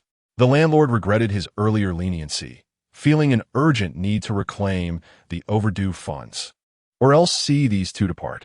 Jiangsu pressed his lips together, lifting his head, his damp hair clinging to his forehead, yet his dark, piercing eyes sparkled with clarity. Despite the relentless sun, his features remained strikingly handsome, with a chiseled visage tempered by an air of stoic resolve. The landlord stole a few more glances, unable to shake the feeling that this young man had shed some of his previous naivety. Casting a glance at the person behind Jiang, he sighed silently. "I understand. I will repay the money as soon as possible," Jiangsu spoke, his voice slightly hoarse yet resolute. The landlord, still puffing on his cigarette, cast a sidelong glance at Jiang's companion, his tone dripping with sarcasm. "Just don't let anyone else lead you astray." Jiangsu assured him, "That won't happen." Internally, Xie Rong thought, if you don't leave soon, he may just resort to violence over the protagonist's funds. Since the landlord had barged in to collect the debt, Xie had endured more than a few disdainful looks. His patience was wearing thin. In the meantime, 606 incessantly murmured, Points, points, points. Hold on. He'll leave soon. And think about your savings. Our points are dwindling." Fine. He would endure for the sake of the points. The landlord, seeing Jiangsu silent, finalized their agreement for repayment in a week before departing. Once the door closed behind him, Jiangsu walked past Xie Rong with an icy demeanor, not granting him a single glance. Coincidentally, Xie had no desire to engage either. Such indifference suited him perfectly. The space they occupied was hardly a house. More accurately, it was a small room that Xie had yet to scrutinize due to his sudden arrival. Upon closer inspection, he realized the place was pitifully tiny, approximately 15 square meters, featuring a bed, 2 rickety chairs, and a table topped with a cooking stove beneath a small window. Nothing else adorned the room. It was woefully inadequate for 2 tall young men, each standing at nearly 6 feet. Famished, Xie approached the stove, peering in with a blank expression before withdrawing his gaze. It was too clean. Even a mouse would feel compelled to relocate. He gulped down several glasses of water to stave off his hunger. The bed had been claimed by the feverish protagonist, leaving Xie to settle into one of the dilapidated chairs. His gaze fell upon Jiangsu's back as he reflected on the unfolding narrative of this world. It is now the 3rd day after the male protagonist's rebirth, coinciding with his first day in this new life. Jiangsu, the male lead of this world, is a naive and unfortunate soul. His father is addicted to smoking and gambling, and his mother passed away early. He has worked tirelessly to reach university, where he has formed a relationship with a boyfriend. This boyfriend demands designer sneakers, prompting Jiangsu to take on part-time jobs to afford them. He desires expensive clothing, and Jiangsu again works to satisfy these whims. When the boyfriend covets the latest smartphone, Jiangsu, undeterred, secures a loan to purchase it. In essence, whatever his boyfriend desires, Jiangsu strives to fulfill, embodying the role of a devoted admirer to an extreme degree. However, this boyfriend is a peculiar character, embodying a blend of materialism, vanity, extravagant spending, and a notoriously foul temperament, with little to commend him beyond his appearance. Initially, they shared a living space as roommates, but upon becoming a couple, they moved out, leading to a more liberated expression of the boyfriend's eccentricity. For him, Jiangsu is merely an ATM, always available for withdrawals. Jiangsu's savings cannot withstand such extravagant demands, and it isn't long before he faces a financial crisis. Coincidentally, at this time, his gambling father accrues debts and is beaten up, leaving Jiangsu burdened with debt and the responsibility of covering his father's hospital expenses. His meager savings are completely depleted. The couple is compelled to move into a dilapidated building, and despite his boyfriend's reckless spending, Jiangsu genuinely cares for him, which prevents him from ending the relationship. Although he remains committed, his boyfriend views their relationship as a means to access his funds. What happens when a man runs out of money? He seeks another source. Thus, Jiangsu tragically finds himself betrayed and subsequently faces oppression from the wealthy heir with whom his boyfriend has strayed. Ultimately, he meets with a disastrous accident. Xie Rong reflects on this and cannot help but criticize the protagonist's plight, remarking on its tragic nature. 606 chuckles. Indeed, it is tragic. But without such adversity, how could rebirth be so exhilarating? In this world, isn't it all about the narrative of rising from adversity? This is undoubtedly true. After his rebirth, Jiangsu discards the eccentric boyfriend and reclaims his true identity as a gentleman. Ironically, the wealthy heir who seduced his boyfriend is actually the imposter who usurped his identity. Once he reclaims his status, Jiangsu decisively undermines the false heir and encounters another roommate, Yu Che, soon realizing that he is from the esteemed Yu family, leading to a burgeoning relationship between them. In this new life, Jiangsu now embodies the role of the peculiar ex-boyfriend. To be precise, he is about to become the former boyfriend. A month after his rebirth, the protagonist intends to propose a breakup, and as for the reason behind the 1-month timeline, as a villain, he must give the protagonist a chance to retaliate. Xie Rong understands this, but still feels compelled to inquire of 606. Wasn't it said that I would portray a villain true to my nature? His tone is icy. Am I truly such a peculiar character? Chapter 2. The young master returns. Still a devoted admirer. 2. 606 responds sheepishly. Well, your extravagant spending habits do align quite well. Xie Rong retorts, a foul temper indeed aligns. Though 606 dares not voice this. Please don't be upset, Rong. This antagonist isn't so bad. You can vent your frustrations freely and spend the protagonist's money without the need for conflict. Living off someone else's earnings can be quite delightful. Once we've completed our tasks, we can explore this world at our leisure, and we will be offline in just a month. From this perspective, it certainly has its merits. Extracting ourselves from this assignment can be considered rather effortless, making it highly sought after. Xie Rong reluctantly spared 606. Has the previous task been settled yet? Here it comes. Let me take a look. 606 suddenly exclaimed, Rong, our points. We have quite a few. Xie Rong pondered, confused by the sudden excitement. What is going on?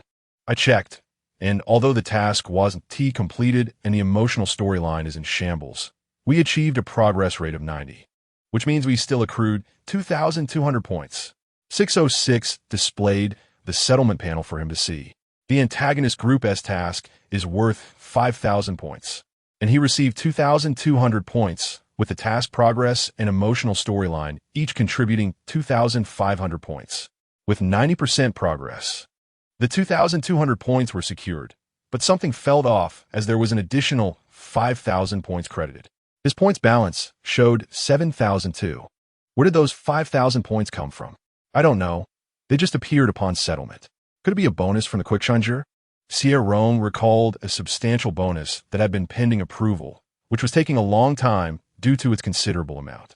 Observing the 5,000 points, Xie Rong let out a cold laugh. Was this what they deemed substantial? Sensing his displeasure, 606 fell silent. Indeed, money is hard to earn, and life can be quite burdensome. The boss is the most exasperating of all. Such sentiments were best left unspoken, and 606 feigned ignorance. Just as Xie Rong was about to express further frustration, Jiangsu, who had his back turned, suddenly spoke up. How long do you intend to persist? Xie Rong's attention snapped back, his wandering thoughts returning to focus. He noticed the young man on the bed had shifted positions, his brows and eyes reflecting a slight impatience. Xie Rong, are you still clinging to hope? I've told you, I'm out of money. I can't afford the concert tickets.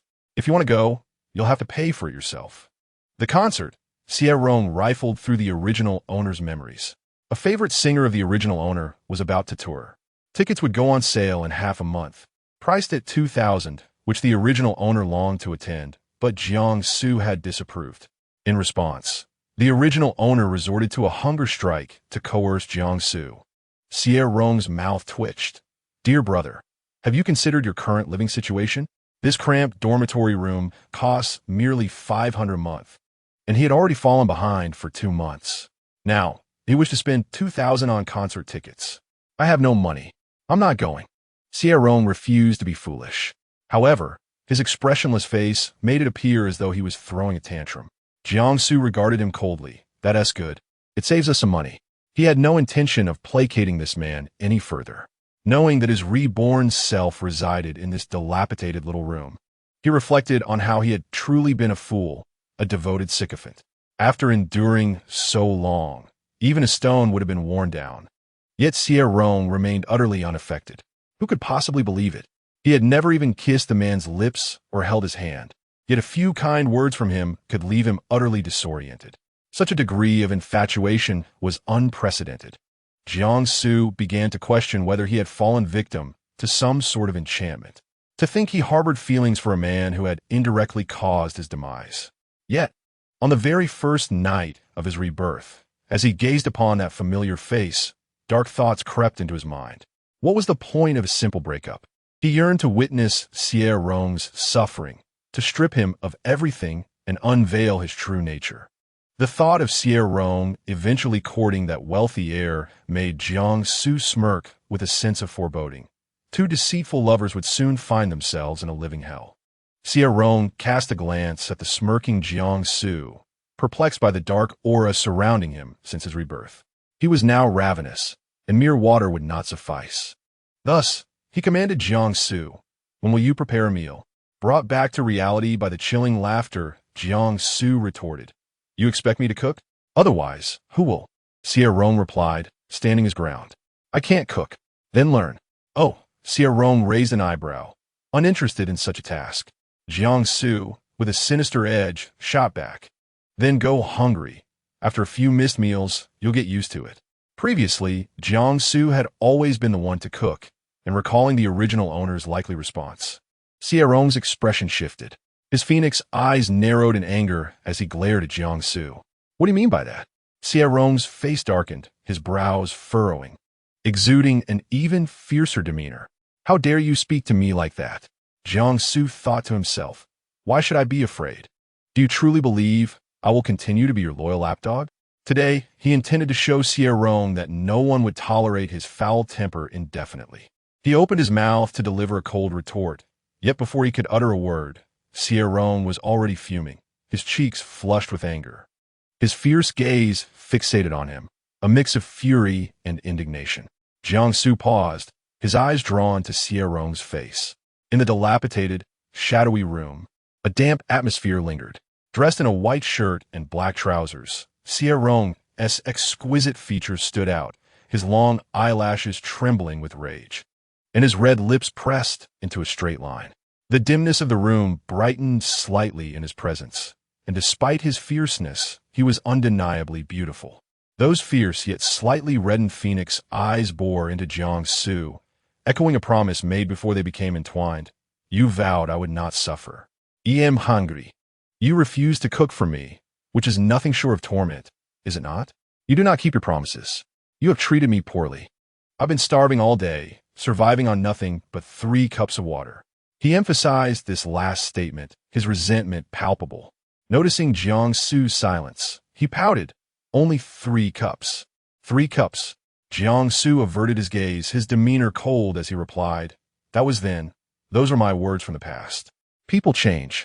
Xie Rong's voice dripped with frost. "Your transformation is truly frightening." Jiangsu regarded him with an icy, mocking gaze, as if to suggest that he was not the one to fear. Xie Rong chose to ignore him. He had not expected this dark figure to cook for him, merely playing a part in a trivial charade. With that, Xie Rong concluded the discussion.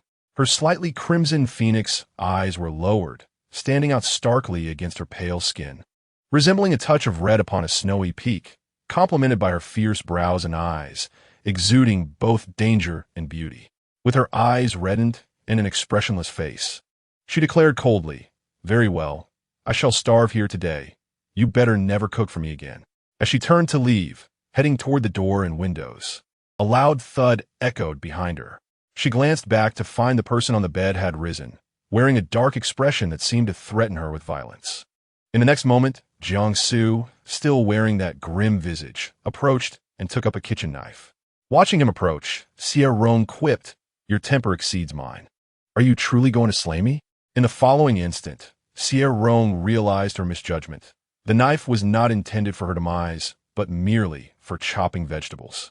Jiangsu turned his back to her, washing and slicing with an air of dark agitation surrounding him. This was a miss. He should have been the one to storm out in fury, feigning a facade while indulging lavishly outside. Fresh points earned were meant to be spent immediately. So why was the protagonist acting so erratically? Thankfully, Xie Rong was quick to react.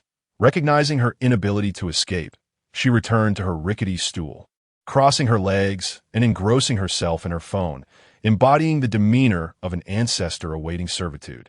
Midway through, Jiangsu, sensing the unusual silence behind him, glanced back. His face still dark as he continued chopping. The knife struck the cutting board with a resounding thud, each blow heavier than the last, resembling not the act of preparing food, but rather an assault.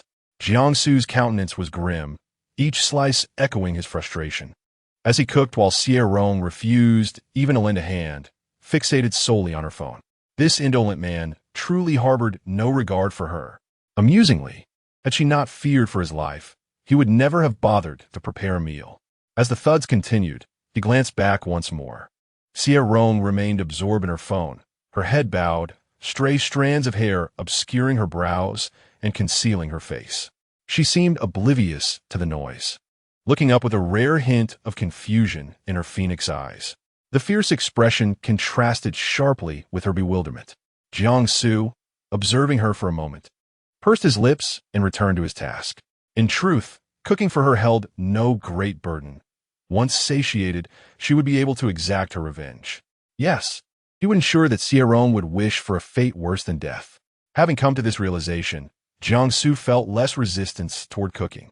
However, the vegetables had been reduced to mere shreds, the leaves transformed into fragments. Noticing this, he furrowed his brow, but with no other ingredients available. He had no choice but to stir-fry what he had.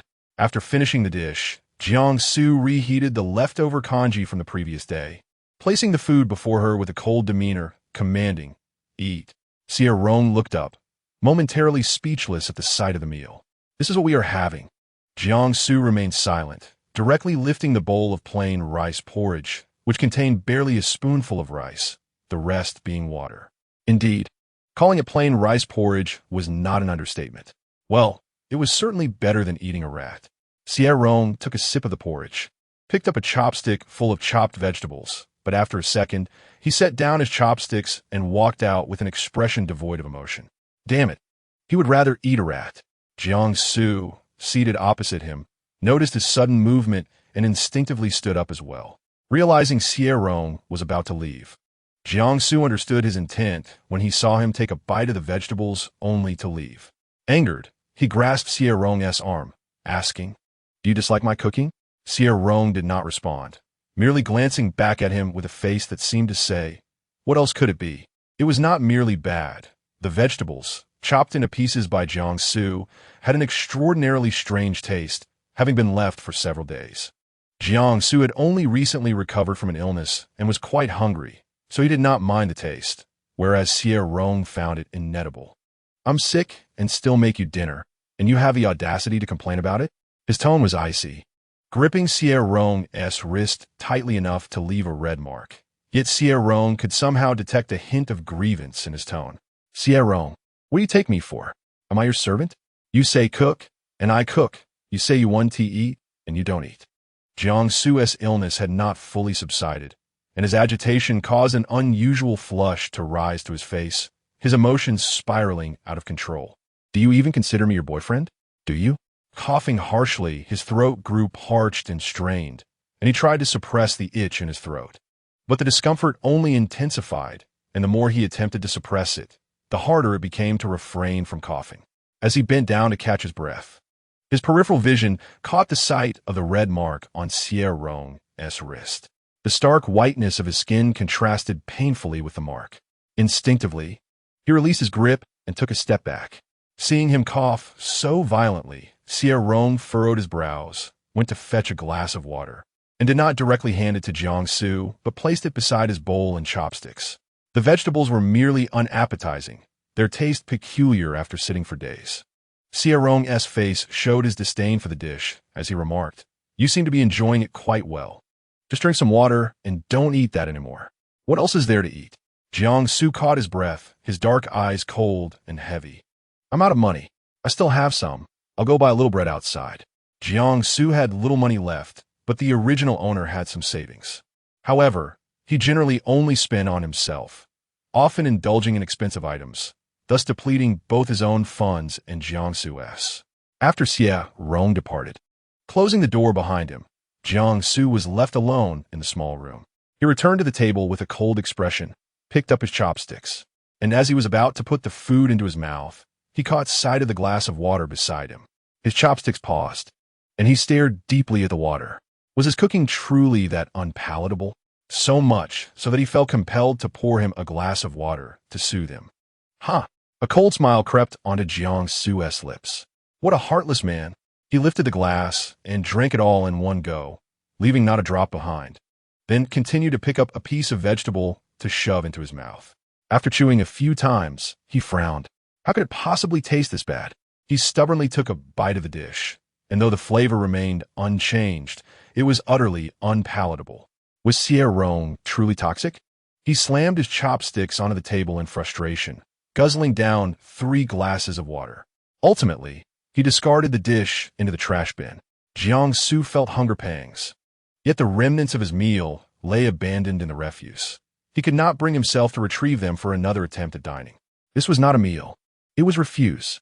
He stood in his room for a while before rushing to the window to gaze outside, and suddenly, he spotted a dark shadow scurrying past. Squinting, he discerned that it was a rather plump rat, its belly round with excess. It seemed to be thriving. Jiangsu gazed wistfully at the creature, pondering how its existence appeared more fulfilling than his own. The rat, rummaging through the trash with great enthusiasm, suddenly felt a chill run through its body and squeaked twice. Lifting its small head, as it did, it caught sight of Jiangsu peering down at it, and the uncanny sensation compelled the rat to squeal in alarm. The chubby rodent darted away in a flash, disappearing without a trace. Jiangsu reluctantly withdrew his gaze, noting how swiftly the little scavenger had fled. It was indeed full of life. He opened the door and ventured next door to purchase some fresh vegetables, depleting what little savings he had left. With these ingredients, he prepared a new dinner, yet he only consumed a small portion, placing the remainder prominently in the center of the table. What use was bread if it would lead to starvation? Xie Rong was truly a nuisance. While he scoffed at others, he meticulously arranged the dishes on the table. 2 vegetable dishes, 1 meat dish, and a soup.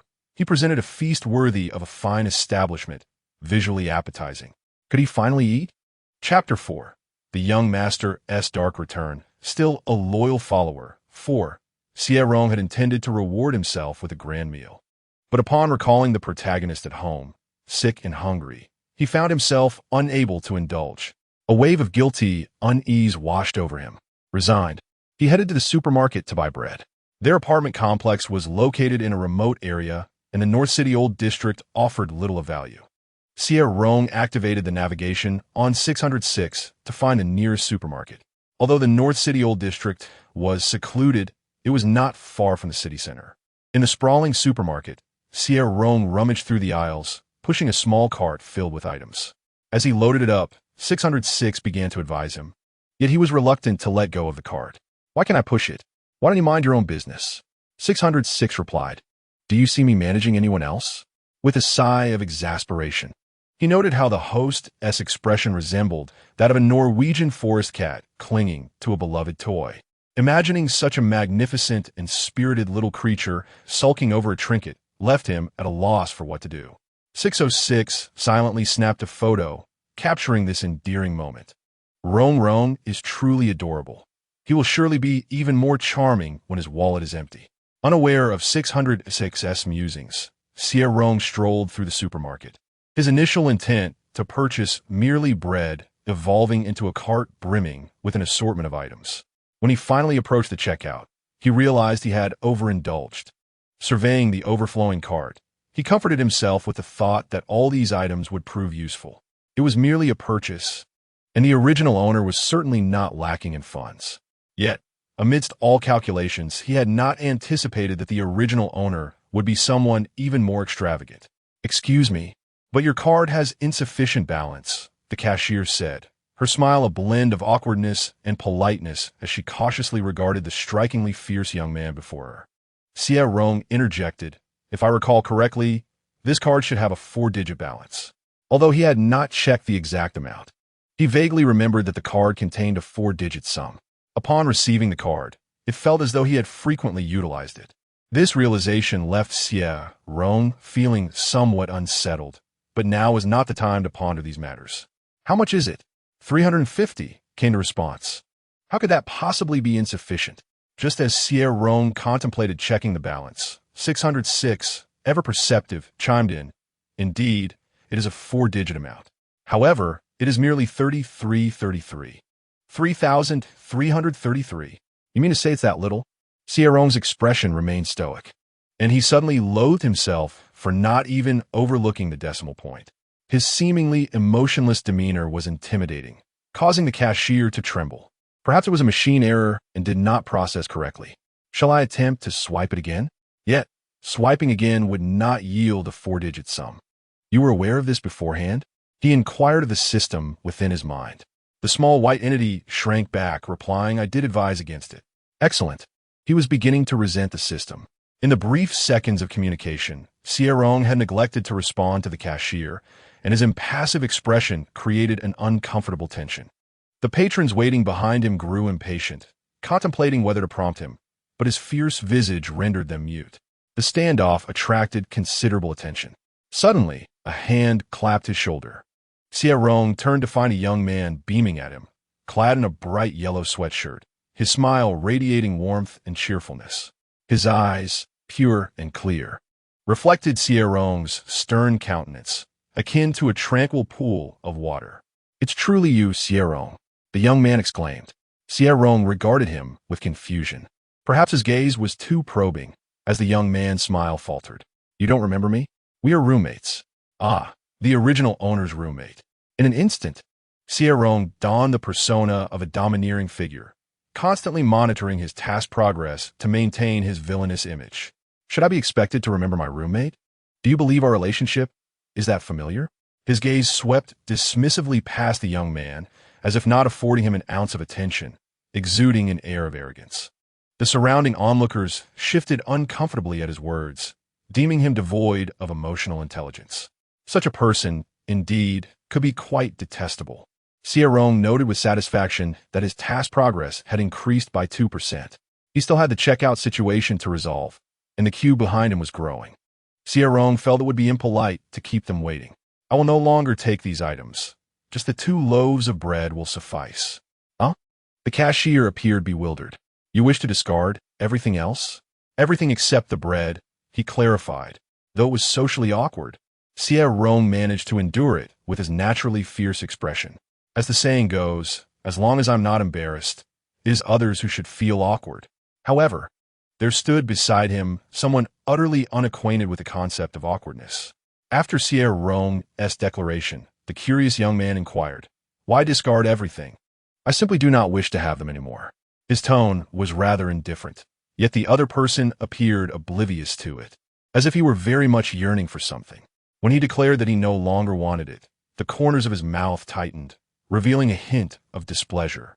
Xie Rong remained unresponsive until the boy beside him suddenly remarked that since they were merely acquaintances as roommates, perhaps a different relationship would foster familiarity. "I'll cover the expenses, and we could be friends." Xie Rong turned to see the boy's clear, yet foolish eyes, realizing he was quite earnest. "Are you wealthy?" Xie Rong replied with a sardonic twitch of his lips.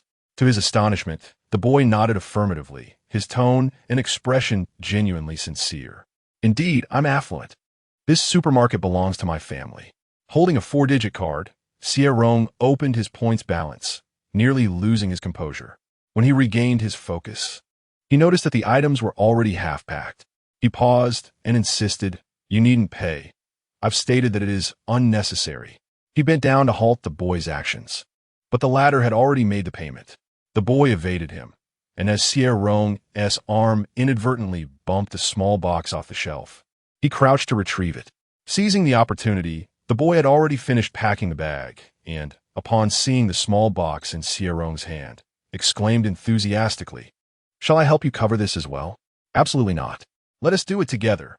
The boy cheerfully took it from him, lowering his gaze to read the inscription on the box, which stated, "This natural latex is ultra-thin, safe, and comfortable." He suddenly froze, faltering in speech, and tossed the item away as if it were a hot potato. Once they completed the transaction, he hastily stuffed everything into Xie Rong's arms. Xie Rong stared, bewildered. At the sequence of events, the bag was not tightly secured, and he reached in to inspect the small box, falling into silence. What on earth had he encountered during this outing? Initially, he merely intended to buy some bread. Instead, he ended up purchasing a condom, and not with his own money, but with that of his roommate. His fingers curled in frustration, wishing he could drill a hole into the ground, utterly unsure which was more mortifying. Upon exiting the supermarket, the boy across from him was still awkwardly blushing, and Xie Rong took a deep breath. "Do you have my WeChat?" Chapter 5. The young master's dark descent returns as a simp. 5. Huh? Yes, I do. All right, I will transfer you the money. Xie Rong nodded, his expression leaving no room for refusal. Very well then. The boy's cheerful demeanor faltered. Xie Rong was about to initiate the transfer, hesitating momentarily in his contacts, and asked candidly, "What is your name?" "You-ke." "Excuse me?" Xie Rong's face stiffened. "You-ke?" "Yes, I'm your roommate." Wonderful. Yet another layer to this predicament. What could be worse than having a roommate buy him a condom? The fact that the main character's partner had procured a condom for him was utterly explosive, leaving Xie Rong at a loss for words. "What brings you here?" Yuche blinked curiously, glancing around. "Where is Jiangsu? Did you not move out together? It has been quite some time since we last met. Are you out here alone? Why did you suddenly decide against those items earlier?" In the latter part of his inquiry, Yuche's delayed comprehension kicked in, and he stared at Xie Rong with wide eyes. Xie Rong, taken aback by his curious gaze, found himself momentarily at a loss for words, his expression cold and unwilling to engage, casting a fierce look in his direction. The two of them locked eyes, neither willing to yield. His fierce appearance was not lost on Xie Rong, who was acutely aware that his visage had often landed him in troublesome situations. Particularly during his school days, girls perceived him as intimidating, fearing he might resort to violence, while others found him both fearsome and beautiful, yet dared not approach him. The boys simply deemed him arrogant, interpreting even his casual expressions as provocations. He had been involved in numerous fights, and the individual before him, Yuche, possessed a pair of lively eyes that sparkled with innocence, his smile endearing. Clad in a yellow hoodie adorned with a small rabbit print, he resembled a charming, youthful character straight out of a Japanese anime, exuding an air of sweetness. This was indeed fitting for the role of the protagonist, as one could imagine Jiangsu, a brooding figure returned from the dead, complemented by the adorableness of Yuche.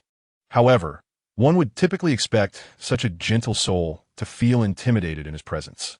Yet, upon encountering Yuche, he displayed no sign of fear, demonstrating considerable bravery.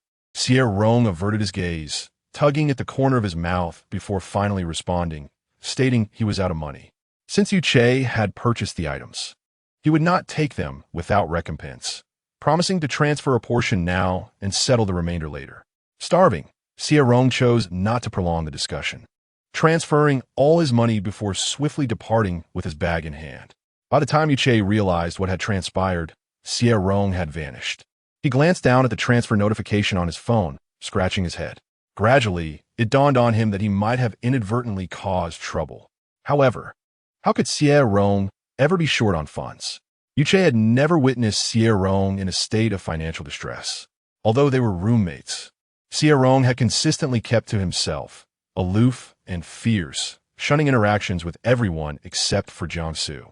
Yuche frequently observed Jiangsu accompanying Xie Rong, the only person he had not rebuffed.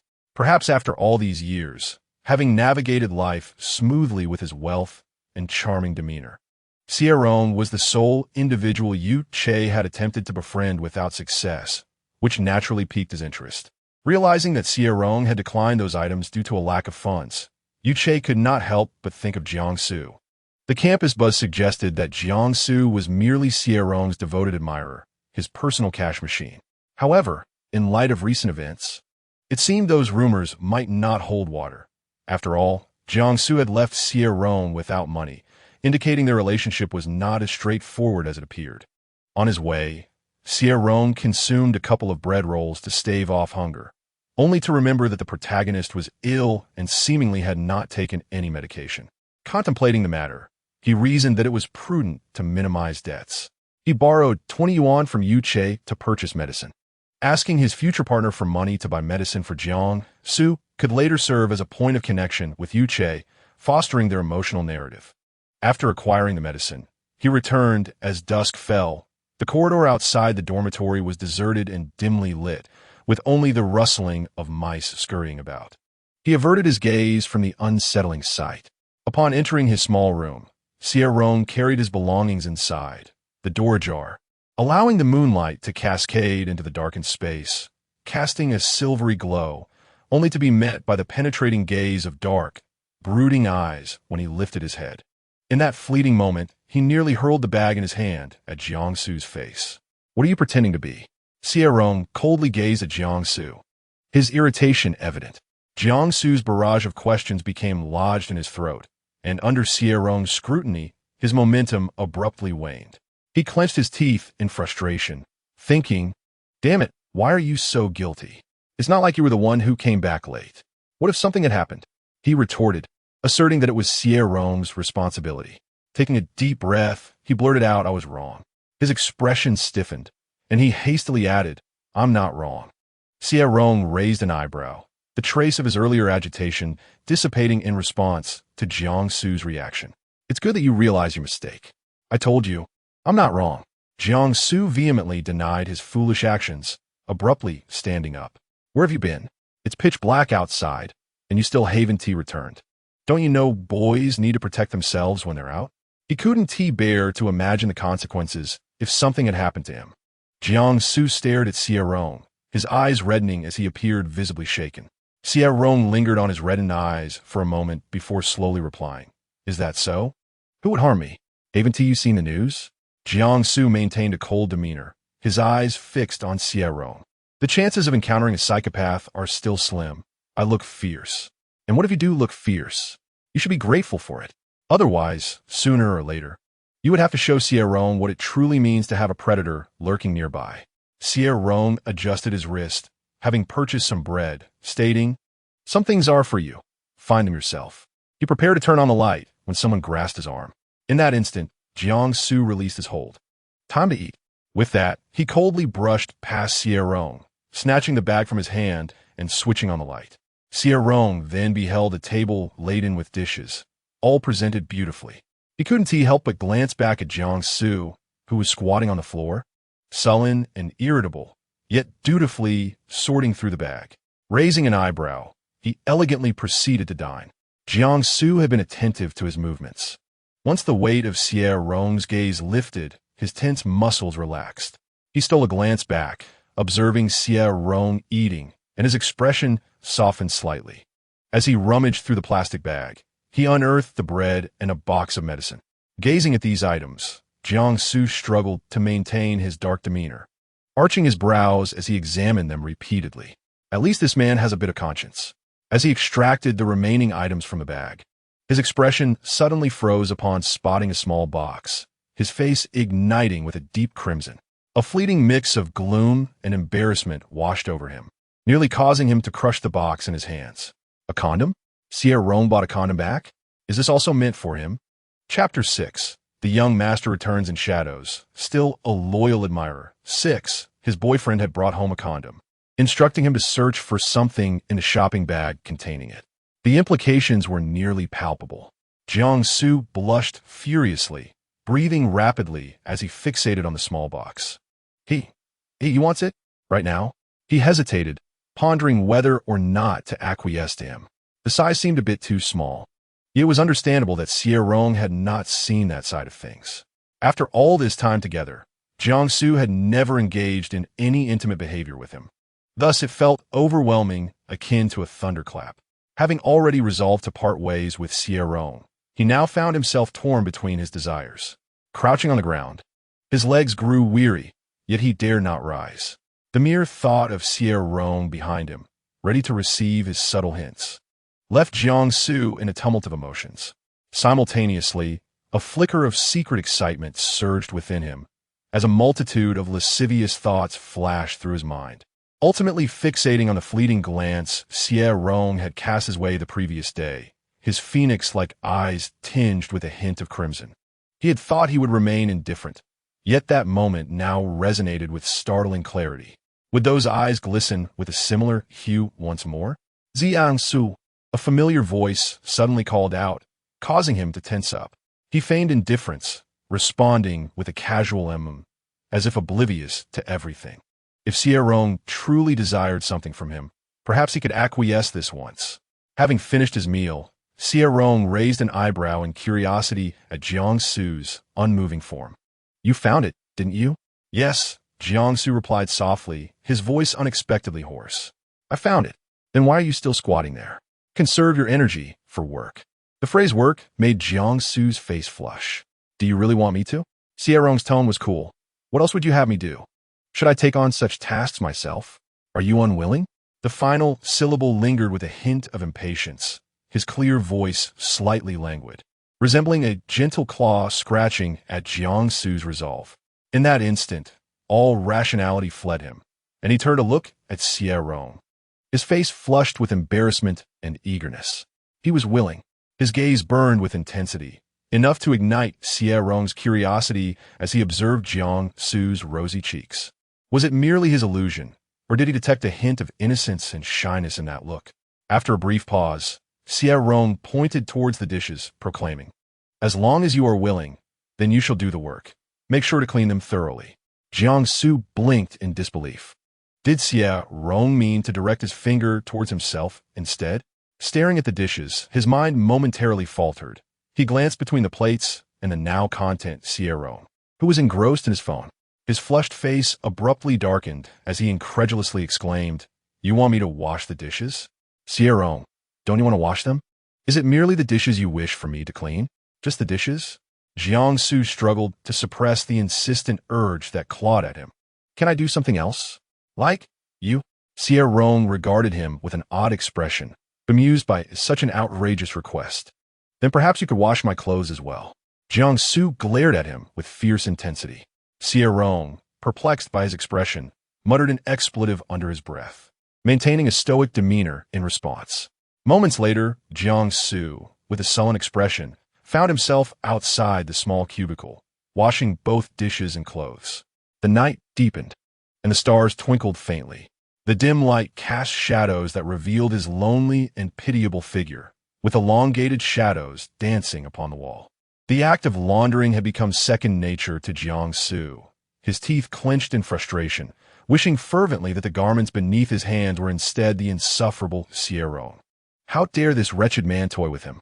It was utterly contemptible. How could someone like him even exist? If he did not desire Jiangsu, then why must he provoke such misguided thoughts? Despite their prolonged companionship, Jiangsu had yet to so much as kiss Xie Rong or glimpse his body. Even sharing a bed had been a testament to his respect, leaving everything untouched. Who could possibly be more wretched than he? Seething with rage, Jiangsu's hands were nearly ablaze from the friction of scrubbing. Wesh, votre fichter endeavor. Why should he be the one to cleanse his clothes? He was no servant, and hiring one would require payment. Meanwhile, Xie Rong only squandered his money. The more he pondered, the angrier he became. A knot of indignation lodged firmly in his chest. He forcefully hurled the clothes into the basin, splashing water that dampened his trousers. After regaining his composure, he focused his gaze on the white shirt, a piece belonging to Xie Rong. Having carelessly tossed it, the sleeve now lay on the ground. Frowning, Jiangsu quickly retrieved it and scrubbed it meticulously. He even held it to his nose, inhaling the fresh scent of laundry detergent. Sighing in relief, he found the garment unharmed. Should Xie Rong dare to chastise him over this, he would certainly engage in a thorough debate. Resuming his laundry, Jiangsu's mind drifted back to his previous thoughts. Even if he were to wash clothes until his last breath, he still felt an overwhelming sense of pity for himself. After 2 years of dating, he had never tasted a morsel of affection. His dark gaze shifted toward the small room, his fingers clenched tightly. and a cold chuckle escaped his lips. Even a dog knows to seek out bones. It was unreasonable for him to be deprived of meat entirely. Resolute, he determined that today he would indeed savor that flavor. It was Xie Rong who had hinted at it. He brought this upon himself. With this newfound motivation, he washed with vigor.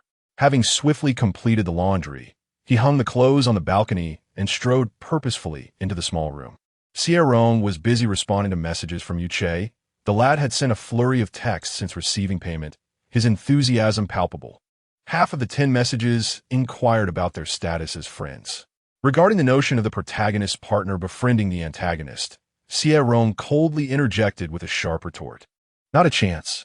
What is that relationship then? Still roommates? A creditor-debtor relationship. I'll repay you 40 kwai once I find a job. This year marked the internship period, and students from university had secured their placements, typically determining their future employment unless they landed an offer from a major corporation. Individuals like the original host, who had not pursued an internship and relied on others for support, were few and far between, often looked down upon. Jiangsu recalled that he had initially interned at a prestigious company, but familial issues combined with the original host's extravagant spending habits had forced him to resign in exhaustion. Now he found himself scraping by. However, the struggle would only last a month, for after that, Jiangsu would return to the Jiang family and commence the battle for inheritance. Moreover, once Jiangsu regained his health, he would undoubtedly seek employment. He frequently took on part-time work and had numerous connections. In this light, it seemed that Xie Rong had it the easiest of all. Xie Rong mused that he was not afraid of being looked down upon by the protagonist. It was a splendid opportunity to progress in his tasks. Who would have thought that Yuche would act so unpredictably? You've suffered, Jiangsu, to the point where you cannot even support him. Yet you expect him to seek employment. Truly useless. I apologize for accepting your money. You needn't return it. Xie Rong questioned. Am I the one who has lost my mind? Or is it you? Is this what the protagonists have become? Just then, the bed sank beside him, with a warm body only a few centimeters away. Turning his head, he found Jiangsu gazing at him intently, and their eyes met for a fleeting moment. I'm sleepy. I wish to rest. Considering that the protagonist would earn money for him to spend, Xie Rong nodded and sent Yuche away with a few dismissive words before obediently lying down to sleep. Jiangsu turned off the light and lay silently beside him. In the pitch darkness, Xie Rong stared at the ceiling, his cold gaze betraying a hint of anxiety. After an indeterminate amount of time, the breathing of the person beside him gradually steadied. Jiangsu propped himself up on his arm and leaned closer to observe him, a smile creeping onto his lips, as if he had finally seized an opportunity. He leaned down, inching closer to Xie Rong. In the shadows, Jiangsu cautiously approached, never having been this close to Xie Rong before, close enough to feel his breath upon his face. The cramped room was shrouded in impenetrable darkness, the night enveloping everything in its heavy embrace. In such obscurity, perilous thoughts easily emerged, and Jiangsu found it impossible to quell his rising desires. Succumbing to his instincts, he lowered his head, his hand stealthily moving beside Xie Rong. In an impulsive moment, he grasped Xie Rong's hand, his fingers intertwined with Xie Rong's little finger, his heart racing wildly. Overwhelmed with emotion, Jiangsu couldn't help but gently squeeze Xie Rong's hand, his previously gloomy expression transforming into one of triumph. He had held Xie Rong's hand. It was nothing extraordinary, merely this, a mere extension of their hands. Tonight, he would hold Xie Rong's hand through the night. Even if Xie Rong were to discover it, what of it? He had sought this, he desired to touch him. With a buoyant heart, Jiangsu drifted into slumber, his hand clasping Xie Rong's tightly. When Xie Rong awoke, Jiangsu was already gone, the warmth beside him long dissipated, indicating he had departed some time ago. Xie Rong lay in bed, staring blankly ahead for a while, then rubbed his face with both hands, massaging it gently. His fierce, yet striking features flushed slightly, softening the aggression in his eyes. There was an endearing quality about him seldom seen. Soon, his eyes narrowed, and as clarity returned, Xie Rong regained his icy demeanor. Jiangsu had left, but he had prepared breakfast for Xie Rong. Xie Rong was puzzled by the ingredients Jiang Su had procured. The room lacked even a refrigerator, and every item was plainly visible. It was as bare as if the rats from downstairs had raided it. How impoverished, Xie Rong lamented. Fortunately, in a month, he and Jiang Su would both be liberated. After finishing the breakfast left by Jiang Su, Xie Rong conscientiously washed the dishes and tidied up the small room before stepping out the door. He was on his way to seek employment. His words exchanged with Yu Che the day prior were not mere facades. Xie Rong intended to repay any debts incurred, for he held a strong aversion to borrowing money, a matter of pride for him. Moreover, with the task concluding in a month, Xie Rong would inherit the original host's lifespan, allowing him to linger in this world as a form of respite. It was imperative for him to consider his future self, thus finding a job became a necessity. Although the task was ostensibly simple, merely existing and directing the protagonist, such a passive approach did not align with Xie Rong's diligent disposition. He was not one to languish idly. Doing nothing would only stir unease within him. His youthful experiences rendered it impossible for him to persuade himself to be idle. Yet, what type of job should he pursue? Xie Rong had yet to determine that, as the original host possessed little work experience. While he did have several skills, none were of notable expertise. After all, he had previously been a mere pawn. His roles varied and of inconsistent quality. Xie Rong, hearing his name, Xie Rong lifted his gaze from his thoughts to see Yu Che, who had agreed to meet him the night before, waving at him from the roadside with a radiant smile. Yesterday, upon learning of Xie Rong's intention to seek employment, Yu Che had first reprimanded Jiang Su before volunteering to assist him. Xie Rong coldly declined, treating Yu Che's enthusiasm as if it were invisible. After some contemplation, he acknowledged that Yu Che indeed had numerous connections and decided to acquiesce to the agreed time and place. As soon as Yu Che spotted him, he joyfully rushed over. Xie Rong, you finally made it. I thought you might not show up. Why would I not come? Xie Rong casually inquired. Yu Che blinked, his innocent eyes sparkling with sincerity. Because you tend to slack off, right? Xie Rong retorted. In the past, Jiang Su did everything for you. Yu Che, the honest fool, unwittingly spoke what he should not have, recalling how he had heard Xie Rong mention relying on Jiang Su in the future. He had assumed Jiang Su would be revitalized, enabling Xie Rong to continue his leisurely ways. However, despite his words, there was no trace of disdain in Yu Che's gaze. Otherwise, Xie Rong feared he might lose control and retaliate. Once Yu Che finished explaining, he noticed Xie Rong's silence and seemed to realize he had once again spoken inappropriately. He raised his face in a charming smile, attempting to divert Xie Rong's attention. Do you live around here? Xie Rong's response was evasive. Why don't you take a look at my WeChat? Huh? Yu Che, slightly bewildered, complied and opened WeChat to check. Did you get hacked? Not all. Xie Rong smirked. Do you see my WeChat name? Yu Che glanced down, only to hear Xie Rong's voice echoing the words displayed on the screen. If you speak another foolish word, you will witness how I will silence you. Xie Rong chuckled coldly, his phoenix eyes locking onto Yu Che's bright orbs. Quiet down, roommate. Let your voice take a rest. My ears are nearly calloused from your incessant chatter. Under his gaze, Yu Che appeared startled, covering his face with his hands. His behavior of covering his ears only prompted Xie Rong to lift his chin, suggesting that if he wished to speak, he should pay more attention to his WeChat name. As he finished speaking, Xie Rong strode ahead with an air of nonchalance. Only after he had left did Yu Che lower his hand, which had been shielding his face, revealing a charming blush. Wow, he certainly possesses a fierce demeanor. Yet, he advised me to give my voice a rest. He is genuinely kind-hearted. Yu Che chuckled and joyfully chased after him, calling out, Wait for me, Xie Rong. I promise to speak less, I swear. I'll take you to find a job right now. Just wait for me. Please don't ignore me. Their first destination was the five-star hotel tower owned by Yu Che's family, so tall that one had to look up to see it from below. Unbeknownst to him that it was Yu Che's family hotel, Xie Rong had already mentally rehearsed numerous interview scenarios, knowing he would be applying for a management position. He had a modicum of relevant experience. He had briefly played a minor role in this field, albeit for just 3 days. Nevertheless, Xie Rong brimmed with confidence, for during those 3 days, he had performed as if he had been in the role for 300 years. Xie summoned the hotel executives and bluntly inquired, "Are there any vacancies available?" The executives, taken aback by the sudden appearance of their young master, responded candidly, stating that there was indeed one position left for a lobby manager, which was currently open for recruitment. "Very well, I shall take that position," Xie declared decisively. Turning to Xie Rong, he added, "You can report for duty tomorrow. Isn't that efficient?" His expression radiated a sense of accomplishment for having secured the job for his friend. Xie Rong furrowed his brow. "Is this your family's hotel?" "Indeed."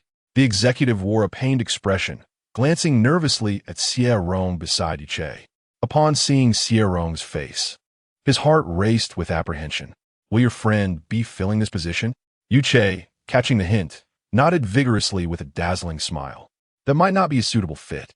Chapter 8. The young master's dark descent returns as the loyal servant. 8. The executive mustered the courage to voice this concern, secretly feeling quite audacious for daring to refuse young Master Yu.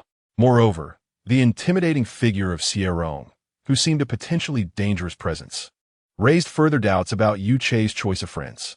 How could such an adorable child associate with someone like him? The executive, fearing he might be on the receiving end of a punch from Xie Rong, discreetly pressed the emergency button on his phone. Why would He be suitable? Xie possessed more faith in Xie Rong than Xie Rong did in himself. He will undoubtedly succeed. The executive's demeanor soured. "Young master, we are in the service industry." Xie glanced at Xie Rong and then appeared to have an epiphany, leaving Xie Rong perplexed. "Do you also think he is unfit for a service role? He looks as though he should be the one receiving service." Xie sighed. "It is somewhat unfair to you, Xie Rong." The executive, observing the speechless expression on Xie Rong's face, found it hard to suppress a grin. "They believe I am too fierce and might frighten others away. In a sense, that could be deemed true regarding a service role." Upon realizing the core of the matter, the executive felt a bit embarrassed and loosened his grip on the emergency button. Realizing he had misjudged the situation, having wrongfully accused someone, the executive cleared his throat and said, "That being said, your friend could be arranged for another position. I have other recommendations available." "No need," Xie Rong replied. Xie Rong firmly declined, addressing Xie, "I shall not enter your family's enterprise. If this is the extent of your assistance, then you may as well return and rest, for your time would be wasted." Xie Rong was amenable to Xie aiding him in finding a pathway, yet he detested the notion of being directly inserted through backdoor means, especially into the affairs of Yu's family. The former made Xie feel uncomfortable, while the latter raised concerns about potential complications with the task. After all, in the original world, it was unheard of for a villain to infiltrate the protagonist's family business. For Xie to become aware of this matter was already pushing the limits. Given Xie Rong's stance, Xie was left with a multitude of questions, ultimately attributing it to Xie's desire to seek employment through his own merit. "Very well, I understand," he conceded, though his charming smile faltered, revealing a hint of vulnerability. Xie Rong merely glanced at him, betraying no emotion. One might have assumed that such a loss of face would deter Xie from following him, yet Xie underestimated the tenacity of the protagonist. Not only did Xie remain, but he also diligently ensured that Xie was informed of the latest job openings, guiding him to explore each opportunity. This approach aligned with Xie's initial request, and thus he did not refuse. Possessing commendable abilities, Xie found that he could virtually interview for all the positions Xie had gathered. Their second destination was a nascent company, modest in size, but brimming with potential. As Xie pushed open the door, he was greeted by the receptionist, but before he could advance, a young man in his 20s obstructed his path, visibly anxious. "Mr. Xie, you've arrived," he stammered. Taken aback by the unexpected recognition, Xie furrowed his brow, questioning whether the young man had mistaken him for someone else. Yes, the man replied, his heart racing as he noticed Xie's frown. "You arrived unexpectedly. We've only just received the order, but the office has been prepared for your use." Xie was utterly bewildered by the man's words and turned to Xie, who met his gaze with a look of confusion. "Mr. Xie?" It appeared that Yu was equally uninformed, indicating that he was not orchestrating any schemes within. The young man's anxiety intensified as he noticed Xie's silence, and he hastily added, "We have the best equipment ready. As soon as we received word from above, We made preparations. His nervousness was palpable. No one had ever mentioned that the higher-ups possessed such an imposing presence. Goodness, he thought, my legs are about to give way. Gathering his courage, he asked, Mr. Xie, would you like to take a look? As they conversed at the company entrance, the receptionist shot several puzzled glances their way. Xinghui, what are you doing? It's working hours. It would be inappropriate for Mr. Xie to see this. Xinghui, unwilling to be the sole one in a state of alarm, promptly introduced Xie's identity. This is Mr. Xie. After all, how could someone like him, who often arrived late and left early, be so diligent in his vigil? Xinghui thought to himself, does he really think I'm a fool? Indeed, upon hearing Xie's identity, the receptionist's eyes widened in astonishment as she stared at the figure behind Xinghui. Upon recognizing his face, her heart raced and despair washed over her. Xie Rong's stern expression was genuinely intimidating. He exuded the aura of a capitalist capable of reducing countless workers to tears with a single scolding. The thought of having such a leader in the future rendered her life utterly bleak, leaving her to contemplate the futility of existence. The receptionist, akin to Xinghui, summoned everyone still present in the company. Upon seeing Xie Rong, they all exhibited a uniform reaction, one that mirrored that of the receptionist. Their demeanor left Xie Rong bewildered, prompting Yush, who stood nearby, to quietly inquire, so, are you actually an outcast magnate? Xie Rong questioned room 606. Am I an outcast magnate? Room 606 replied, oh well. I glanced through our situation, and it seems we are merely mindless antagonists. Could this be a hidden subplot? The occurrence was utterly unforeseen. Xie Rong found himself unwittingly joining the ranks of magnates, accompanying his subordinates to what they referred to as his office. He also gleaned insights into the company's operations, recent investments, and objectives. Having never managed a company before, the highest role Xie Rong had occupied as a mere cannon fodder was that of a deposed monarch. 5 months offline. However, managing a small company was infinitely simpler compared to governing a nation. Xie Rong succinctly identified the issues at hand, his words sharp and laced with sarcasm. Those around him were astounded, whispering, wow, President Xie is impressive. I didn't know it could be done this way. Yush, though perplexed, could discern from their expressions that Xie Rong was indeed formidable. He scratched his head and gazed at the star-like figure of Xie Rong, surrounded by admirers, a hint of confusion gracing his charming face. Was this truly how Xie Rong was? He was so capable, yet Yush struggled to comprehend his words. Why had he not showcased this before? In his memories, Jiangsu was always assisting Xie Rong. Reflecting now, he wondered if such behavior was merely an act of sycophancy, concealing his intent to overshadow Xie Rong's brilliance. Observing the radiant young man before him, Yush felt an epiphany. How despicable Jiangsu was. What had he done to Xie Rong? He was determined to expose Jiangsu's true nature. As Xie Rong and his entourage completed their tour of the company, they returned to the entrance. Just then, 2 figures appeared outside, engaging in hushed conversation. Rest assured, President Xie, although the directive came suddenly, we have already prepared your office. There are still some people in the company. I will introduce them to you. As they spoke, the individuals outside pushed the door open, revealing the remaining staff, all trailing behind a somewhat fierce-looking young man with a commanding presence. Upon entering, the newcomers were met with the astonished gazes of a dozen pairs of eyes, leaving them momentarily dumbfounded. Why are you all looking at me like that? And who are you? He directed at Xie Rong, completely unacquainted with the unfamiliar young man. The attention that had been on the 2 newcomers swiftly shifted back to Xie Rong, and the company personnel, including Xinghui, wore expressions of utter confusion. What on earth was happening? Was there a genuine Xie Rong and a counterfeit one? Chapter 9. The young master returns from his dark descent, still a sycophant. Both parties exchanged bewildered glances, caught in a state of confusion. It was Xie Rong who regained his composure first, observing the 2 men opposite him. With a slight arch of his brow, he suddenly called out, President Xie? The well-dressed man instinctively responded with a yes.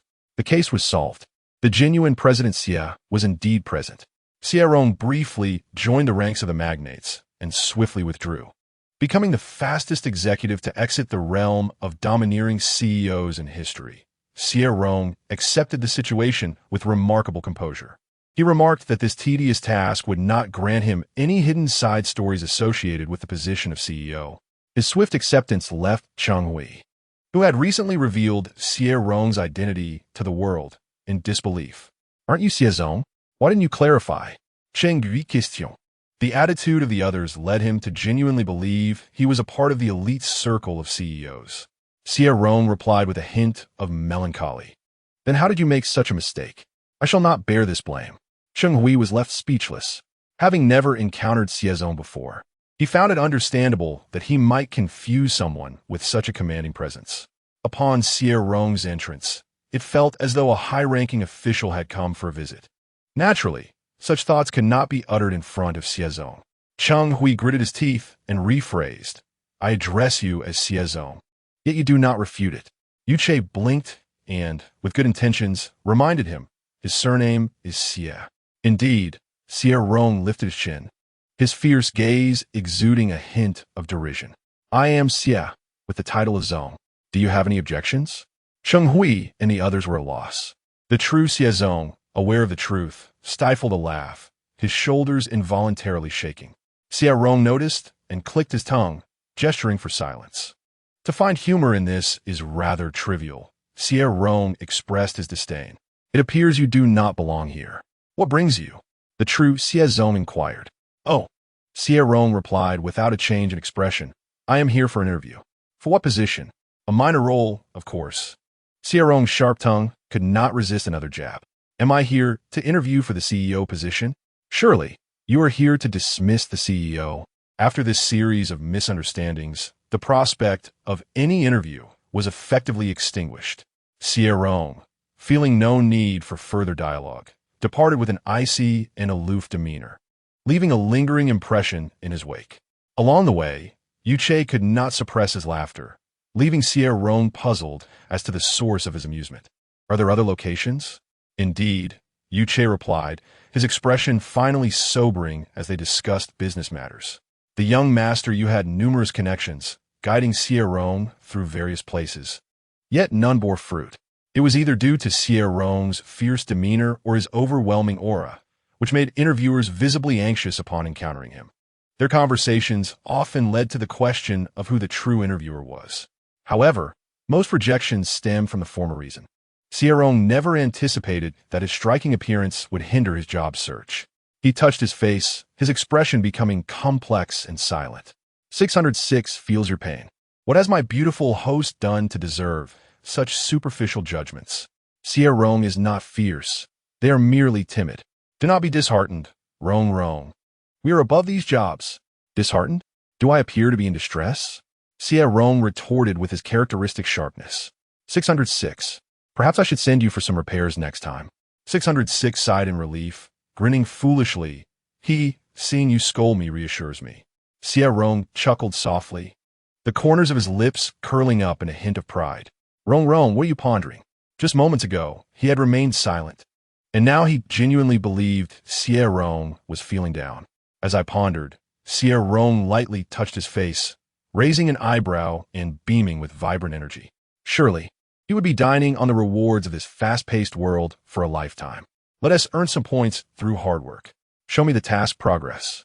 Suddenly, the screen shifted and 606 sluggishly responded, opening the task panel. Task progress. 10. Jiangsu's affection level. 5. Yuche's affection level. 5. Quite low indeed. Xie Rong mused, realizing he needed to make Jiangsu dislike him a bit more, or at the very least, stir things up for the other party. The task progress was still manageable. The only drawback was the affection levels of these two individuals. Damn it, they were still roommates. Yet their affection levels were rivaling those of strangers. Casting a glance at Yuche, Xie Rong contemplated the protagonist's obsession with befriending him. It would be wiser to consider matters regarding his future husband instead. Upon noticing Xie Rong's gaze, Yuche smiled brightly, mistaking Xie Rong's expression for one of distress. Reassuring him, "It's all right. You'll definitely find a job. The medicine and the condoms." Yuche blushed as he softly offered, "I can give them to you as a gift. No need to return them." The medicine aside, what was the meaning of gifting condoms? That was utterly embarrassing. Xie Rong's mouth twitched, staring at him in disbelief. Oblivious, Xie continued to rack his brain for comforting words, suggesting, "How about I take you to see a boxing match? Watching boxing might help relieve some stress. What do you think?" Xie's eyes sparkled with anticipation. Boxing? Xie Rong was somewhat surprised. He and T expected Xie to have such an interest. Recalling a moment from the previous day, he felt a flicker of intrigue about witnessing the local boxing matches and agreed to go. Xie appeared even more excited than he was, exuding the triumph of a successful recommendation as he led Xie Rong to a boxing club. The club was quite expansive, boasting a cool decor. An entry required a membership card, which Xie Rong obtained by following Xie inside. The venue was bustling, with a large boxing ring at its center, surrounded by white ropes. Two muscular men were already engaged in a fierce bout, their punches landing with resounding thuds while the crowd cheered, shouting encouragements for one fighter in particular. Seeking a quieter spot to spare his ears from the cacophony, Xie Rong's gaze flickered over the intense match, his enthusiasm waning slightly. Mediocre, too weak, and slow, merely brute force. If everyone here was of this caliber, it would truly be excruciatingly dull. Xie Rong could spot countless flaws with just a glance. Nevertheless, the audience was evidently thrilled, their screams nearly piercing his eardrums. Perhaps the nearby hospital had a contract with them. As his thoughts drifted, the current round concluded, and new fighters stepped into the ring, only to reveal the same lack of skill. He was already contemplating leaving when he felt a tug on his sleeve. Looking down, he saw Xie's excited face, practically bouncing with enthusiasm. "Isn't this exhilarating? Do you find it interesting, Xie Rong?" Were you referring to the boxing or the two individuals resembling children squabbling? Huh. Such a sharp-tongued retort left Xie momentarily speechless. "They are quite impressive, aren't they?" "Impressive?"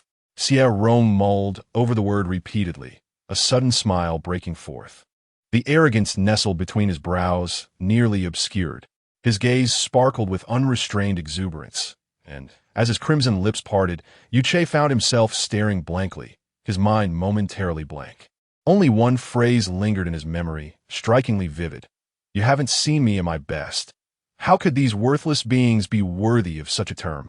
The brazen arrogance conveyed within those words rendered everyone else as mere insignificance. Yet he remained unfazed, his brow arched in a playful grin.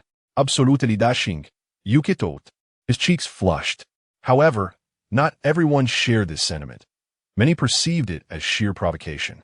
"Hey kid, excessive confidence isn't a virtue. Have you ever even thrown a punch? Do you truly consider yourself the ruler of the world?" Chapter 10. The young master returns from the shadows as a loyal follower. 10. This sentiment sounded somewhat familiar. Xie Rong reflected that he had expressed something akin to this himself, the tides of fate ever shifting. Suddenly, fragments of memories flickered through his mind, inevitably leading him to a certain someone, familiar yet distant, stirring a tumult of once overwhelming emotions within him. The Kuchan Bureau, to shield its employees from the emotional turmoil of the little worlds, often resorted to emotional cleansing methods. Yet at this moment, as Xie Rong recalled certain memories, he felt a pang in his heart. He pressed his lips together, sensing the rhythm of his heartbeat. "Is this what it means to be cowardly? You speak so boldly. Yet what are you truly boasting about?" The derisive voice of a man snapped Xie Rong back to reality. He turned towards the source of the voice, observing a man standing to his right, separated only by Xie, which explained how he had overheard Xie Rong's words. As Xie Rong's gaze met his, the man smirked provocatively. "Oh, I thought you were too cowardly to look at me. Aren't you the one who claimed to be impressive? Care to have a bout with me? Do you think so little of yourself that you cannot bear to be scrutinized?" Xie Rong retorted with scorn. "I am indeed impressive. So, what? Are you in such a hurry to prove that you're not just a clown, but a pile of refuse as well?" The man's smirk faltered slightly, his cold laughter betraying a hint of discomfort as he stepped closer, his towering figure and solid musculature resembling that of a colossus. Xie widened his eyes, instinctively taking a step back. Xie Rong, however, merely curled the corner of his lips, standing his ground, meeting the man's gaze with an icy stare. My prowess extends beyond mere words. Care to test that? The words, laced with an ambiguous chill, slipped from Xie Rong's lips. It was at this moment that the advancing man finally took note of Xie Rong's appearance. The disdainful smile upon his face stiffened. With an aura fully unleashed, Xie Rong fixed his cold glare upon him, and it was evident that Xie Rong was indeed incensed. This clownish individual was in for a reckoning. What possessed you to provoke him? Are you seeking assistance with your recent constipation? The man remained rooted in place, while Xie Rong, with a disdainful smile, scrutinized him haughtily, as if appraising refuse fallen from a garbage bin, subjecting him to an invisible humiliation. The competition on stage had long since determined its victor, yet at this moment, no one was stepping forward. Instead, they leisurely observed the unfolding drama. Xie Rong's earlier remarks had not been whispered, aside from the man who had intervened. Many had heard his words. They all awaited the spectacle, and this arrogant young lad indeed possessed genuine skill, yet he continued to bluster. If he persisted, they would certainly make him aware of the consequences of his reckless words. The adage trouble often arises from careless speech applies universally. An inability to restrain one's tongue warrants a reprimand. Xie Rong shared this sentiment, casting a scornful glance at the man who stood frozen, seemingly paralyzed by fear. Is this the extent of your courage? To concede before the contest has even commenced? Do you truly believe I would let you off so easily? Xie Rong regarded him with disdain, fully aware of his own arrogance and the potential for retribution. But what of it? Could they truly best him? After years of relentless effort, he had prepared himself to mercilessly interrupt the foolish when the time came. Standing there, exuding an air of audacity, Xie Rong confronted everyone with unyielding bravado. His very presence challenged the notion that the club would remain void of competitors in his absence. Had prolonged association with cowards rendered them timid as well? Now, I declare you all worthless. Xie Rong raised his chin defiantly, inviting dissent. The audacity! Do you seek your demise? If so, I shall oblige. A man clad in boxing gloves stepped forward, a chilling smile gracing his lips as he struck his gloves together, producing a resounding echo. Boxing is not a mere pastime. Should you find yourself bloodied and bruised, do not return to your mother in tears. Laughter erupted from the crowd, and Yu cast a worried glance at Xie Rong. Yet, Xie Rong remained unfazed, dismissing the jeers as he smirked, his eyes glinting with cold resolve. Reciprocity is key. I shall not cover your medical expenses. The man laughed heartily, as if he had heard a jest. Should you manage to injure me, not only will I waive your medical costs, but I shall even reward you. 500 per punch. What say you? At the mention of money, Xie Rong's interest was piqued. His eyelids flickered as he replied with an amused grin. Generosity indeed, my good sir. Please go ahead. He gestured toward the stage with an elevated chin. The boxer on stage hurled his gloves at Xie Rong with considerable force. Should he fail to catch them, he would become the subject of ridicule. However, Xie Rong effortlessly caught the gloves, prompting the onlookers to clear a path. This was perilous for Xie Rong, and Yu, observing him stride confidently toward the stage, hastily reached out to restrain him. Xie Rong sidestepped, disregarding his companion's words, and ascended the platform. The man behind him followed closely, performing a perfunctory salute before launching a fierce attack, the force of his punches stirring excitement among the crowd. To them, the outcome of the match was already decided with that initial strike.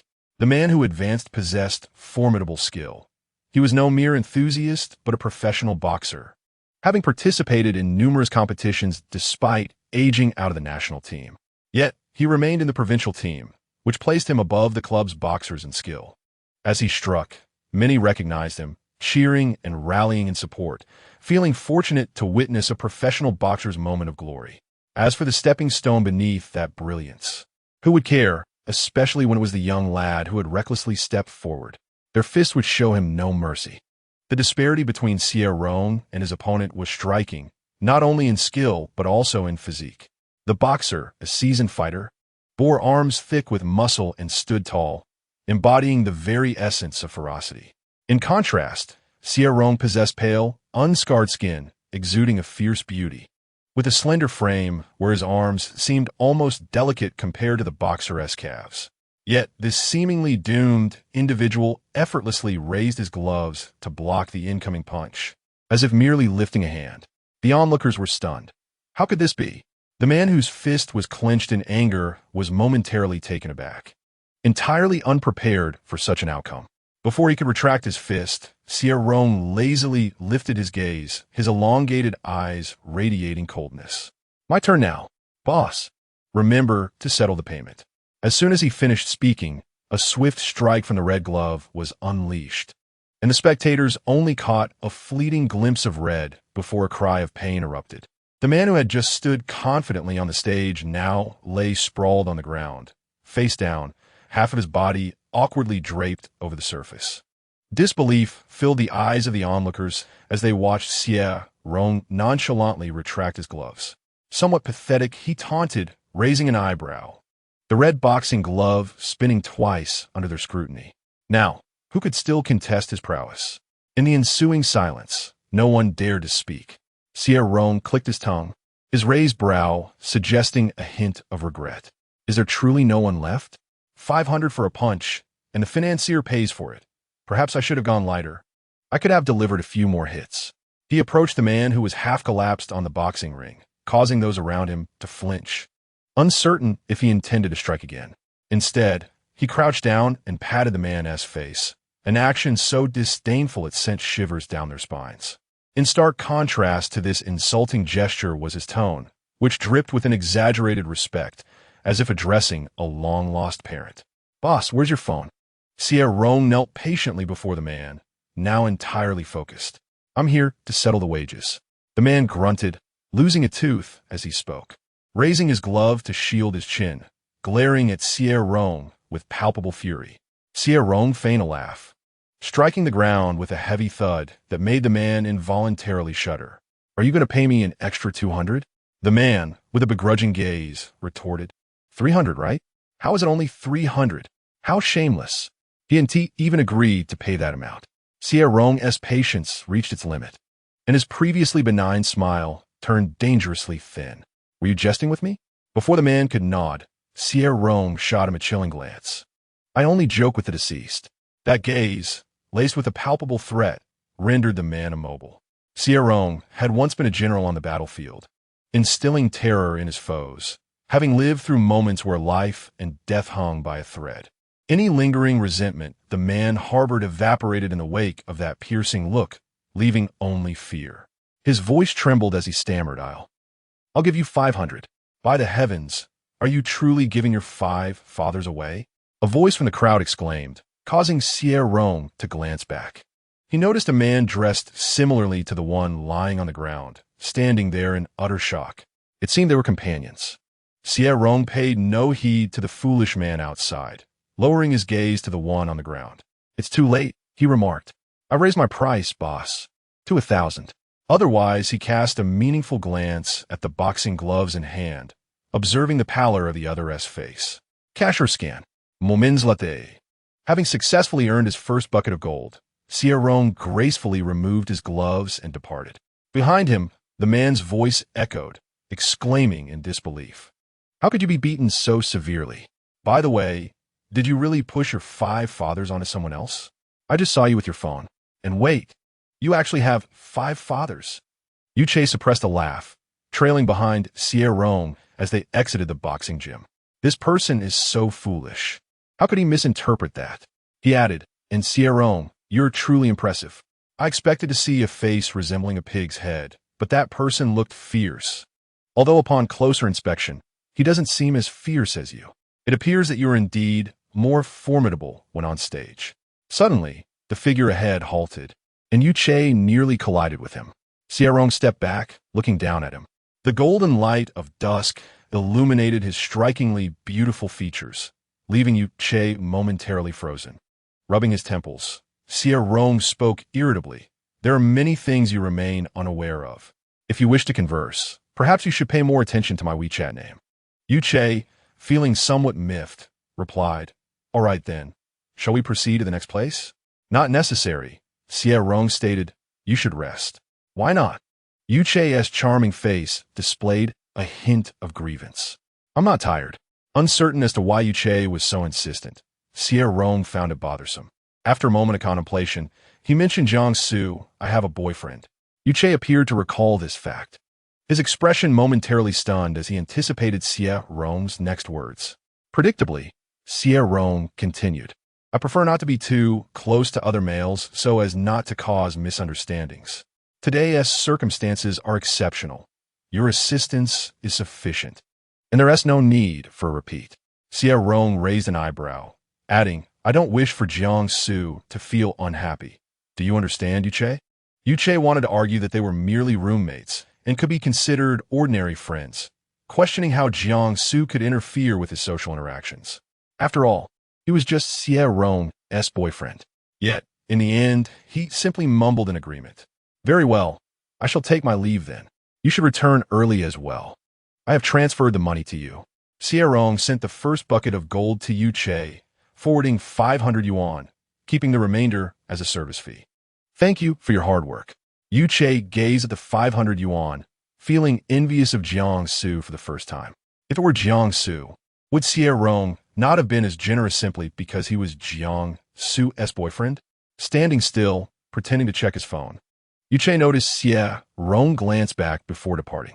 He sensed something amiss with the protagonist and contemplated whether the darkness of his rebirth was influencing his task progress.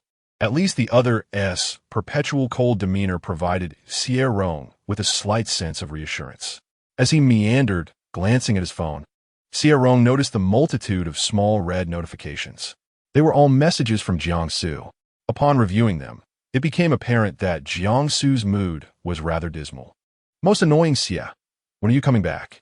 Most annoying Xie, if you return late, you will disturb the neighbor's rest. Most annoying Xie. Most annoying Xie. Xie Rong, what does it mean that you aren't replying to my messages? The last message was sent 3 minutes ago. Most annoying Xie, where are you? If you don't come back soon, the food will get cold. Xie Rong responded quickly. Returning soon, on my way. The reply came instantaneously. So you do know how to reply?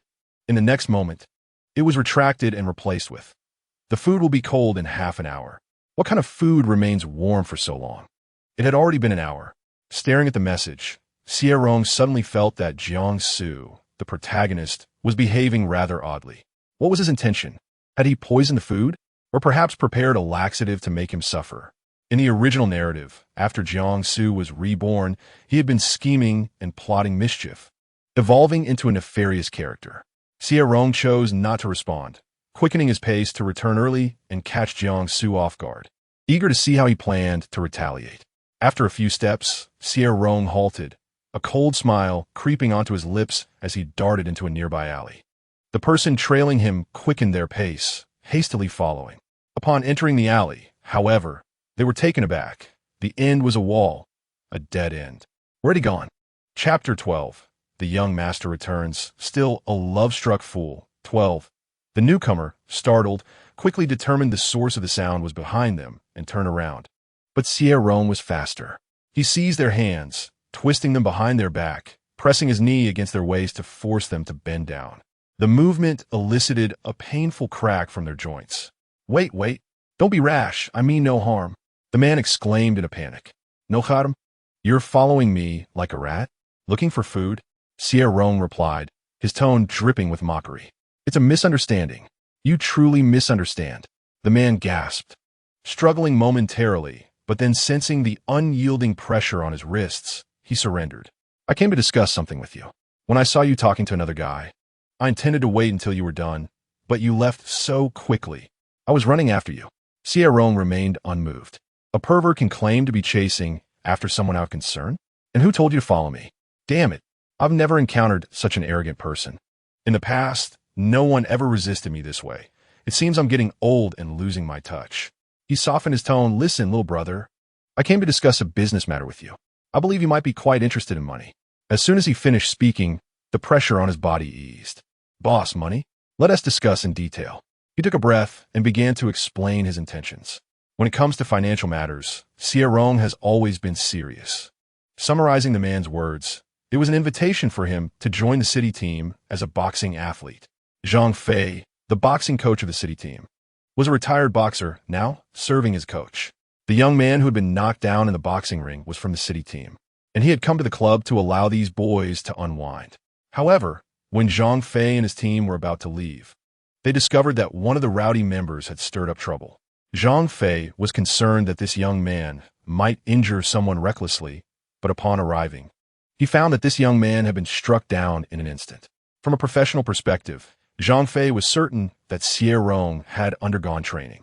The force he displayed was not that of an ordinary person. However, his stance was somewhat unorthodox for a boxer, exuding an air of inviolable authority, reminiscent of a military demeanor. It is not uncommon for college students to enlist and retire from military service, and Xie Rong's age seemed fitting for such a background. Zhang Fei assumed he must have spent time in the military, but extending an invitation to join the city team based on that alone made him hesitate. After all, Xie Rong had already surpassed the typical age and did not hail from a sports academy. However, at this moment, Zhang Fei made a resolute decision. He absolutely needed to bring this young man into his team. Firstly, the ability to neutralize him with a single strike without anyone noticing indicated that if he joined the city team, they might just produce a member for the national team this year. Secondly, with a lingering ambition, he realized that outside the team, he could not discipline anyone. Without the legitimacy of being a member, he would have to speak to them like a subordinate. However, once they were part of the team, that dynamic would shift. Zhang Fei, in a rather unscrupulous manner, thought that once he secured Xie Rong, he could mold him as he wished. So what do you say? Will you join? After listening to the lengthy pitch, Xie Rong, with his utmost concern, inquired about the salary. 5,000. Zhang Fei repeated the figure. Another 5? Xie Rong felt he couldn't reconcile with that number. Perhaps a little more? All right, I can offer you an extra yuan. Xie Rong's eye twitched, speechless at his response, while Zhang Fei continued to eloquently persuade, "My dear brother, don't focus solely on the money. This is about being an athlete, representing the country with pride. Don't you feel honored? When you step onto the international stage, who wouldn't cheer for you? Your family will be proud of you. Can money buy that? We are men of principle, not bowing for mere sustenance." Xie Rong remained expressionless. "Then I want your salary." Zhang Fei exclaimed, "You are asking for my life." He quickly altered his approach, "But even the most principled man needs to eat. You cannot dismiss the importance of money. What I mentioned was just the base salary, a guaranteed minimum. Beyond that, when you compete, we will earn more. That punch you threw earlier could earn you 1,000. Our competition bonuses are in the hundreds of thousands." At this point, Xie Rong finally lifted his eyelids, contemplating this opportunity more thoroughly. In the current job market, positions were scarce. The ones he deemed beneath him were the only ones available, while the better opportunities were unattainable for various reasons.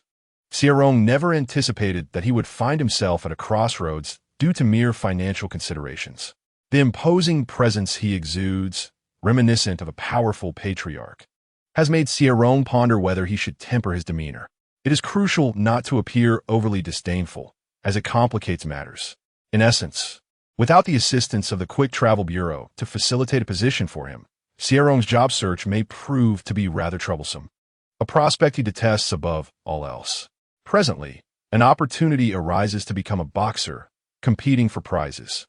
The sole drawback is that participating in matches necessitates public appearances, which could hinder his progress on his mission. After all, he is a vain antagonist who thrives on draining the vitality of his male admirers. Rising to fame overnight and bringing glory to the nation, who exactly would grant him such honor? After a moment of contemplation, Xie Rong inquired about the urgency of the competition. It wasn't particularly pressing, yet Zhang Fei believed he was eager to earn money and relayed the facts candidly. To Zhang Fei's surprise, Xie Rong declined the arrangement, stating he could join the city team instead. Zhang Fei's eyes brightened, yet he heard Xie Rong add, "However, I will be quite busy during this period. If training is necessary, I can only make a few appearances." Zhang Fei's eyes widened in disbelief. "A few appearances? Our city team has standardized training every day. You won't escape being trained into a mere husk." Xie Rong raised his chin confidently, asserting, "My abilities, as Coach Zhang can attest, are noteworthy." Coach Zhang wore a pained expression. He found Xie Rong to be quite the handful. Nevertheless, he felt reluctant to let such talent slip away. Just as Xie Rong surmised, Coach Zhang recognized his potential to reach the international stage. Forfeiting a genius like him would be more disheartening than merely handing over his wages. With gritted teeth, Zhang Fei conceded, "Fine, I will communicate with the higher-ups. How long will your situation require?" "A month," Xie Rong replied. After a month, he would part ways with Jiang Su, completing his mission. Zhang Fei felt a pang of self-pity. He was inexplicably touched to hear a month instead of a year. "Rest assured, I will negotiate with the higher-ups. However, you will need to participate in a match to broaden their horizons." Zhang Fei took out his phone, suggesting they add each other as friends for future contact. As Xie Rong scanned the code, Zhang Fei curiously asked, "What will you be busy with during this month?" "Busy living off others," Xie Rong replied. Impressive, a man of soft bones. Chapter 13. The young master returns. Still a sycophant, the man of soft bones returned home to meet a pair of brooding eyes. "You're late. The meal has gone cold." Xie Rong raised an eyebrow, then heated up. Jiang Su, exasperated, could no longer contain his irritation and asked, "What were you doing?" "It's none of your business," Xie Rong replied curtly. If Zhang Fei were to witness this man living off others, he would undoubtedly be impressed. Jiang Su, accustomed to such exchanges, mentally berated himself for caring about Xie Rong's whereabouts. Why bother? If something happened to him, wouldn't that be better? Yet, he still felt compelled to say, "You're still my boyfriend." His cold and piercing gaze fixated on Xie Rong. The words escaping his lips resembled a reminder for Xie Rong, but more so for himself. After all, Xie Rong was still his boyfriend. His concern lay with him, not with Xie Rong as an individual. After all, who else could claim that Xie Rong belonged to him? Jiang Su, with a sense of self-reassurance, managed to stabilize his emotions. "I'll be sure to inquire about your affairs." "Suit yourself," Xie Rong replied indifferently, unconcerned about Jiang Su's inquiries. He bypassed Jiang Su and walked toward the table, where 3 dishes and a steaming bowl of soup awaited. The soup was still bubbling with warmth, contradicting Jiang Su's earlier claims of it being cold. Surely, he wasn't concocting some sort of laxative for him. Jiang Su noticed the steaming soup as well, his expression darkening. "I just delivered a bowl to the neighbor. Don't overthink it." Xie Rong felt an inexplicable urge to chuckle at this. It was as if Jiang Su were trying to play a game of denial. Indeed, he sensed something was amiss with Jiang Su. Taking a seat, Xie Rong commenced his meal, not forgetting the progress of his month-long task, periodically updating it at the dining table. Throughout the meal, he embodied the archetype of a picky and lazy man, taking advantage of the diligent hands that prepared his meal. The cramped confines of the small room echoed with his cold and biting remarks. "It truly is cold. Why not heat it up? Is this your way of telling me you've grown tired of me? This dish, however, is warm, but how unfortunate that I prefer it cold. After 2 years together, can't you even remember my tastes? And this dish, it's far too oily. I simply lack the appetite." Jiang Su's temples throbbed with indignation, and unable to endure any longer, he slammed his chopsticks onto the table. "Cucumbers are meant to be served cold. How can they be heated? How does eating a cucumber equate to us being distant? This fish isn't cooked. If you prefer it cold, why not just eat it raw? And this dish, so vibrantly green, you dare to call it oily simply because it's oilseed lettuce." Jiang Su was exasperated, his handsome face contorted with intense emotions, longing to rename all oilseed lettuce to something devoid of oil, just to eliminate Xie Rong as complaints. And why in the world must he endure all of this? Thus, when Xie Rong coolly remarked, "Why throw down your chopsticks? You might as well just put me out of my misery," Jiang Su could no longer restrain himself. He felt foolish, behaving like a sycophant while cooking for someone who seemingly had no need for him. Did Xie Rong's hands and feet not function? Could he not prepare his own meals? Why should he concern himself with whether Xie Rong felt satisfied? Just let him survive on his own. Why must he cook? Look at him. Does he even regard you? He doesn't even appreciate your cooking. Jiang Su's icy stare remained fixed on Xie Rong, taking in a face he had admired for 2 years. With a fierce beauty, Xie Rong lounged in a chair like an elegant cat, scrutinizing the dishes Jiang Su had prepared. It was the same 2 years ago, and it remained unchanged today. Xie Rong had never altered, He was cold, sharp, and strikingly beautiful, yet beneath that exterior lay an unacknowledged tenderness.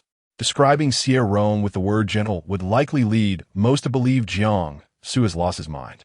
The very essence of Xie Rong, with that countenance, seems to be in stark contrast to gentleness. Yet, Jiang Su has glimpsed an ineffable softness within him. This boy, who on the very first day of university was rumored to be vain and cruel, once saved Jiang Su's life with the scant funds he possessed.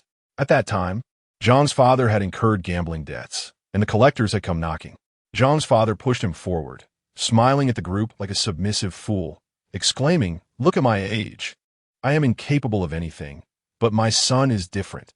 He is young and can do anything you ask of him." Jiang Su, still bearing the innocence of youth, stood stiffly before them, the malicious and scornful gazes of the crowd fixed upon him. Having just turned 18, he had never envisioned that the complex and terrifying world of adulthood would descend upon him so swiftly. He was among the top 10 students in a province, yet could easily have found himself on the brink of criminality. The experience of repaying debts was harrowing. He endured beatings and humiliation, momentarily entangled in a world where those at the gambling tables lived in drunken oblivion, the world around him warping into a grotesque abyss. It felt as if a mere glance longer would lead to his own consumption by that abyss, which loomed before him, within his gaze, and encircled him. Jiang Su could not escape, nor could he shed that rancid and decayed semblance of kinship. They did not inflict any severe harm upon him. At least his limbs remained intact, and even his father remarked on his fortune. Jiang Su could only laugh bitterly. They had no intention to harm him. They merely sought to integrate him into their ranks. Who would they choose? The youth capable of committing darker deeds, or the aging man rendered useless? Should one blame the world or his unfortunate fate? In merely 10 days, he would have been a distinguished student at a university, poised for a promising future, grasping the reins of his own destiny.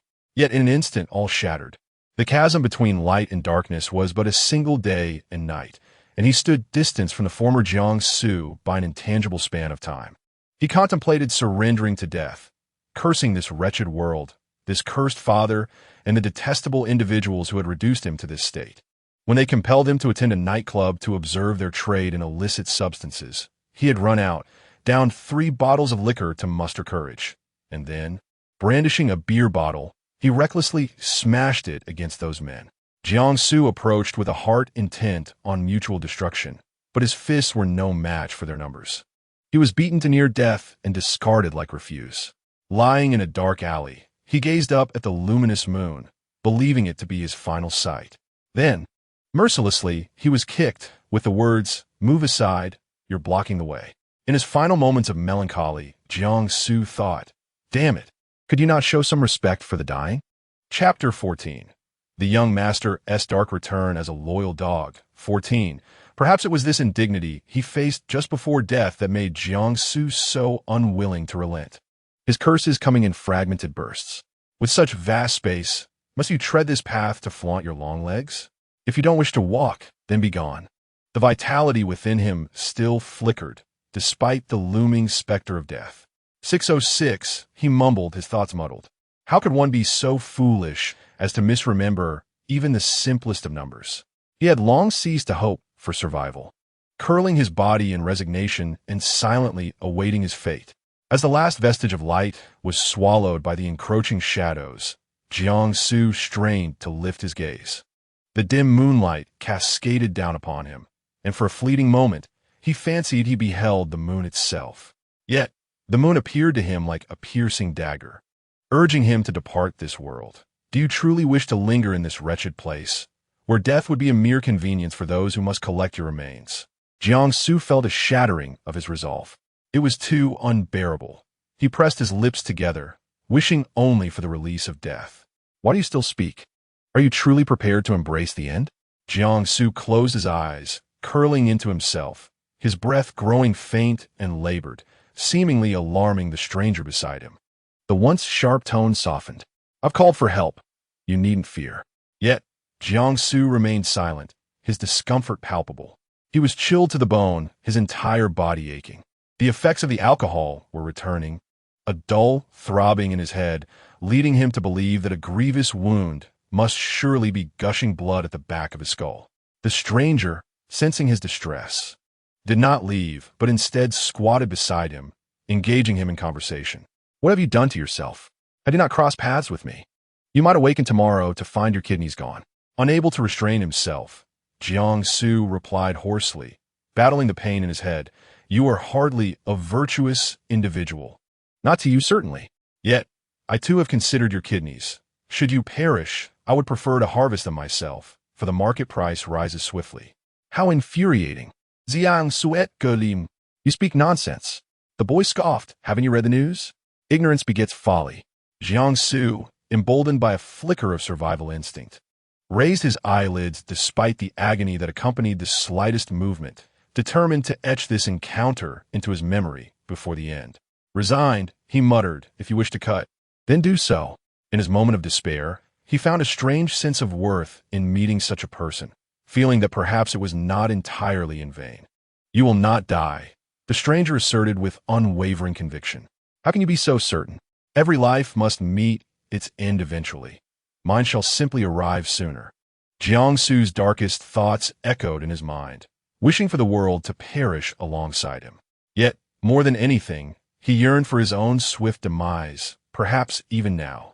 In truth, he harbored a desire for this stranger not to save him. Sometimes, the agony of existence outweighed the peace of oblivion. He concocted a flimsy excuse. "I have a grievous wound, blood everywhere. I cannot survive." In the next moment, he felt a gentle touch in his hair, fingers probing through his locks with a firmness that seemed to comb away his despair. "No blood, only a foul stench. I cannot afford treatment," he coughed. "I care not for your finances. I assure you, you shall live." The individual suddenly displayed impatience, his temper remarkably foul. Jiangsu lay there, weak and aggrieved, contemplating that the words spoken were not intended to elicit financial assistance from the other party. Yet, he refrained from offering an explanation, considering that death was imminent. Observing the silence that enveloped him once more, the irritable man rose, discreetly placing an item in Jiangsu's pocket. Jiangsu felt as if his head had been affectionately patted, akin to a beloved pet.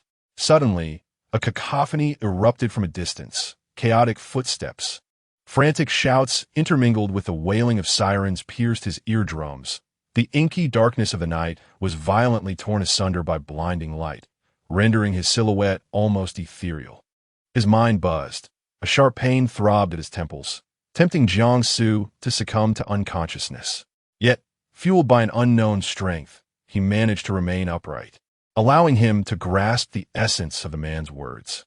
The mocking tone, laced with barely concealed amusement and a hint of tenderness unrecognized by its owner, resonated within him. "How unfortunate that you have strayed from your path.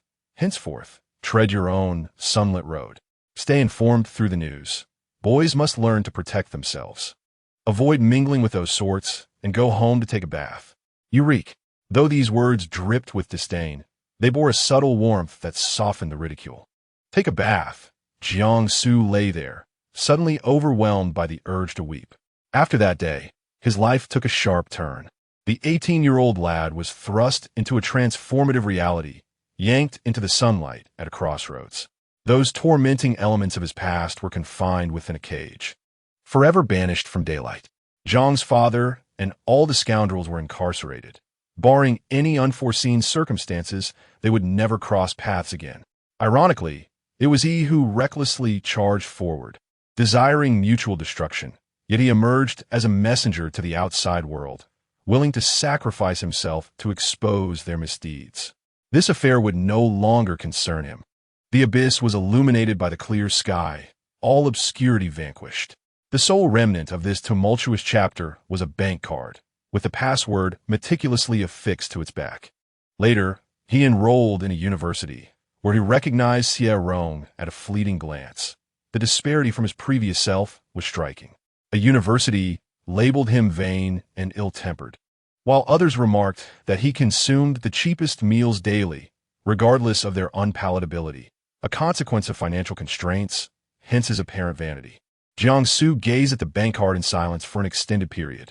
From that moment forth, rumors began to circulate around a university, branding Jiang Su as Xie Rong's sycophant. Sycophant? You are the sycophants, Jiang Su thought back to those who labeled him as such, his expression darkening. He merely assisted Xie Rong by fetching meals, wiping tables, washing clothes, reserving seats during classes, covering for him when he wished to skip, highlighting key points for exams, caring for him when ill, and occasionally helping with assignments. He maintained their relationship by giving gifts during holidays, warding off unwanted admirers. These were trivial gestures. How had they morphed into accusations of being a sycophant? He was merely repaying Xie Rong's kindness. As for romance, that had been an unexpected turn. He simply wished to have a boyfriend, and Xie Rong had consented. Jiang Su did not perceive himself as a sycophant. He found himself ensnared in the self-justification of being a sycophant, rising to his feet, momentarily speechless. Sensing the conversation was faltering, Xie Rong hastily redirected the topic, inquiring, "What do you intend to say by standing up? I am aware that you might be inclined to express your displeasure. Please proceed swiftly. Let my progress on this task improve." Jiang Su, upon hearing this, transitioned from a state of unrequited affection into a new state of confusion. He pondered his intentions. Was it a breakup? Yes, indeed. It was to part ways, for he no longer wished to cater to this ancestral figure. With this thought, Jiang Su cast a cold smile in his direction. "Xie Rong, let us end this. You would do well to refuse me at this very moment." Chapter 15. Young master returns from his dark descent, still a servant of affection. 15. Breakup? Xie Rong narrowed his phoenix-like eyes, furrowing his brows as he regarded Jiang Su. Now was not the time for a separation. The moment had not yet arrived. He pondered how he might dissuade Jiang Su from this notion in the short term. Perhaps this conversation could wait a month. Having spoken without much thought, Jiang Su instinctively glanced at Xie Rong to gauge his reaction, expecting to witness the usual indifferent sneer.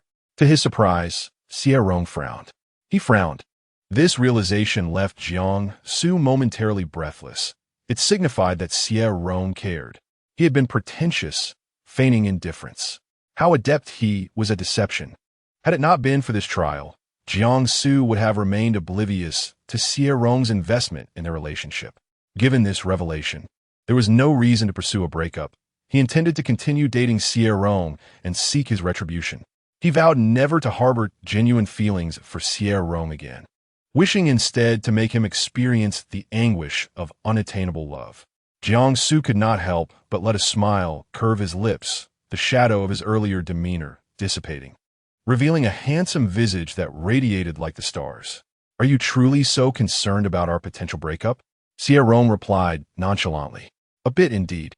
After all, we cannot part ways for another 25 days. Jiang Su's heart soared at this candid admission, causing his lips to stretch into an unrestrained grin, shattering the facade of his dark persona. "I knew it," Jiang Su proclaimed. With this newfound understanding, he felt more at ease in Xie Rong's presence, his previous grim expression transforming into a smile. "Since you wish to remain together, you ought to eat properly." However, to his astonishment, Xie Rong shook his head in refusal, expressing disinterest in dining. Jiang Su was taken aback. "Why not eat?" Xie Rong regarded him as though he were a simpleton. "If your hearing is impaired, I can pay for a trip to the hospital. Do I need to repeat myself?" Jiang Su was stunned. "You do not wish to break up with me, yet you refuse this meal? What connection is there between the two?" Xie Rong raised an eyebrow. "What do you mean there is no connection? You care about our relationship, and I was just upset about this matter. Yet, you still refuse to eat? And you won't partake in the meal prepared by your concerned boyfriend?" Jiang Su was at a loss for words. Xie Rong was resolute in preserving his persona. The previous task progress had increased by 10%. He had fully embraced his bad temper, declaring his disinterest in food. "Do you have an issue with that?" Jiang Su's brief moment of joy dissipated, replaced by displeasure at Xie Rong's words. Thus, he realized that Xie Rong had not changed. He continued to be a source of torment, behaving as if he were a deity. "Let's go," Jiang Su commanded. "Where to?" Xie Rong leaned back in his chair, adopting an air of superiority. "I shall take you out for a meal." Jiang Su's expression darkened, his gaze heavy upon Xie Rong. Xie Rong's immediate response was, "Do you still have money?" It has been proven that regardless of the nature of any relationship, the mere mention of money tends to evoke a sense of caution. Jiangsu's expression visibly shifted to one of wariness, and he even took a step back. His initial reaction was a defensive instinct. That is my private savings. He scrutinized Xie Rong with a vigilant gaze, resolutely declaring that he would no longer submit it to him as he had in the past. And to cease his covetous thoughts, Xie Rong remarked, "To be honest, I was tempted for a fleeting moment. The allure of private savings is simply too great. How could he allow this money to wander aimlessly?" He cast a lingering glance at Jiangsu, speaking in a casual tone as if sharing trivialities. "How much have you hidden away?" Who discusses their private savings in casual conversation, sharing experiences of concealing their funds. Jiangsu remained on guard, replying, "Not much." "How much is not much?" Xie Rong pressed. "Not a great deal," Jiangsu responded, but before he could receive a reply from Xie Rong, his cautious heart became conflicted. He fixed his cold, steely gaze on the person across from him, grinding his molars slightly. "Would you accept half?" Xie Rong felt a smile creeping onto his lips, a playful glint in his eyes as he teased, "Are you truly going to submit it to me?" His charming features, illuminated by his smile, dazzled Jiangsu, who maintained his stoic demeanor, albeit distractedly retrieving his money. The funds he had painstakingly accrued over several days of overtime had dwindled significantly, yet he found himself entranced enough to part with 2/3 of it. Jiangsu even hesitated, contemplating whether to relinquish the entirety, but ultimately restrained himself. He needed Xie Rong to understand that times had changed. He was no longer the Jiangsu of old. From now on, he would only surrender 2/3 of his salary. As Jiangsu gazed at the balance displayed on his phone, a modest sum of 250, a satisfied smile spread across his face, feeling that everything was under his control. Although the figure was not impressive, it was considerably more than before, and he felt content with the outcome. Having settled the matter of his private savings, Jiangsu took Xie Rong out for dinner as promised. Before leaving, he meticulously wrapped the leftovers in cling film and set them on the windowsill. Xie Rong declined to eat, for he had his own meal to attend to. Unlike this man, who was picky about everything, Jiangsu felt fortunate to have met Xie Rong, having saved so much for his family. As they stepped outside, night had fallen, and the flickering lights of the tenement illuminated the corridor. Jiangsu activated the flashlight on his phone, leading the way for Xie Rong. They descended the stairs and traversed the narrow alleyway, where the accumulating rubbish became increasingly overwhelming, the stench unbearable. Typically, passers-by would hastily cover their noses and flee, but the two of them stood unfazed before the heap, observing a plump rat. It was so engrossed in its meal at this hour that it failed to notice their approach. Xie Rong glanced over, prompting Jiangsu to halt, his tone darkening. "This rat is not picky." Unsure whom this implied, Xie Rong shot him a glance. "Not picky? Are you suggesting you would catch this rat for me to eat, so I may inherit its indiscriminate eating habits? If the rat's genes were to be inherited, one would end up with a grotesque appearance," Jiangsu thought. He dismissed the idea, but denying it felt like a defeat. With a sardonic tone, he replied, "Fine, if you truly wish to eat it. I will catch it and make you soup." "Then go ahead and catch it," Xie Rong challenged. Jiangsu paused, his brows furrowing in the darkness of the night, his voice turning icy. "Do you truly want to eat it? The dishes I prepare for you go uneaten. Instead, you would rather feast upon rodents." Xie Rong was deliberately teasing him. The dim light from the corridor illuminated Jiangsu's face, allowing him to discern his expression with clarity. Suddenly, a thought emerged. He hadn't had meat in days. If he didn't eat something soon, he might very well perish from hunger. After days of abstaining, he had prepared a meal, only for you to be picky and refuse it. Don't think for a moment that I am unaware of your ways. Jiangsu shot him a glare, declaring, "Fine, let it perish in your mouth today." As he spoke, he rolled up his sleeves meticulously, revealing his sun-kissed, sturdy forearms, and held his breath, prepared to scavenge for mice amidst the refuse. Just as he turned, he caught sight of a shadow standing not far away, startling Jiangsu. His cold, piercing gaze swept over, and he stepped forward, shielding Xie Rong completely. Xie Rong had intended to call out to him, but before he could finish his thought, the lean yet powerful back of the boy stood before him like an insurmountable mountain. Taken aback, Xie Rong glanced over his shoulder and saw a figure standing ahead. The shadow elongated on the ground, motionless, fixated upon them. Jiangsu's mind raced with dangerous news stories, his body instantly tensing up. What dreadful luck was this? He tilted his head and whispered to Xie Rong, "If a fight breaks out, you run." Xie Rong, somewhat surprised, looked at him and asked, "Aren't you going to leave me behind and escape on your own?"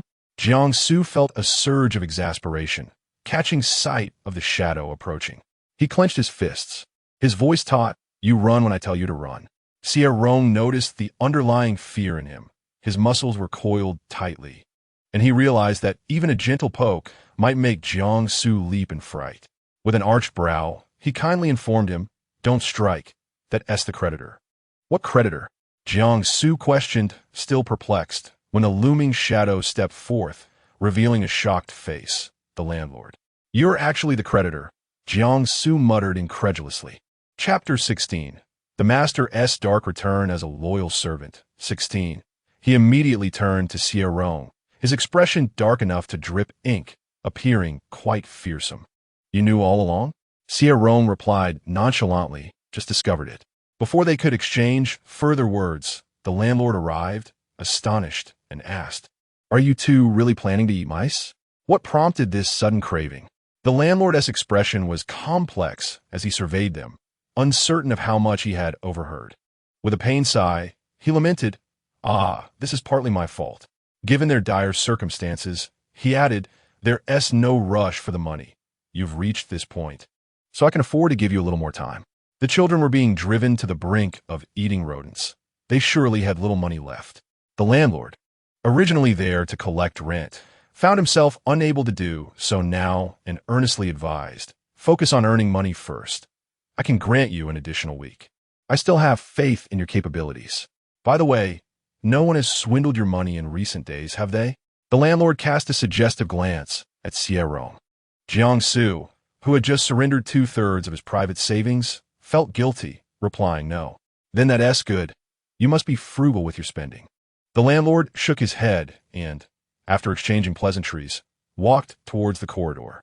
Xie Rong, noticing Jiangsu's guilty demeanor, smirked and asked, "So, are we still going to catch mice?" Jiangsu cast a cold glance at him and, in a fit of pique, declared, "You can catch your own food." "I refuse to do so." "Well then, I shan't catch anything either," Xie Rong replied languidly. "Shall we go? Aren't you supposed to take me out for a meal?" Jiangsu grunted, "You want to starve."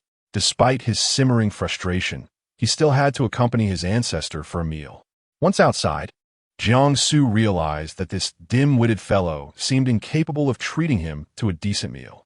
The funds were simply insufficient. Jiangsu mused that with such a meager sum, he might as well forego dining out and return home to eat leftovers. Unbeknownst to Xie Rong, Jiangsu had kept some money for himself. His antics in wanting to eat out were merely to progress a task, and encountering the landlord was purely incidental, resulting in a further advancement of his task completion. As it stood, the task completion had reached 50%, half accomplished. Xie Rong felt rather pleased, especially since he had recently earned his first substantial income and secured a job.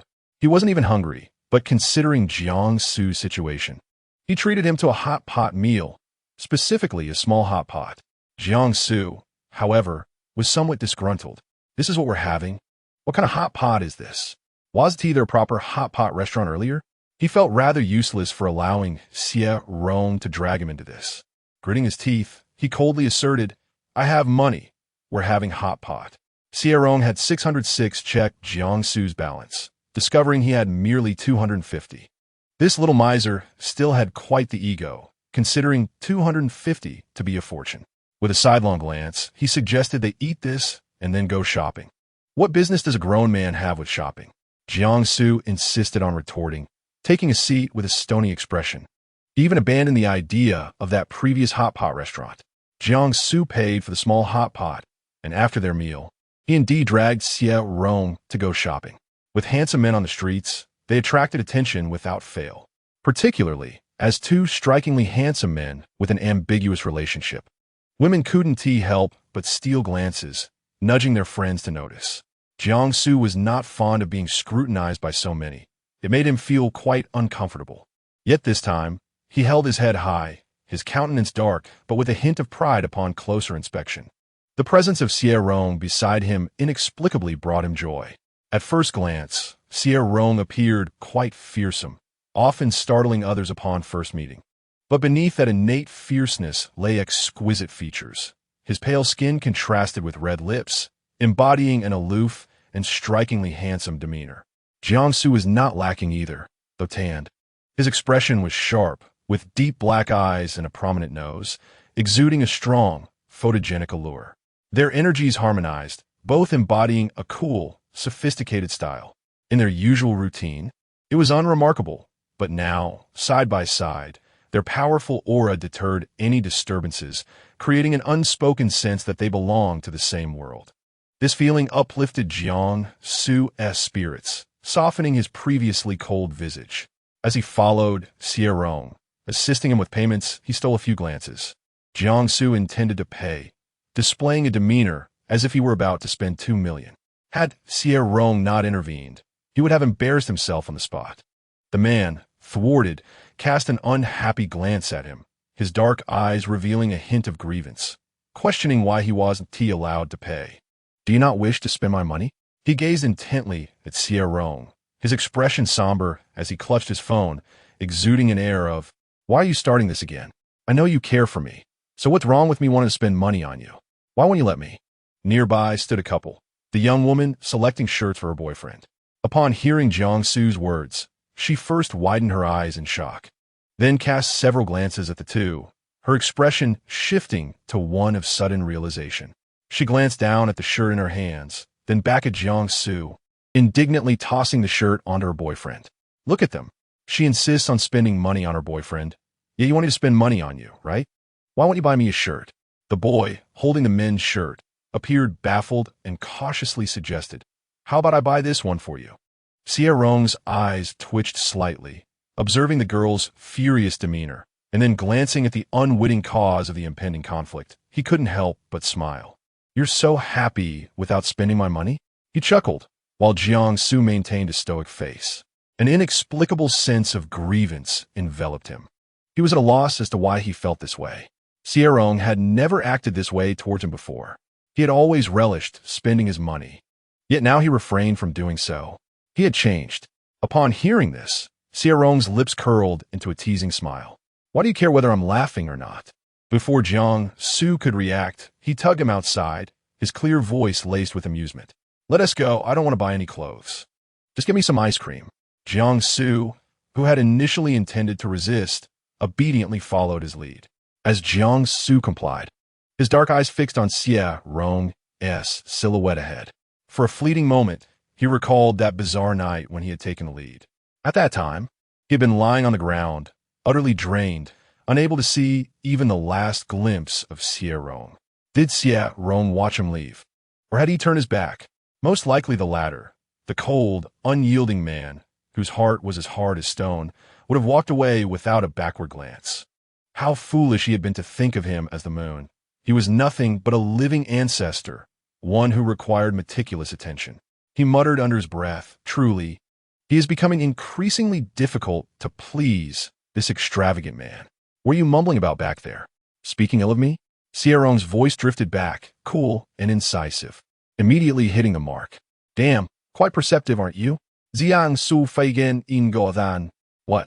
The person in front had fallen silent, and he clicked his tongue in irritation. What kind of temper is this? Only he could endure Xie Rong. What would he do if they ever parted ways? Chapter 17. The Young Master Returns. Still a loyal follower, Jiangsu purchased a Häagen-Dazs combo for Xie Rong, spending over 100 yuan in an instant. He remained unperturbed while spending, displaying generosity that belied the fact that he only had 250 yuan. No, now merely 100. Xie Rong suspected that 606 had made a mistake, while 606 felt aggrieved, wishing to uncover all of Jiangsu's secrets. "Hey, something seems off." "What? Has he hidden other funds?" "It's not about money. It's about the central system." In the midst of an enigmatic conversation, a segment of data remained obscured from view. "Rong Rong, The fast travel agency only employs data masking during the second entry into the mission world, 606 explained. Xie Rong quickly grasped the implication. Had they been here before? Is there any way to discern when this occurred? He pondered. It's impossible to tell. That fast travel agency operates in this perplexing manner, 606 replied. Xie Rong, contemplating, scooped a spoonful of Haagen-Dazs ice cream. Jiangsu, walking beside him, noticed his dazed enjoyment of the dessert, his features softening with a hint of a smile. Just a mere ice cream, yet it brought him such joy. Perhaps next time, he would indulge him with a few more. The evenings in city, they were bustling with activity, and Jiangsu remained vigilant, subtly guiding Xie Rong to prevent any unwelcome collisions. As they strolled, Jiangsu spotted a trendy milk tea shop, recently popular and perpetually featured in local buzz, its long queue stretching ahead. "Shall we grab some milk tea?" he inquired. Xie Rong, lazily chewing on his spoon, glanced over with a satisfied look in his narrowed eyes. "What? Are you buying for me? Why not just get it for yourself?" Although he indeed intended to treat Xie Rong, he hesitated to admit it openly. "Go buy it yourself," Jiangsu replied. "Stop expecting me to foot the bill. You have your own money." "Then forget it," Xie Rong said nonchalantly, discarding his empty ice cream container into a nearby trash bin and preparing to leave. However, Jiangsu caught him by the arm, exasperated. "Fine, I'll buy it. You can wait over there." Jiangsu pointed to a spot. After some contemplation, he opted for a seat instead and chose a location with chairs. "No need to queue. Let us go," Xie Rong replied, not particularly yearning for the milk tea, harboring a secret preference for the allure of alcohol, deeming milk tea more suitable for younger patrons. Yet Jiangsu held a different view. How could Xie Rong be left out while others indulged? They were still together, and purchasing a cup of milk tea for Xie Rong seemed only fair. To refrain would imply he was neglecting him. Once he ensured Xie Rong was settled, Jiangsu promptly joined the end of the queue without further ado. Xie Rong observed his figure, fleeting memories surfacing, yet eluding his grasp. Consequently, he chose to sit in the designated spot Jiangsu had indicated, conveniently located near the milk tea shop, allowing him to see Jiangsu waiting outside. Jiangsu, clearly concerned, frequently glanced back to confirm Xie Rong's presence, only to return his attention to the queue moments later, repeating this ritual every couple of minutes. One might think there was a treasure waiting at the end of the line as Xie Rong leaned back to watch. He was not alone in this row of seats. Others possessed the privilege of milk tea indulgence. Next to him sat a young child, who from the moment Xie Rong settled in, eyed him with trepidation, inching away. Glancing down, Xie Rong noted the child's mother beside him, wondering what impression he must be leaving. That fleeting look, paired with his expressionless yet intimidating visage, succeeded in frightening the young boy, whose large, glistening eyes brimmed with tears as if a faucet had been turned on.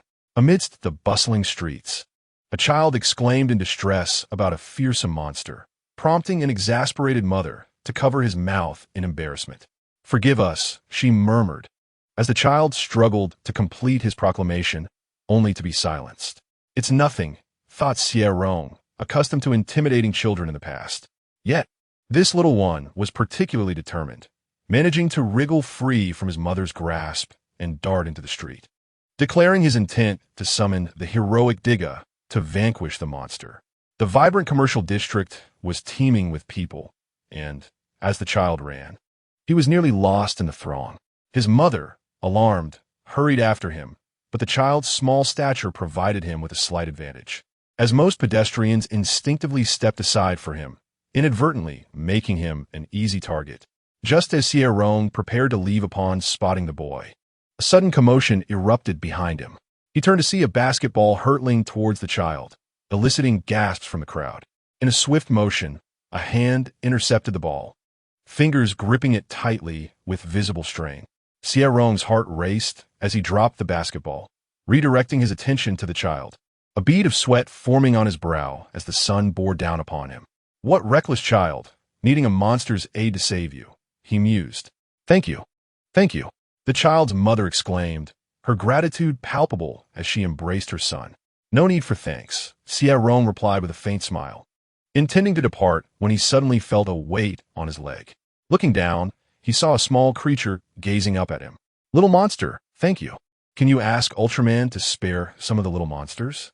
Xie Rong's stern demeanor softened, a rare tenderness shining through as he bent down to ruffle the child's hair. Very well. The child's innocent face displayed a mix of confusion and hope. With a chuckle, Xie Rong returned the small creature to its mother. The earlier incident having unfolded so rapidly that many bystanders were just beginning to register what had occurred, and the crowd buzzed back to life. Some individuals raised their phones to capture the moment, and as Xie Rong quickened his pace toward a nearby bench, he cast a glance towards the milk tea shop, where Jiang Su's displeased visage awaited him. Clutching a cup of milk tea with an air of indignation, Jiang Su approached with an intensity that suggested he might hurl the drink in frustration. Yet suddenly he halted, his expression darkening as he fixated on Xie Rong with an unsettling mix of anxiety and tension flickering in his usually stoic eyes. Before Xie Rong could comprehend the source of Jiang Su's unease, he found his path obstructed by a boy clad in designer athletic wear, his demeanor both haughty and critical. What is your name? You managed to catch my last shot. That speaks to your skill. I shall grant you a chance to know me. Chapter 18. The young master returns. Still a simp? Who is this fool? Xie Rong scoffed. So, was that shot just now made by you? The fool proudly lifted his chin. Yes, indeed. Very well. The perpetrator has come forward, Xie Rong remarked, turning back to retrieve the basketball he had thrown on the ground. He weighed it in his hand, his narrow phoenix eyes coldly scrutinizing the individual before him. Realizing Xie Rong's intent, 606 urged anxiously, Rong, I know you're angry. But please, before he could finish, Xie Rong curled his lip into a cold smile. With a flick of his wrist, he hurled the basketball, which struck the fool's leg with a loud thud. The fool, taken aback, was utterly unprepared for this turn of events and cried out in pain. Collapsing to the ground as his pride crumbled, he stared at Xie Rong in disbelief. How dare you treat me like this? Do you know who I am? Xie Rong raised an eyebrow, a mocking gaze fixed upon him. Oh, I know. A fool indeed, attempting to show off in public. Did you think you were invincible? Did you not realize this could happen? You. The boy's face flushed with anger. What is the big deal? No one has hurt, right? Why are you acting so tough? If something had actually happened, do you think you'd still be sitting here talking to me? Xie Rong approached, towering over him, causing the boy to instinctively recoil. With a derisive laugh, he let his gaze drop, his foot pressing down on the basketball. He ground the ball beneath his sneaker, his eyes filled with an air of disdain. Next time, I'll make you regret it. With this very basketball. Do you understand, fool? With a swift kick, he sent the ball crashing against the boy's knee, causing him to clutch it in agony. Xie Rong breezed past the several youths trailing behind the boy, their expressions a mixture of fear and apprehension, and with a raised brow of mockery, he headed towards Jiang Su. Milk tea. He extended his hand towards Jiang Su. Jiang Su, his face a blend of emotions, silently handed over the drink. As Xie Rong accepted the milk tea bag, he couldn't help but glance at Jiang Su, puzzled as to why this gloomy figure had refrained from speaking. The journey back was shrouded in silence, Xie Rong leisurely sipping his milk tea through the straw, while Jiang Su walked beside him like a mute specter. Occasionally, Jiang Su would cast a glance at him, his emotions inscrutable, unable to bear the tension. Xie Rong finally asked, "Are you planning to practice for a Sichuan opera face-changing performance?" Ignoring the comment, Jiang Su inquired, "Do you know who he is?" Xie Rong had surmised that the boy held some significance, but couldn't help but scoff. His status is irrelevant. He's just a fool. Jiang Su's cold eyes fixed on him. He belongs to the Jiang family, the wealthiest in City A. The sole heir of the Jiang family, Jiang Xia. Xie Rong halted mid-sip, his expression momentarily flustered. What? Isn't that the name of the pretentious young master from a wealthy family? In the original world, Jiang Su lived the life of a pretender for 18 years until the moment he discovered the incongruity of his identity. In a fit of desperation, he resorted to hiring a hitman to orchestrate Jiang Su's demise. The crux of the tale revolves around a significant plot point where his vain boyfriend abandons the true heir in favor of the counterfeit, only to face the protagonist's scorn. As the narrative unfolds, he finds himself striking someone with a basketball. How should one aim with such a burden? Should he consider himself merely as a ball to be thrown? Xie Rong rarely experienced a headache, with a cold demeanor. He almost enunciated each word as he questioned the system. Are you intentionally withholding his identity? Do you wish for death? I tried to intervene, but was unsuccessful. 606 felt aggrieved. Is there a way to erase memories? Yes, it costs 8,000 points. Xie Rong chuckled coldly. Perhaps it would be better to let you perish first. 606 meekly responded, I didn't anticipate that you would resort to violence. Rong. Xie Rong retorted, how could you endure the incessant prattle of an idiot before you? You truly possess an admirable temperament. Your presence is a blessing for the system realm. 606 fell silent, feeling dejected. Stop berating me, please. If you must scold, then go ahead. I've grown accustomed to it. Xie Rong ceased his jabs, recognizing that further discourse was futile. It would be more prudent to devise a plan. From the moment Jiang Su revealed Jiang Xia's identity, he fixated on Xie Rong, keenly observing the subtle shifts in his expression. Indeed, he knew that Xie Rong would not remain indifferent. A cold, ruthless glint overshadowed Jiang Su's eyes, and a heavy, oppressive aura enveloped the surroundings. In his previous life, Xie Rong had cast aside everything for this man. Now, fate had intertwined their paths once more. Had time advanced due to his influence? And what of Xie Rong's intentions? Did he still contemplate abandoning him? Jiang Su gritted his teeth, desperately reassuring himself that it was inconsequential. He had long understood the essence of Xie Rong's character. He no longer harbored affection for this man, indifferent to whom he chose to be with. He truly did not care. Yet, unexpectedly, tears welled in Jiang Su's eyes, his chest heaving as a wave of bittersweet emotions surged through him, leaving him disoriented and embarrassed. In the repeated cycles of self-soothing, he sorrowfully realized that he was not as indifferent as he had convinced himself. He still yearned for this man, longing for his gaze to linger upon him, wishing for a future that included this ancestor of his. How absurd! Given another chance, he still could not relinquish Xie Rong, deluding himself with his own misconceptions. Had Jiang Xia not appeared so suddenly, Jiang Su thought he might have continued his self-deception indefinitely. The scion of an affluent family, born into privilege, could effortlessly acquire what Jiang Su had toiled for, be it wealth or even Xie Rong himself. The arrival of the other was akin to a jolt, awakening Jiang Su from his false, self-deceptive bliss. He recalled the agonizing sensation of being crushed by a vehicle, remembered Xie Rong's icy countenance as he pronounced their separation, and the disdainful, triumphant smile of Jiang Xia. Given the chance to start anew, was he destined to tread the same path? Or indeed, would he choose Xie Rong once more? Choosing a man for whom he harbors no affection, enduring the consequences of a love that may never be reciprocated, all for the sake of grasping the moon within reach, comes at an unimaginable cost. Jiang Su has already stumbled into the pitfall of Xie Rong once before.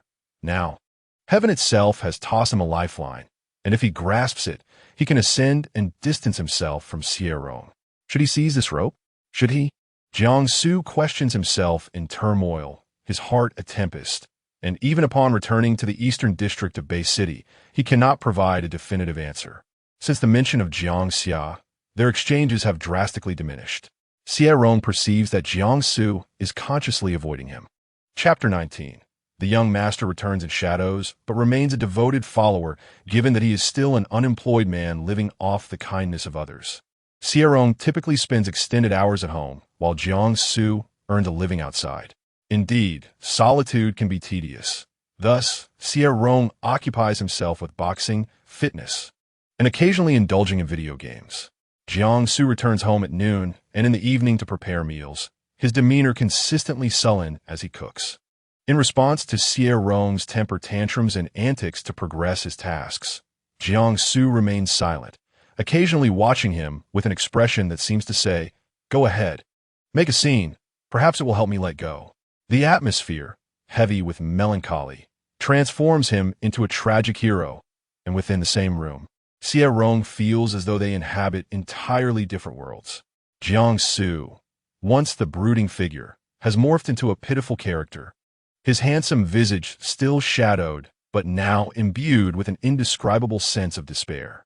When Xie Rong berates him, he remains quiet. When Xie Rong loses his temper, he silently endures. Xie Rong clicks his tongue in frustration, demanding, "What is wrong with you? Speak up if you have something to say. Can't you express your anger?"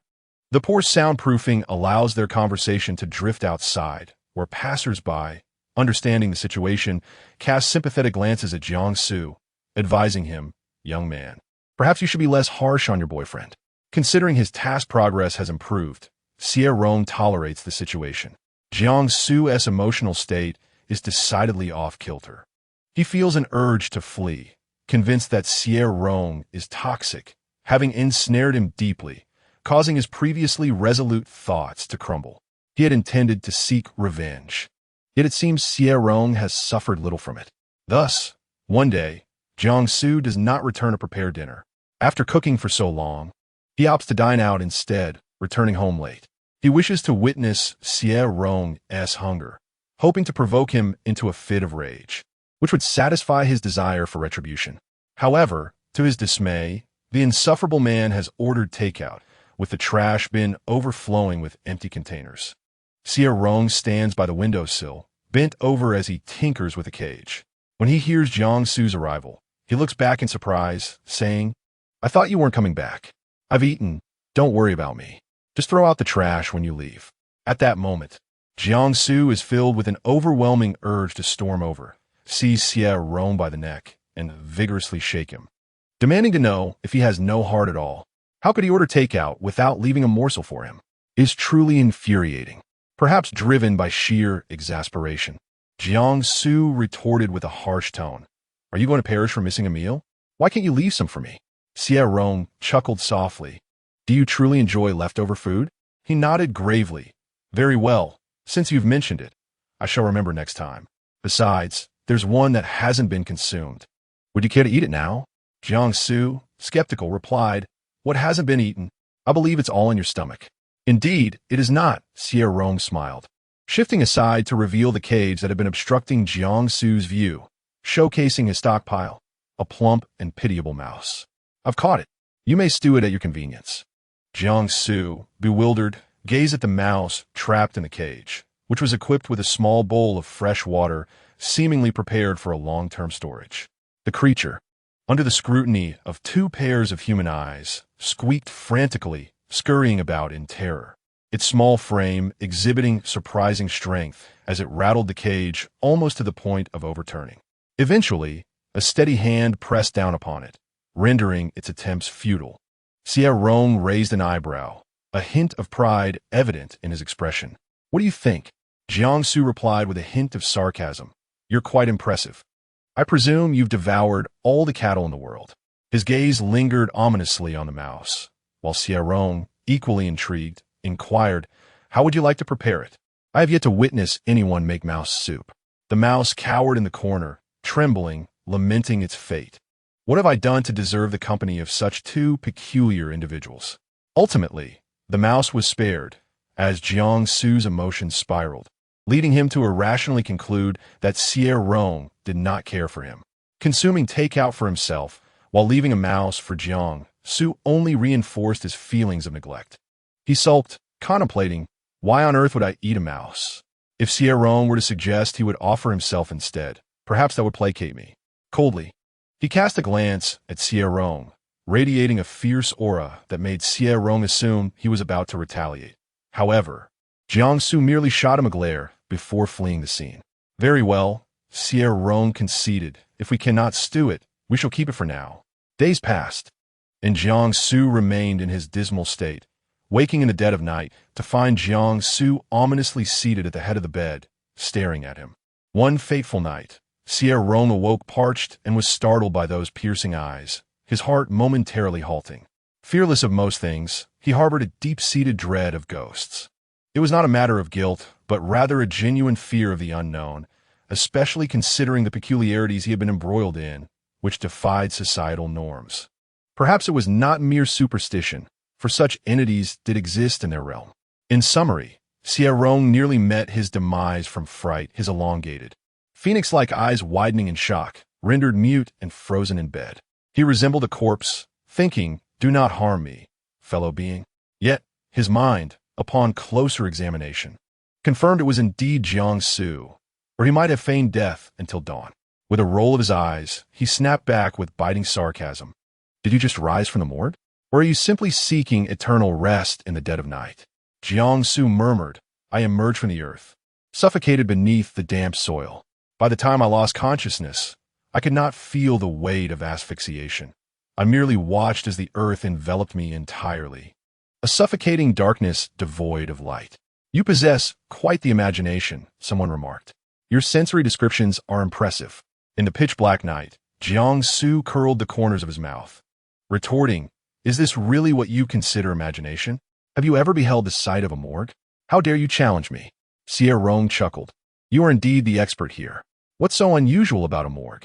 It's simply filled with freezers. Those who are unfortunate enough are skinned.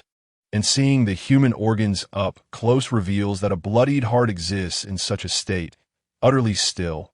This is when one truly realizes that it is a corpse. The faces are a ghastly gray, the eyes have sunken, and the limbs are contorted, the lower half resembling a mass of flesh, merely repulsive to behold." Jiangsu spoke in a calm, earnest tone, pondering whether such individuals might transform into vengeful spirits after death. The night was eerily silent, the building enveloped in an oppressive stillness.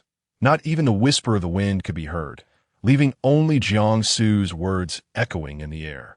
Xie Rong, despite his reluctance, felt his mind conjuring vivid images in response to Jiangsu's narrative, ultimately fixating on the specter he imagined. A shiver ran through his body, breath hitching. Meanwhile, he heard Jiangsu's voice. "So, you're afraid of ghosts, Xie Rong." In Chapter 20, Young Master's Dark Descent, the two found themselves beneath the same blanket. And Xie Rong's reaction did not escape Jiangsu's keen observation. Jiangsu had not considered this aspect until he noticed the tremor that coursed through Xie Rong's body, the quilt sinking slightly as he shifted. This led him to an astonishing realization. "You're afraid of ghosts?" Jiangsu's calm voice suddenly stirred a ripple of emotion, akin to a bystander finally exhibiting a reaction. Yet in this context, the emotion felt somewhat mischievous. Xie Rong caught on, gripping the blanket tighter to steady himself. "So what if I fear ghosts? Don't you have anything that frightens you?" Who could have guessed that he would inadvertently reveal such a vulnerability? All he had wanted was a glass of water in the dead of night, only to find himself ensnared in a chilling tale of a morgue. To be fair, Jiangsu's storytelling was rather lackluster, lacking elements that could draw one in or induce genuine terror. However, the timing, at night, coupled with Xie Rong's startled response, culminated in a situation where he blamed Jiangsu's vivid imagination for scaring himself. "I'm not easily frightened, but ghosts are an exception," Jiangsu remarked, a slight cheer in his tone. "Only you would be afraid of such things." Xie Rong felt a surge of defiance. "That is only because you don't believe in them. If you don't perceive their existence, you certainly won't fear them." Jiangsu countered, "So you do believe, don't you? Let me continue. What kind of person do you think would attract a ghost? Do you consider yourself one of them? Are you out of your mind?" Xie Rong snapped, clutching the blanket as if it were a lifeline. "If you want to go mad, do it outside and see if a ghost comes after you." At that moment, Jiangsu was certain that Xie Rong was genuinely frightened. He had never witnessed this side of him throughout their acquaintance. Fearful of ghosts, huh? Jiangsu feels that it is finally his turn to take revenge on Xie Rong. This must be fate. Where he found himself at a loss. He finally discovered Xie Rong's vulnerability. Whether or not to pursue it aside, just imagine the specter from a morgue, transformed into a vengeful spirit. What would it look like? Limbs twisted, the lower half reduced to a mass of flesh, most likely crushed by a car accident or fallen from a great height. Perhaps it was a combination of both. In any case, the death was horrific enough to warrant a transformation into a malevolent ghost. Ghosts retain their appearance from life before death. Can you envision that? Xie Rong wished he could tear the blanket to shreds and stuff it in Jiangsu's mouth to silence him. Yet his mind betrayed him, or rather, at this moment, it was most obedient to Jiangsu, compelling him to envision what that vengeful spirit looked like, driving Xie Rong to the brink of madness. Stubbornly, he refused to soften his words, gripping the blanket nervously while maintaining a cold smirk as he retorted Jiangsu. You speak so grandly. One might think you have encountered a ghost before. Jiangsu, however, merely smirked, his tone flat and ominously chilling. How do you know that the person beside your bed has not truly been a ghost? After his death, he became a ghost for 12 hours. He genuinely believed there was nothing remarkable about it. After all, it was just a ghost. Yet, his words plunged the room back into a profound silence, broken only by the faint sound of breathing. Suddenly, Xie Rong realized that Jiangsu had also experienced death. This reincarnated individual, destined to wield power and wealth in City A, had once met an exceedingly tragic and absurd end. In the previous world, it was merely stated that Jiangsu died in a car accident, a single line concluding his past life. However, at this moment, Xie Rong felt Jiangsu's despair during that time. The morgue, the bloodied heart, the accident, the vengeful ghost. Was it a reflection of him? Xie Rong recalled his previous visit to this world and pondered whether Jiangsu felt sorrow upon realizing his predetermined fate. Human hearts are inherently soft.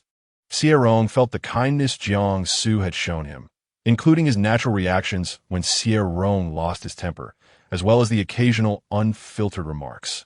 His body seemed more accustomed to Jiangsu's proximity, as if they shared the same room and slept in the same bed. Xie Rong thought he would need some time to adjust, yet after so many days, certain habits were ingrained in his very bones. His subconscious did not perceive anything unusual about Jiangsu sleeping beside him. He flipped through the task settlement panel, staring at the point settlement for a long while until he found the entry for 5,000 points. He confirmed that Jiangsu was likely his previous task. He had completed the storyline and was sent back by the Quick Travel Bureau to undertake the next reincarnation as the antagonist.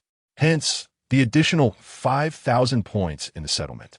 This was not his reward, which should exceed 5,000. It was merely the settlement from the prior task. Strangely, Xie Rong felt little joy, remaining cold and indifferent. He mused about how foolish the protagonist must be to remain infatuated with him, returning to life and suppressing his dark thoughts to cook for him, enduring his tantrums. Jiangsu actually liked him. Xie Rong had even forgotten about ghosts, once again recalling Jiangsu's earlier words, his emotions swirling in complexity. It was his first encounter with a true sycophant, and it filled him with a peculiar sense of fear. He was overwhelmed by a sense of guilt, feeling as though he had become a truly despicable person, momentarily at a loss for words. Jiangsu uttered this phrase merely to instill a sense of fear, to create an atmosphere of terror. After a prolonged silence with no response, he instinctively turned to glance at Xie Rong, but could not discern his expression. The boy's silhouette was obscured in the darkness.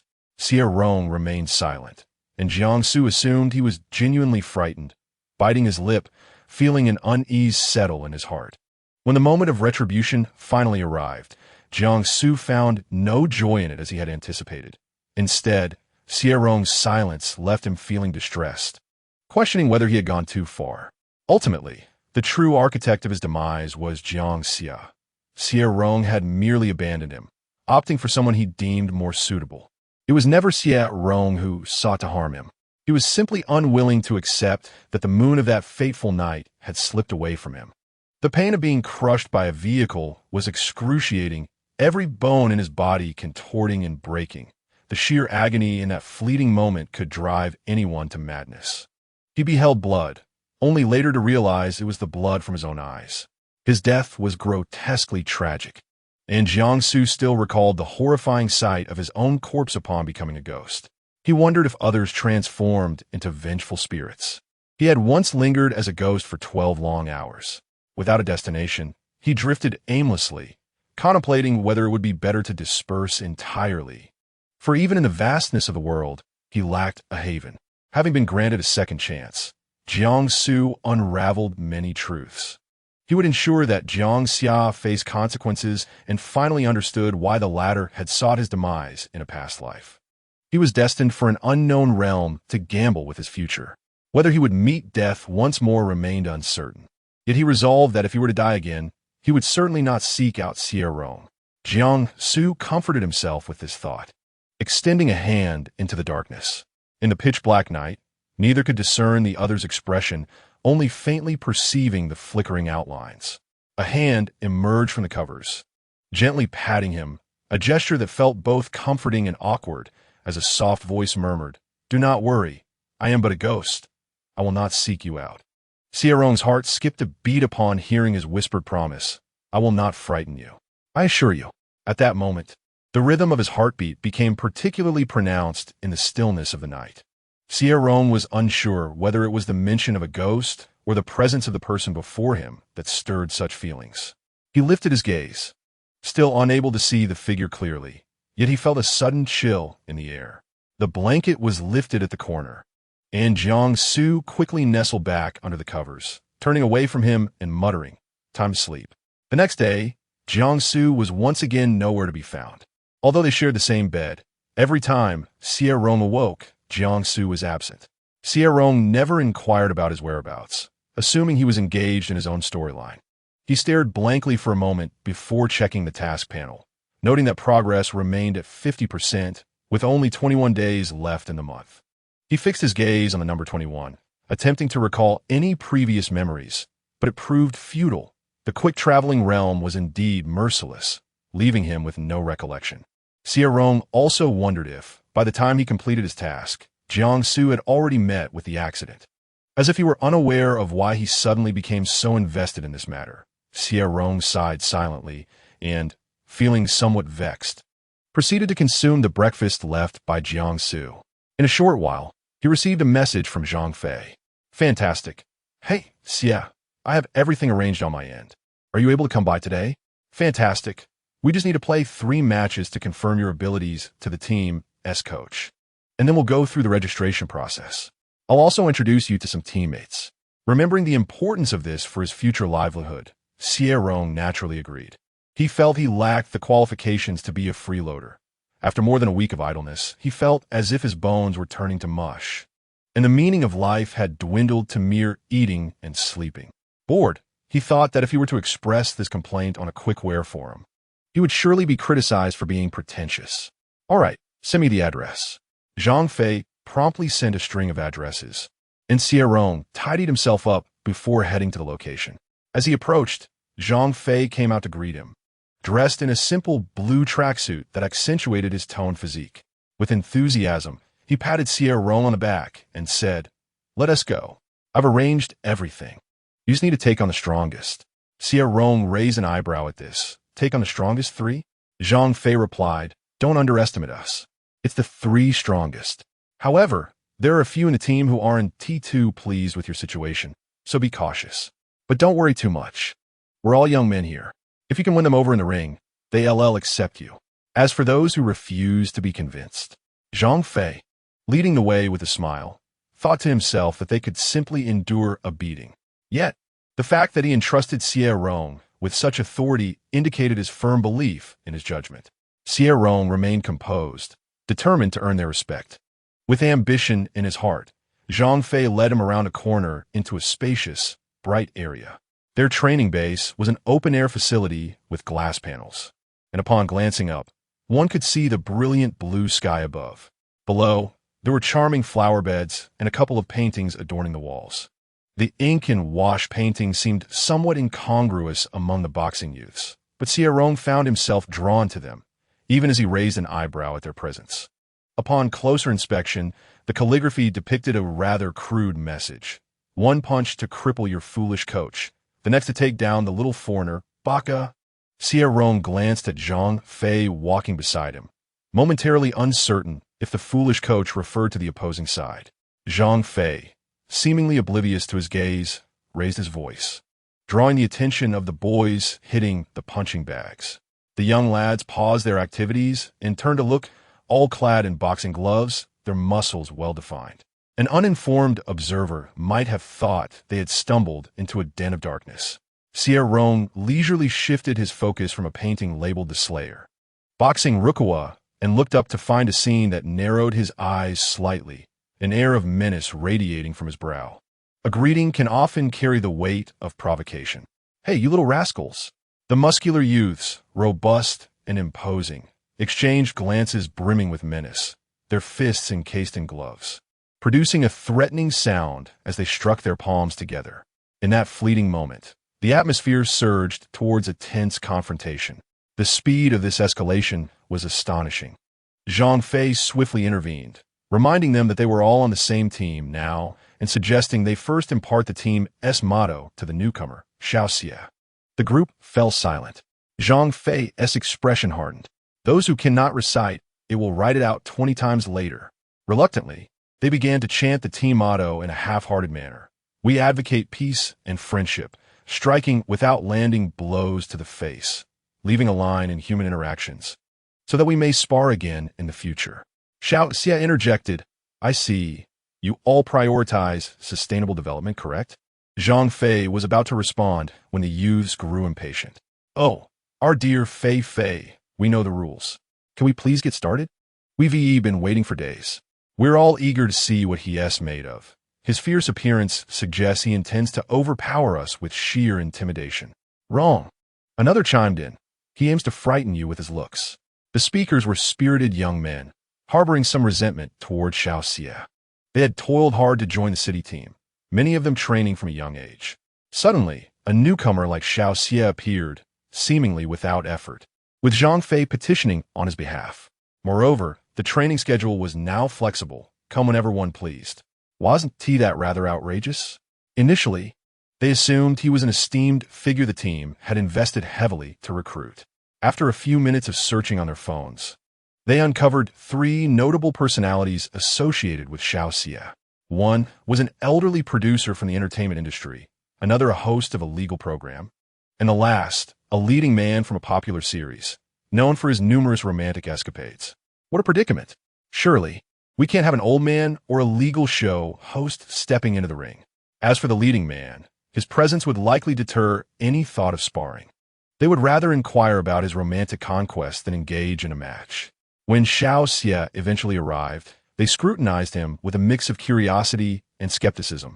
They noted his strikingly commanding visage, but his physique suggested he was not a seasoned fighter. To put it bluntly, he appeared somewhat effeminate. What? Does he expect to leverage connections to gain entry?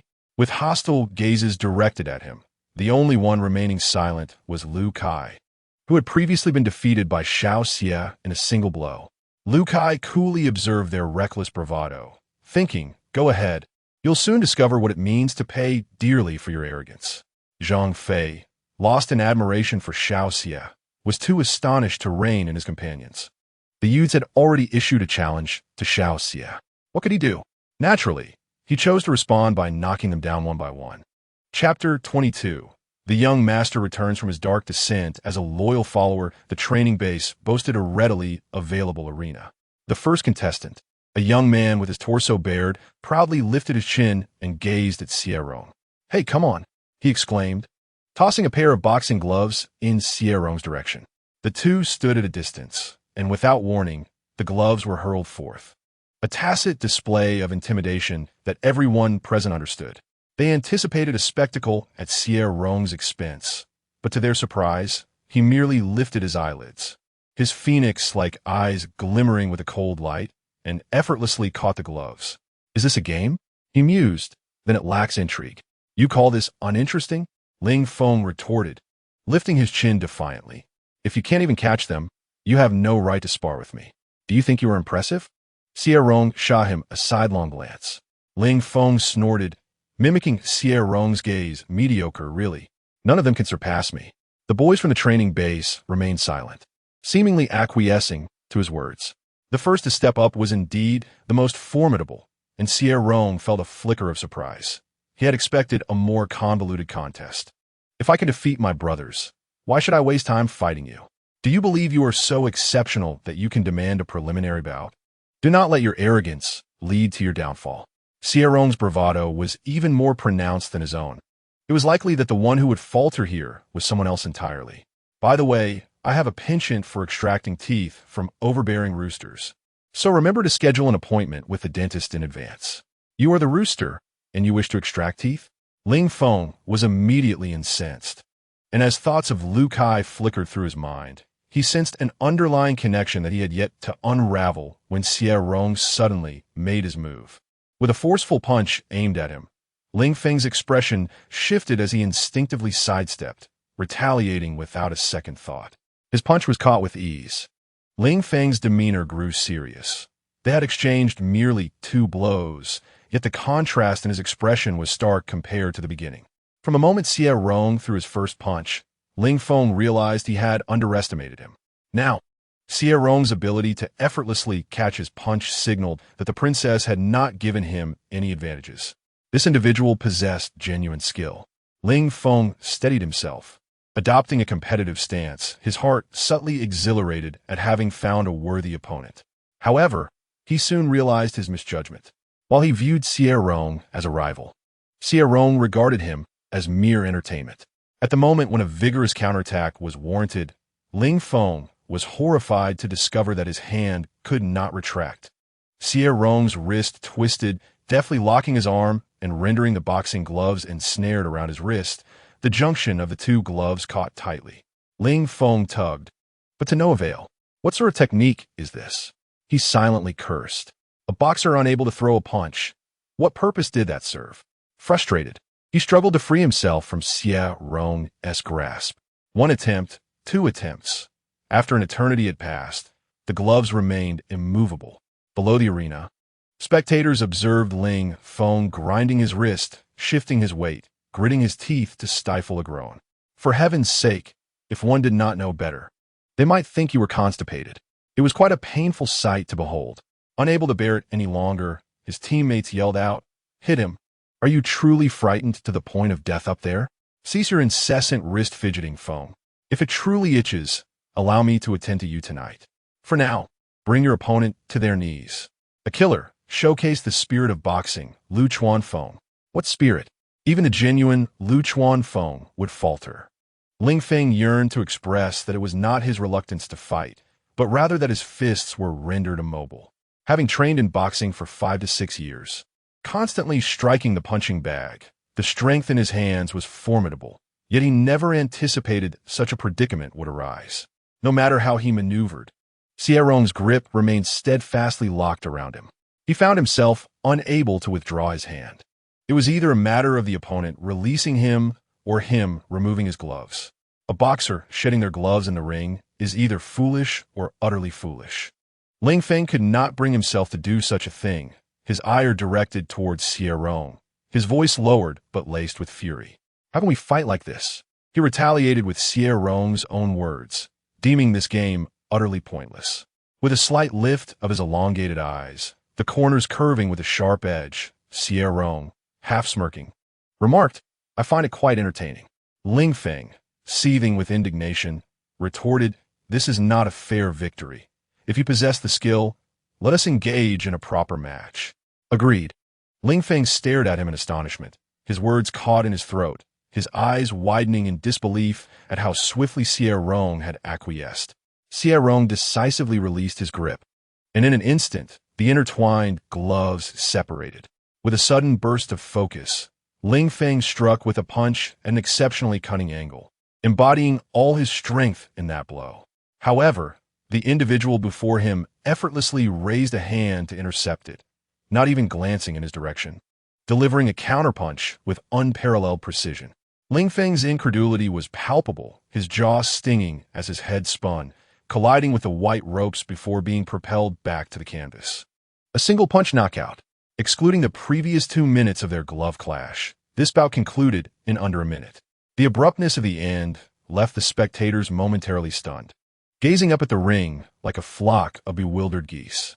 It was Zhang Fei, with his seasoned experience, who directed the medical personnel, already on standby, to attend to Ling Feng, lifting him off the ground.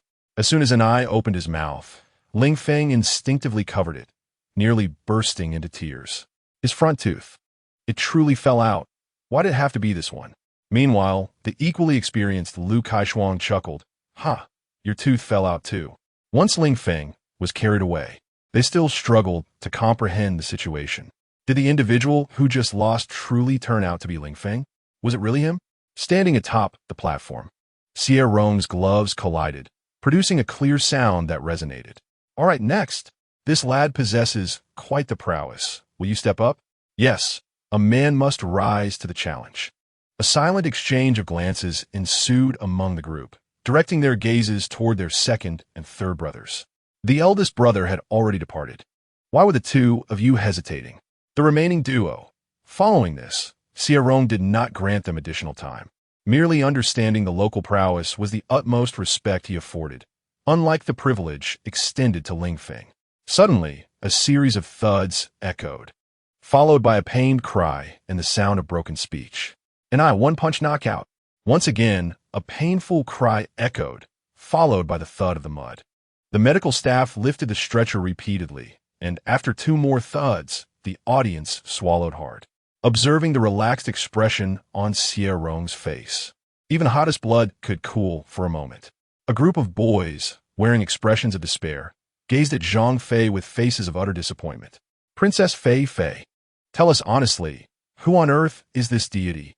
He is even more formidable than the male lead who indulged 7 times in one night. With such strength, he must be capable of 18 rounds, right? Chapter 23. The young master's dark return as a loyal admirer. Xie Rong truly dispatched one opponent after another, and against pairs, he prevailed with ease.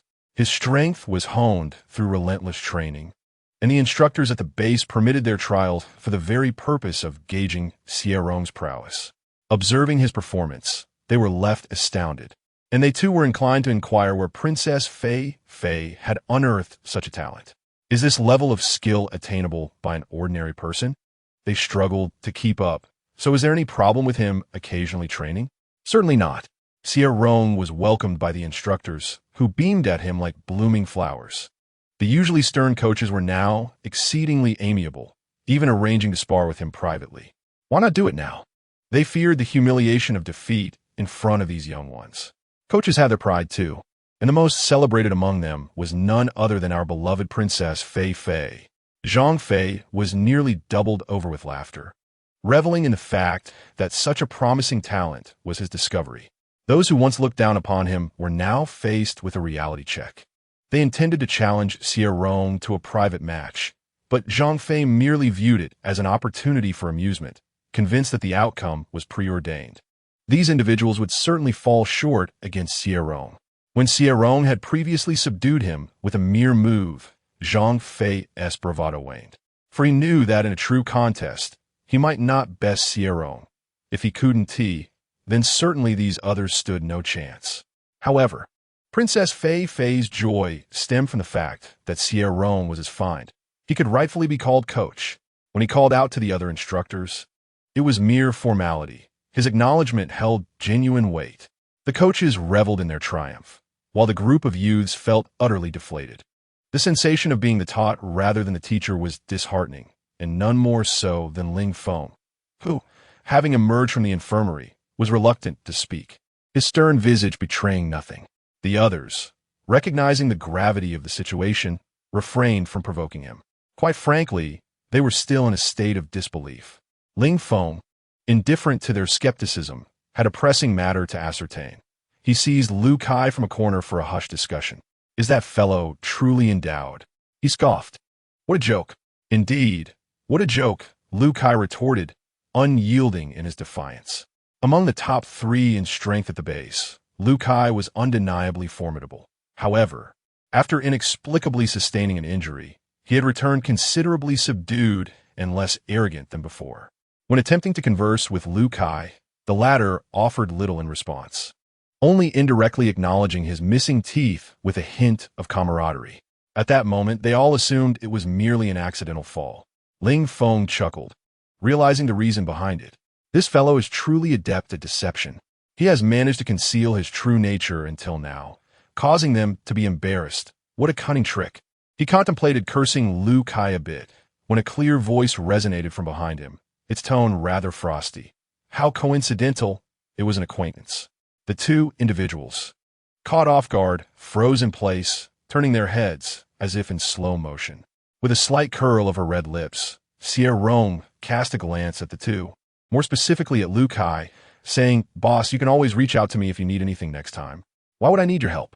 Ling Feng questioned, his gaze filled with confusion as he looked at Lu Kai, who, with a stiff expression, nodded vacantly in response. "What business is it of yours? How could it not concern me? I'm merely showing concern for a teammate." "Then why don't you go give him a good beating?" "Ah, I forgot to mention. You're not my teammate. Lu Kai, after a moment of silence, felt a wave of despair wash over him. With such a formidable adversary in their midst, the future seemed rather bleak. They needed to swiftly schedule an appointment with a dentist, while the training base remained under the dominion of the formidable presence. Jiang Su was tirelessly employing every means to reclaim his identity. At Ming Shui Private Hospital in City A, the red indicator light shone above, with the word surgery starkly visible, making the wait for those outside excruciating. From the moment he was kidnapped, Jiang Xiuan had not relaxed his furrowed brow. Jiang Xia sat beside him, sporting bruises on his mouth and forehead, his attire in complete disarray, remaining utterly silent. Mr. Jiang, it has been confirmed that the 3 men are workers from the construction site of the May building. They came to demand payment from young Master Jiang. One of them is in dire straits. His wife, who is pregnant, is about to give birth, but they lack the funds for surgery, which drove him to this desperate act of kidnapping. They were unaware that you would be inspecting today.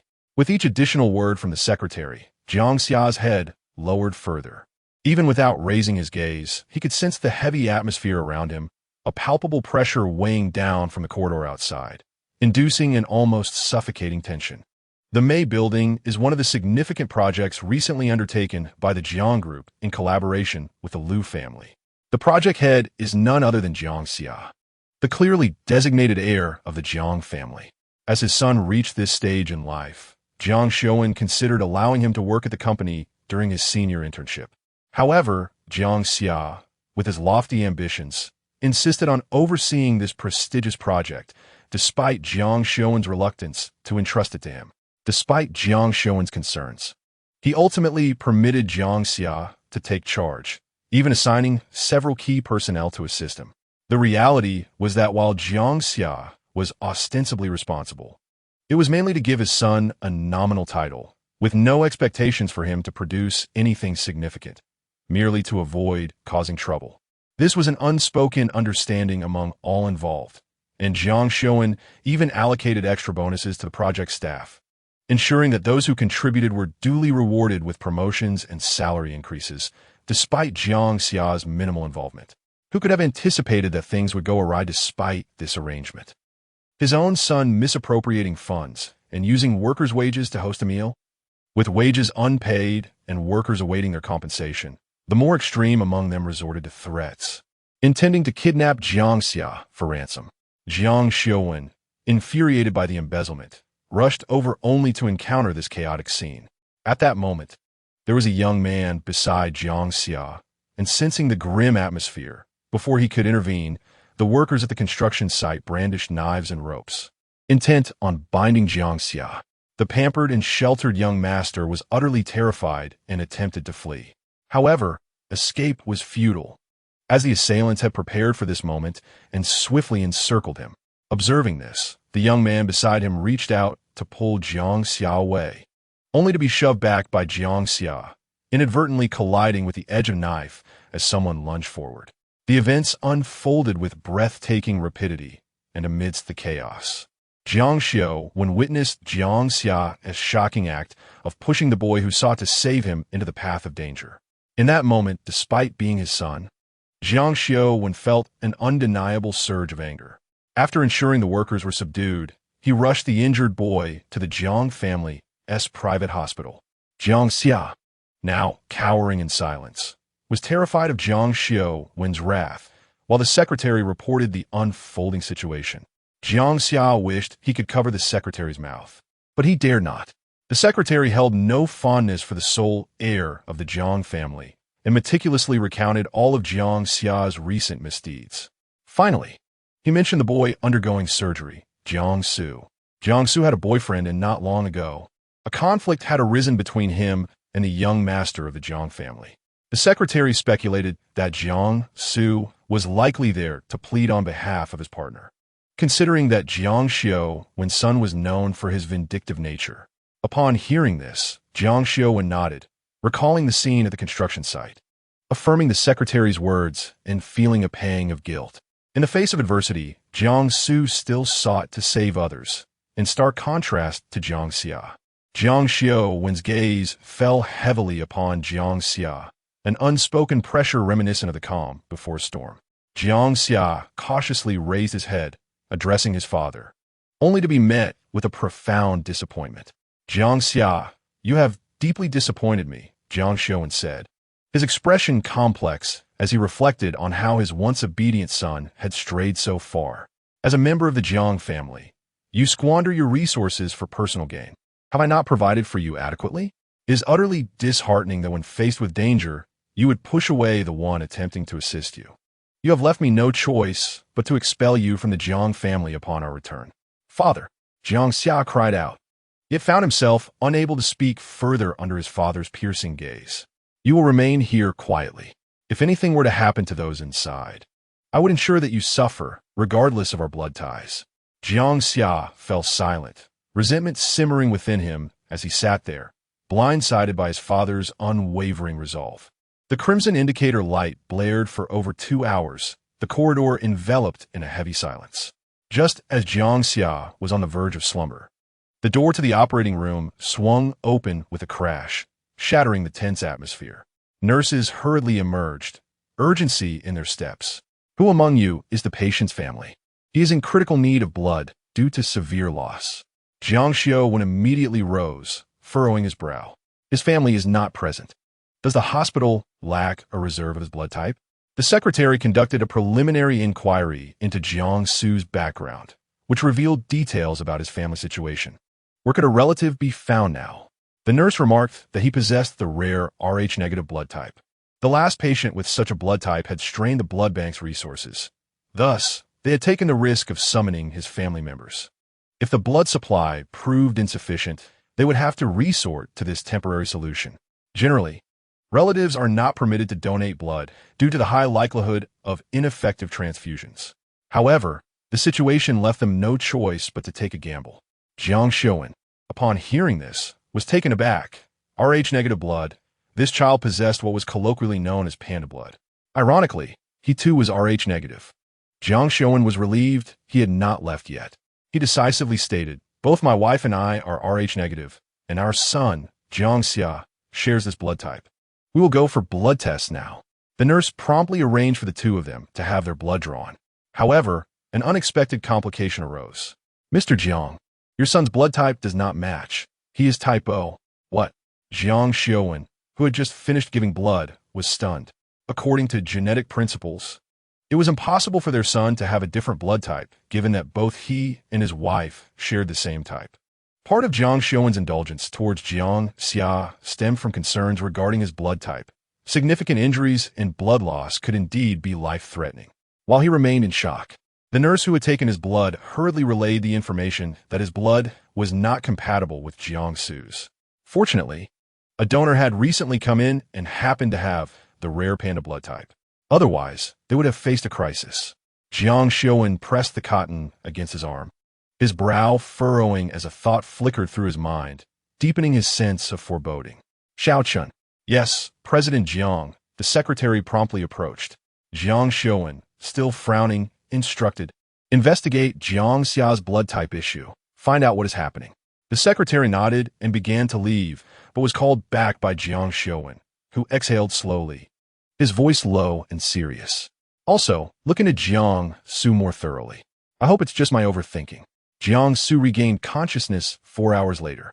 The pungent scent of disinfectant filled the air as he glanced at the light blue hospital gown he wore, his gloomy eyes drooping, a cold expression pulling at the corners of his mouth. He had indeed survived. Gazing up at the stark white ceiling, his emotions settled into a profound calm. If he was not mistaken, Jiang Xuan must have begun to doubt Jiang Xia's identity. Two individuals with rare blood types producing an O blood type child. And to add to the peculiarities, there was a boy who seemed to react as if related by blood. Calculating to this point had taken significant effort on Jiang Su's part. Ever since he became aware of his identity, he had been plotting to reclaim it. What rightfully belonged to him must not be touched by another. Jiang Su was determined not only to reclaim his status as the young master of the Jiang family, but also to strip Jiang Xie of everything, crushing this useless young master underfoot to make him realize he was nothing more than a pest. Crushing this pest, and then offering a flicker of hope. only to exchange that hope for a deeper hell. His cold, dark eyes glimmered with a chilling ruthlessness, shadows of despair etched across his brow. He had never been a good person, and he was willing to employ the most despicable, bottomless tactics against Xie. Taking away what was his could not be done without consequence. The incident at Mei Mansion was orchestrated by Jiangsu, who had previously experienced a similar situation in another life. The timing, however, was a month later, when the aggrieved workers confronted Xie during an inspection, resulting in one of them stabbing him.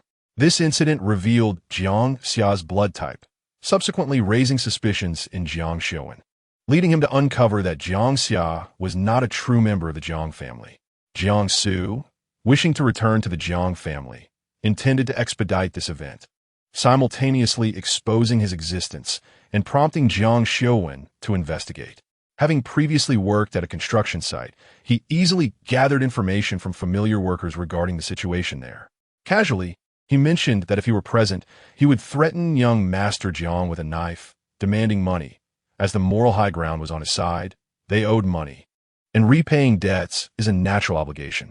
After implanting this psychological suggestion, he also hired individuals to work at the site, spreading rumors to destabilize the workers' resolve.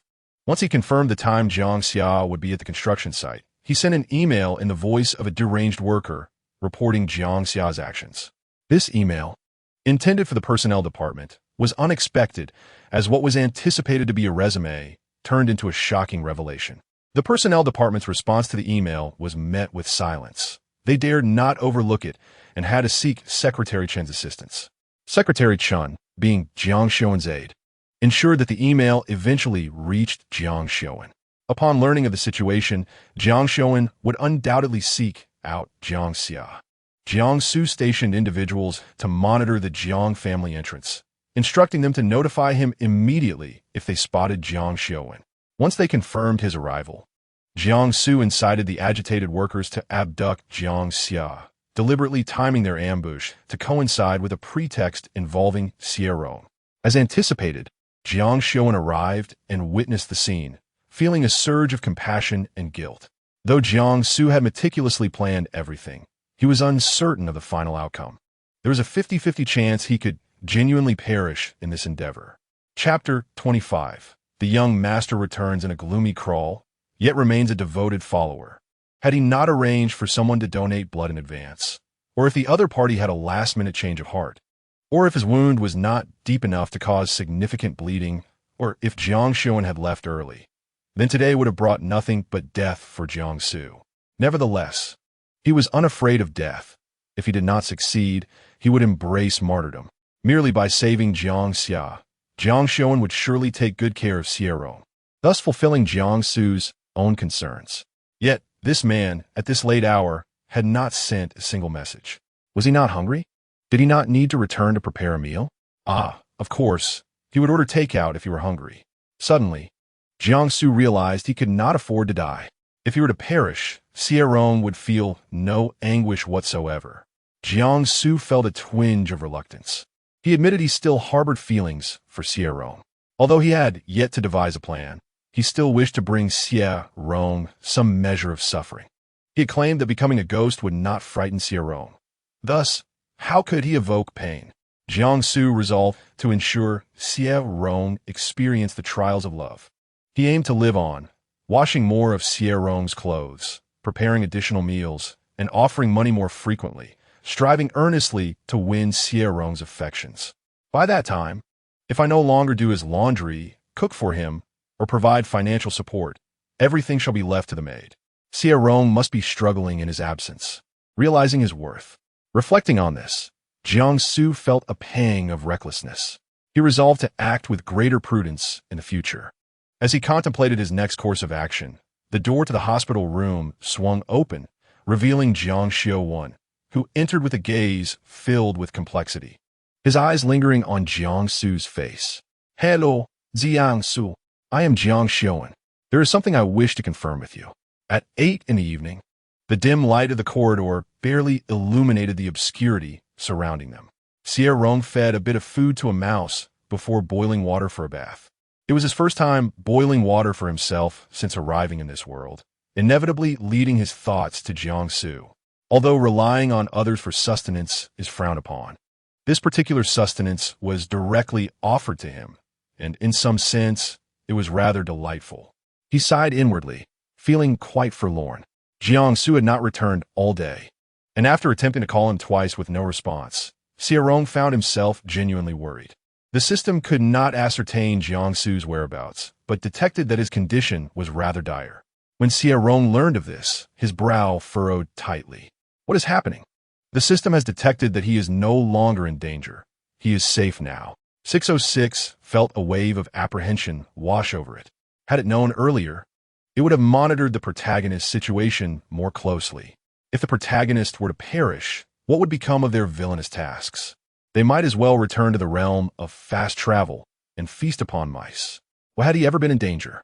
Have you become so addicted to snacking and binge-watching dramas recently? You are so ineffectual that you might as well apply for early retirement. Xie Rong's tone dripped with sarcasm and coldness. Just because your name contains a 6, do you think you're exceptional? What is this? Slacking off at work and trying to deduct someone else's points? Truly, 606 is something else. A cold smile danced on his lips. 606's internal circuits buzzed with alarm. Xie Rong had not been this angry in quite some time. His usual irritations were mere trifles. 606 attempted to placate him with flattering words, showering him with compliments in hopes of appeasing him, but it was unprepared for the depth of his ire this time. When Xie Rong truly became angry, his fierce brows and eyes, devoid of any killing intent, instead exuded an unsettling calm that concealed his fury until it erupted, terrifying to behold. The ominous air made even 600's electronic voice crackle with static. It hastily admitted its fault. It was my mistake, Rong. Please do not be angry. It was entirely my fault. You must not let your health suffer. What trouble are you speaking of? Xie Rong chuckled sarcastically. This is merely an opportunity for you to find a new host, is it not? 606, overwhelmed with remorse, lamented. No, I am alive because of you, and should I perish, it is your specter that will haunt me. Please, Rong, do not be angry. I will find Jiangsu immediately. Lacking a location tracking feature, it frantically rifled through the system marketplace to procure a disposable locator. At this moment, it did not dare to ask Xie Rong for money. Instead, it wept as it withdrew its meager savings to purchase a disposable locator for Xie Rong. Jiangsu naturally noticed the 2 missed calls. When Xie Rong did not seek him out, he felt that the man truly had no regard for him.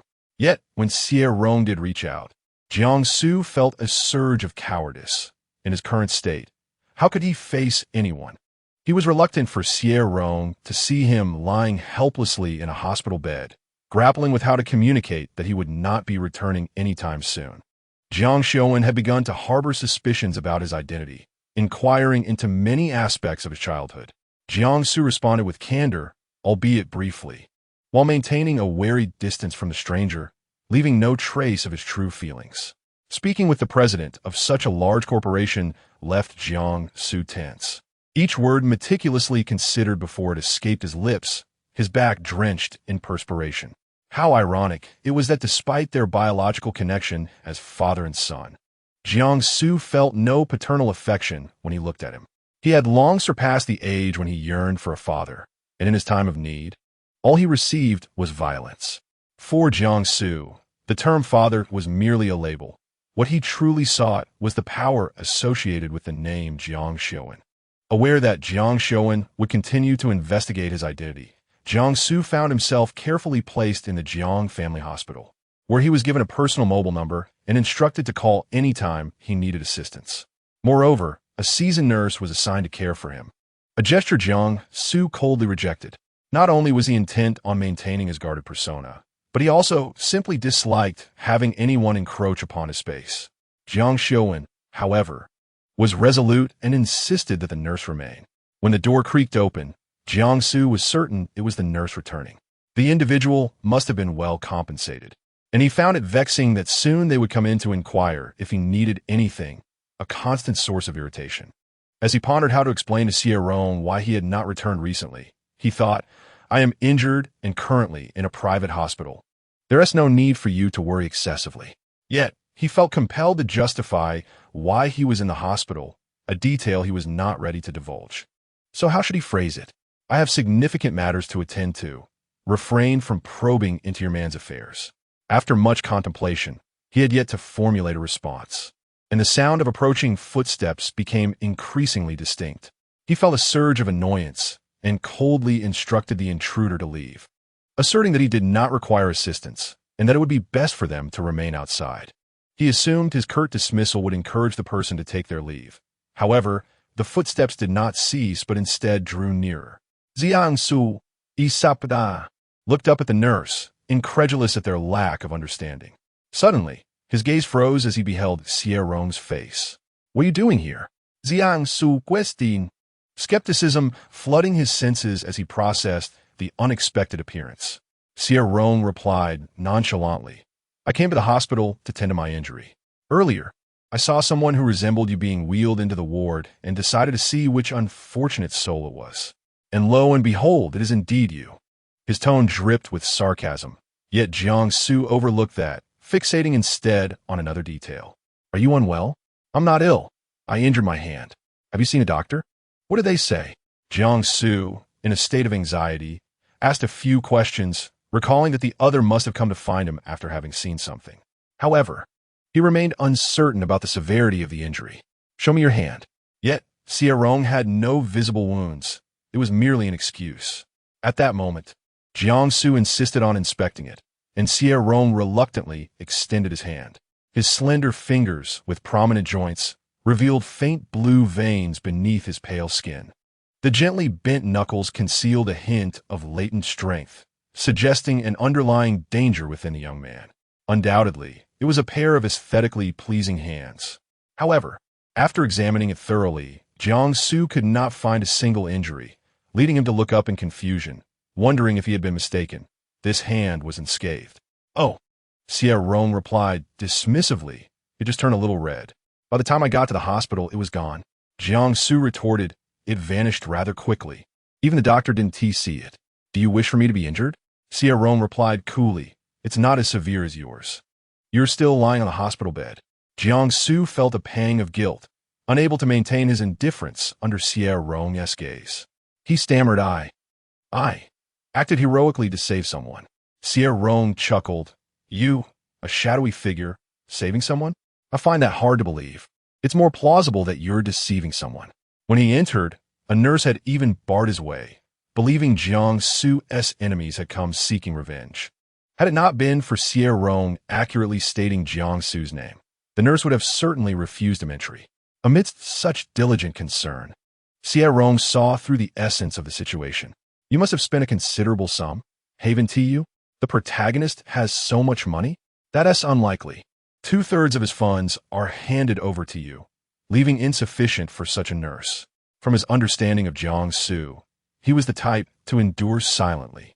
He had previously resisted taking medicine when ill. Thus, the notion of him hiring a nurse seemed implausible to Xie Rong. Considering Jiangsu's background, Xie Rong speculated it must be related to Jiang Xia. This shadowy figure was preparing to return to the Jiang family.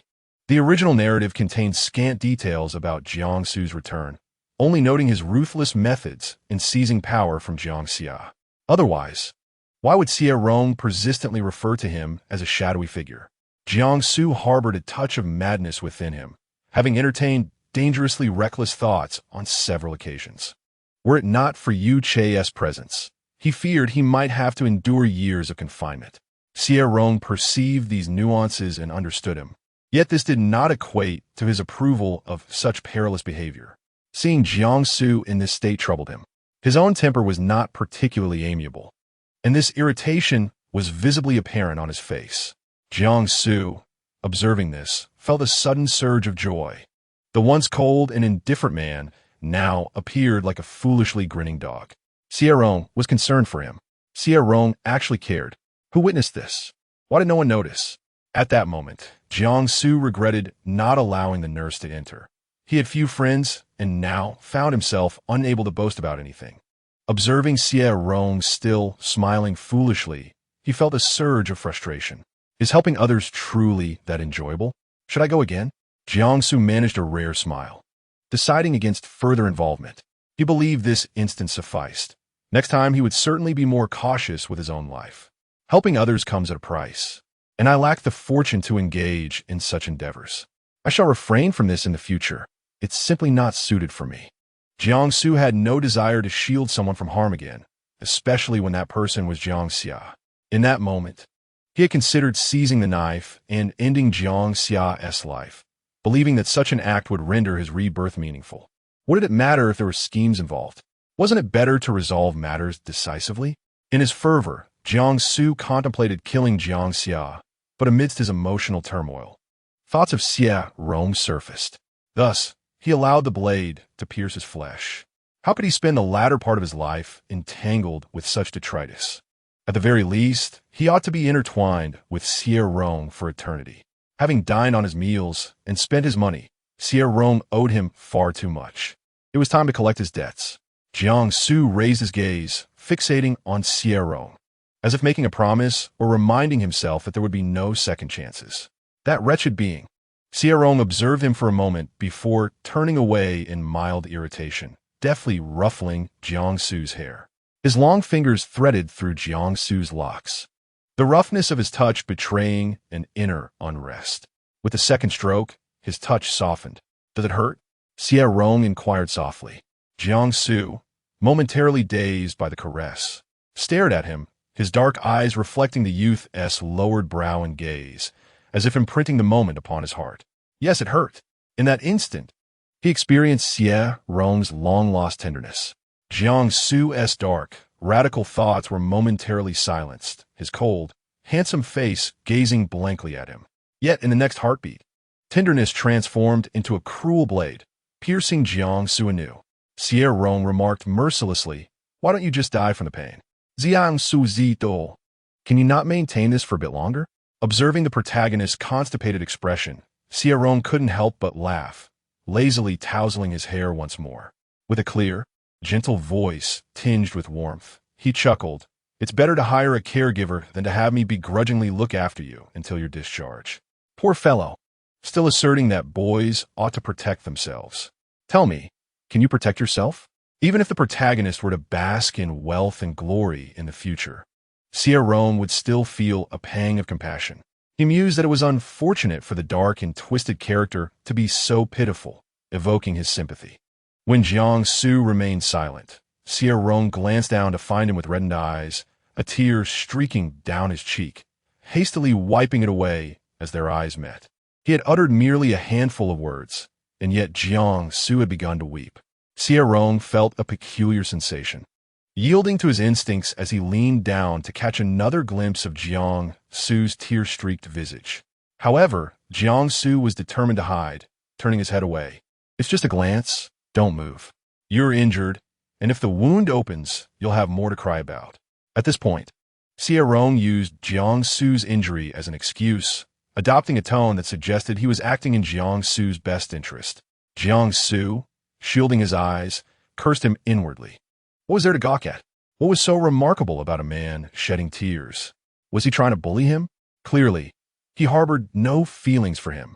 As he continued to evade, Jiangsu suddenly froze, his body stiffening.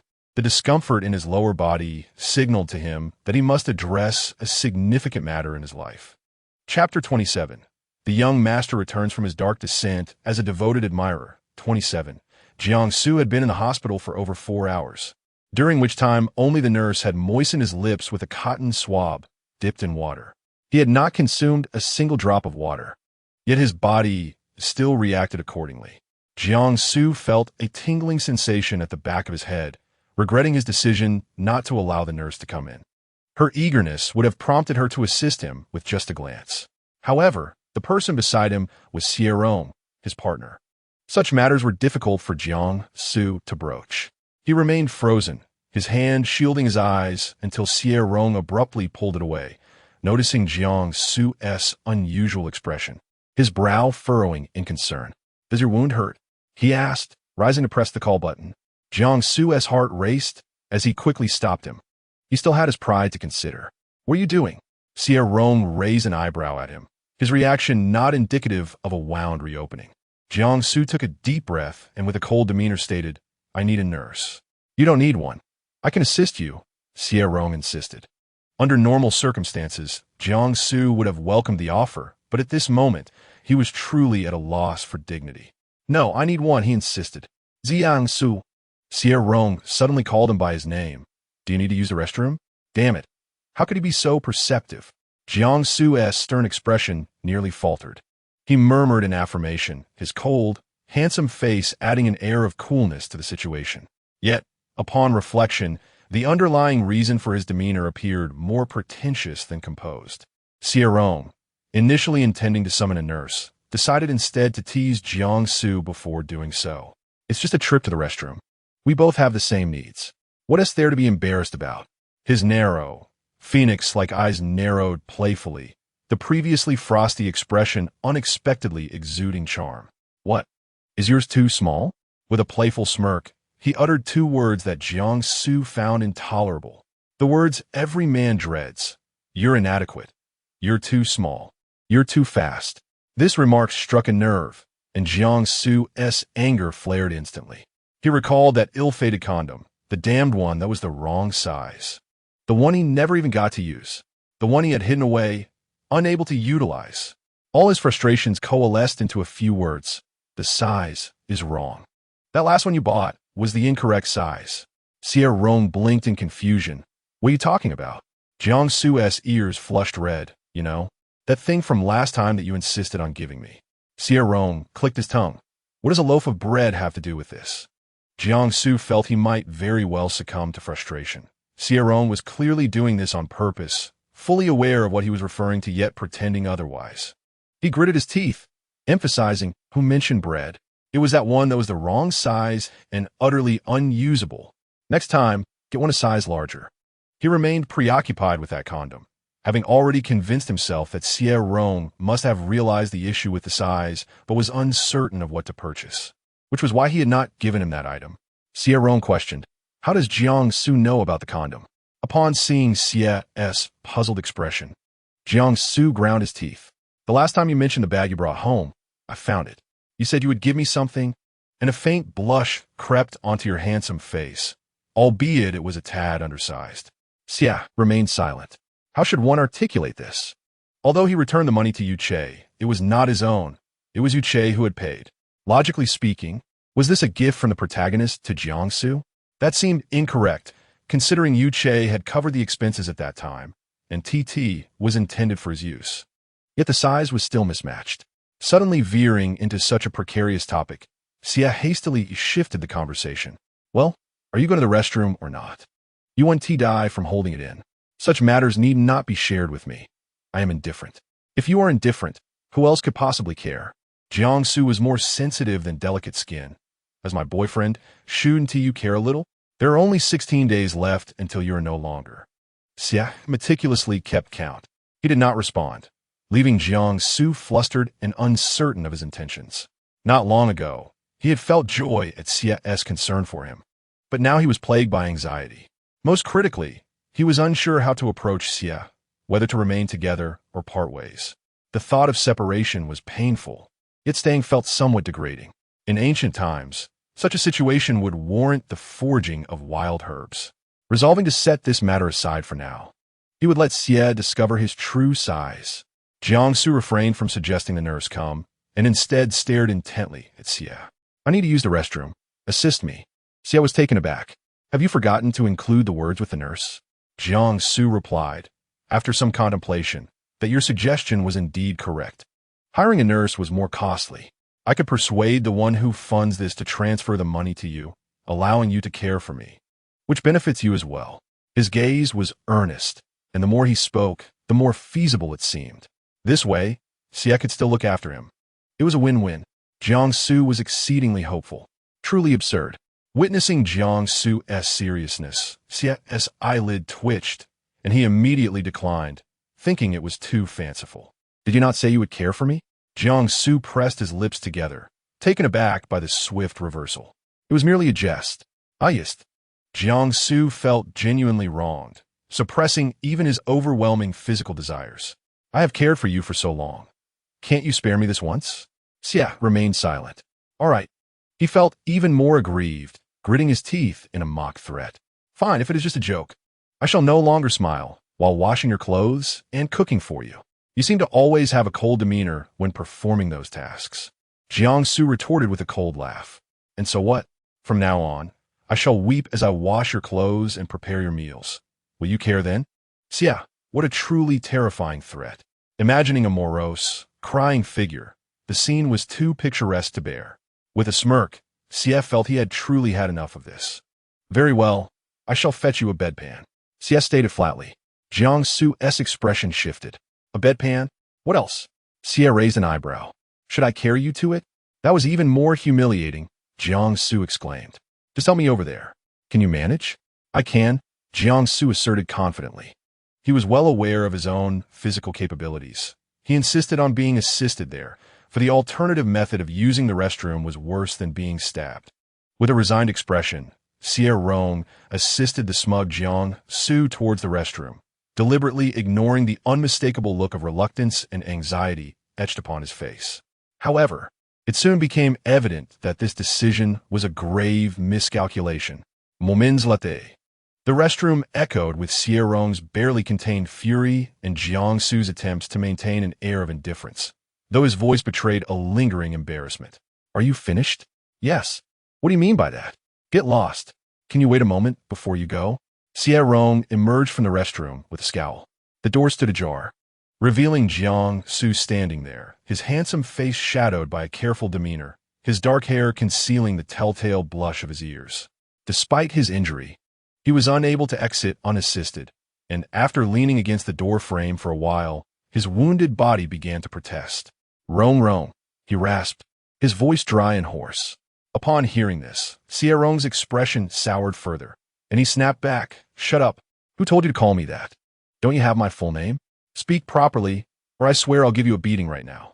Jiangsu fell silent, his eyes reflecting a sense of grievance as he gazed at him. Xie Rong let out a cold laugh, genuinely contemplating delivering a thorough thrashing to Jiangsu. Why did he have to feel aggrieved? Xie Rong had yet to voice any complaints, and here he was, already sulking, in a fit of irritation. Xie Rong felt the urge to break something. He had never encountered anyone as shameless as Jiangsu in all his years, and his frustration peaked, further exacerbated by the piercing shrieks emanating from his phone notifications. Don't. 5,000 points, 5,000 points. We're just here to contribute a little, ensuring mutual benefit for all. This truly infuriated Xie Rong, yet in the end, he refrained from acting out. Jiangsu, with his characteristic audacity, continued to call out his name, and despite his initial reluctance, Xie Rong found himself moving awkwardly a couple of times before ultimately giving up. It was absurd. This fellow had just undergone surgery and had displayed little strength moments ago, yet now seemed full of energy. Xie Rong thought to himself, this is utterly ridiculous. Like a randy dog, irritated, he shot Jiangsu a sour look, a mocking curve gracing his lips. It's not like your leg is broken. Weren't you just fine a moment ago? If you can manage to get out, what do you need my help for? Jiangsu, seizing the opportunity, nodded submissively, behaving like a dutiful spouse. He certainly had a knack for pretense. Suppressing his anger, Xie Rong begrudgingly acknowledged that the person before him was indeed a patient. With a scowl, he swung open the door. The attendant outside, alerted by the commotion, was taken aback by the sight of Xie Rong's grim face. There is someone with a broken leg inside who can't get out. Could you lend a hand? The attendant was startled, aside from Xie Rong. How could Jiangsu have managed to break his leg? He hurried inside, inquiring what happened. Which leg is broken? I'll call the doctor right away. Xie Rong responded with a sardonic smile. The third leg. The attendant, momentarily bewildered, stood frozen as he locked eyes with Jiangsu inside the restroom, his expression swiftly shifting from shock to a blank stare. Indeed, this was a mouthful of dog food that had been forcefully thrust upon him. Were it not for the appealing salary, he would have kicked the dog food over and fled. Xie Rong had initially intended to care for Jiangsu until his discharge. But after this incident, he lingered for a short while before departing and promptly canceled his commitment. Let professionals handle professional matters. Individuals like partners are ill-suited for such tasks. One must remember that when doctors examine one's health, they subtly advise moderation, cautioning against excessive indulgence. Xie Rong's expression darkened, as if portraying him as a lecherous fiend for treating his injured boyfriend with such disregard. The true beast lies elsewhere. Yet it seems this crowd is blind to the reality. Regardless, Xie Rong declared he would no longer care for Jiangsu, transferring funds to the caregiver to ensure Jiangsu received proper attention. A single task for double the pay. The caregiver nearly saluted Jiangsu in loyalty, proclaiming, "Brother, I shall tend to you for the rest of your days." What significance do relationships or petty grievances hold when financial support is at stake? Jiangsu, deprived of his boyfriend's care, found himself in the hospital, feeling utterly miserable. Men can change their affections swiftly. Just recently, he had contemplated allowing the caregiver to assist, and now he wished for their departure, akin to a capricious relative. Jiangsu's hospitalization would extend beyond a month, implying that upon his discharge, they could part ways, allowing Xie Rong to exit the scene with honor. Yet, upon examining the task progress, it appeared stagnant at 50, as lifeless as ever. This situation was untenable. He wished to avoid a month of futile progress. Thus, Xie Rong occasionally visited the hospital, indulging in fits of temper. Despite Jiangsu lying in the hospital bed, he brought a basket of fruit, expecting Jiangsu to peel apples for him. Such behavior was utterly excessive. Even Xie Rong felt somewhat inhumane in his actions. Besides Jiangsu, who was devoted to him, onlookers would surely shake their heads in disdain. As Jiangsu became unresponsive to his antics, Xie Rong pondered inciting the displeasure of outsiders. Although not as swift as the main character, he managed to garner some irritation. However, the caregiver remained unfazed, displaying an indifferent demeanor, regardless of how Xie Rong acted, expressing anger or creating a ruckus. The progress remained unchanged. Disheartened, Xie Rong lamented, "I said I don't want apple peels. This one has no peel. Yet you've broken the peel. It's broken, but the flesh is intact and edible. That won't do. I want an apple without any peel, and the peel you've removed must remain unbroken." Ultimately, Jiangsu, exasperated, remarked, "I lack such skill. Can't you just eat the apple, even if the peel is broken? It's the apple that matters, not the peel."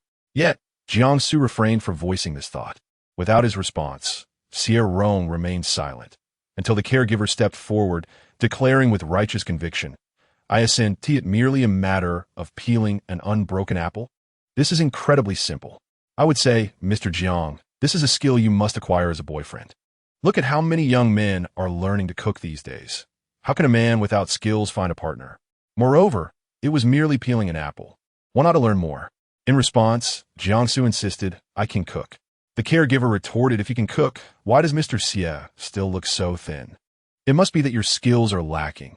Your meals are merely adequate to fill the stomach, nothing more. Wouldn't you agree?"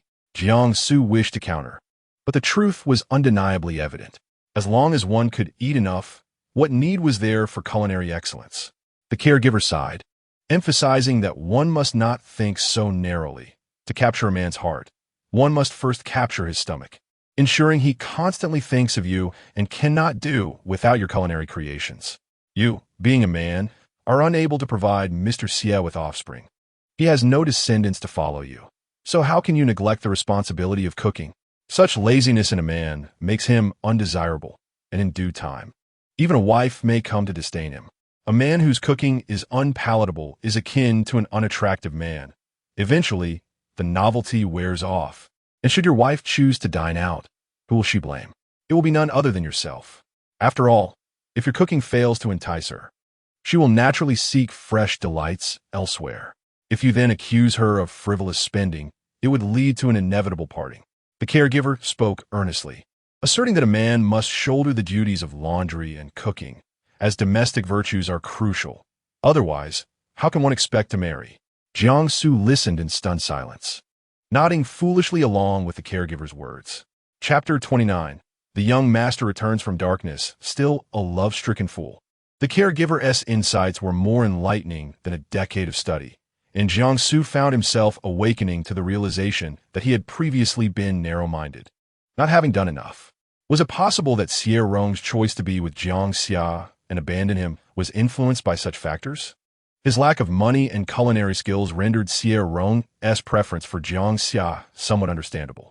If blame were to be assigned, it should be directed at himself or perhaps at Jiang Xia, that scoundrel who seduced Rong.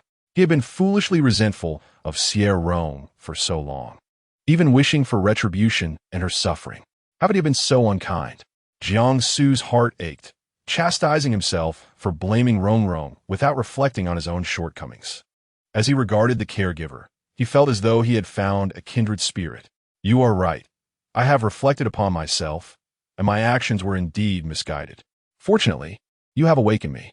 People often call me a sycophant, but what is called sycophancy is merely love. The caregiver agreed, asserting that it was indeed love, not sycophancy. Do not heed their mindless chatter. Those who mock you may very well be envious, possibly waiting for their own turn. Jiang Su contemplated whether most of those who ridiculed him were, in fact, single themselves. A cold frown crossed his brow, and he chuckled darkly, realizing they were merely sowing discord. The caregiver beamed with a sense of mentorship. It is wonderful that you have come to this realization. One must understand that finding a partner is no easy feat for young men today. How many remain solitary? Indeed, unless one possesses striking looks. Seeking a partner can be quite challenging. The caregiver felt a pang of sorrow, identifying as a solitary soul himself, struggling to find a girlfriend. Alas, they do not realize what a remarkable boyfriend they are missing out on. He had convinced himself that he was desirable, yet no one seemed to recognize it. He then placed a heavy hand on Jiang Su's shoulder. Brother, I share this wisdom with you because I see potential in you. Take it to heart. Brother, I understand. I will remember everything you have shared with me today. You may rest assured that I recognize you as a true friend, Jiang Su replied earnestly, his usually cold eyes reflecting a rare seriousness. The caregiver is truly touching. After all these years, this is the first naive child he has managed to influence into wanting to befriend him. Despite the boy's seemingly cold demeanor, he is, in fact, a genuine person. Moved by the moment, he spoke warmly, all right? If you consider me a brother, I cannot neglect you. Here is my WeChat. Let us become friends. In the future, feel free to ask me anything you don't understand.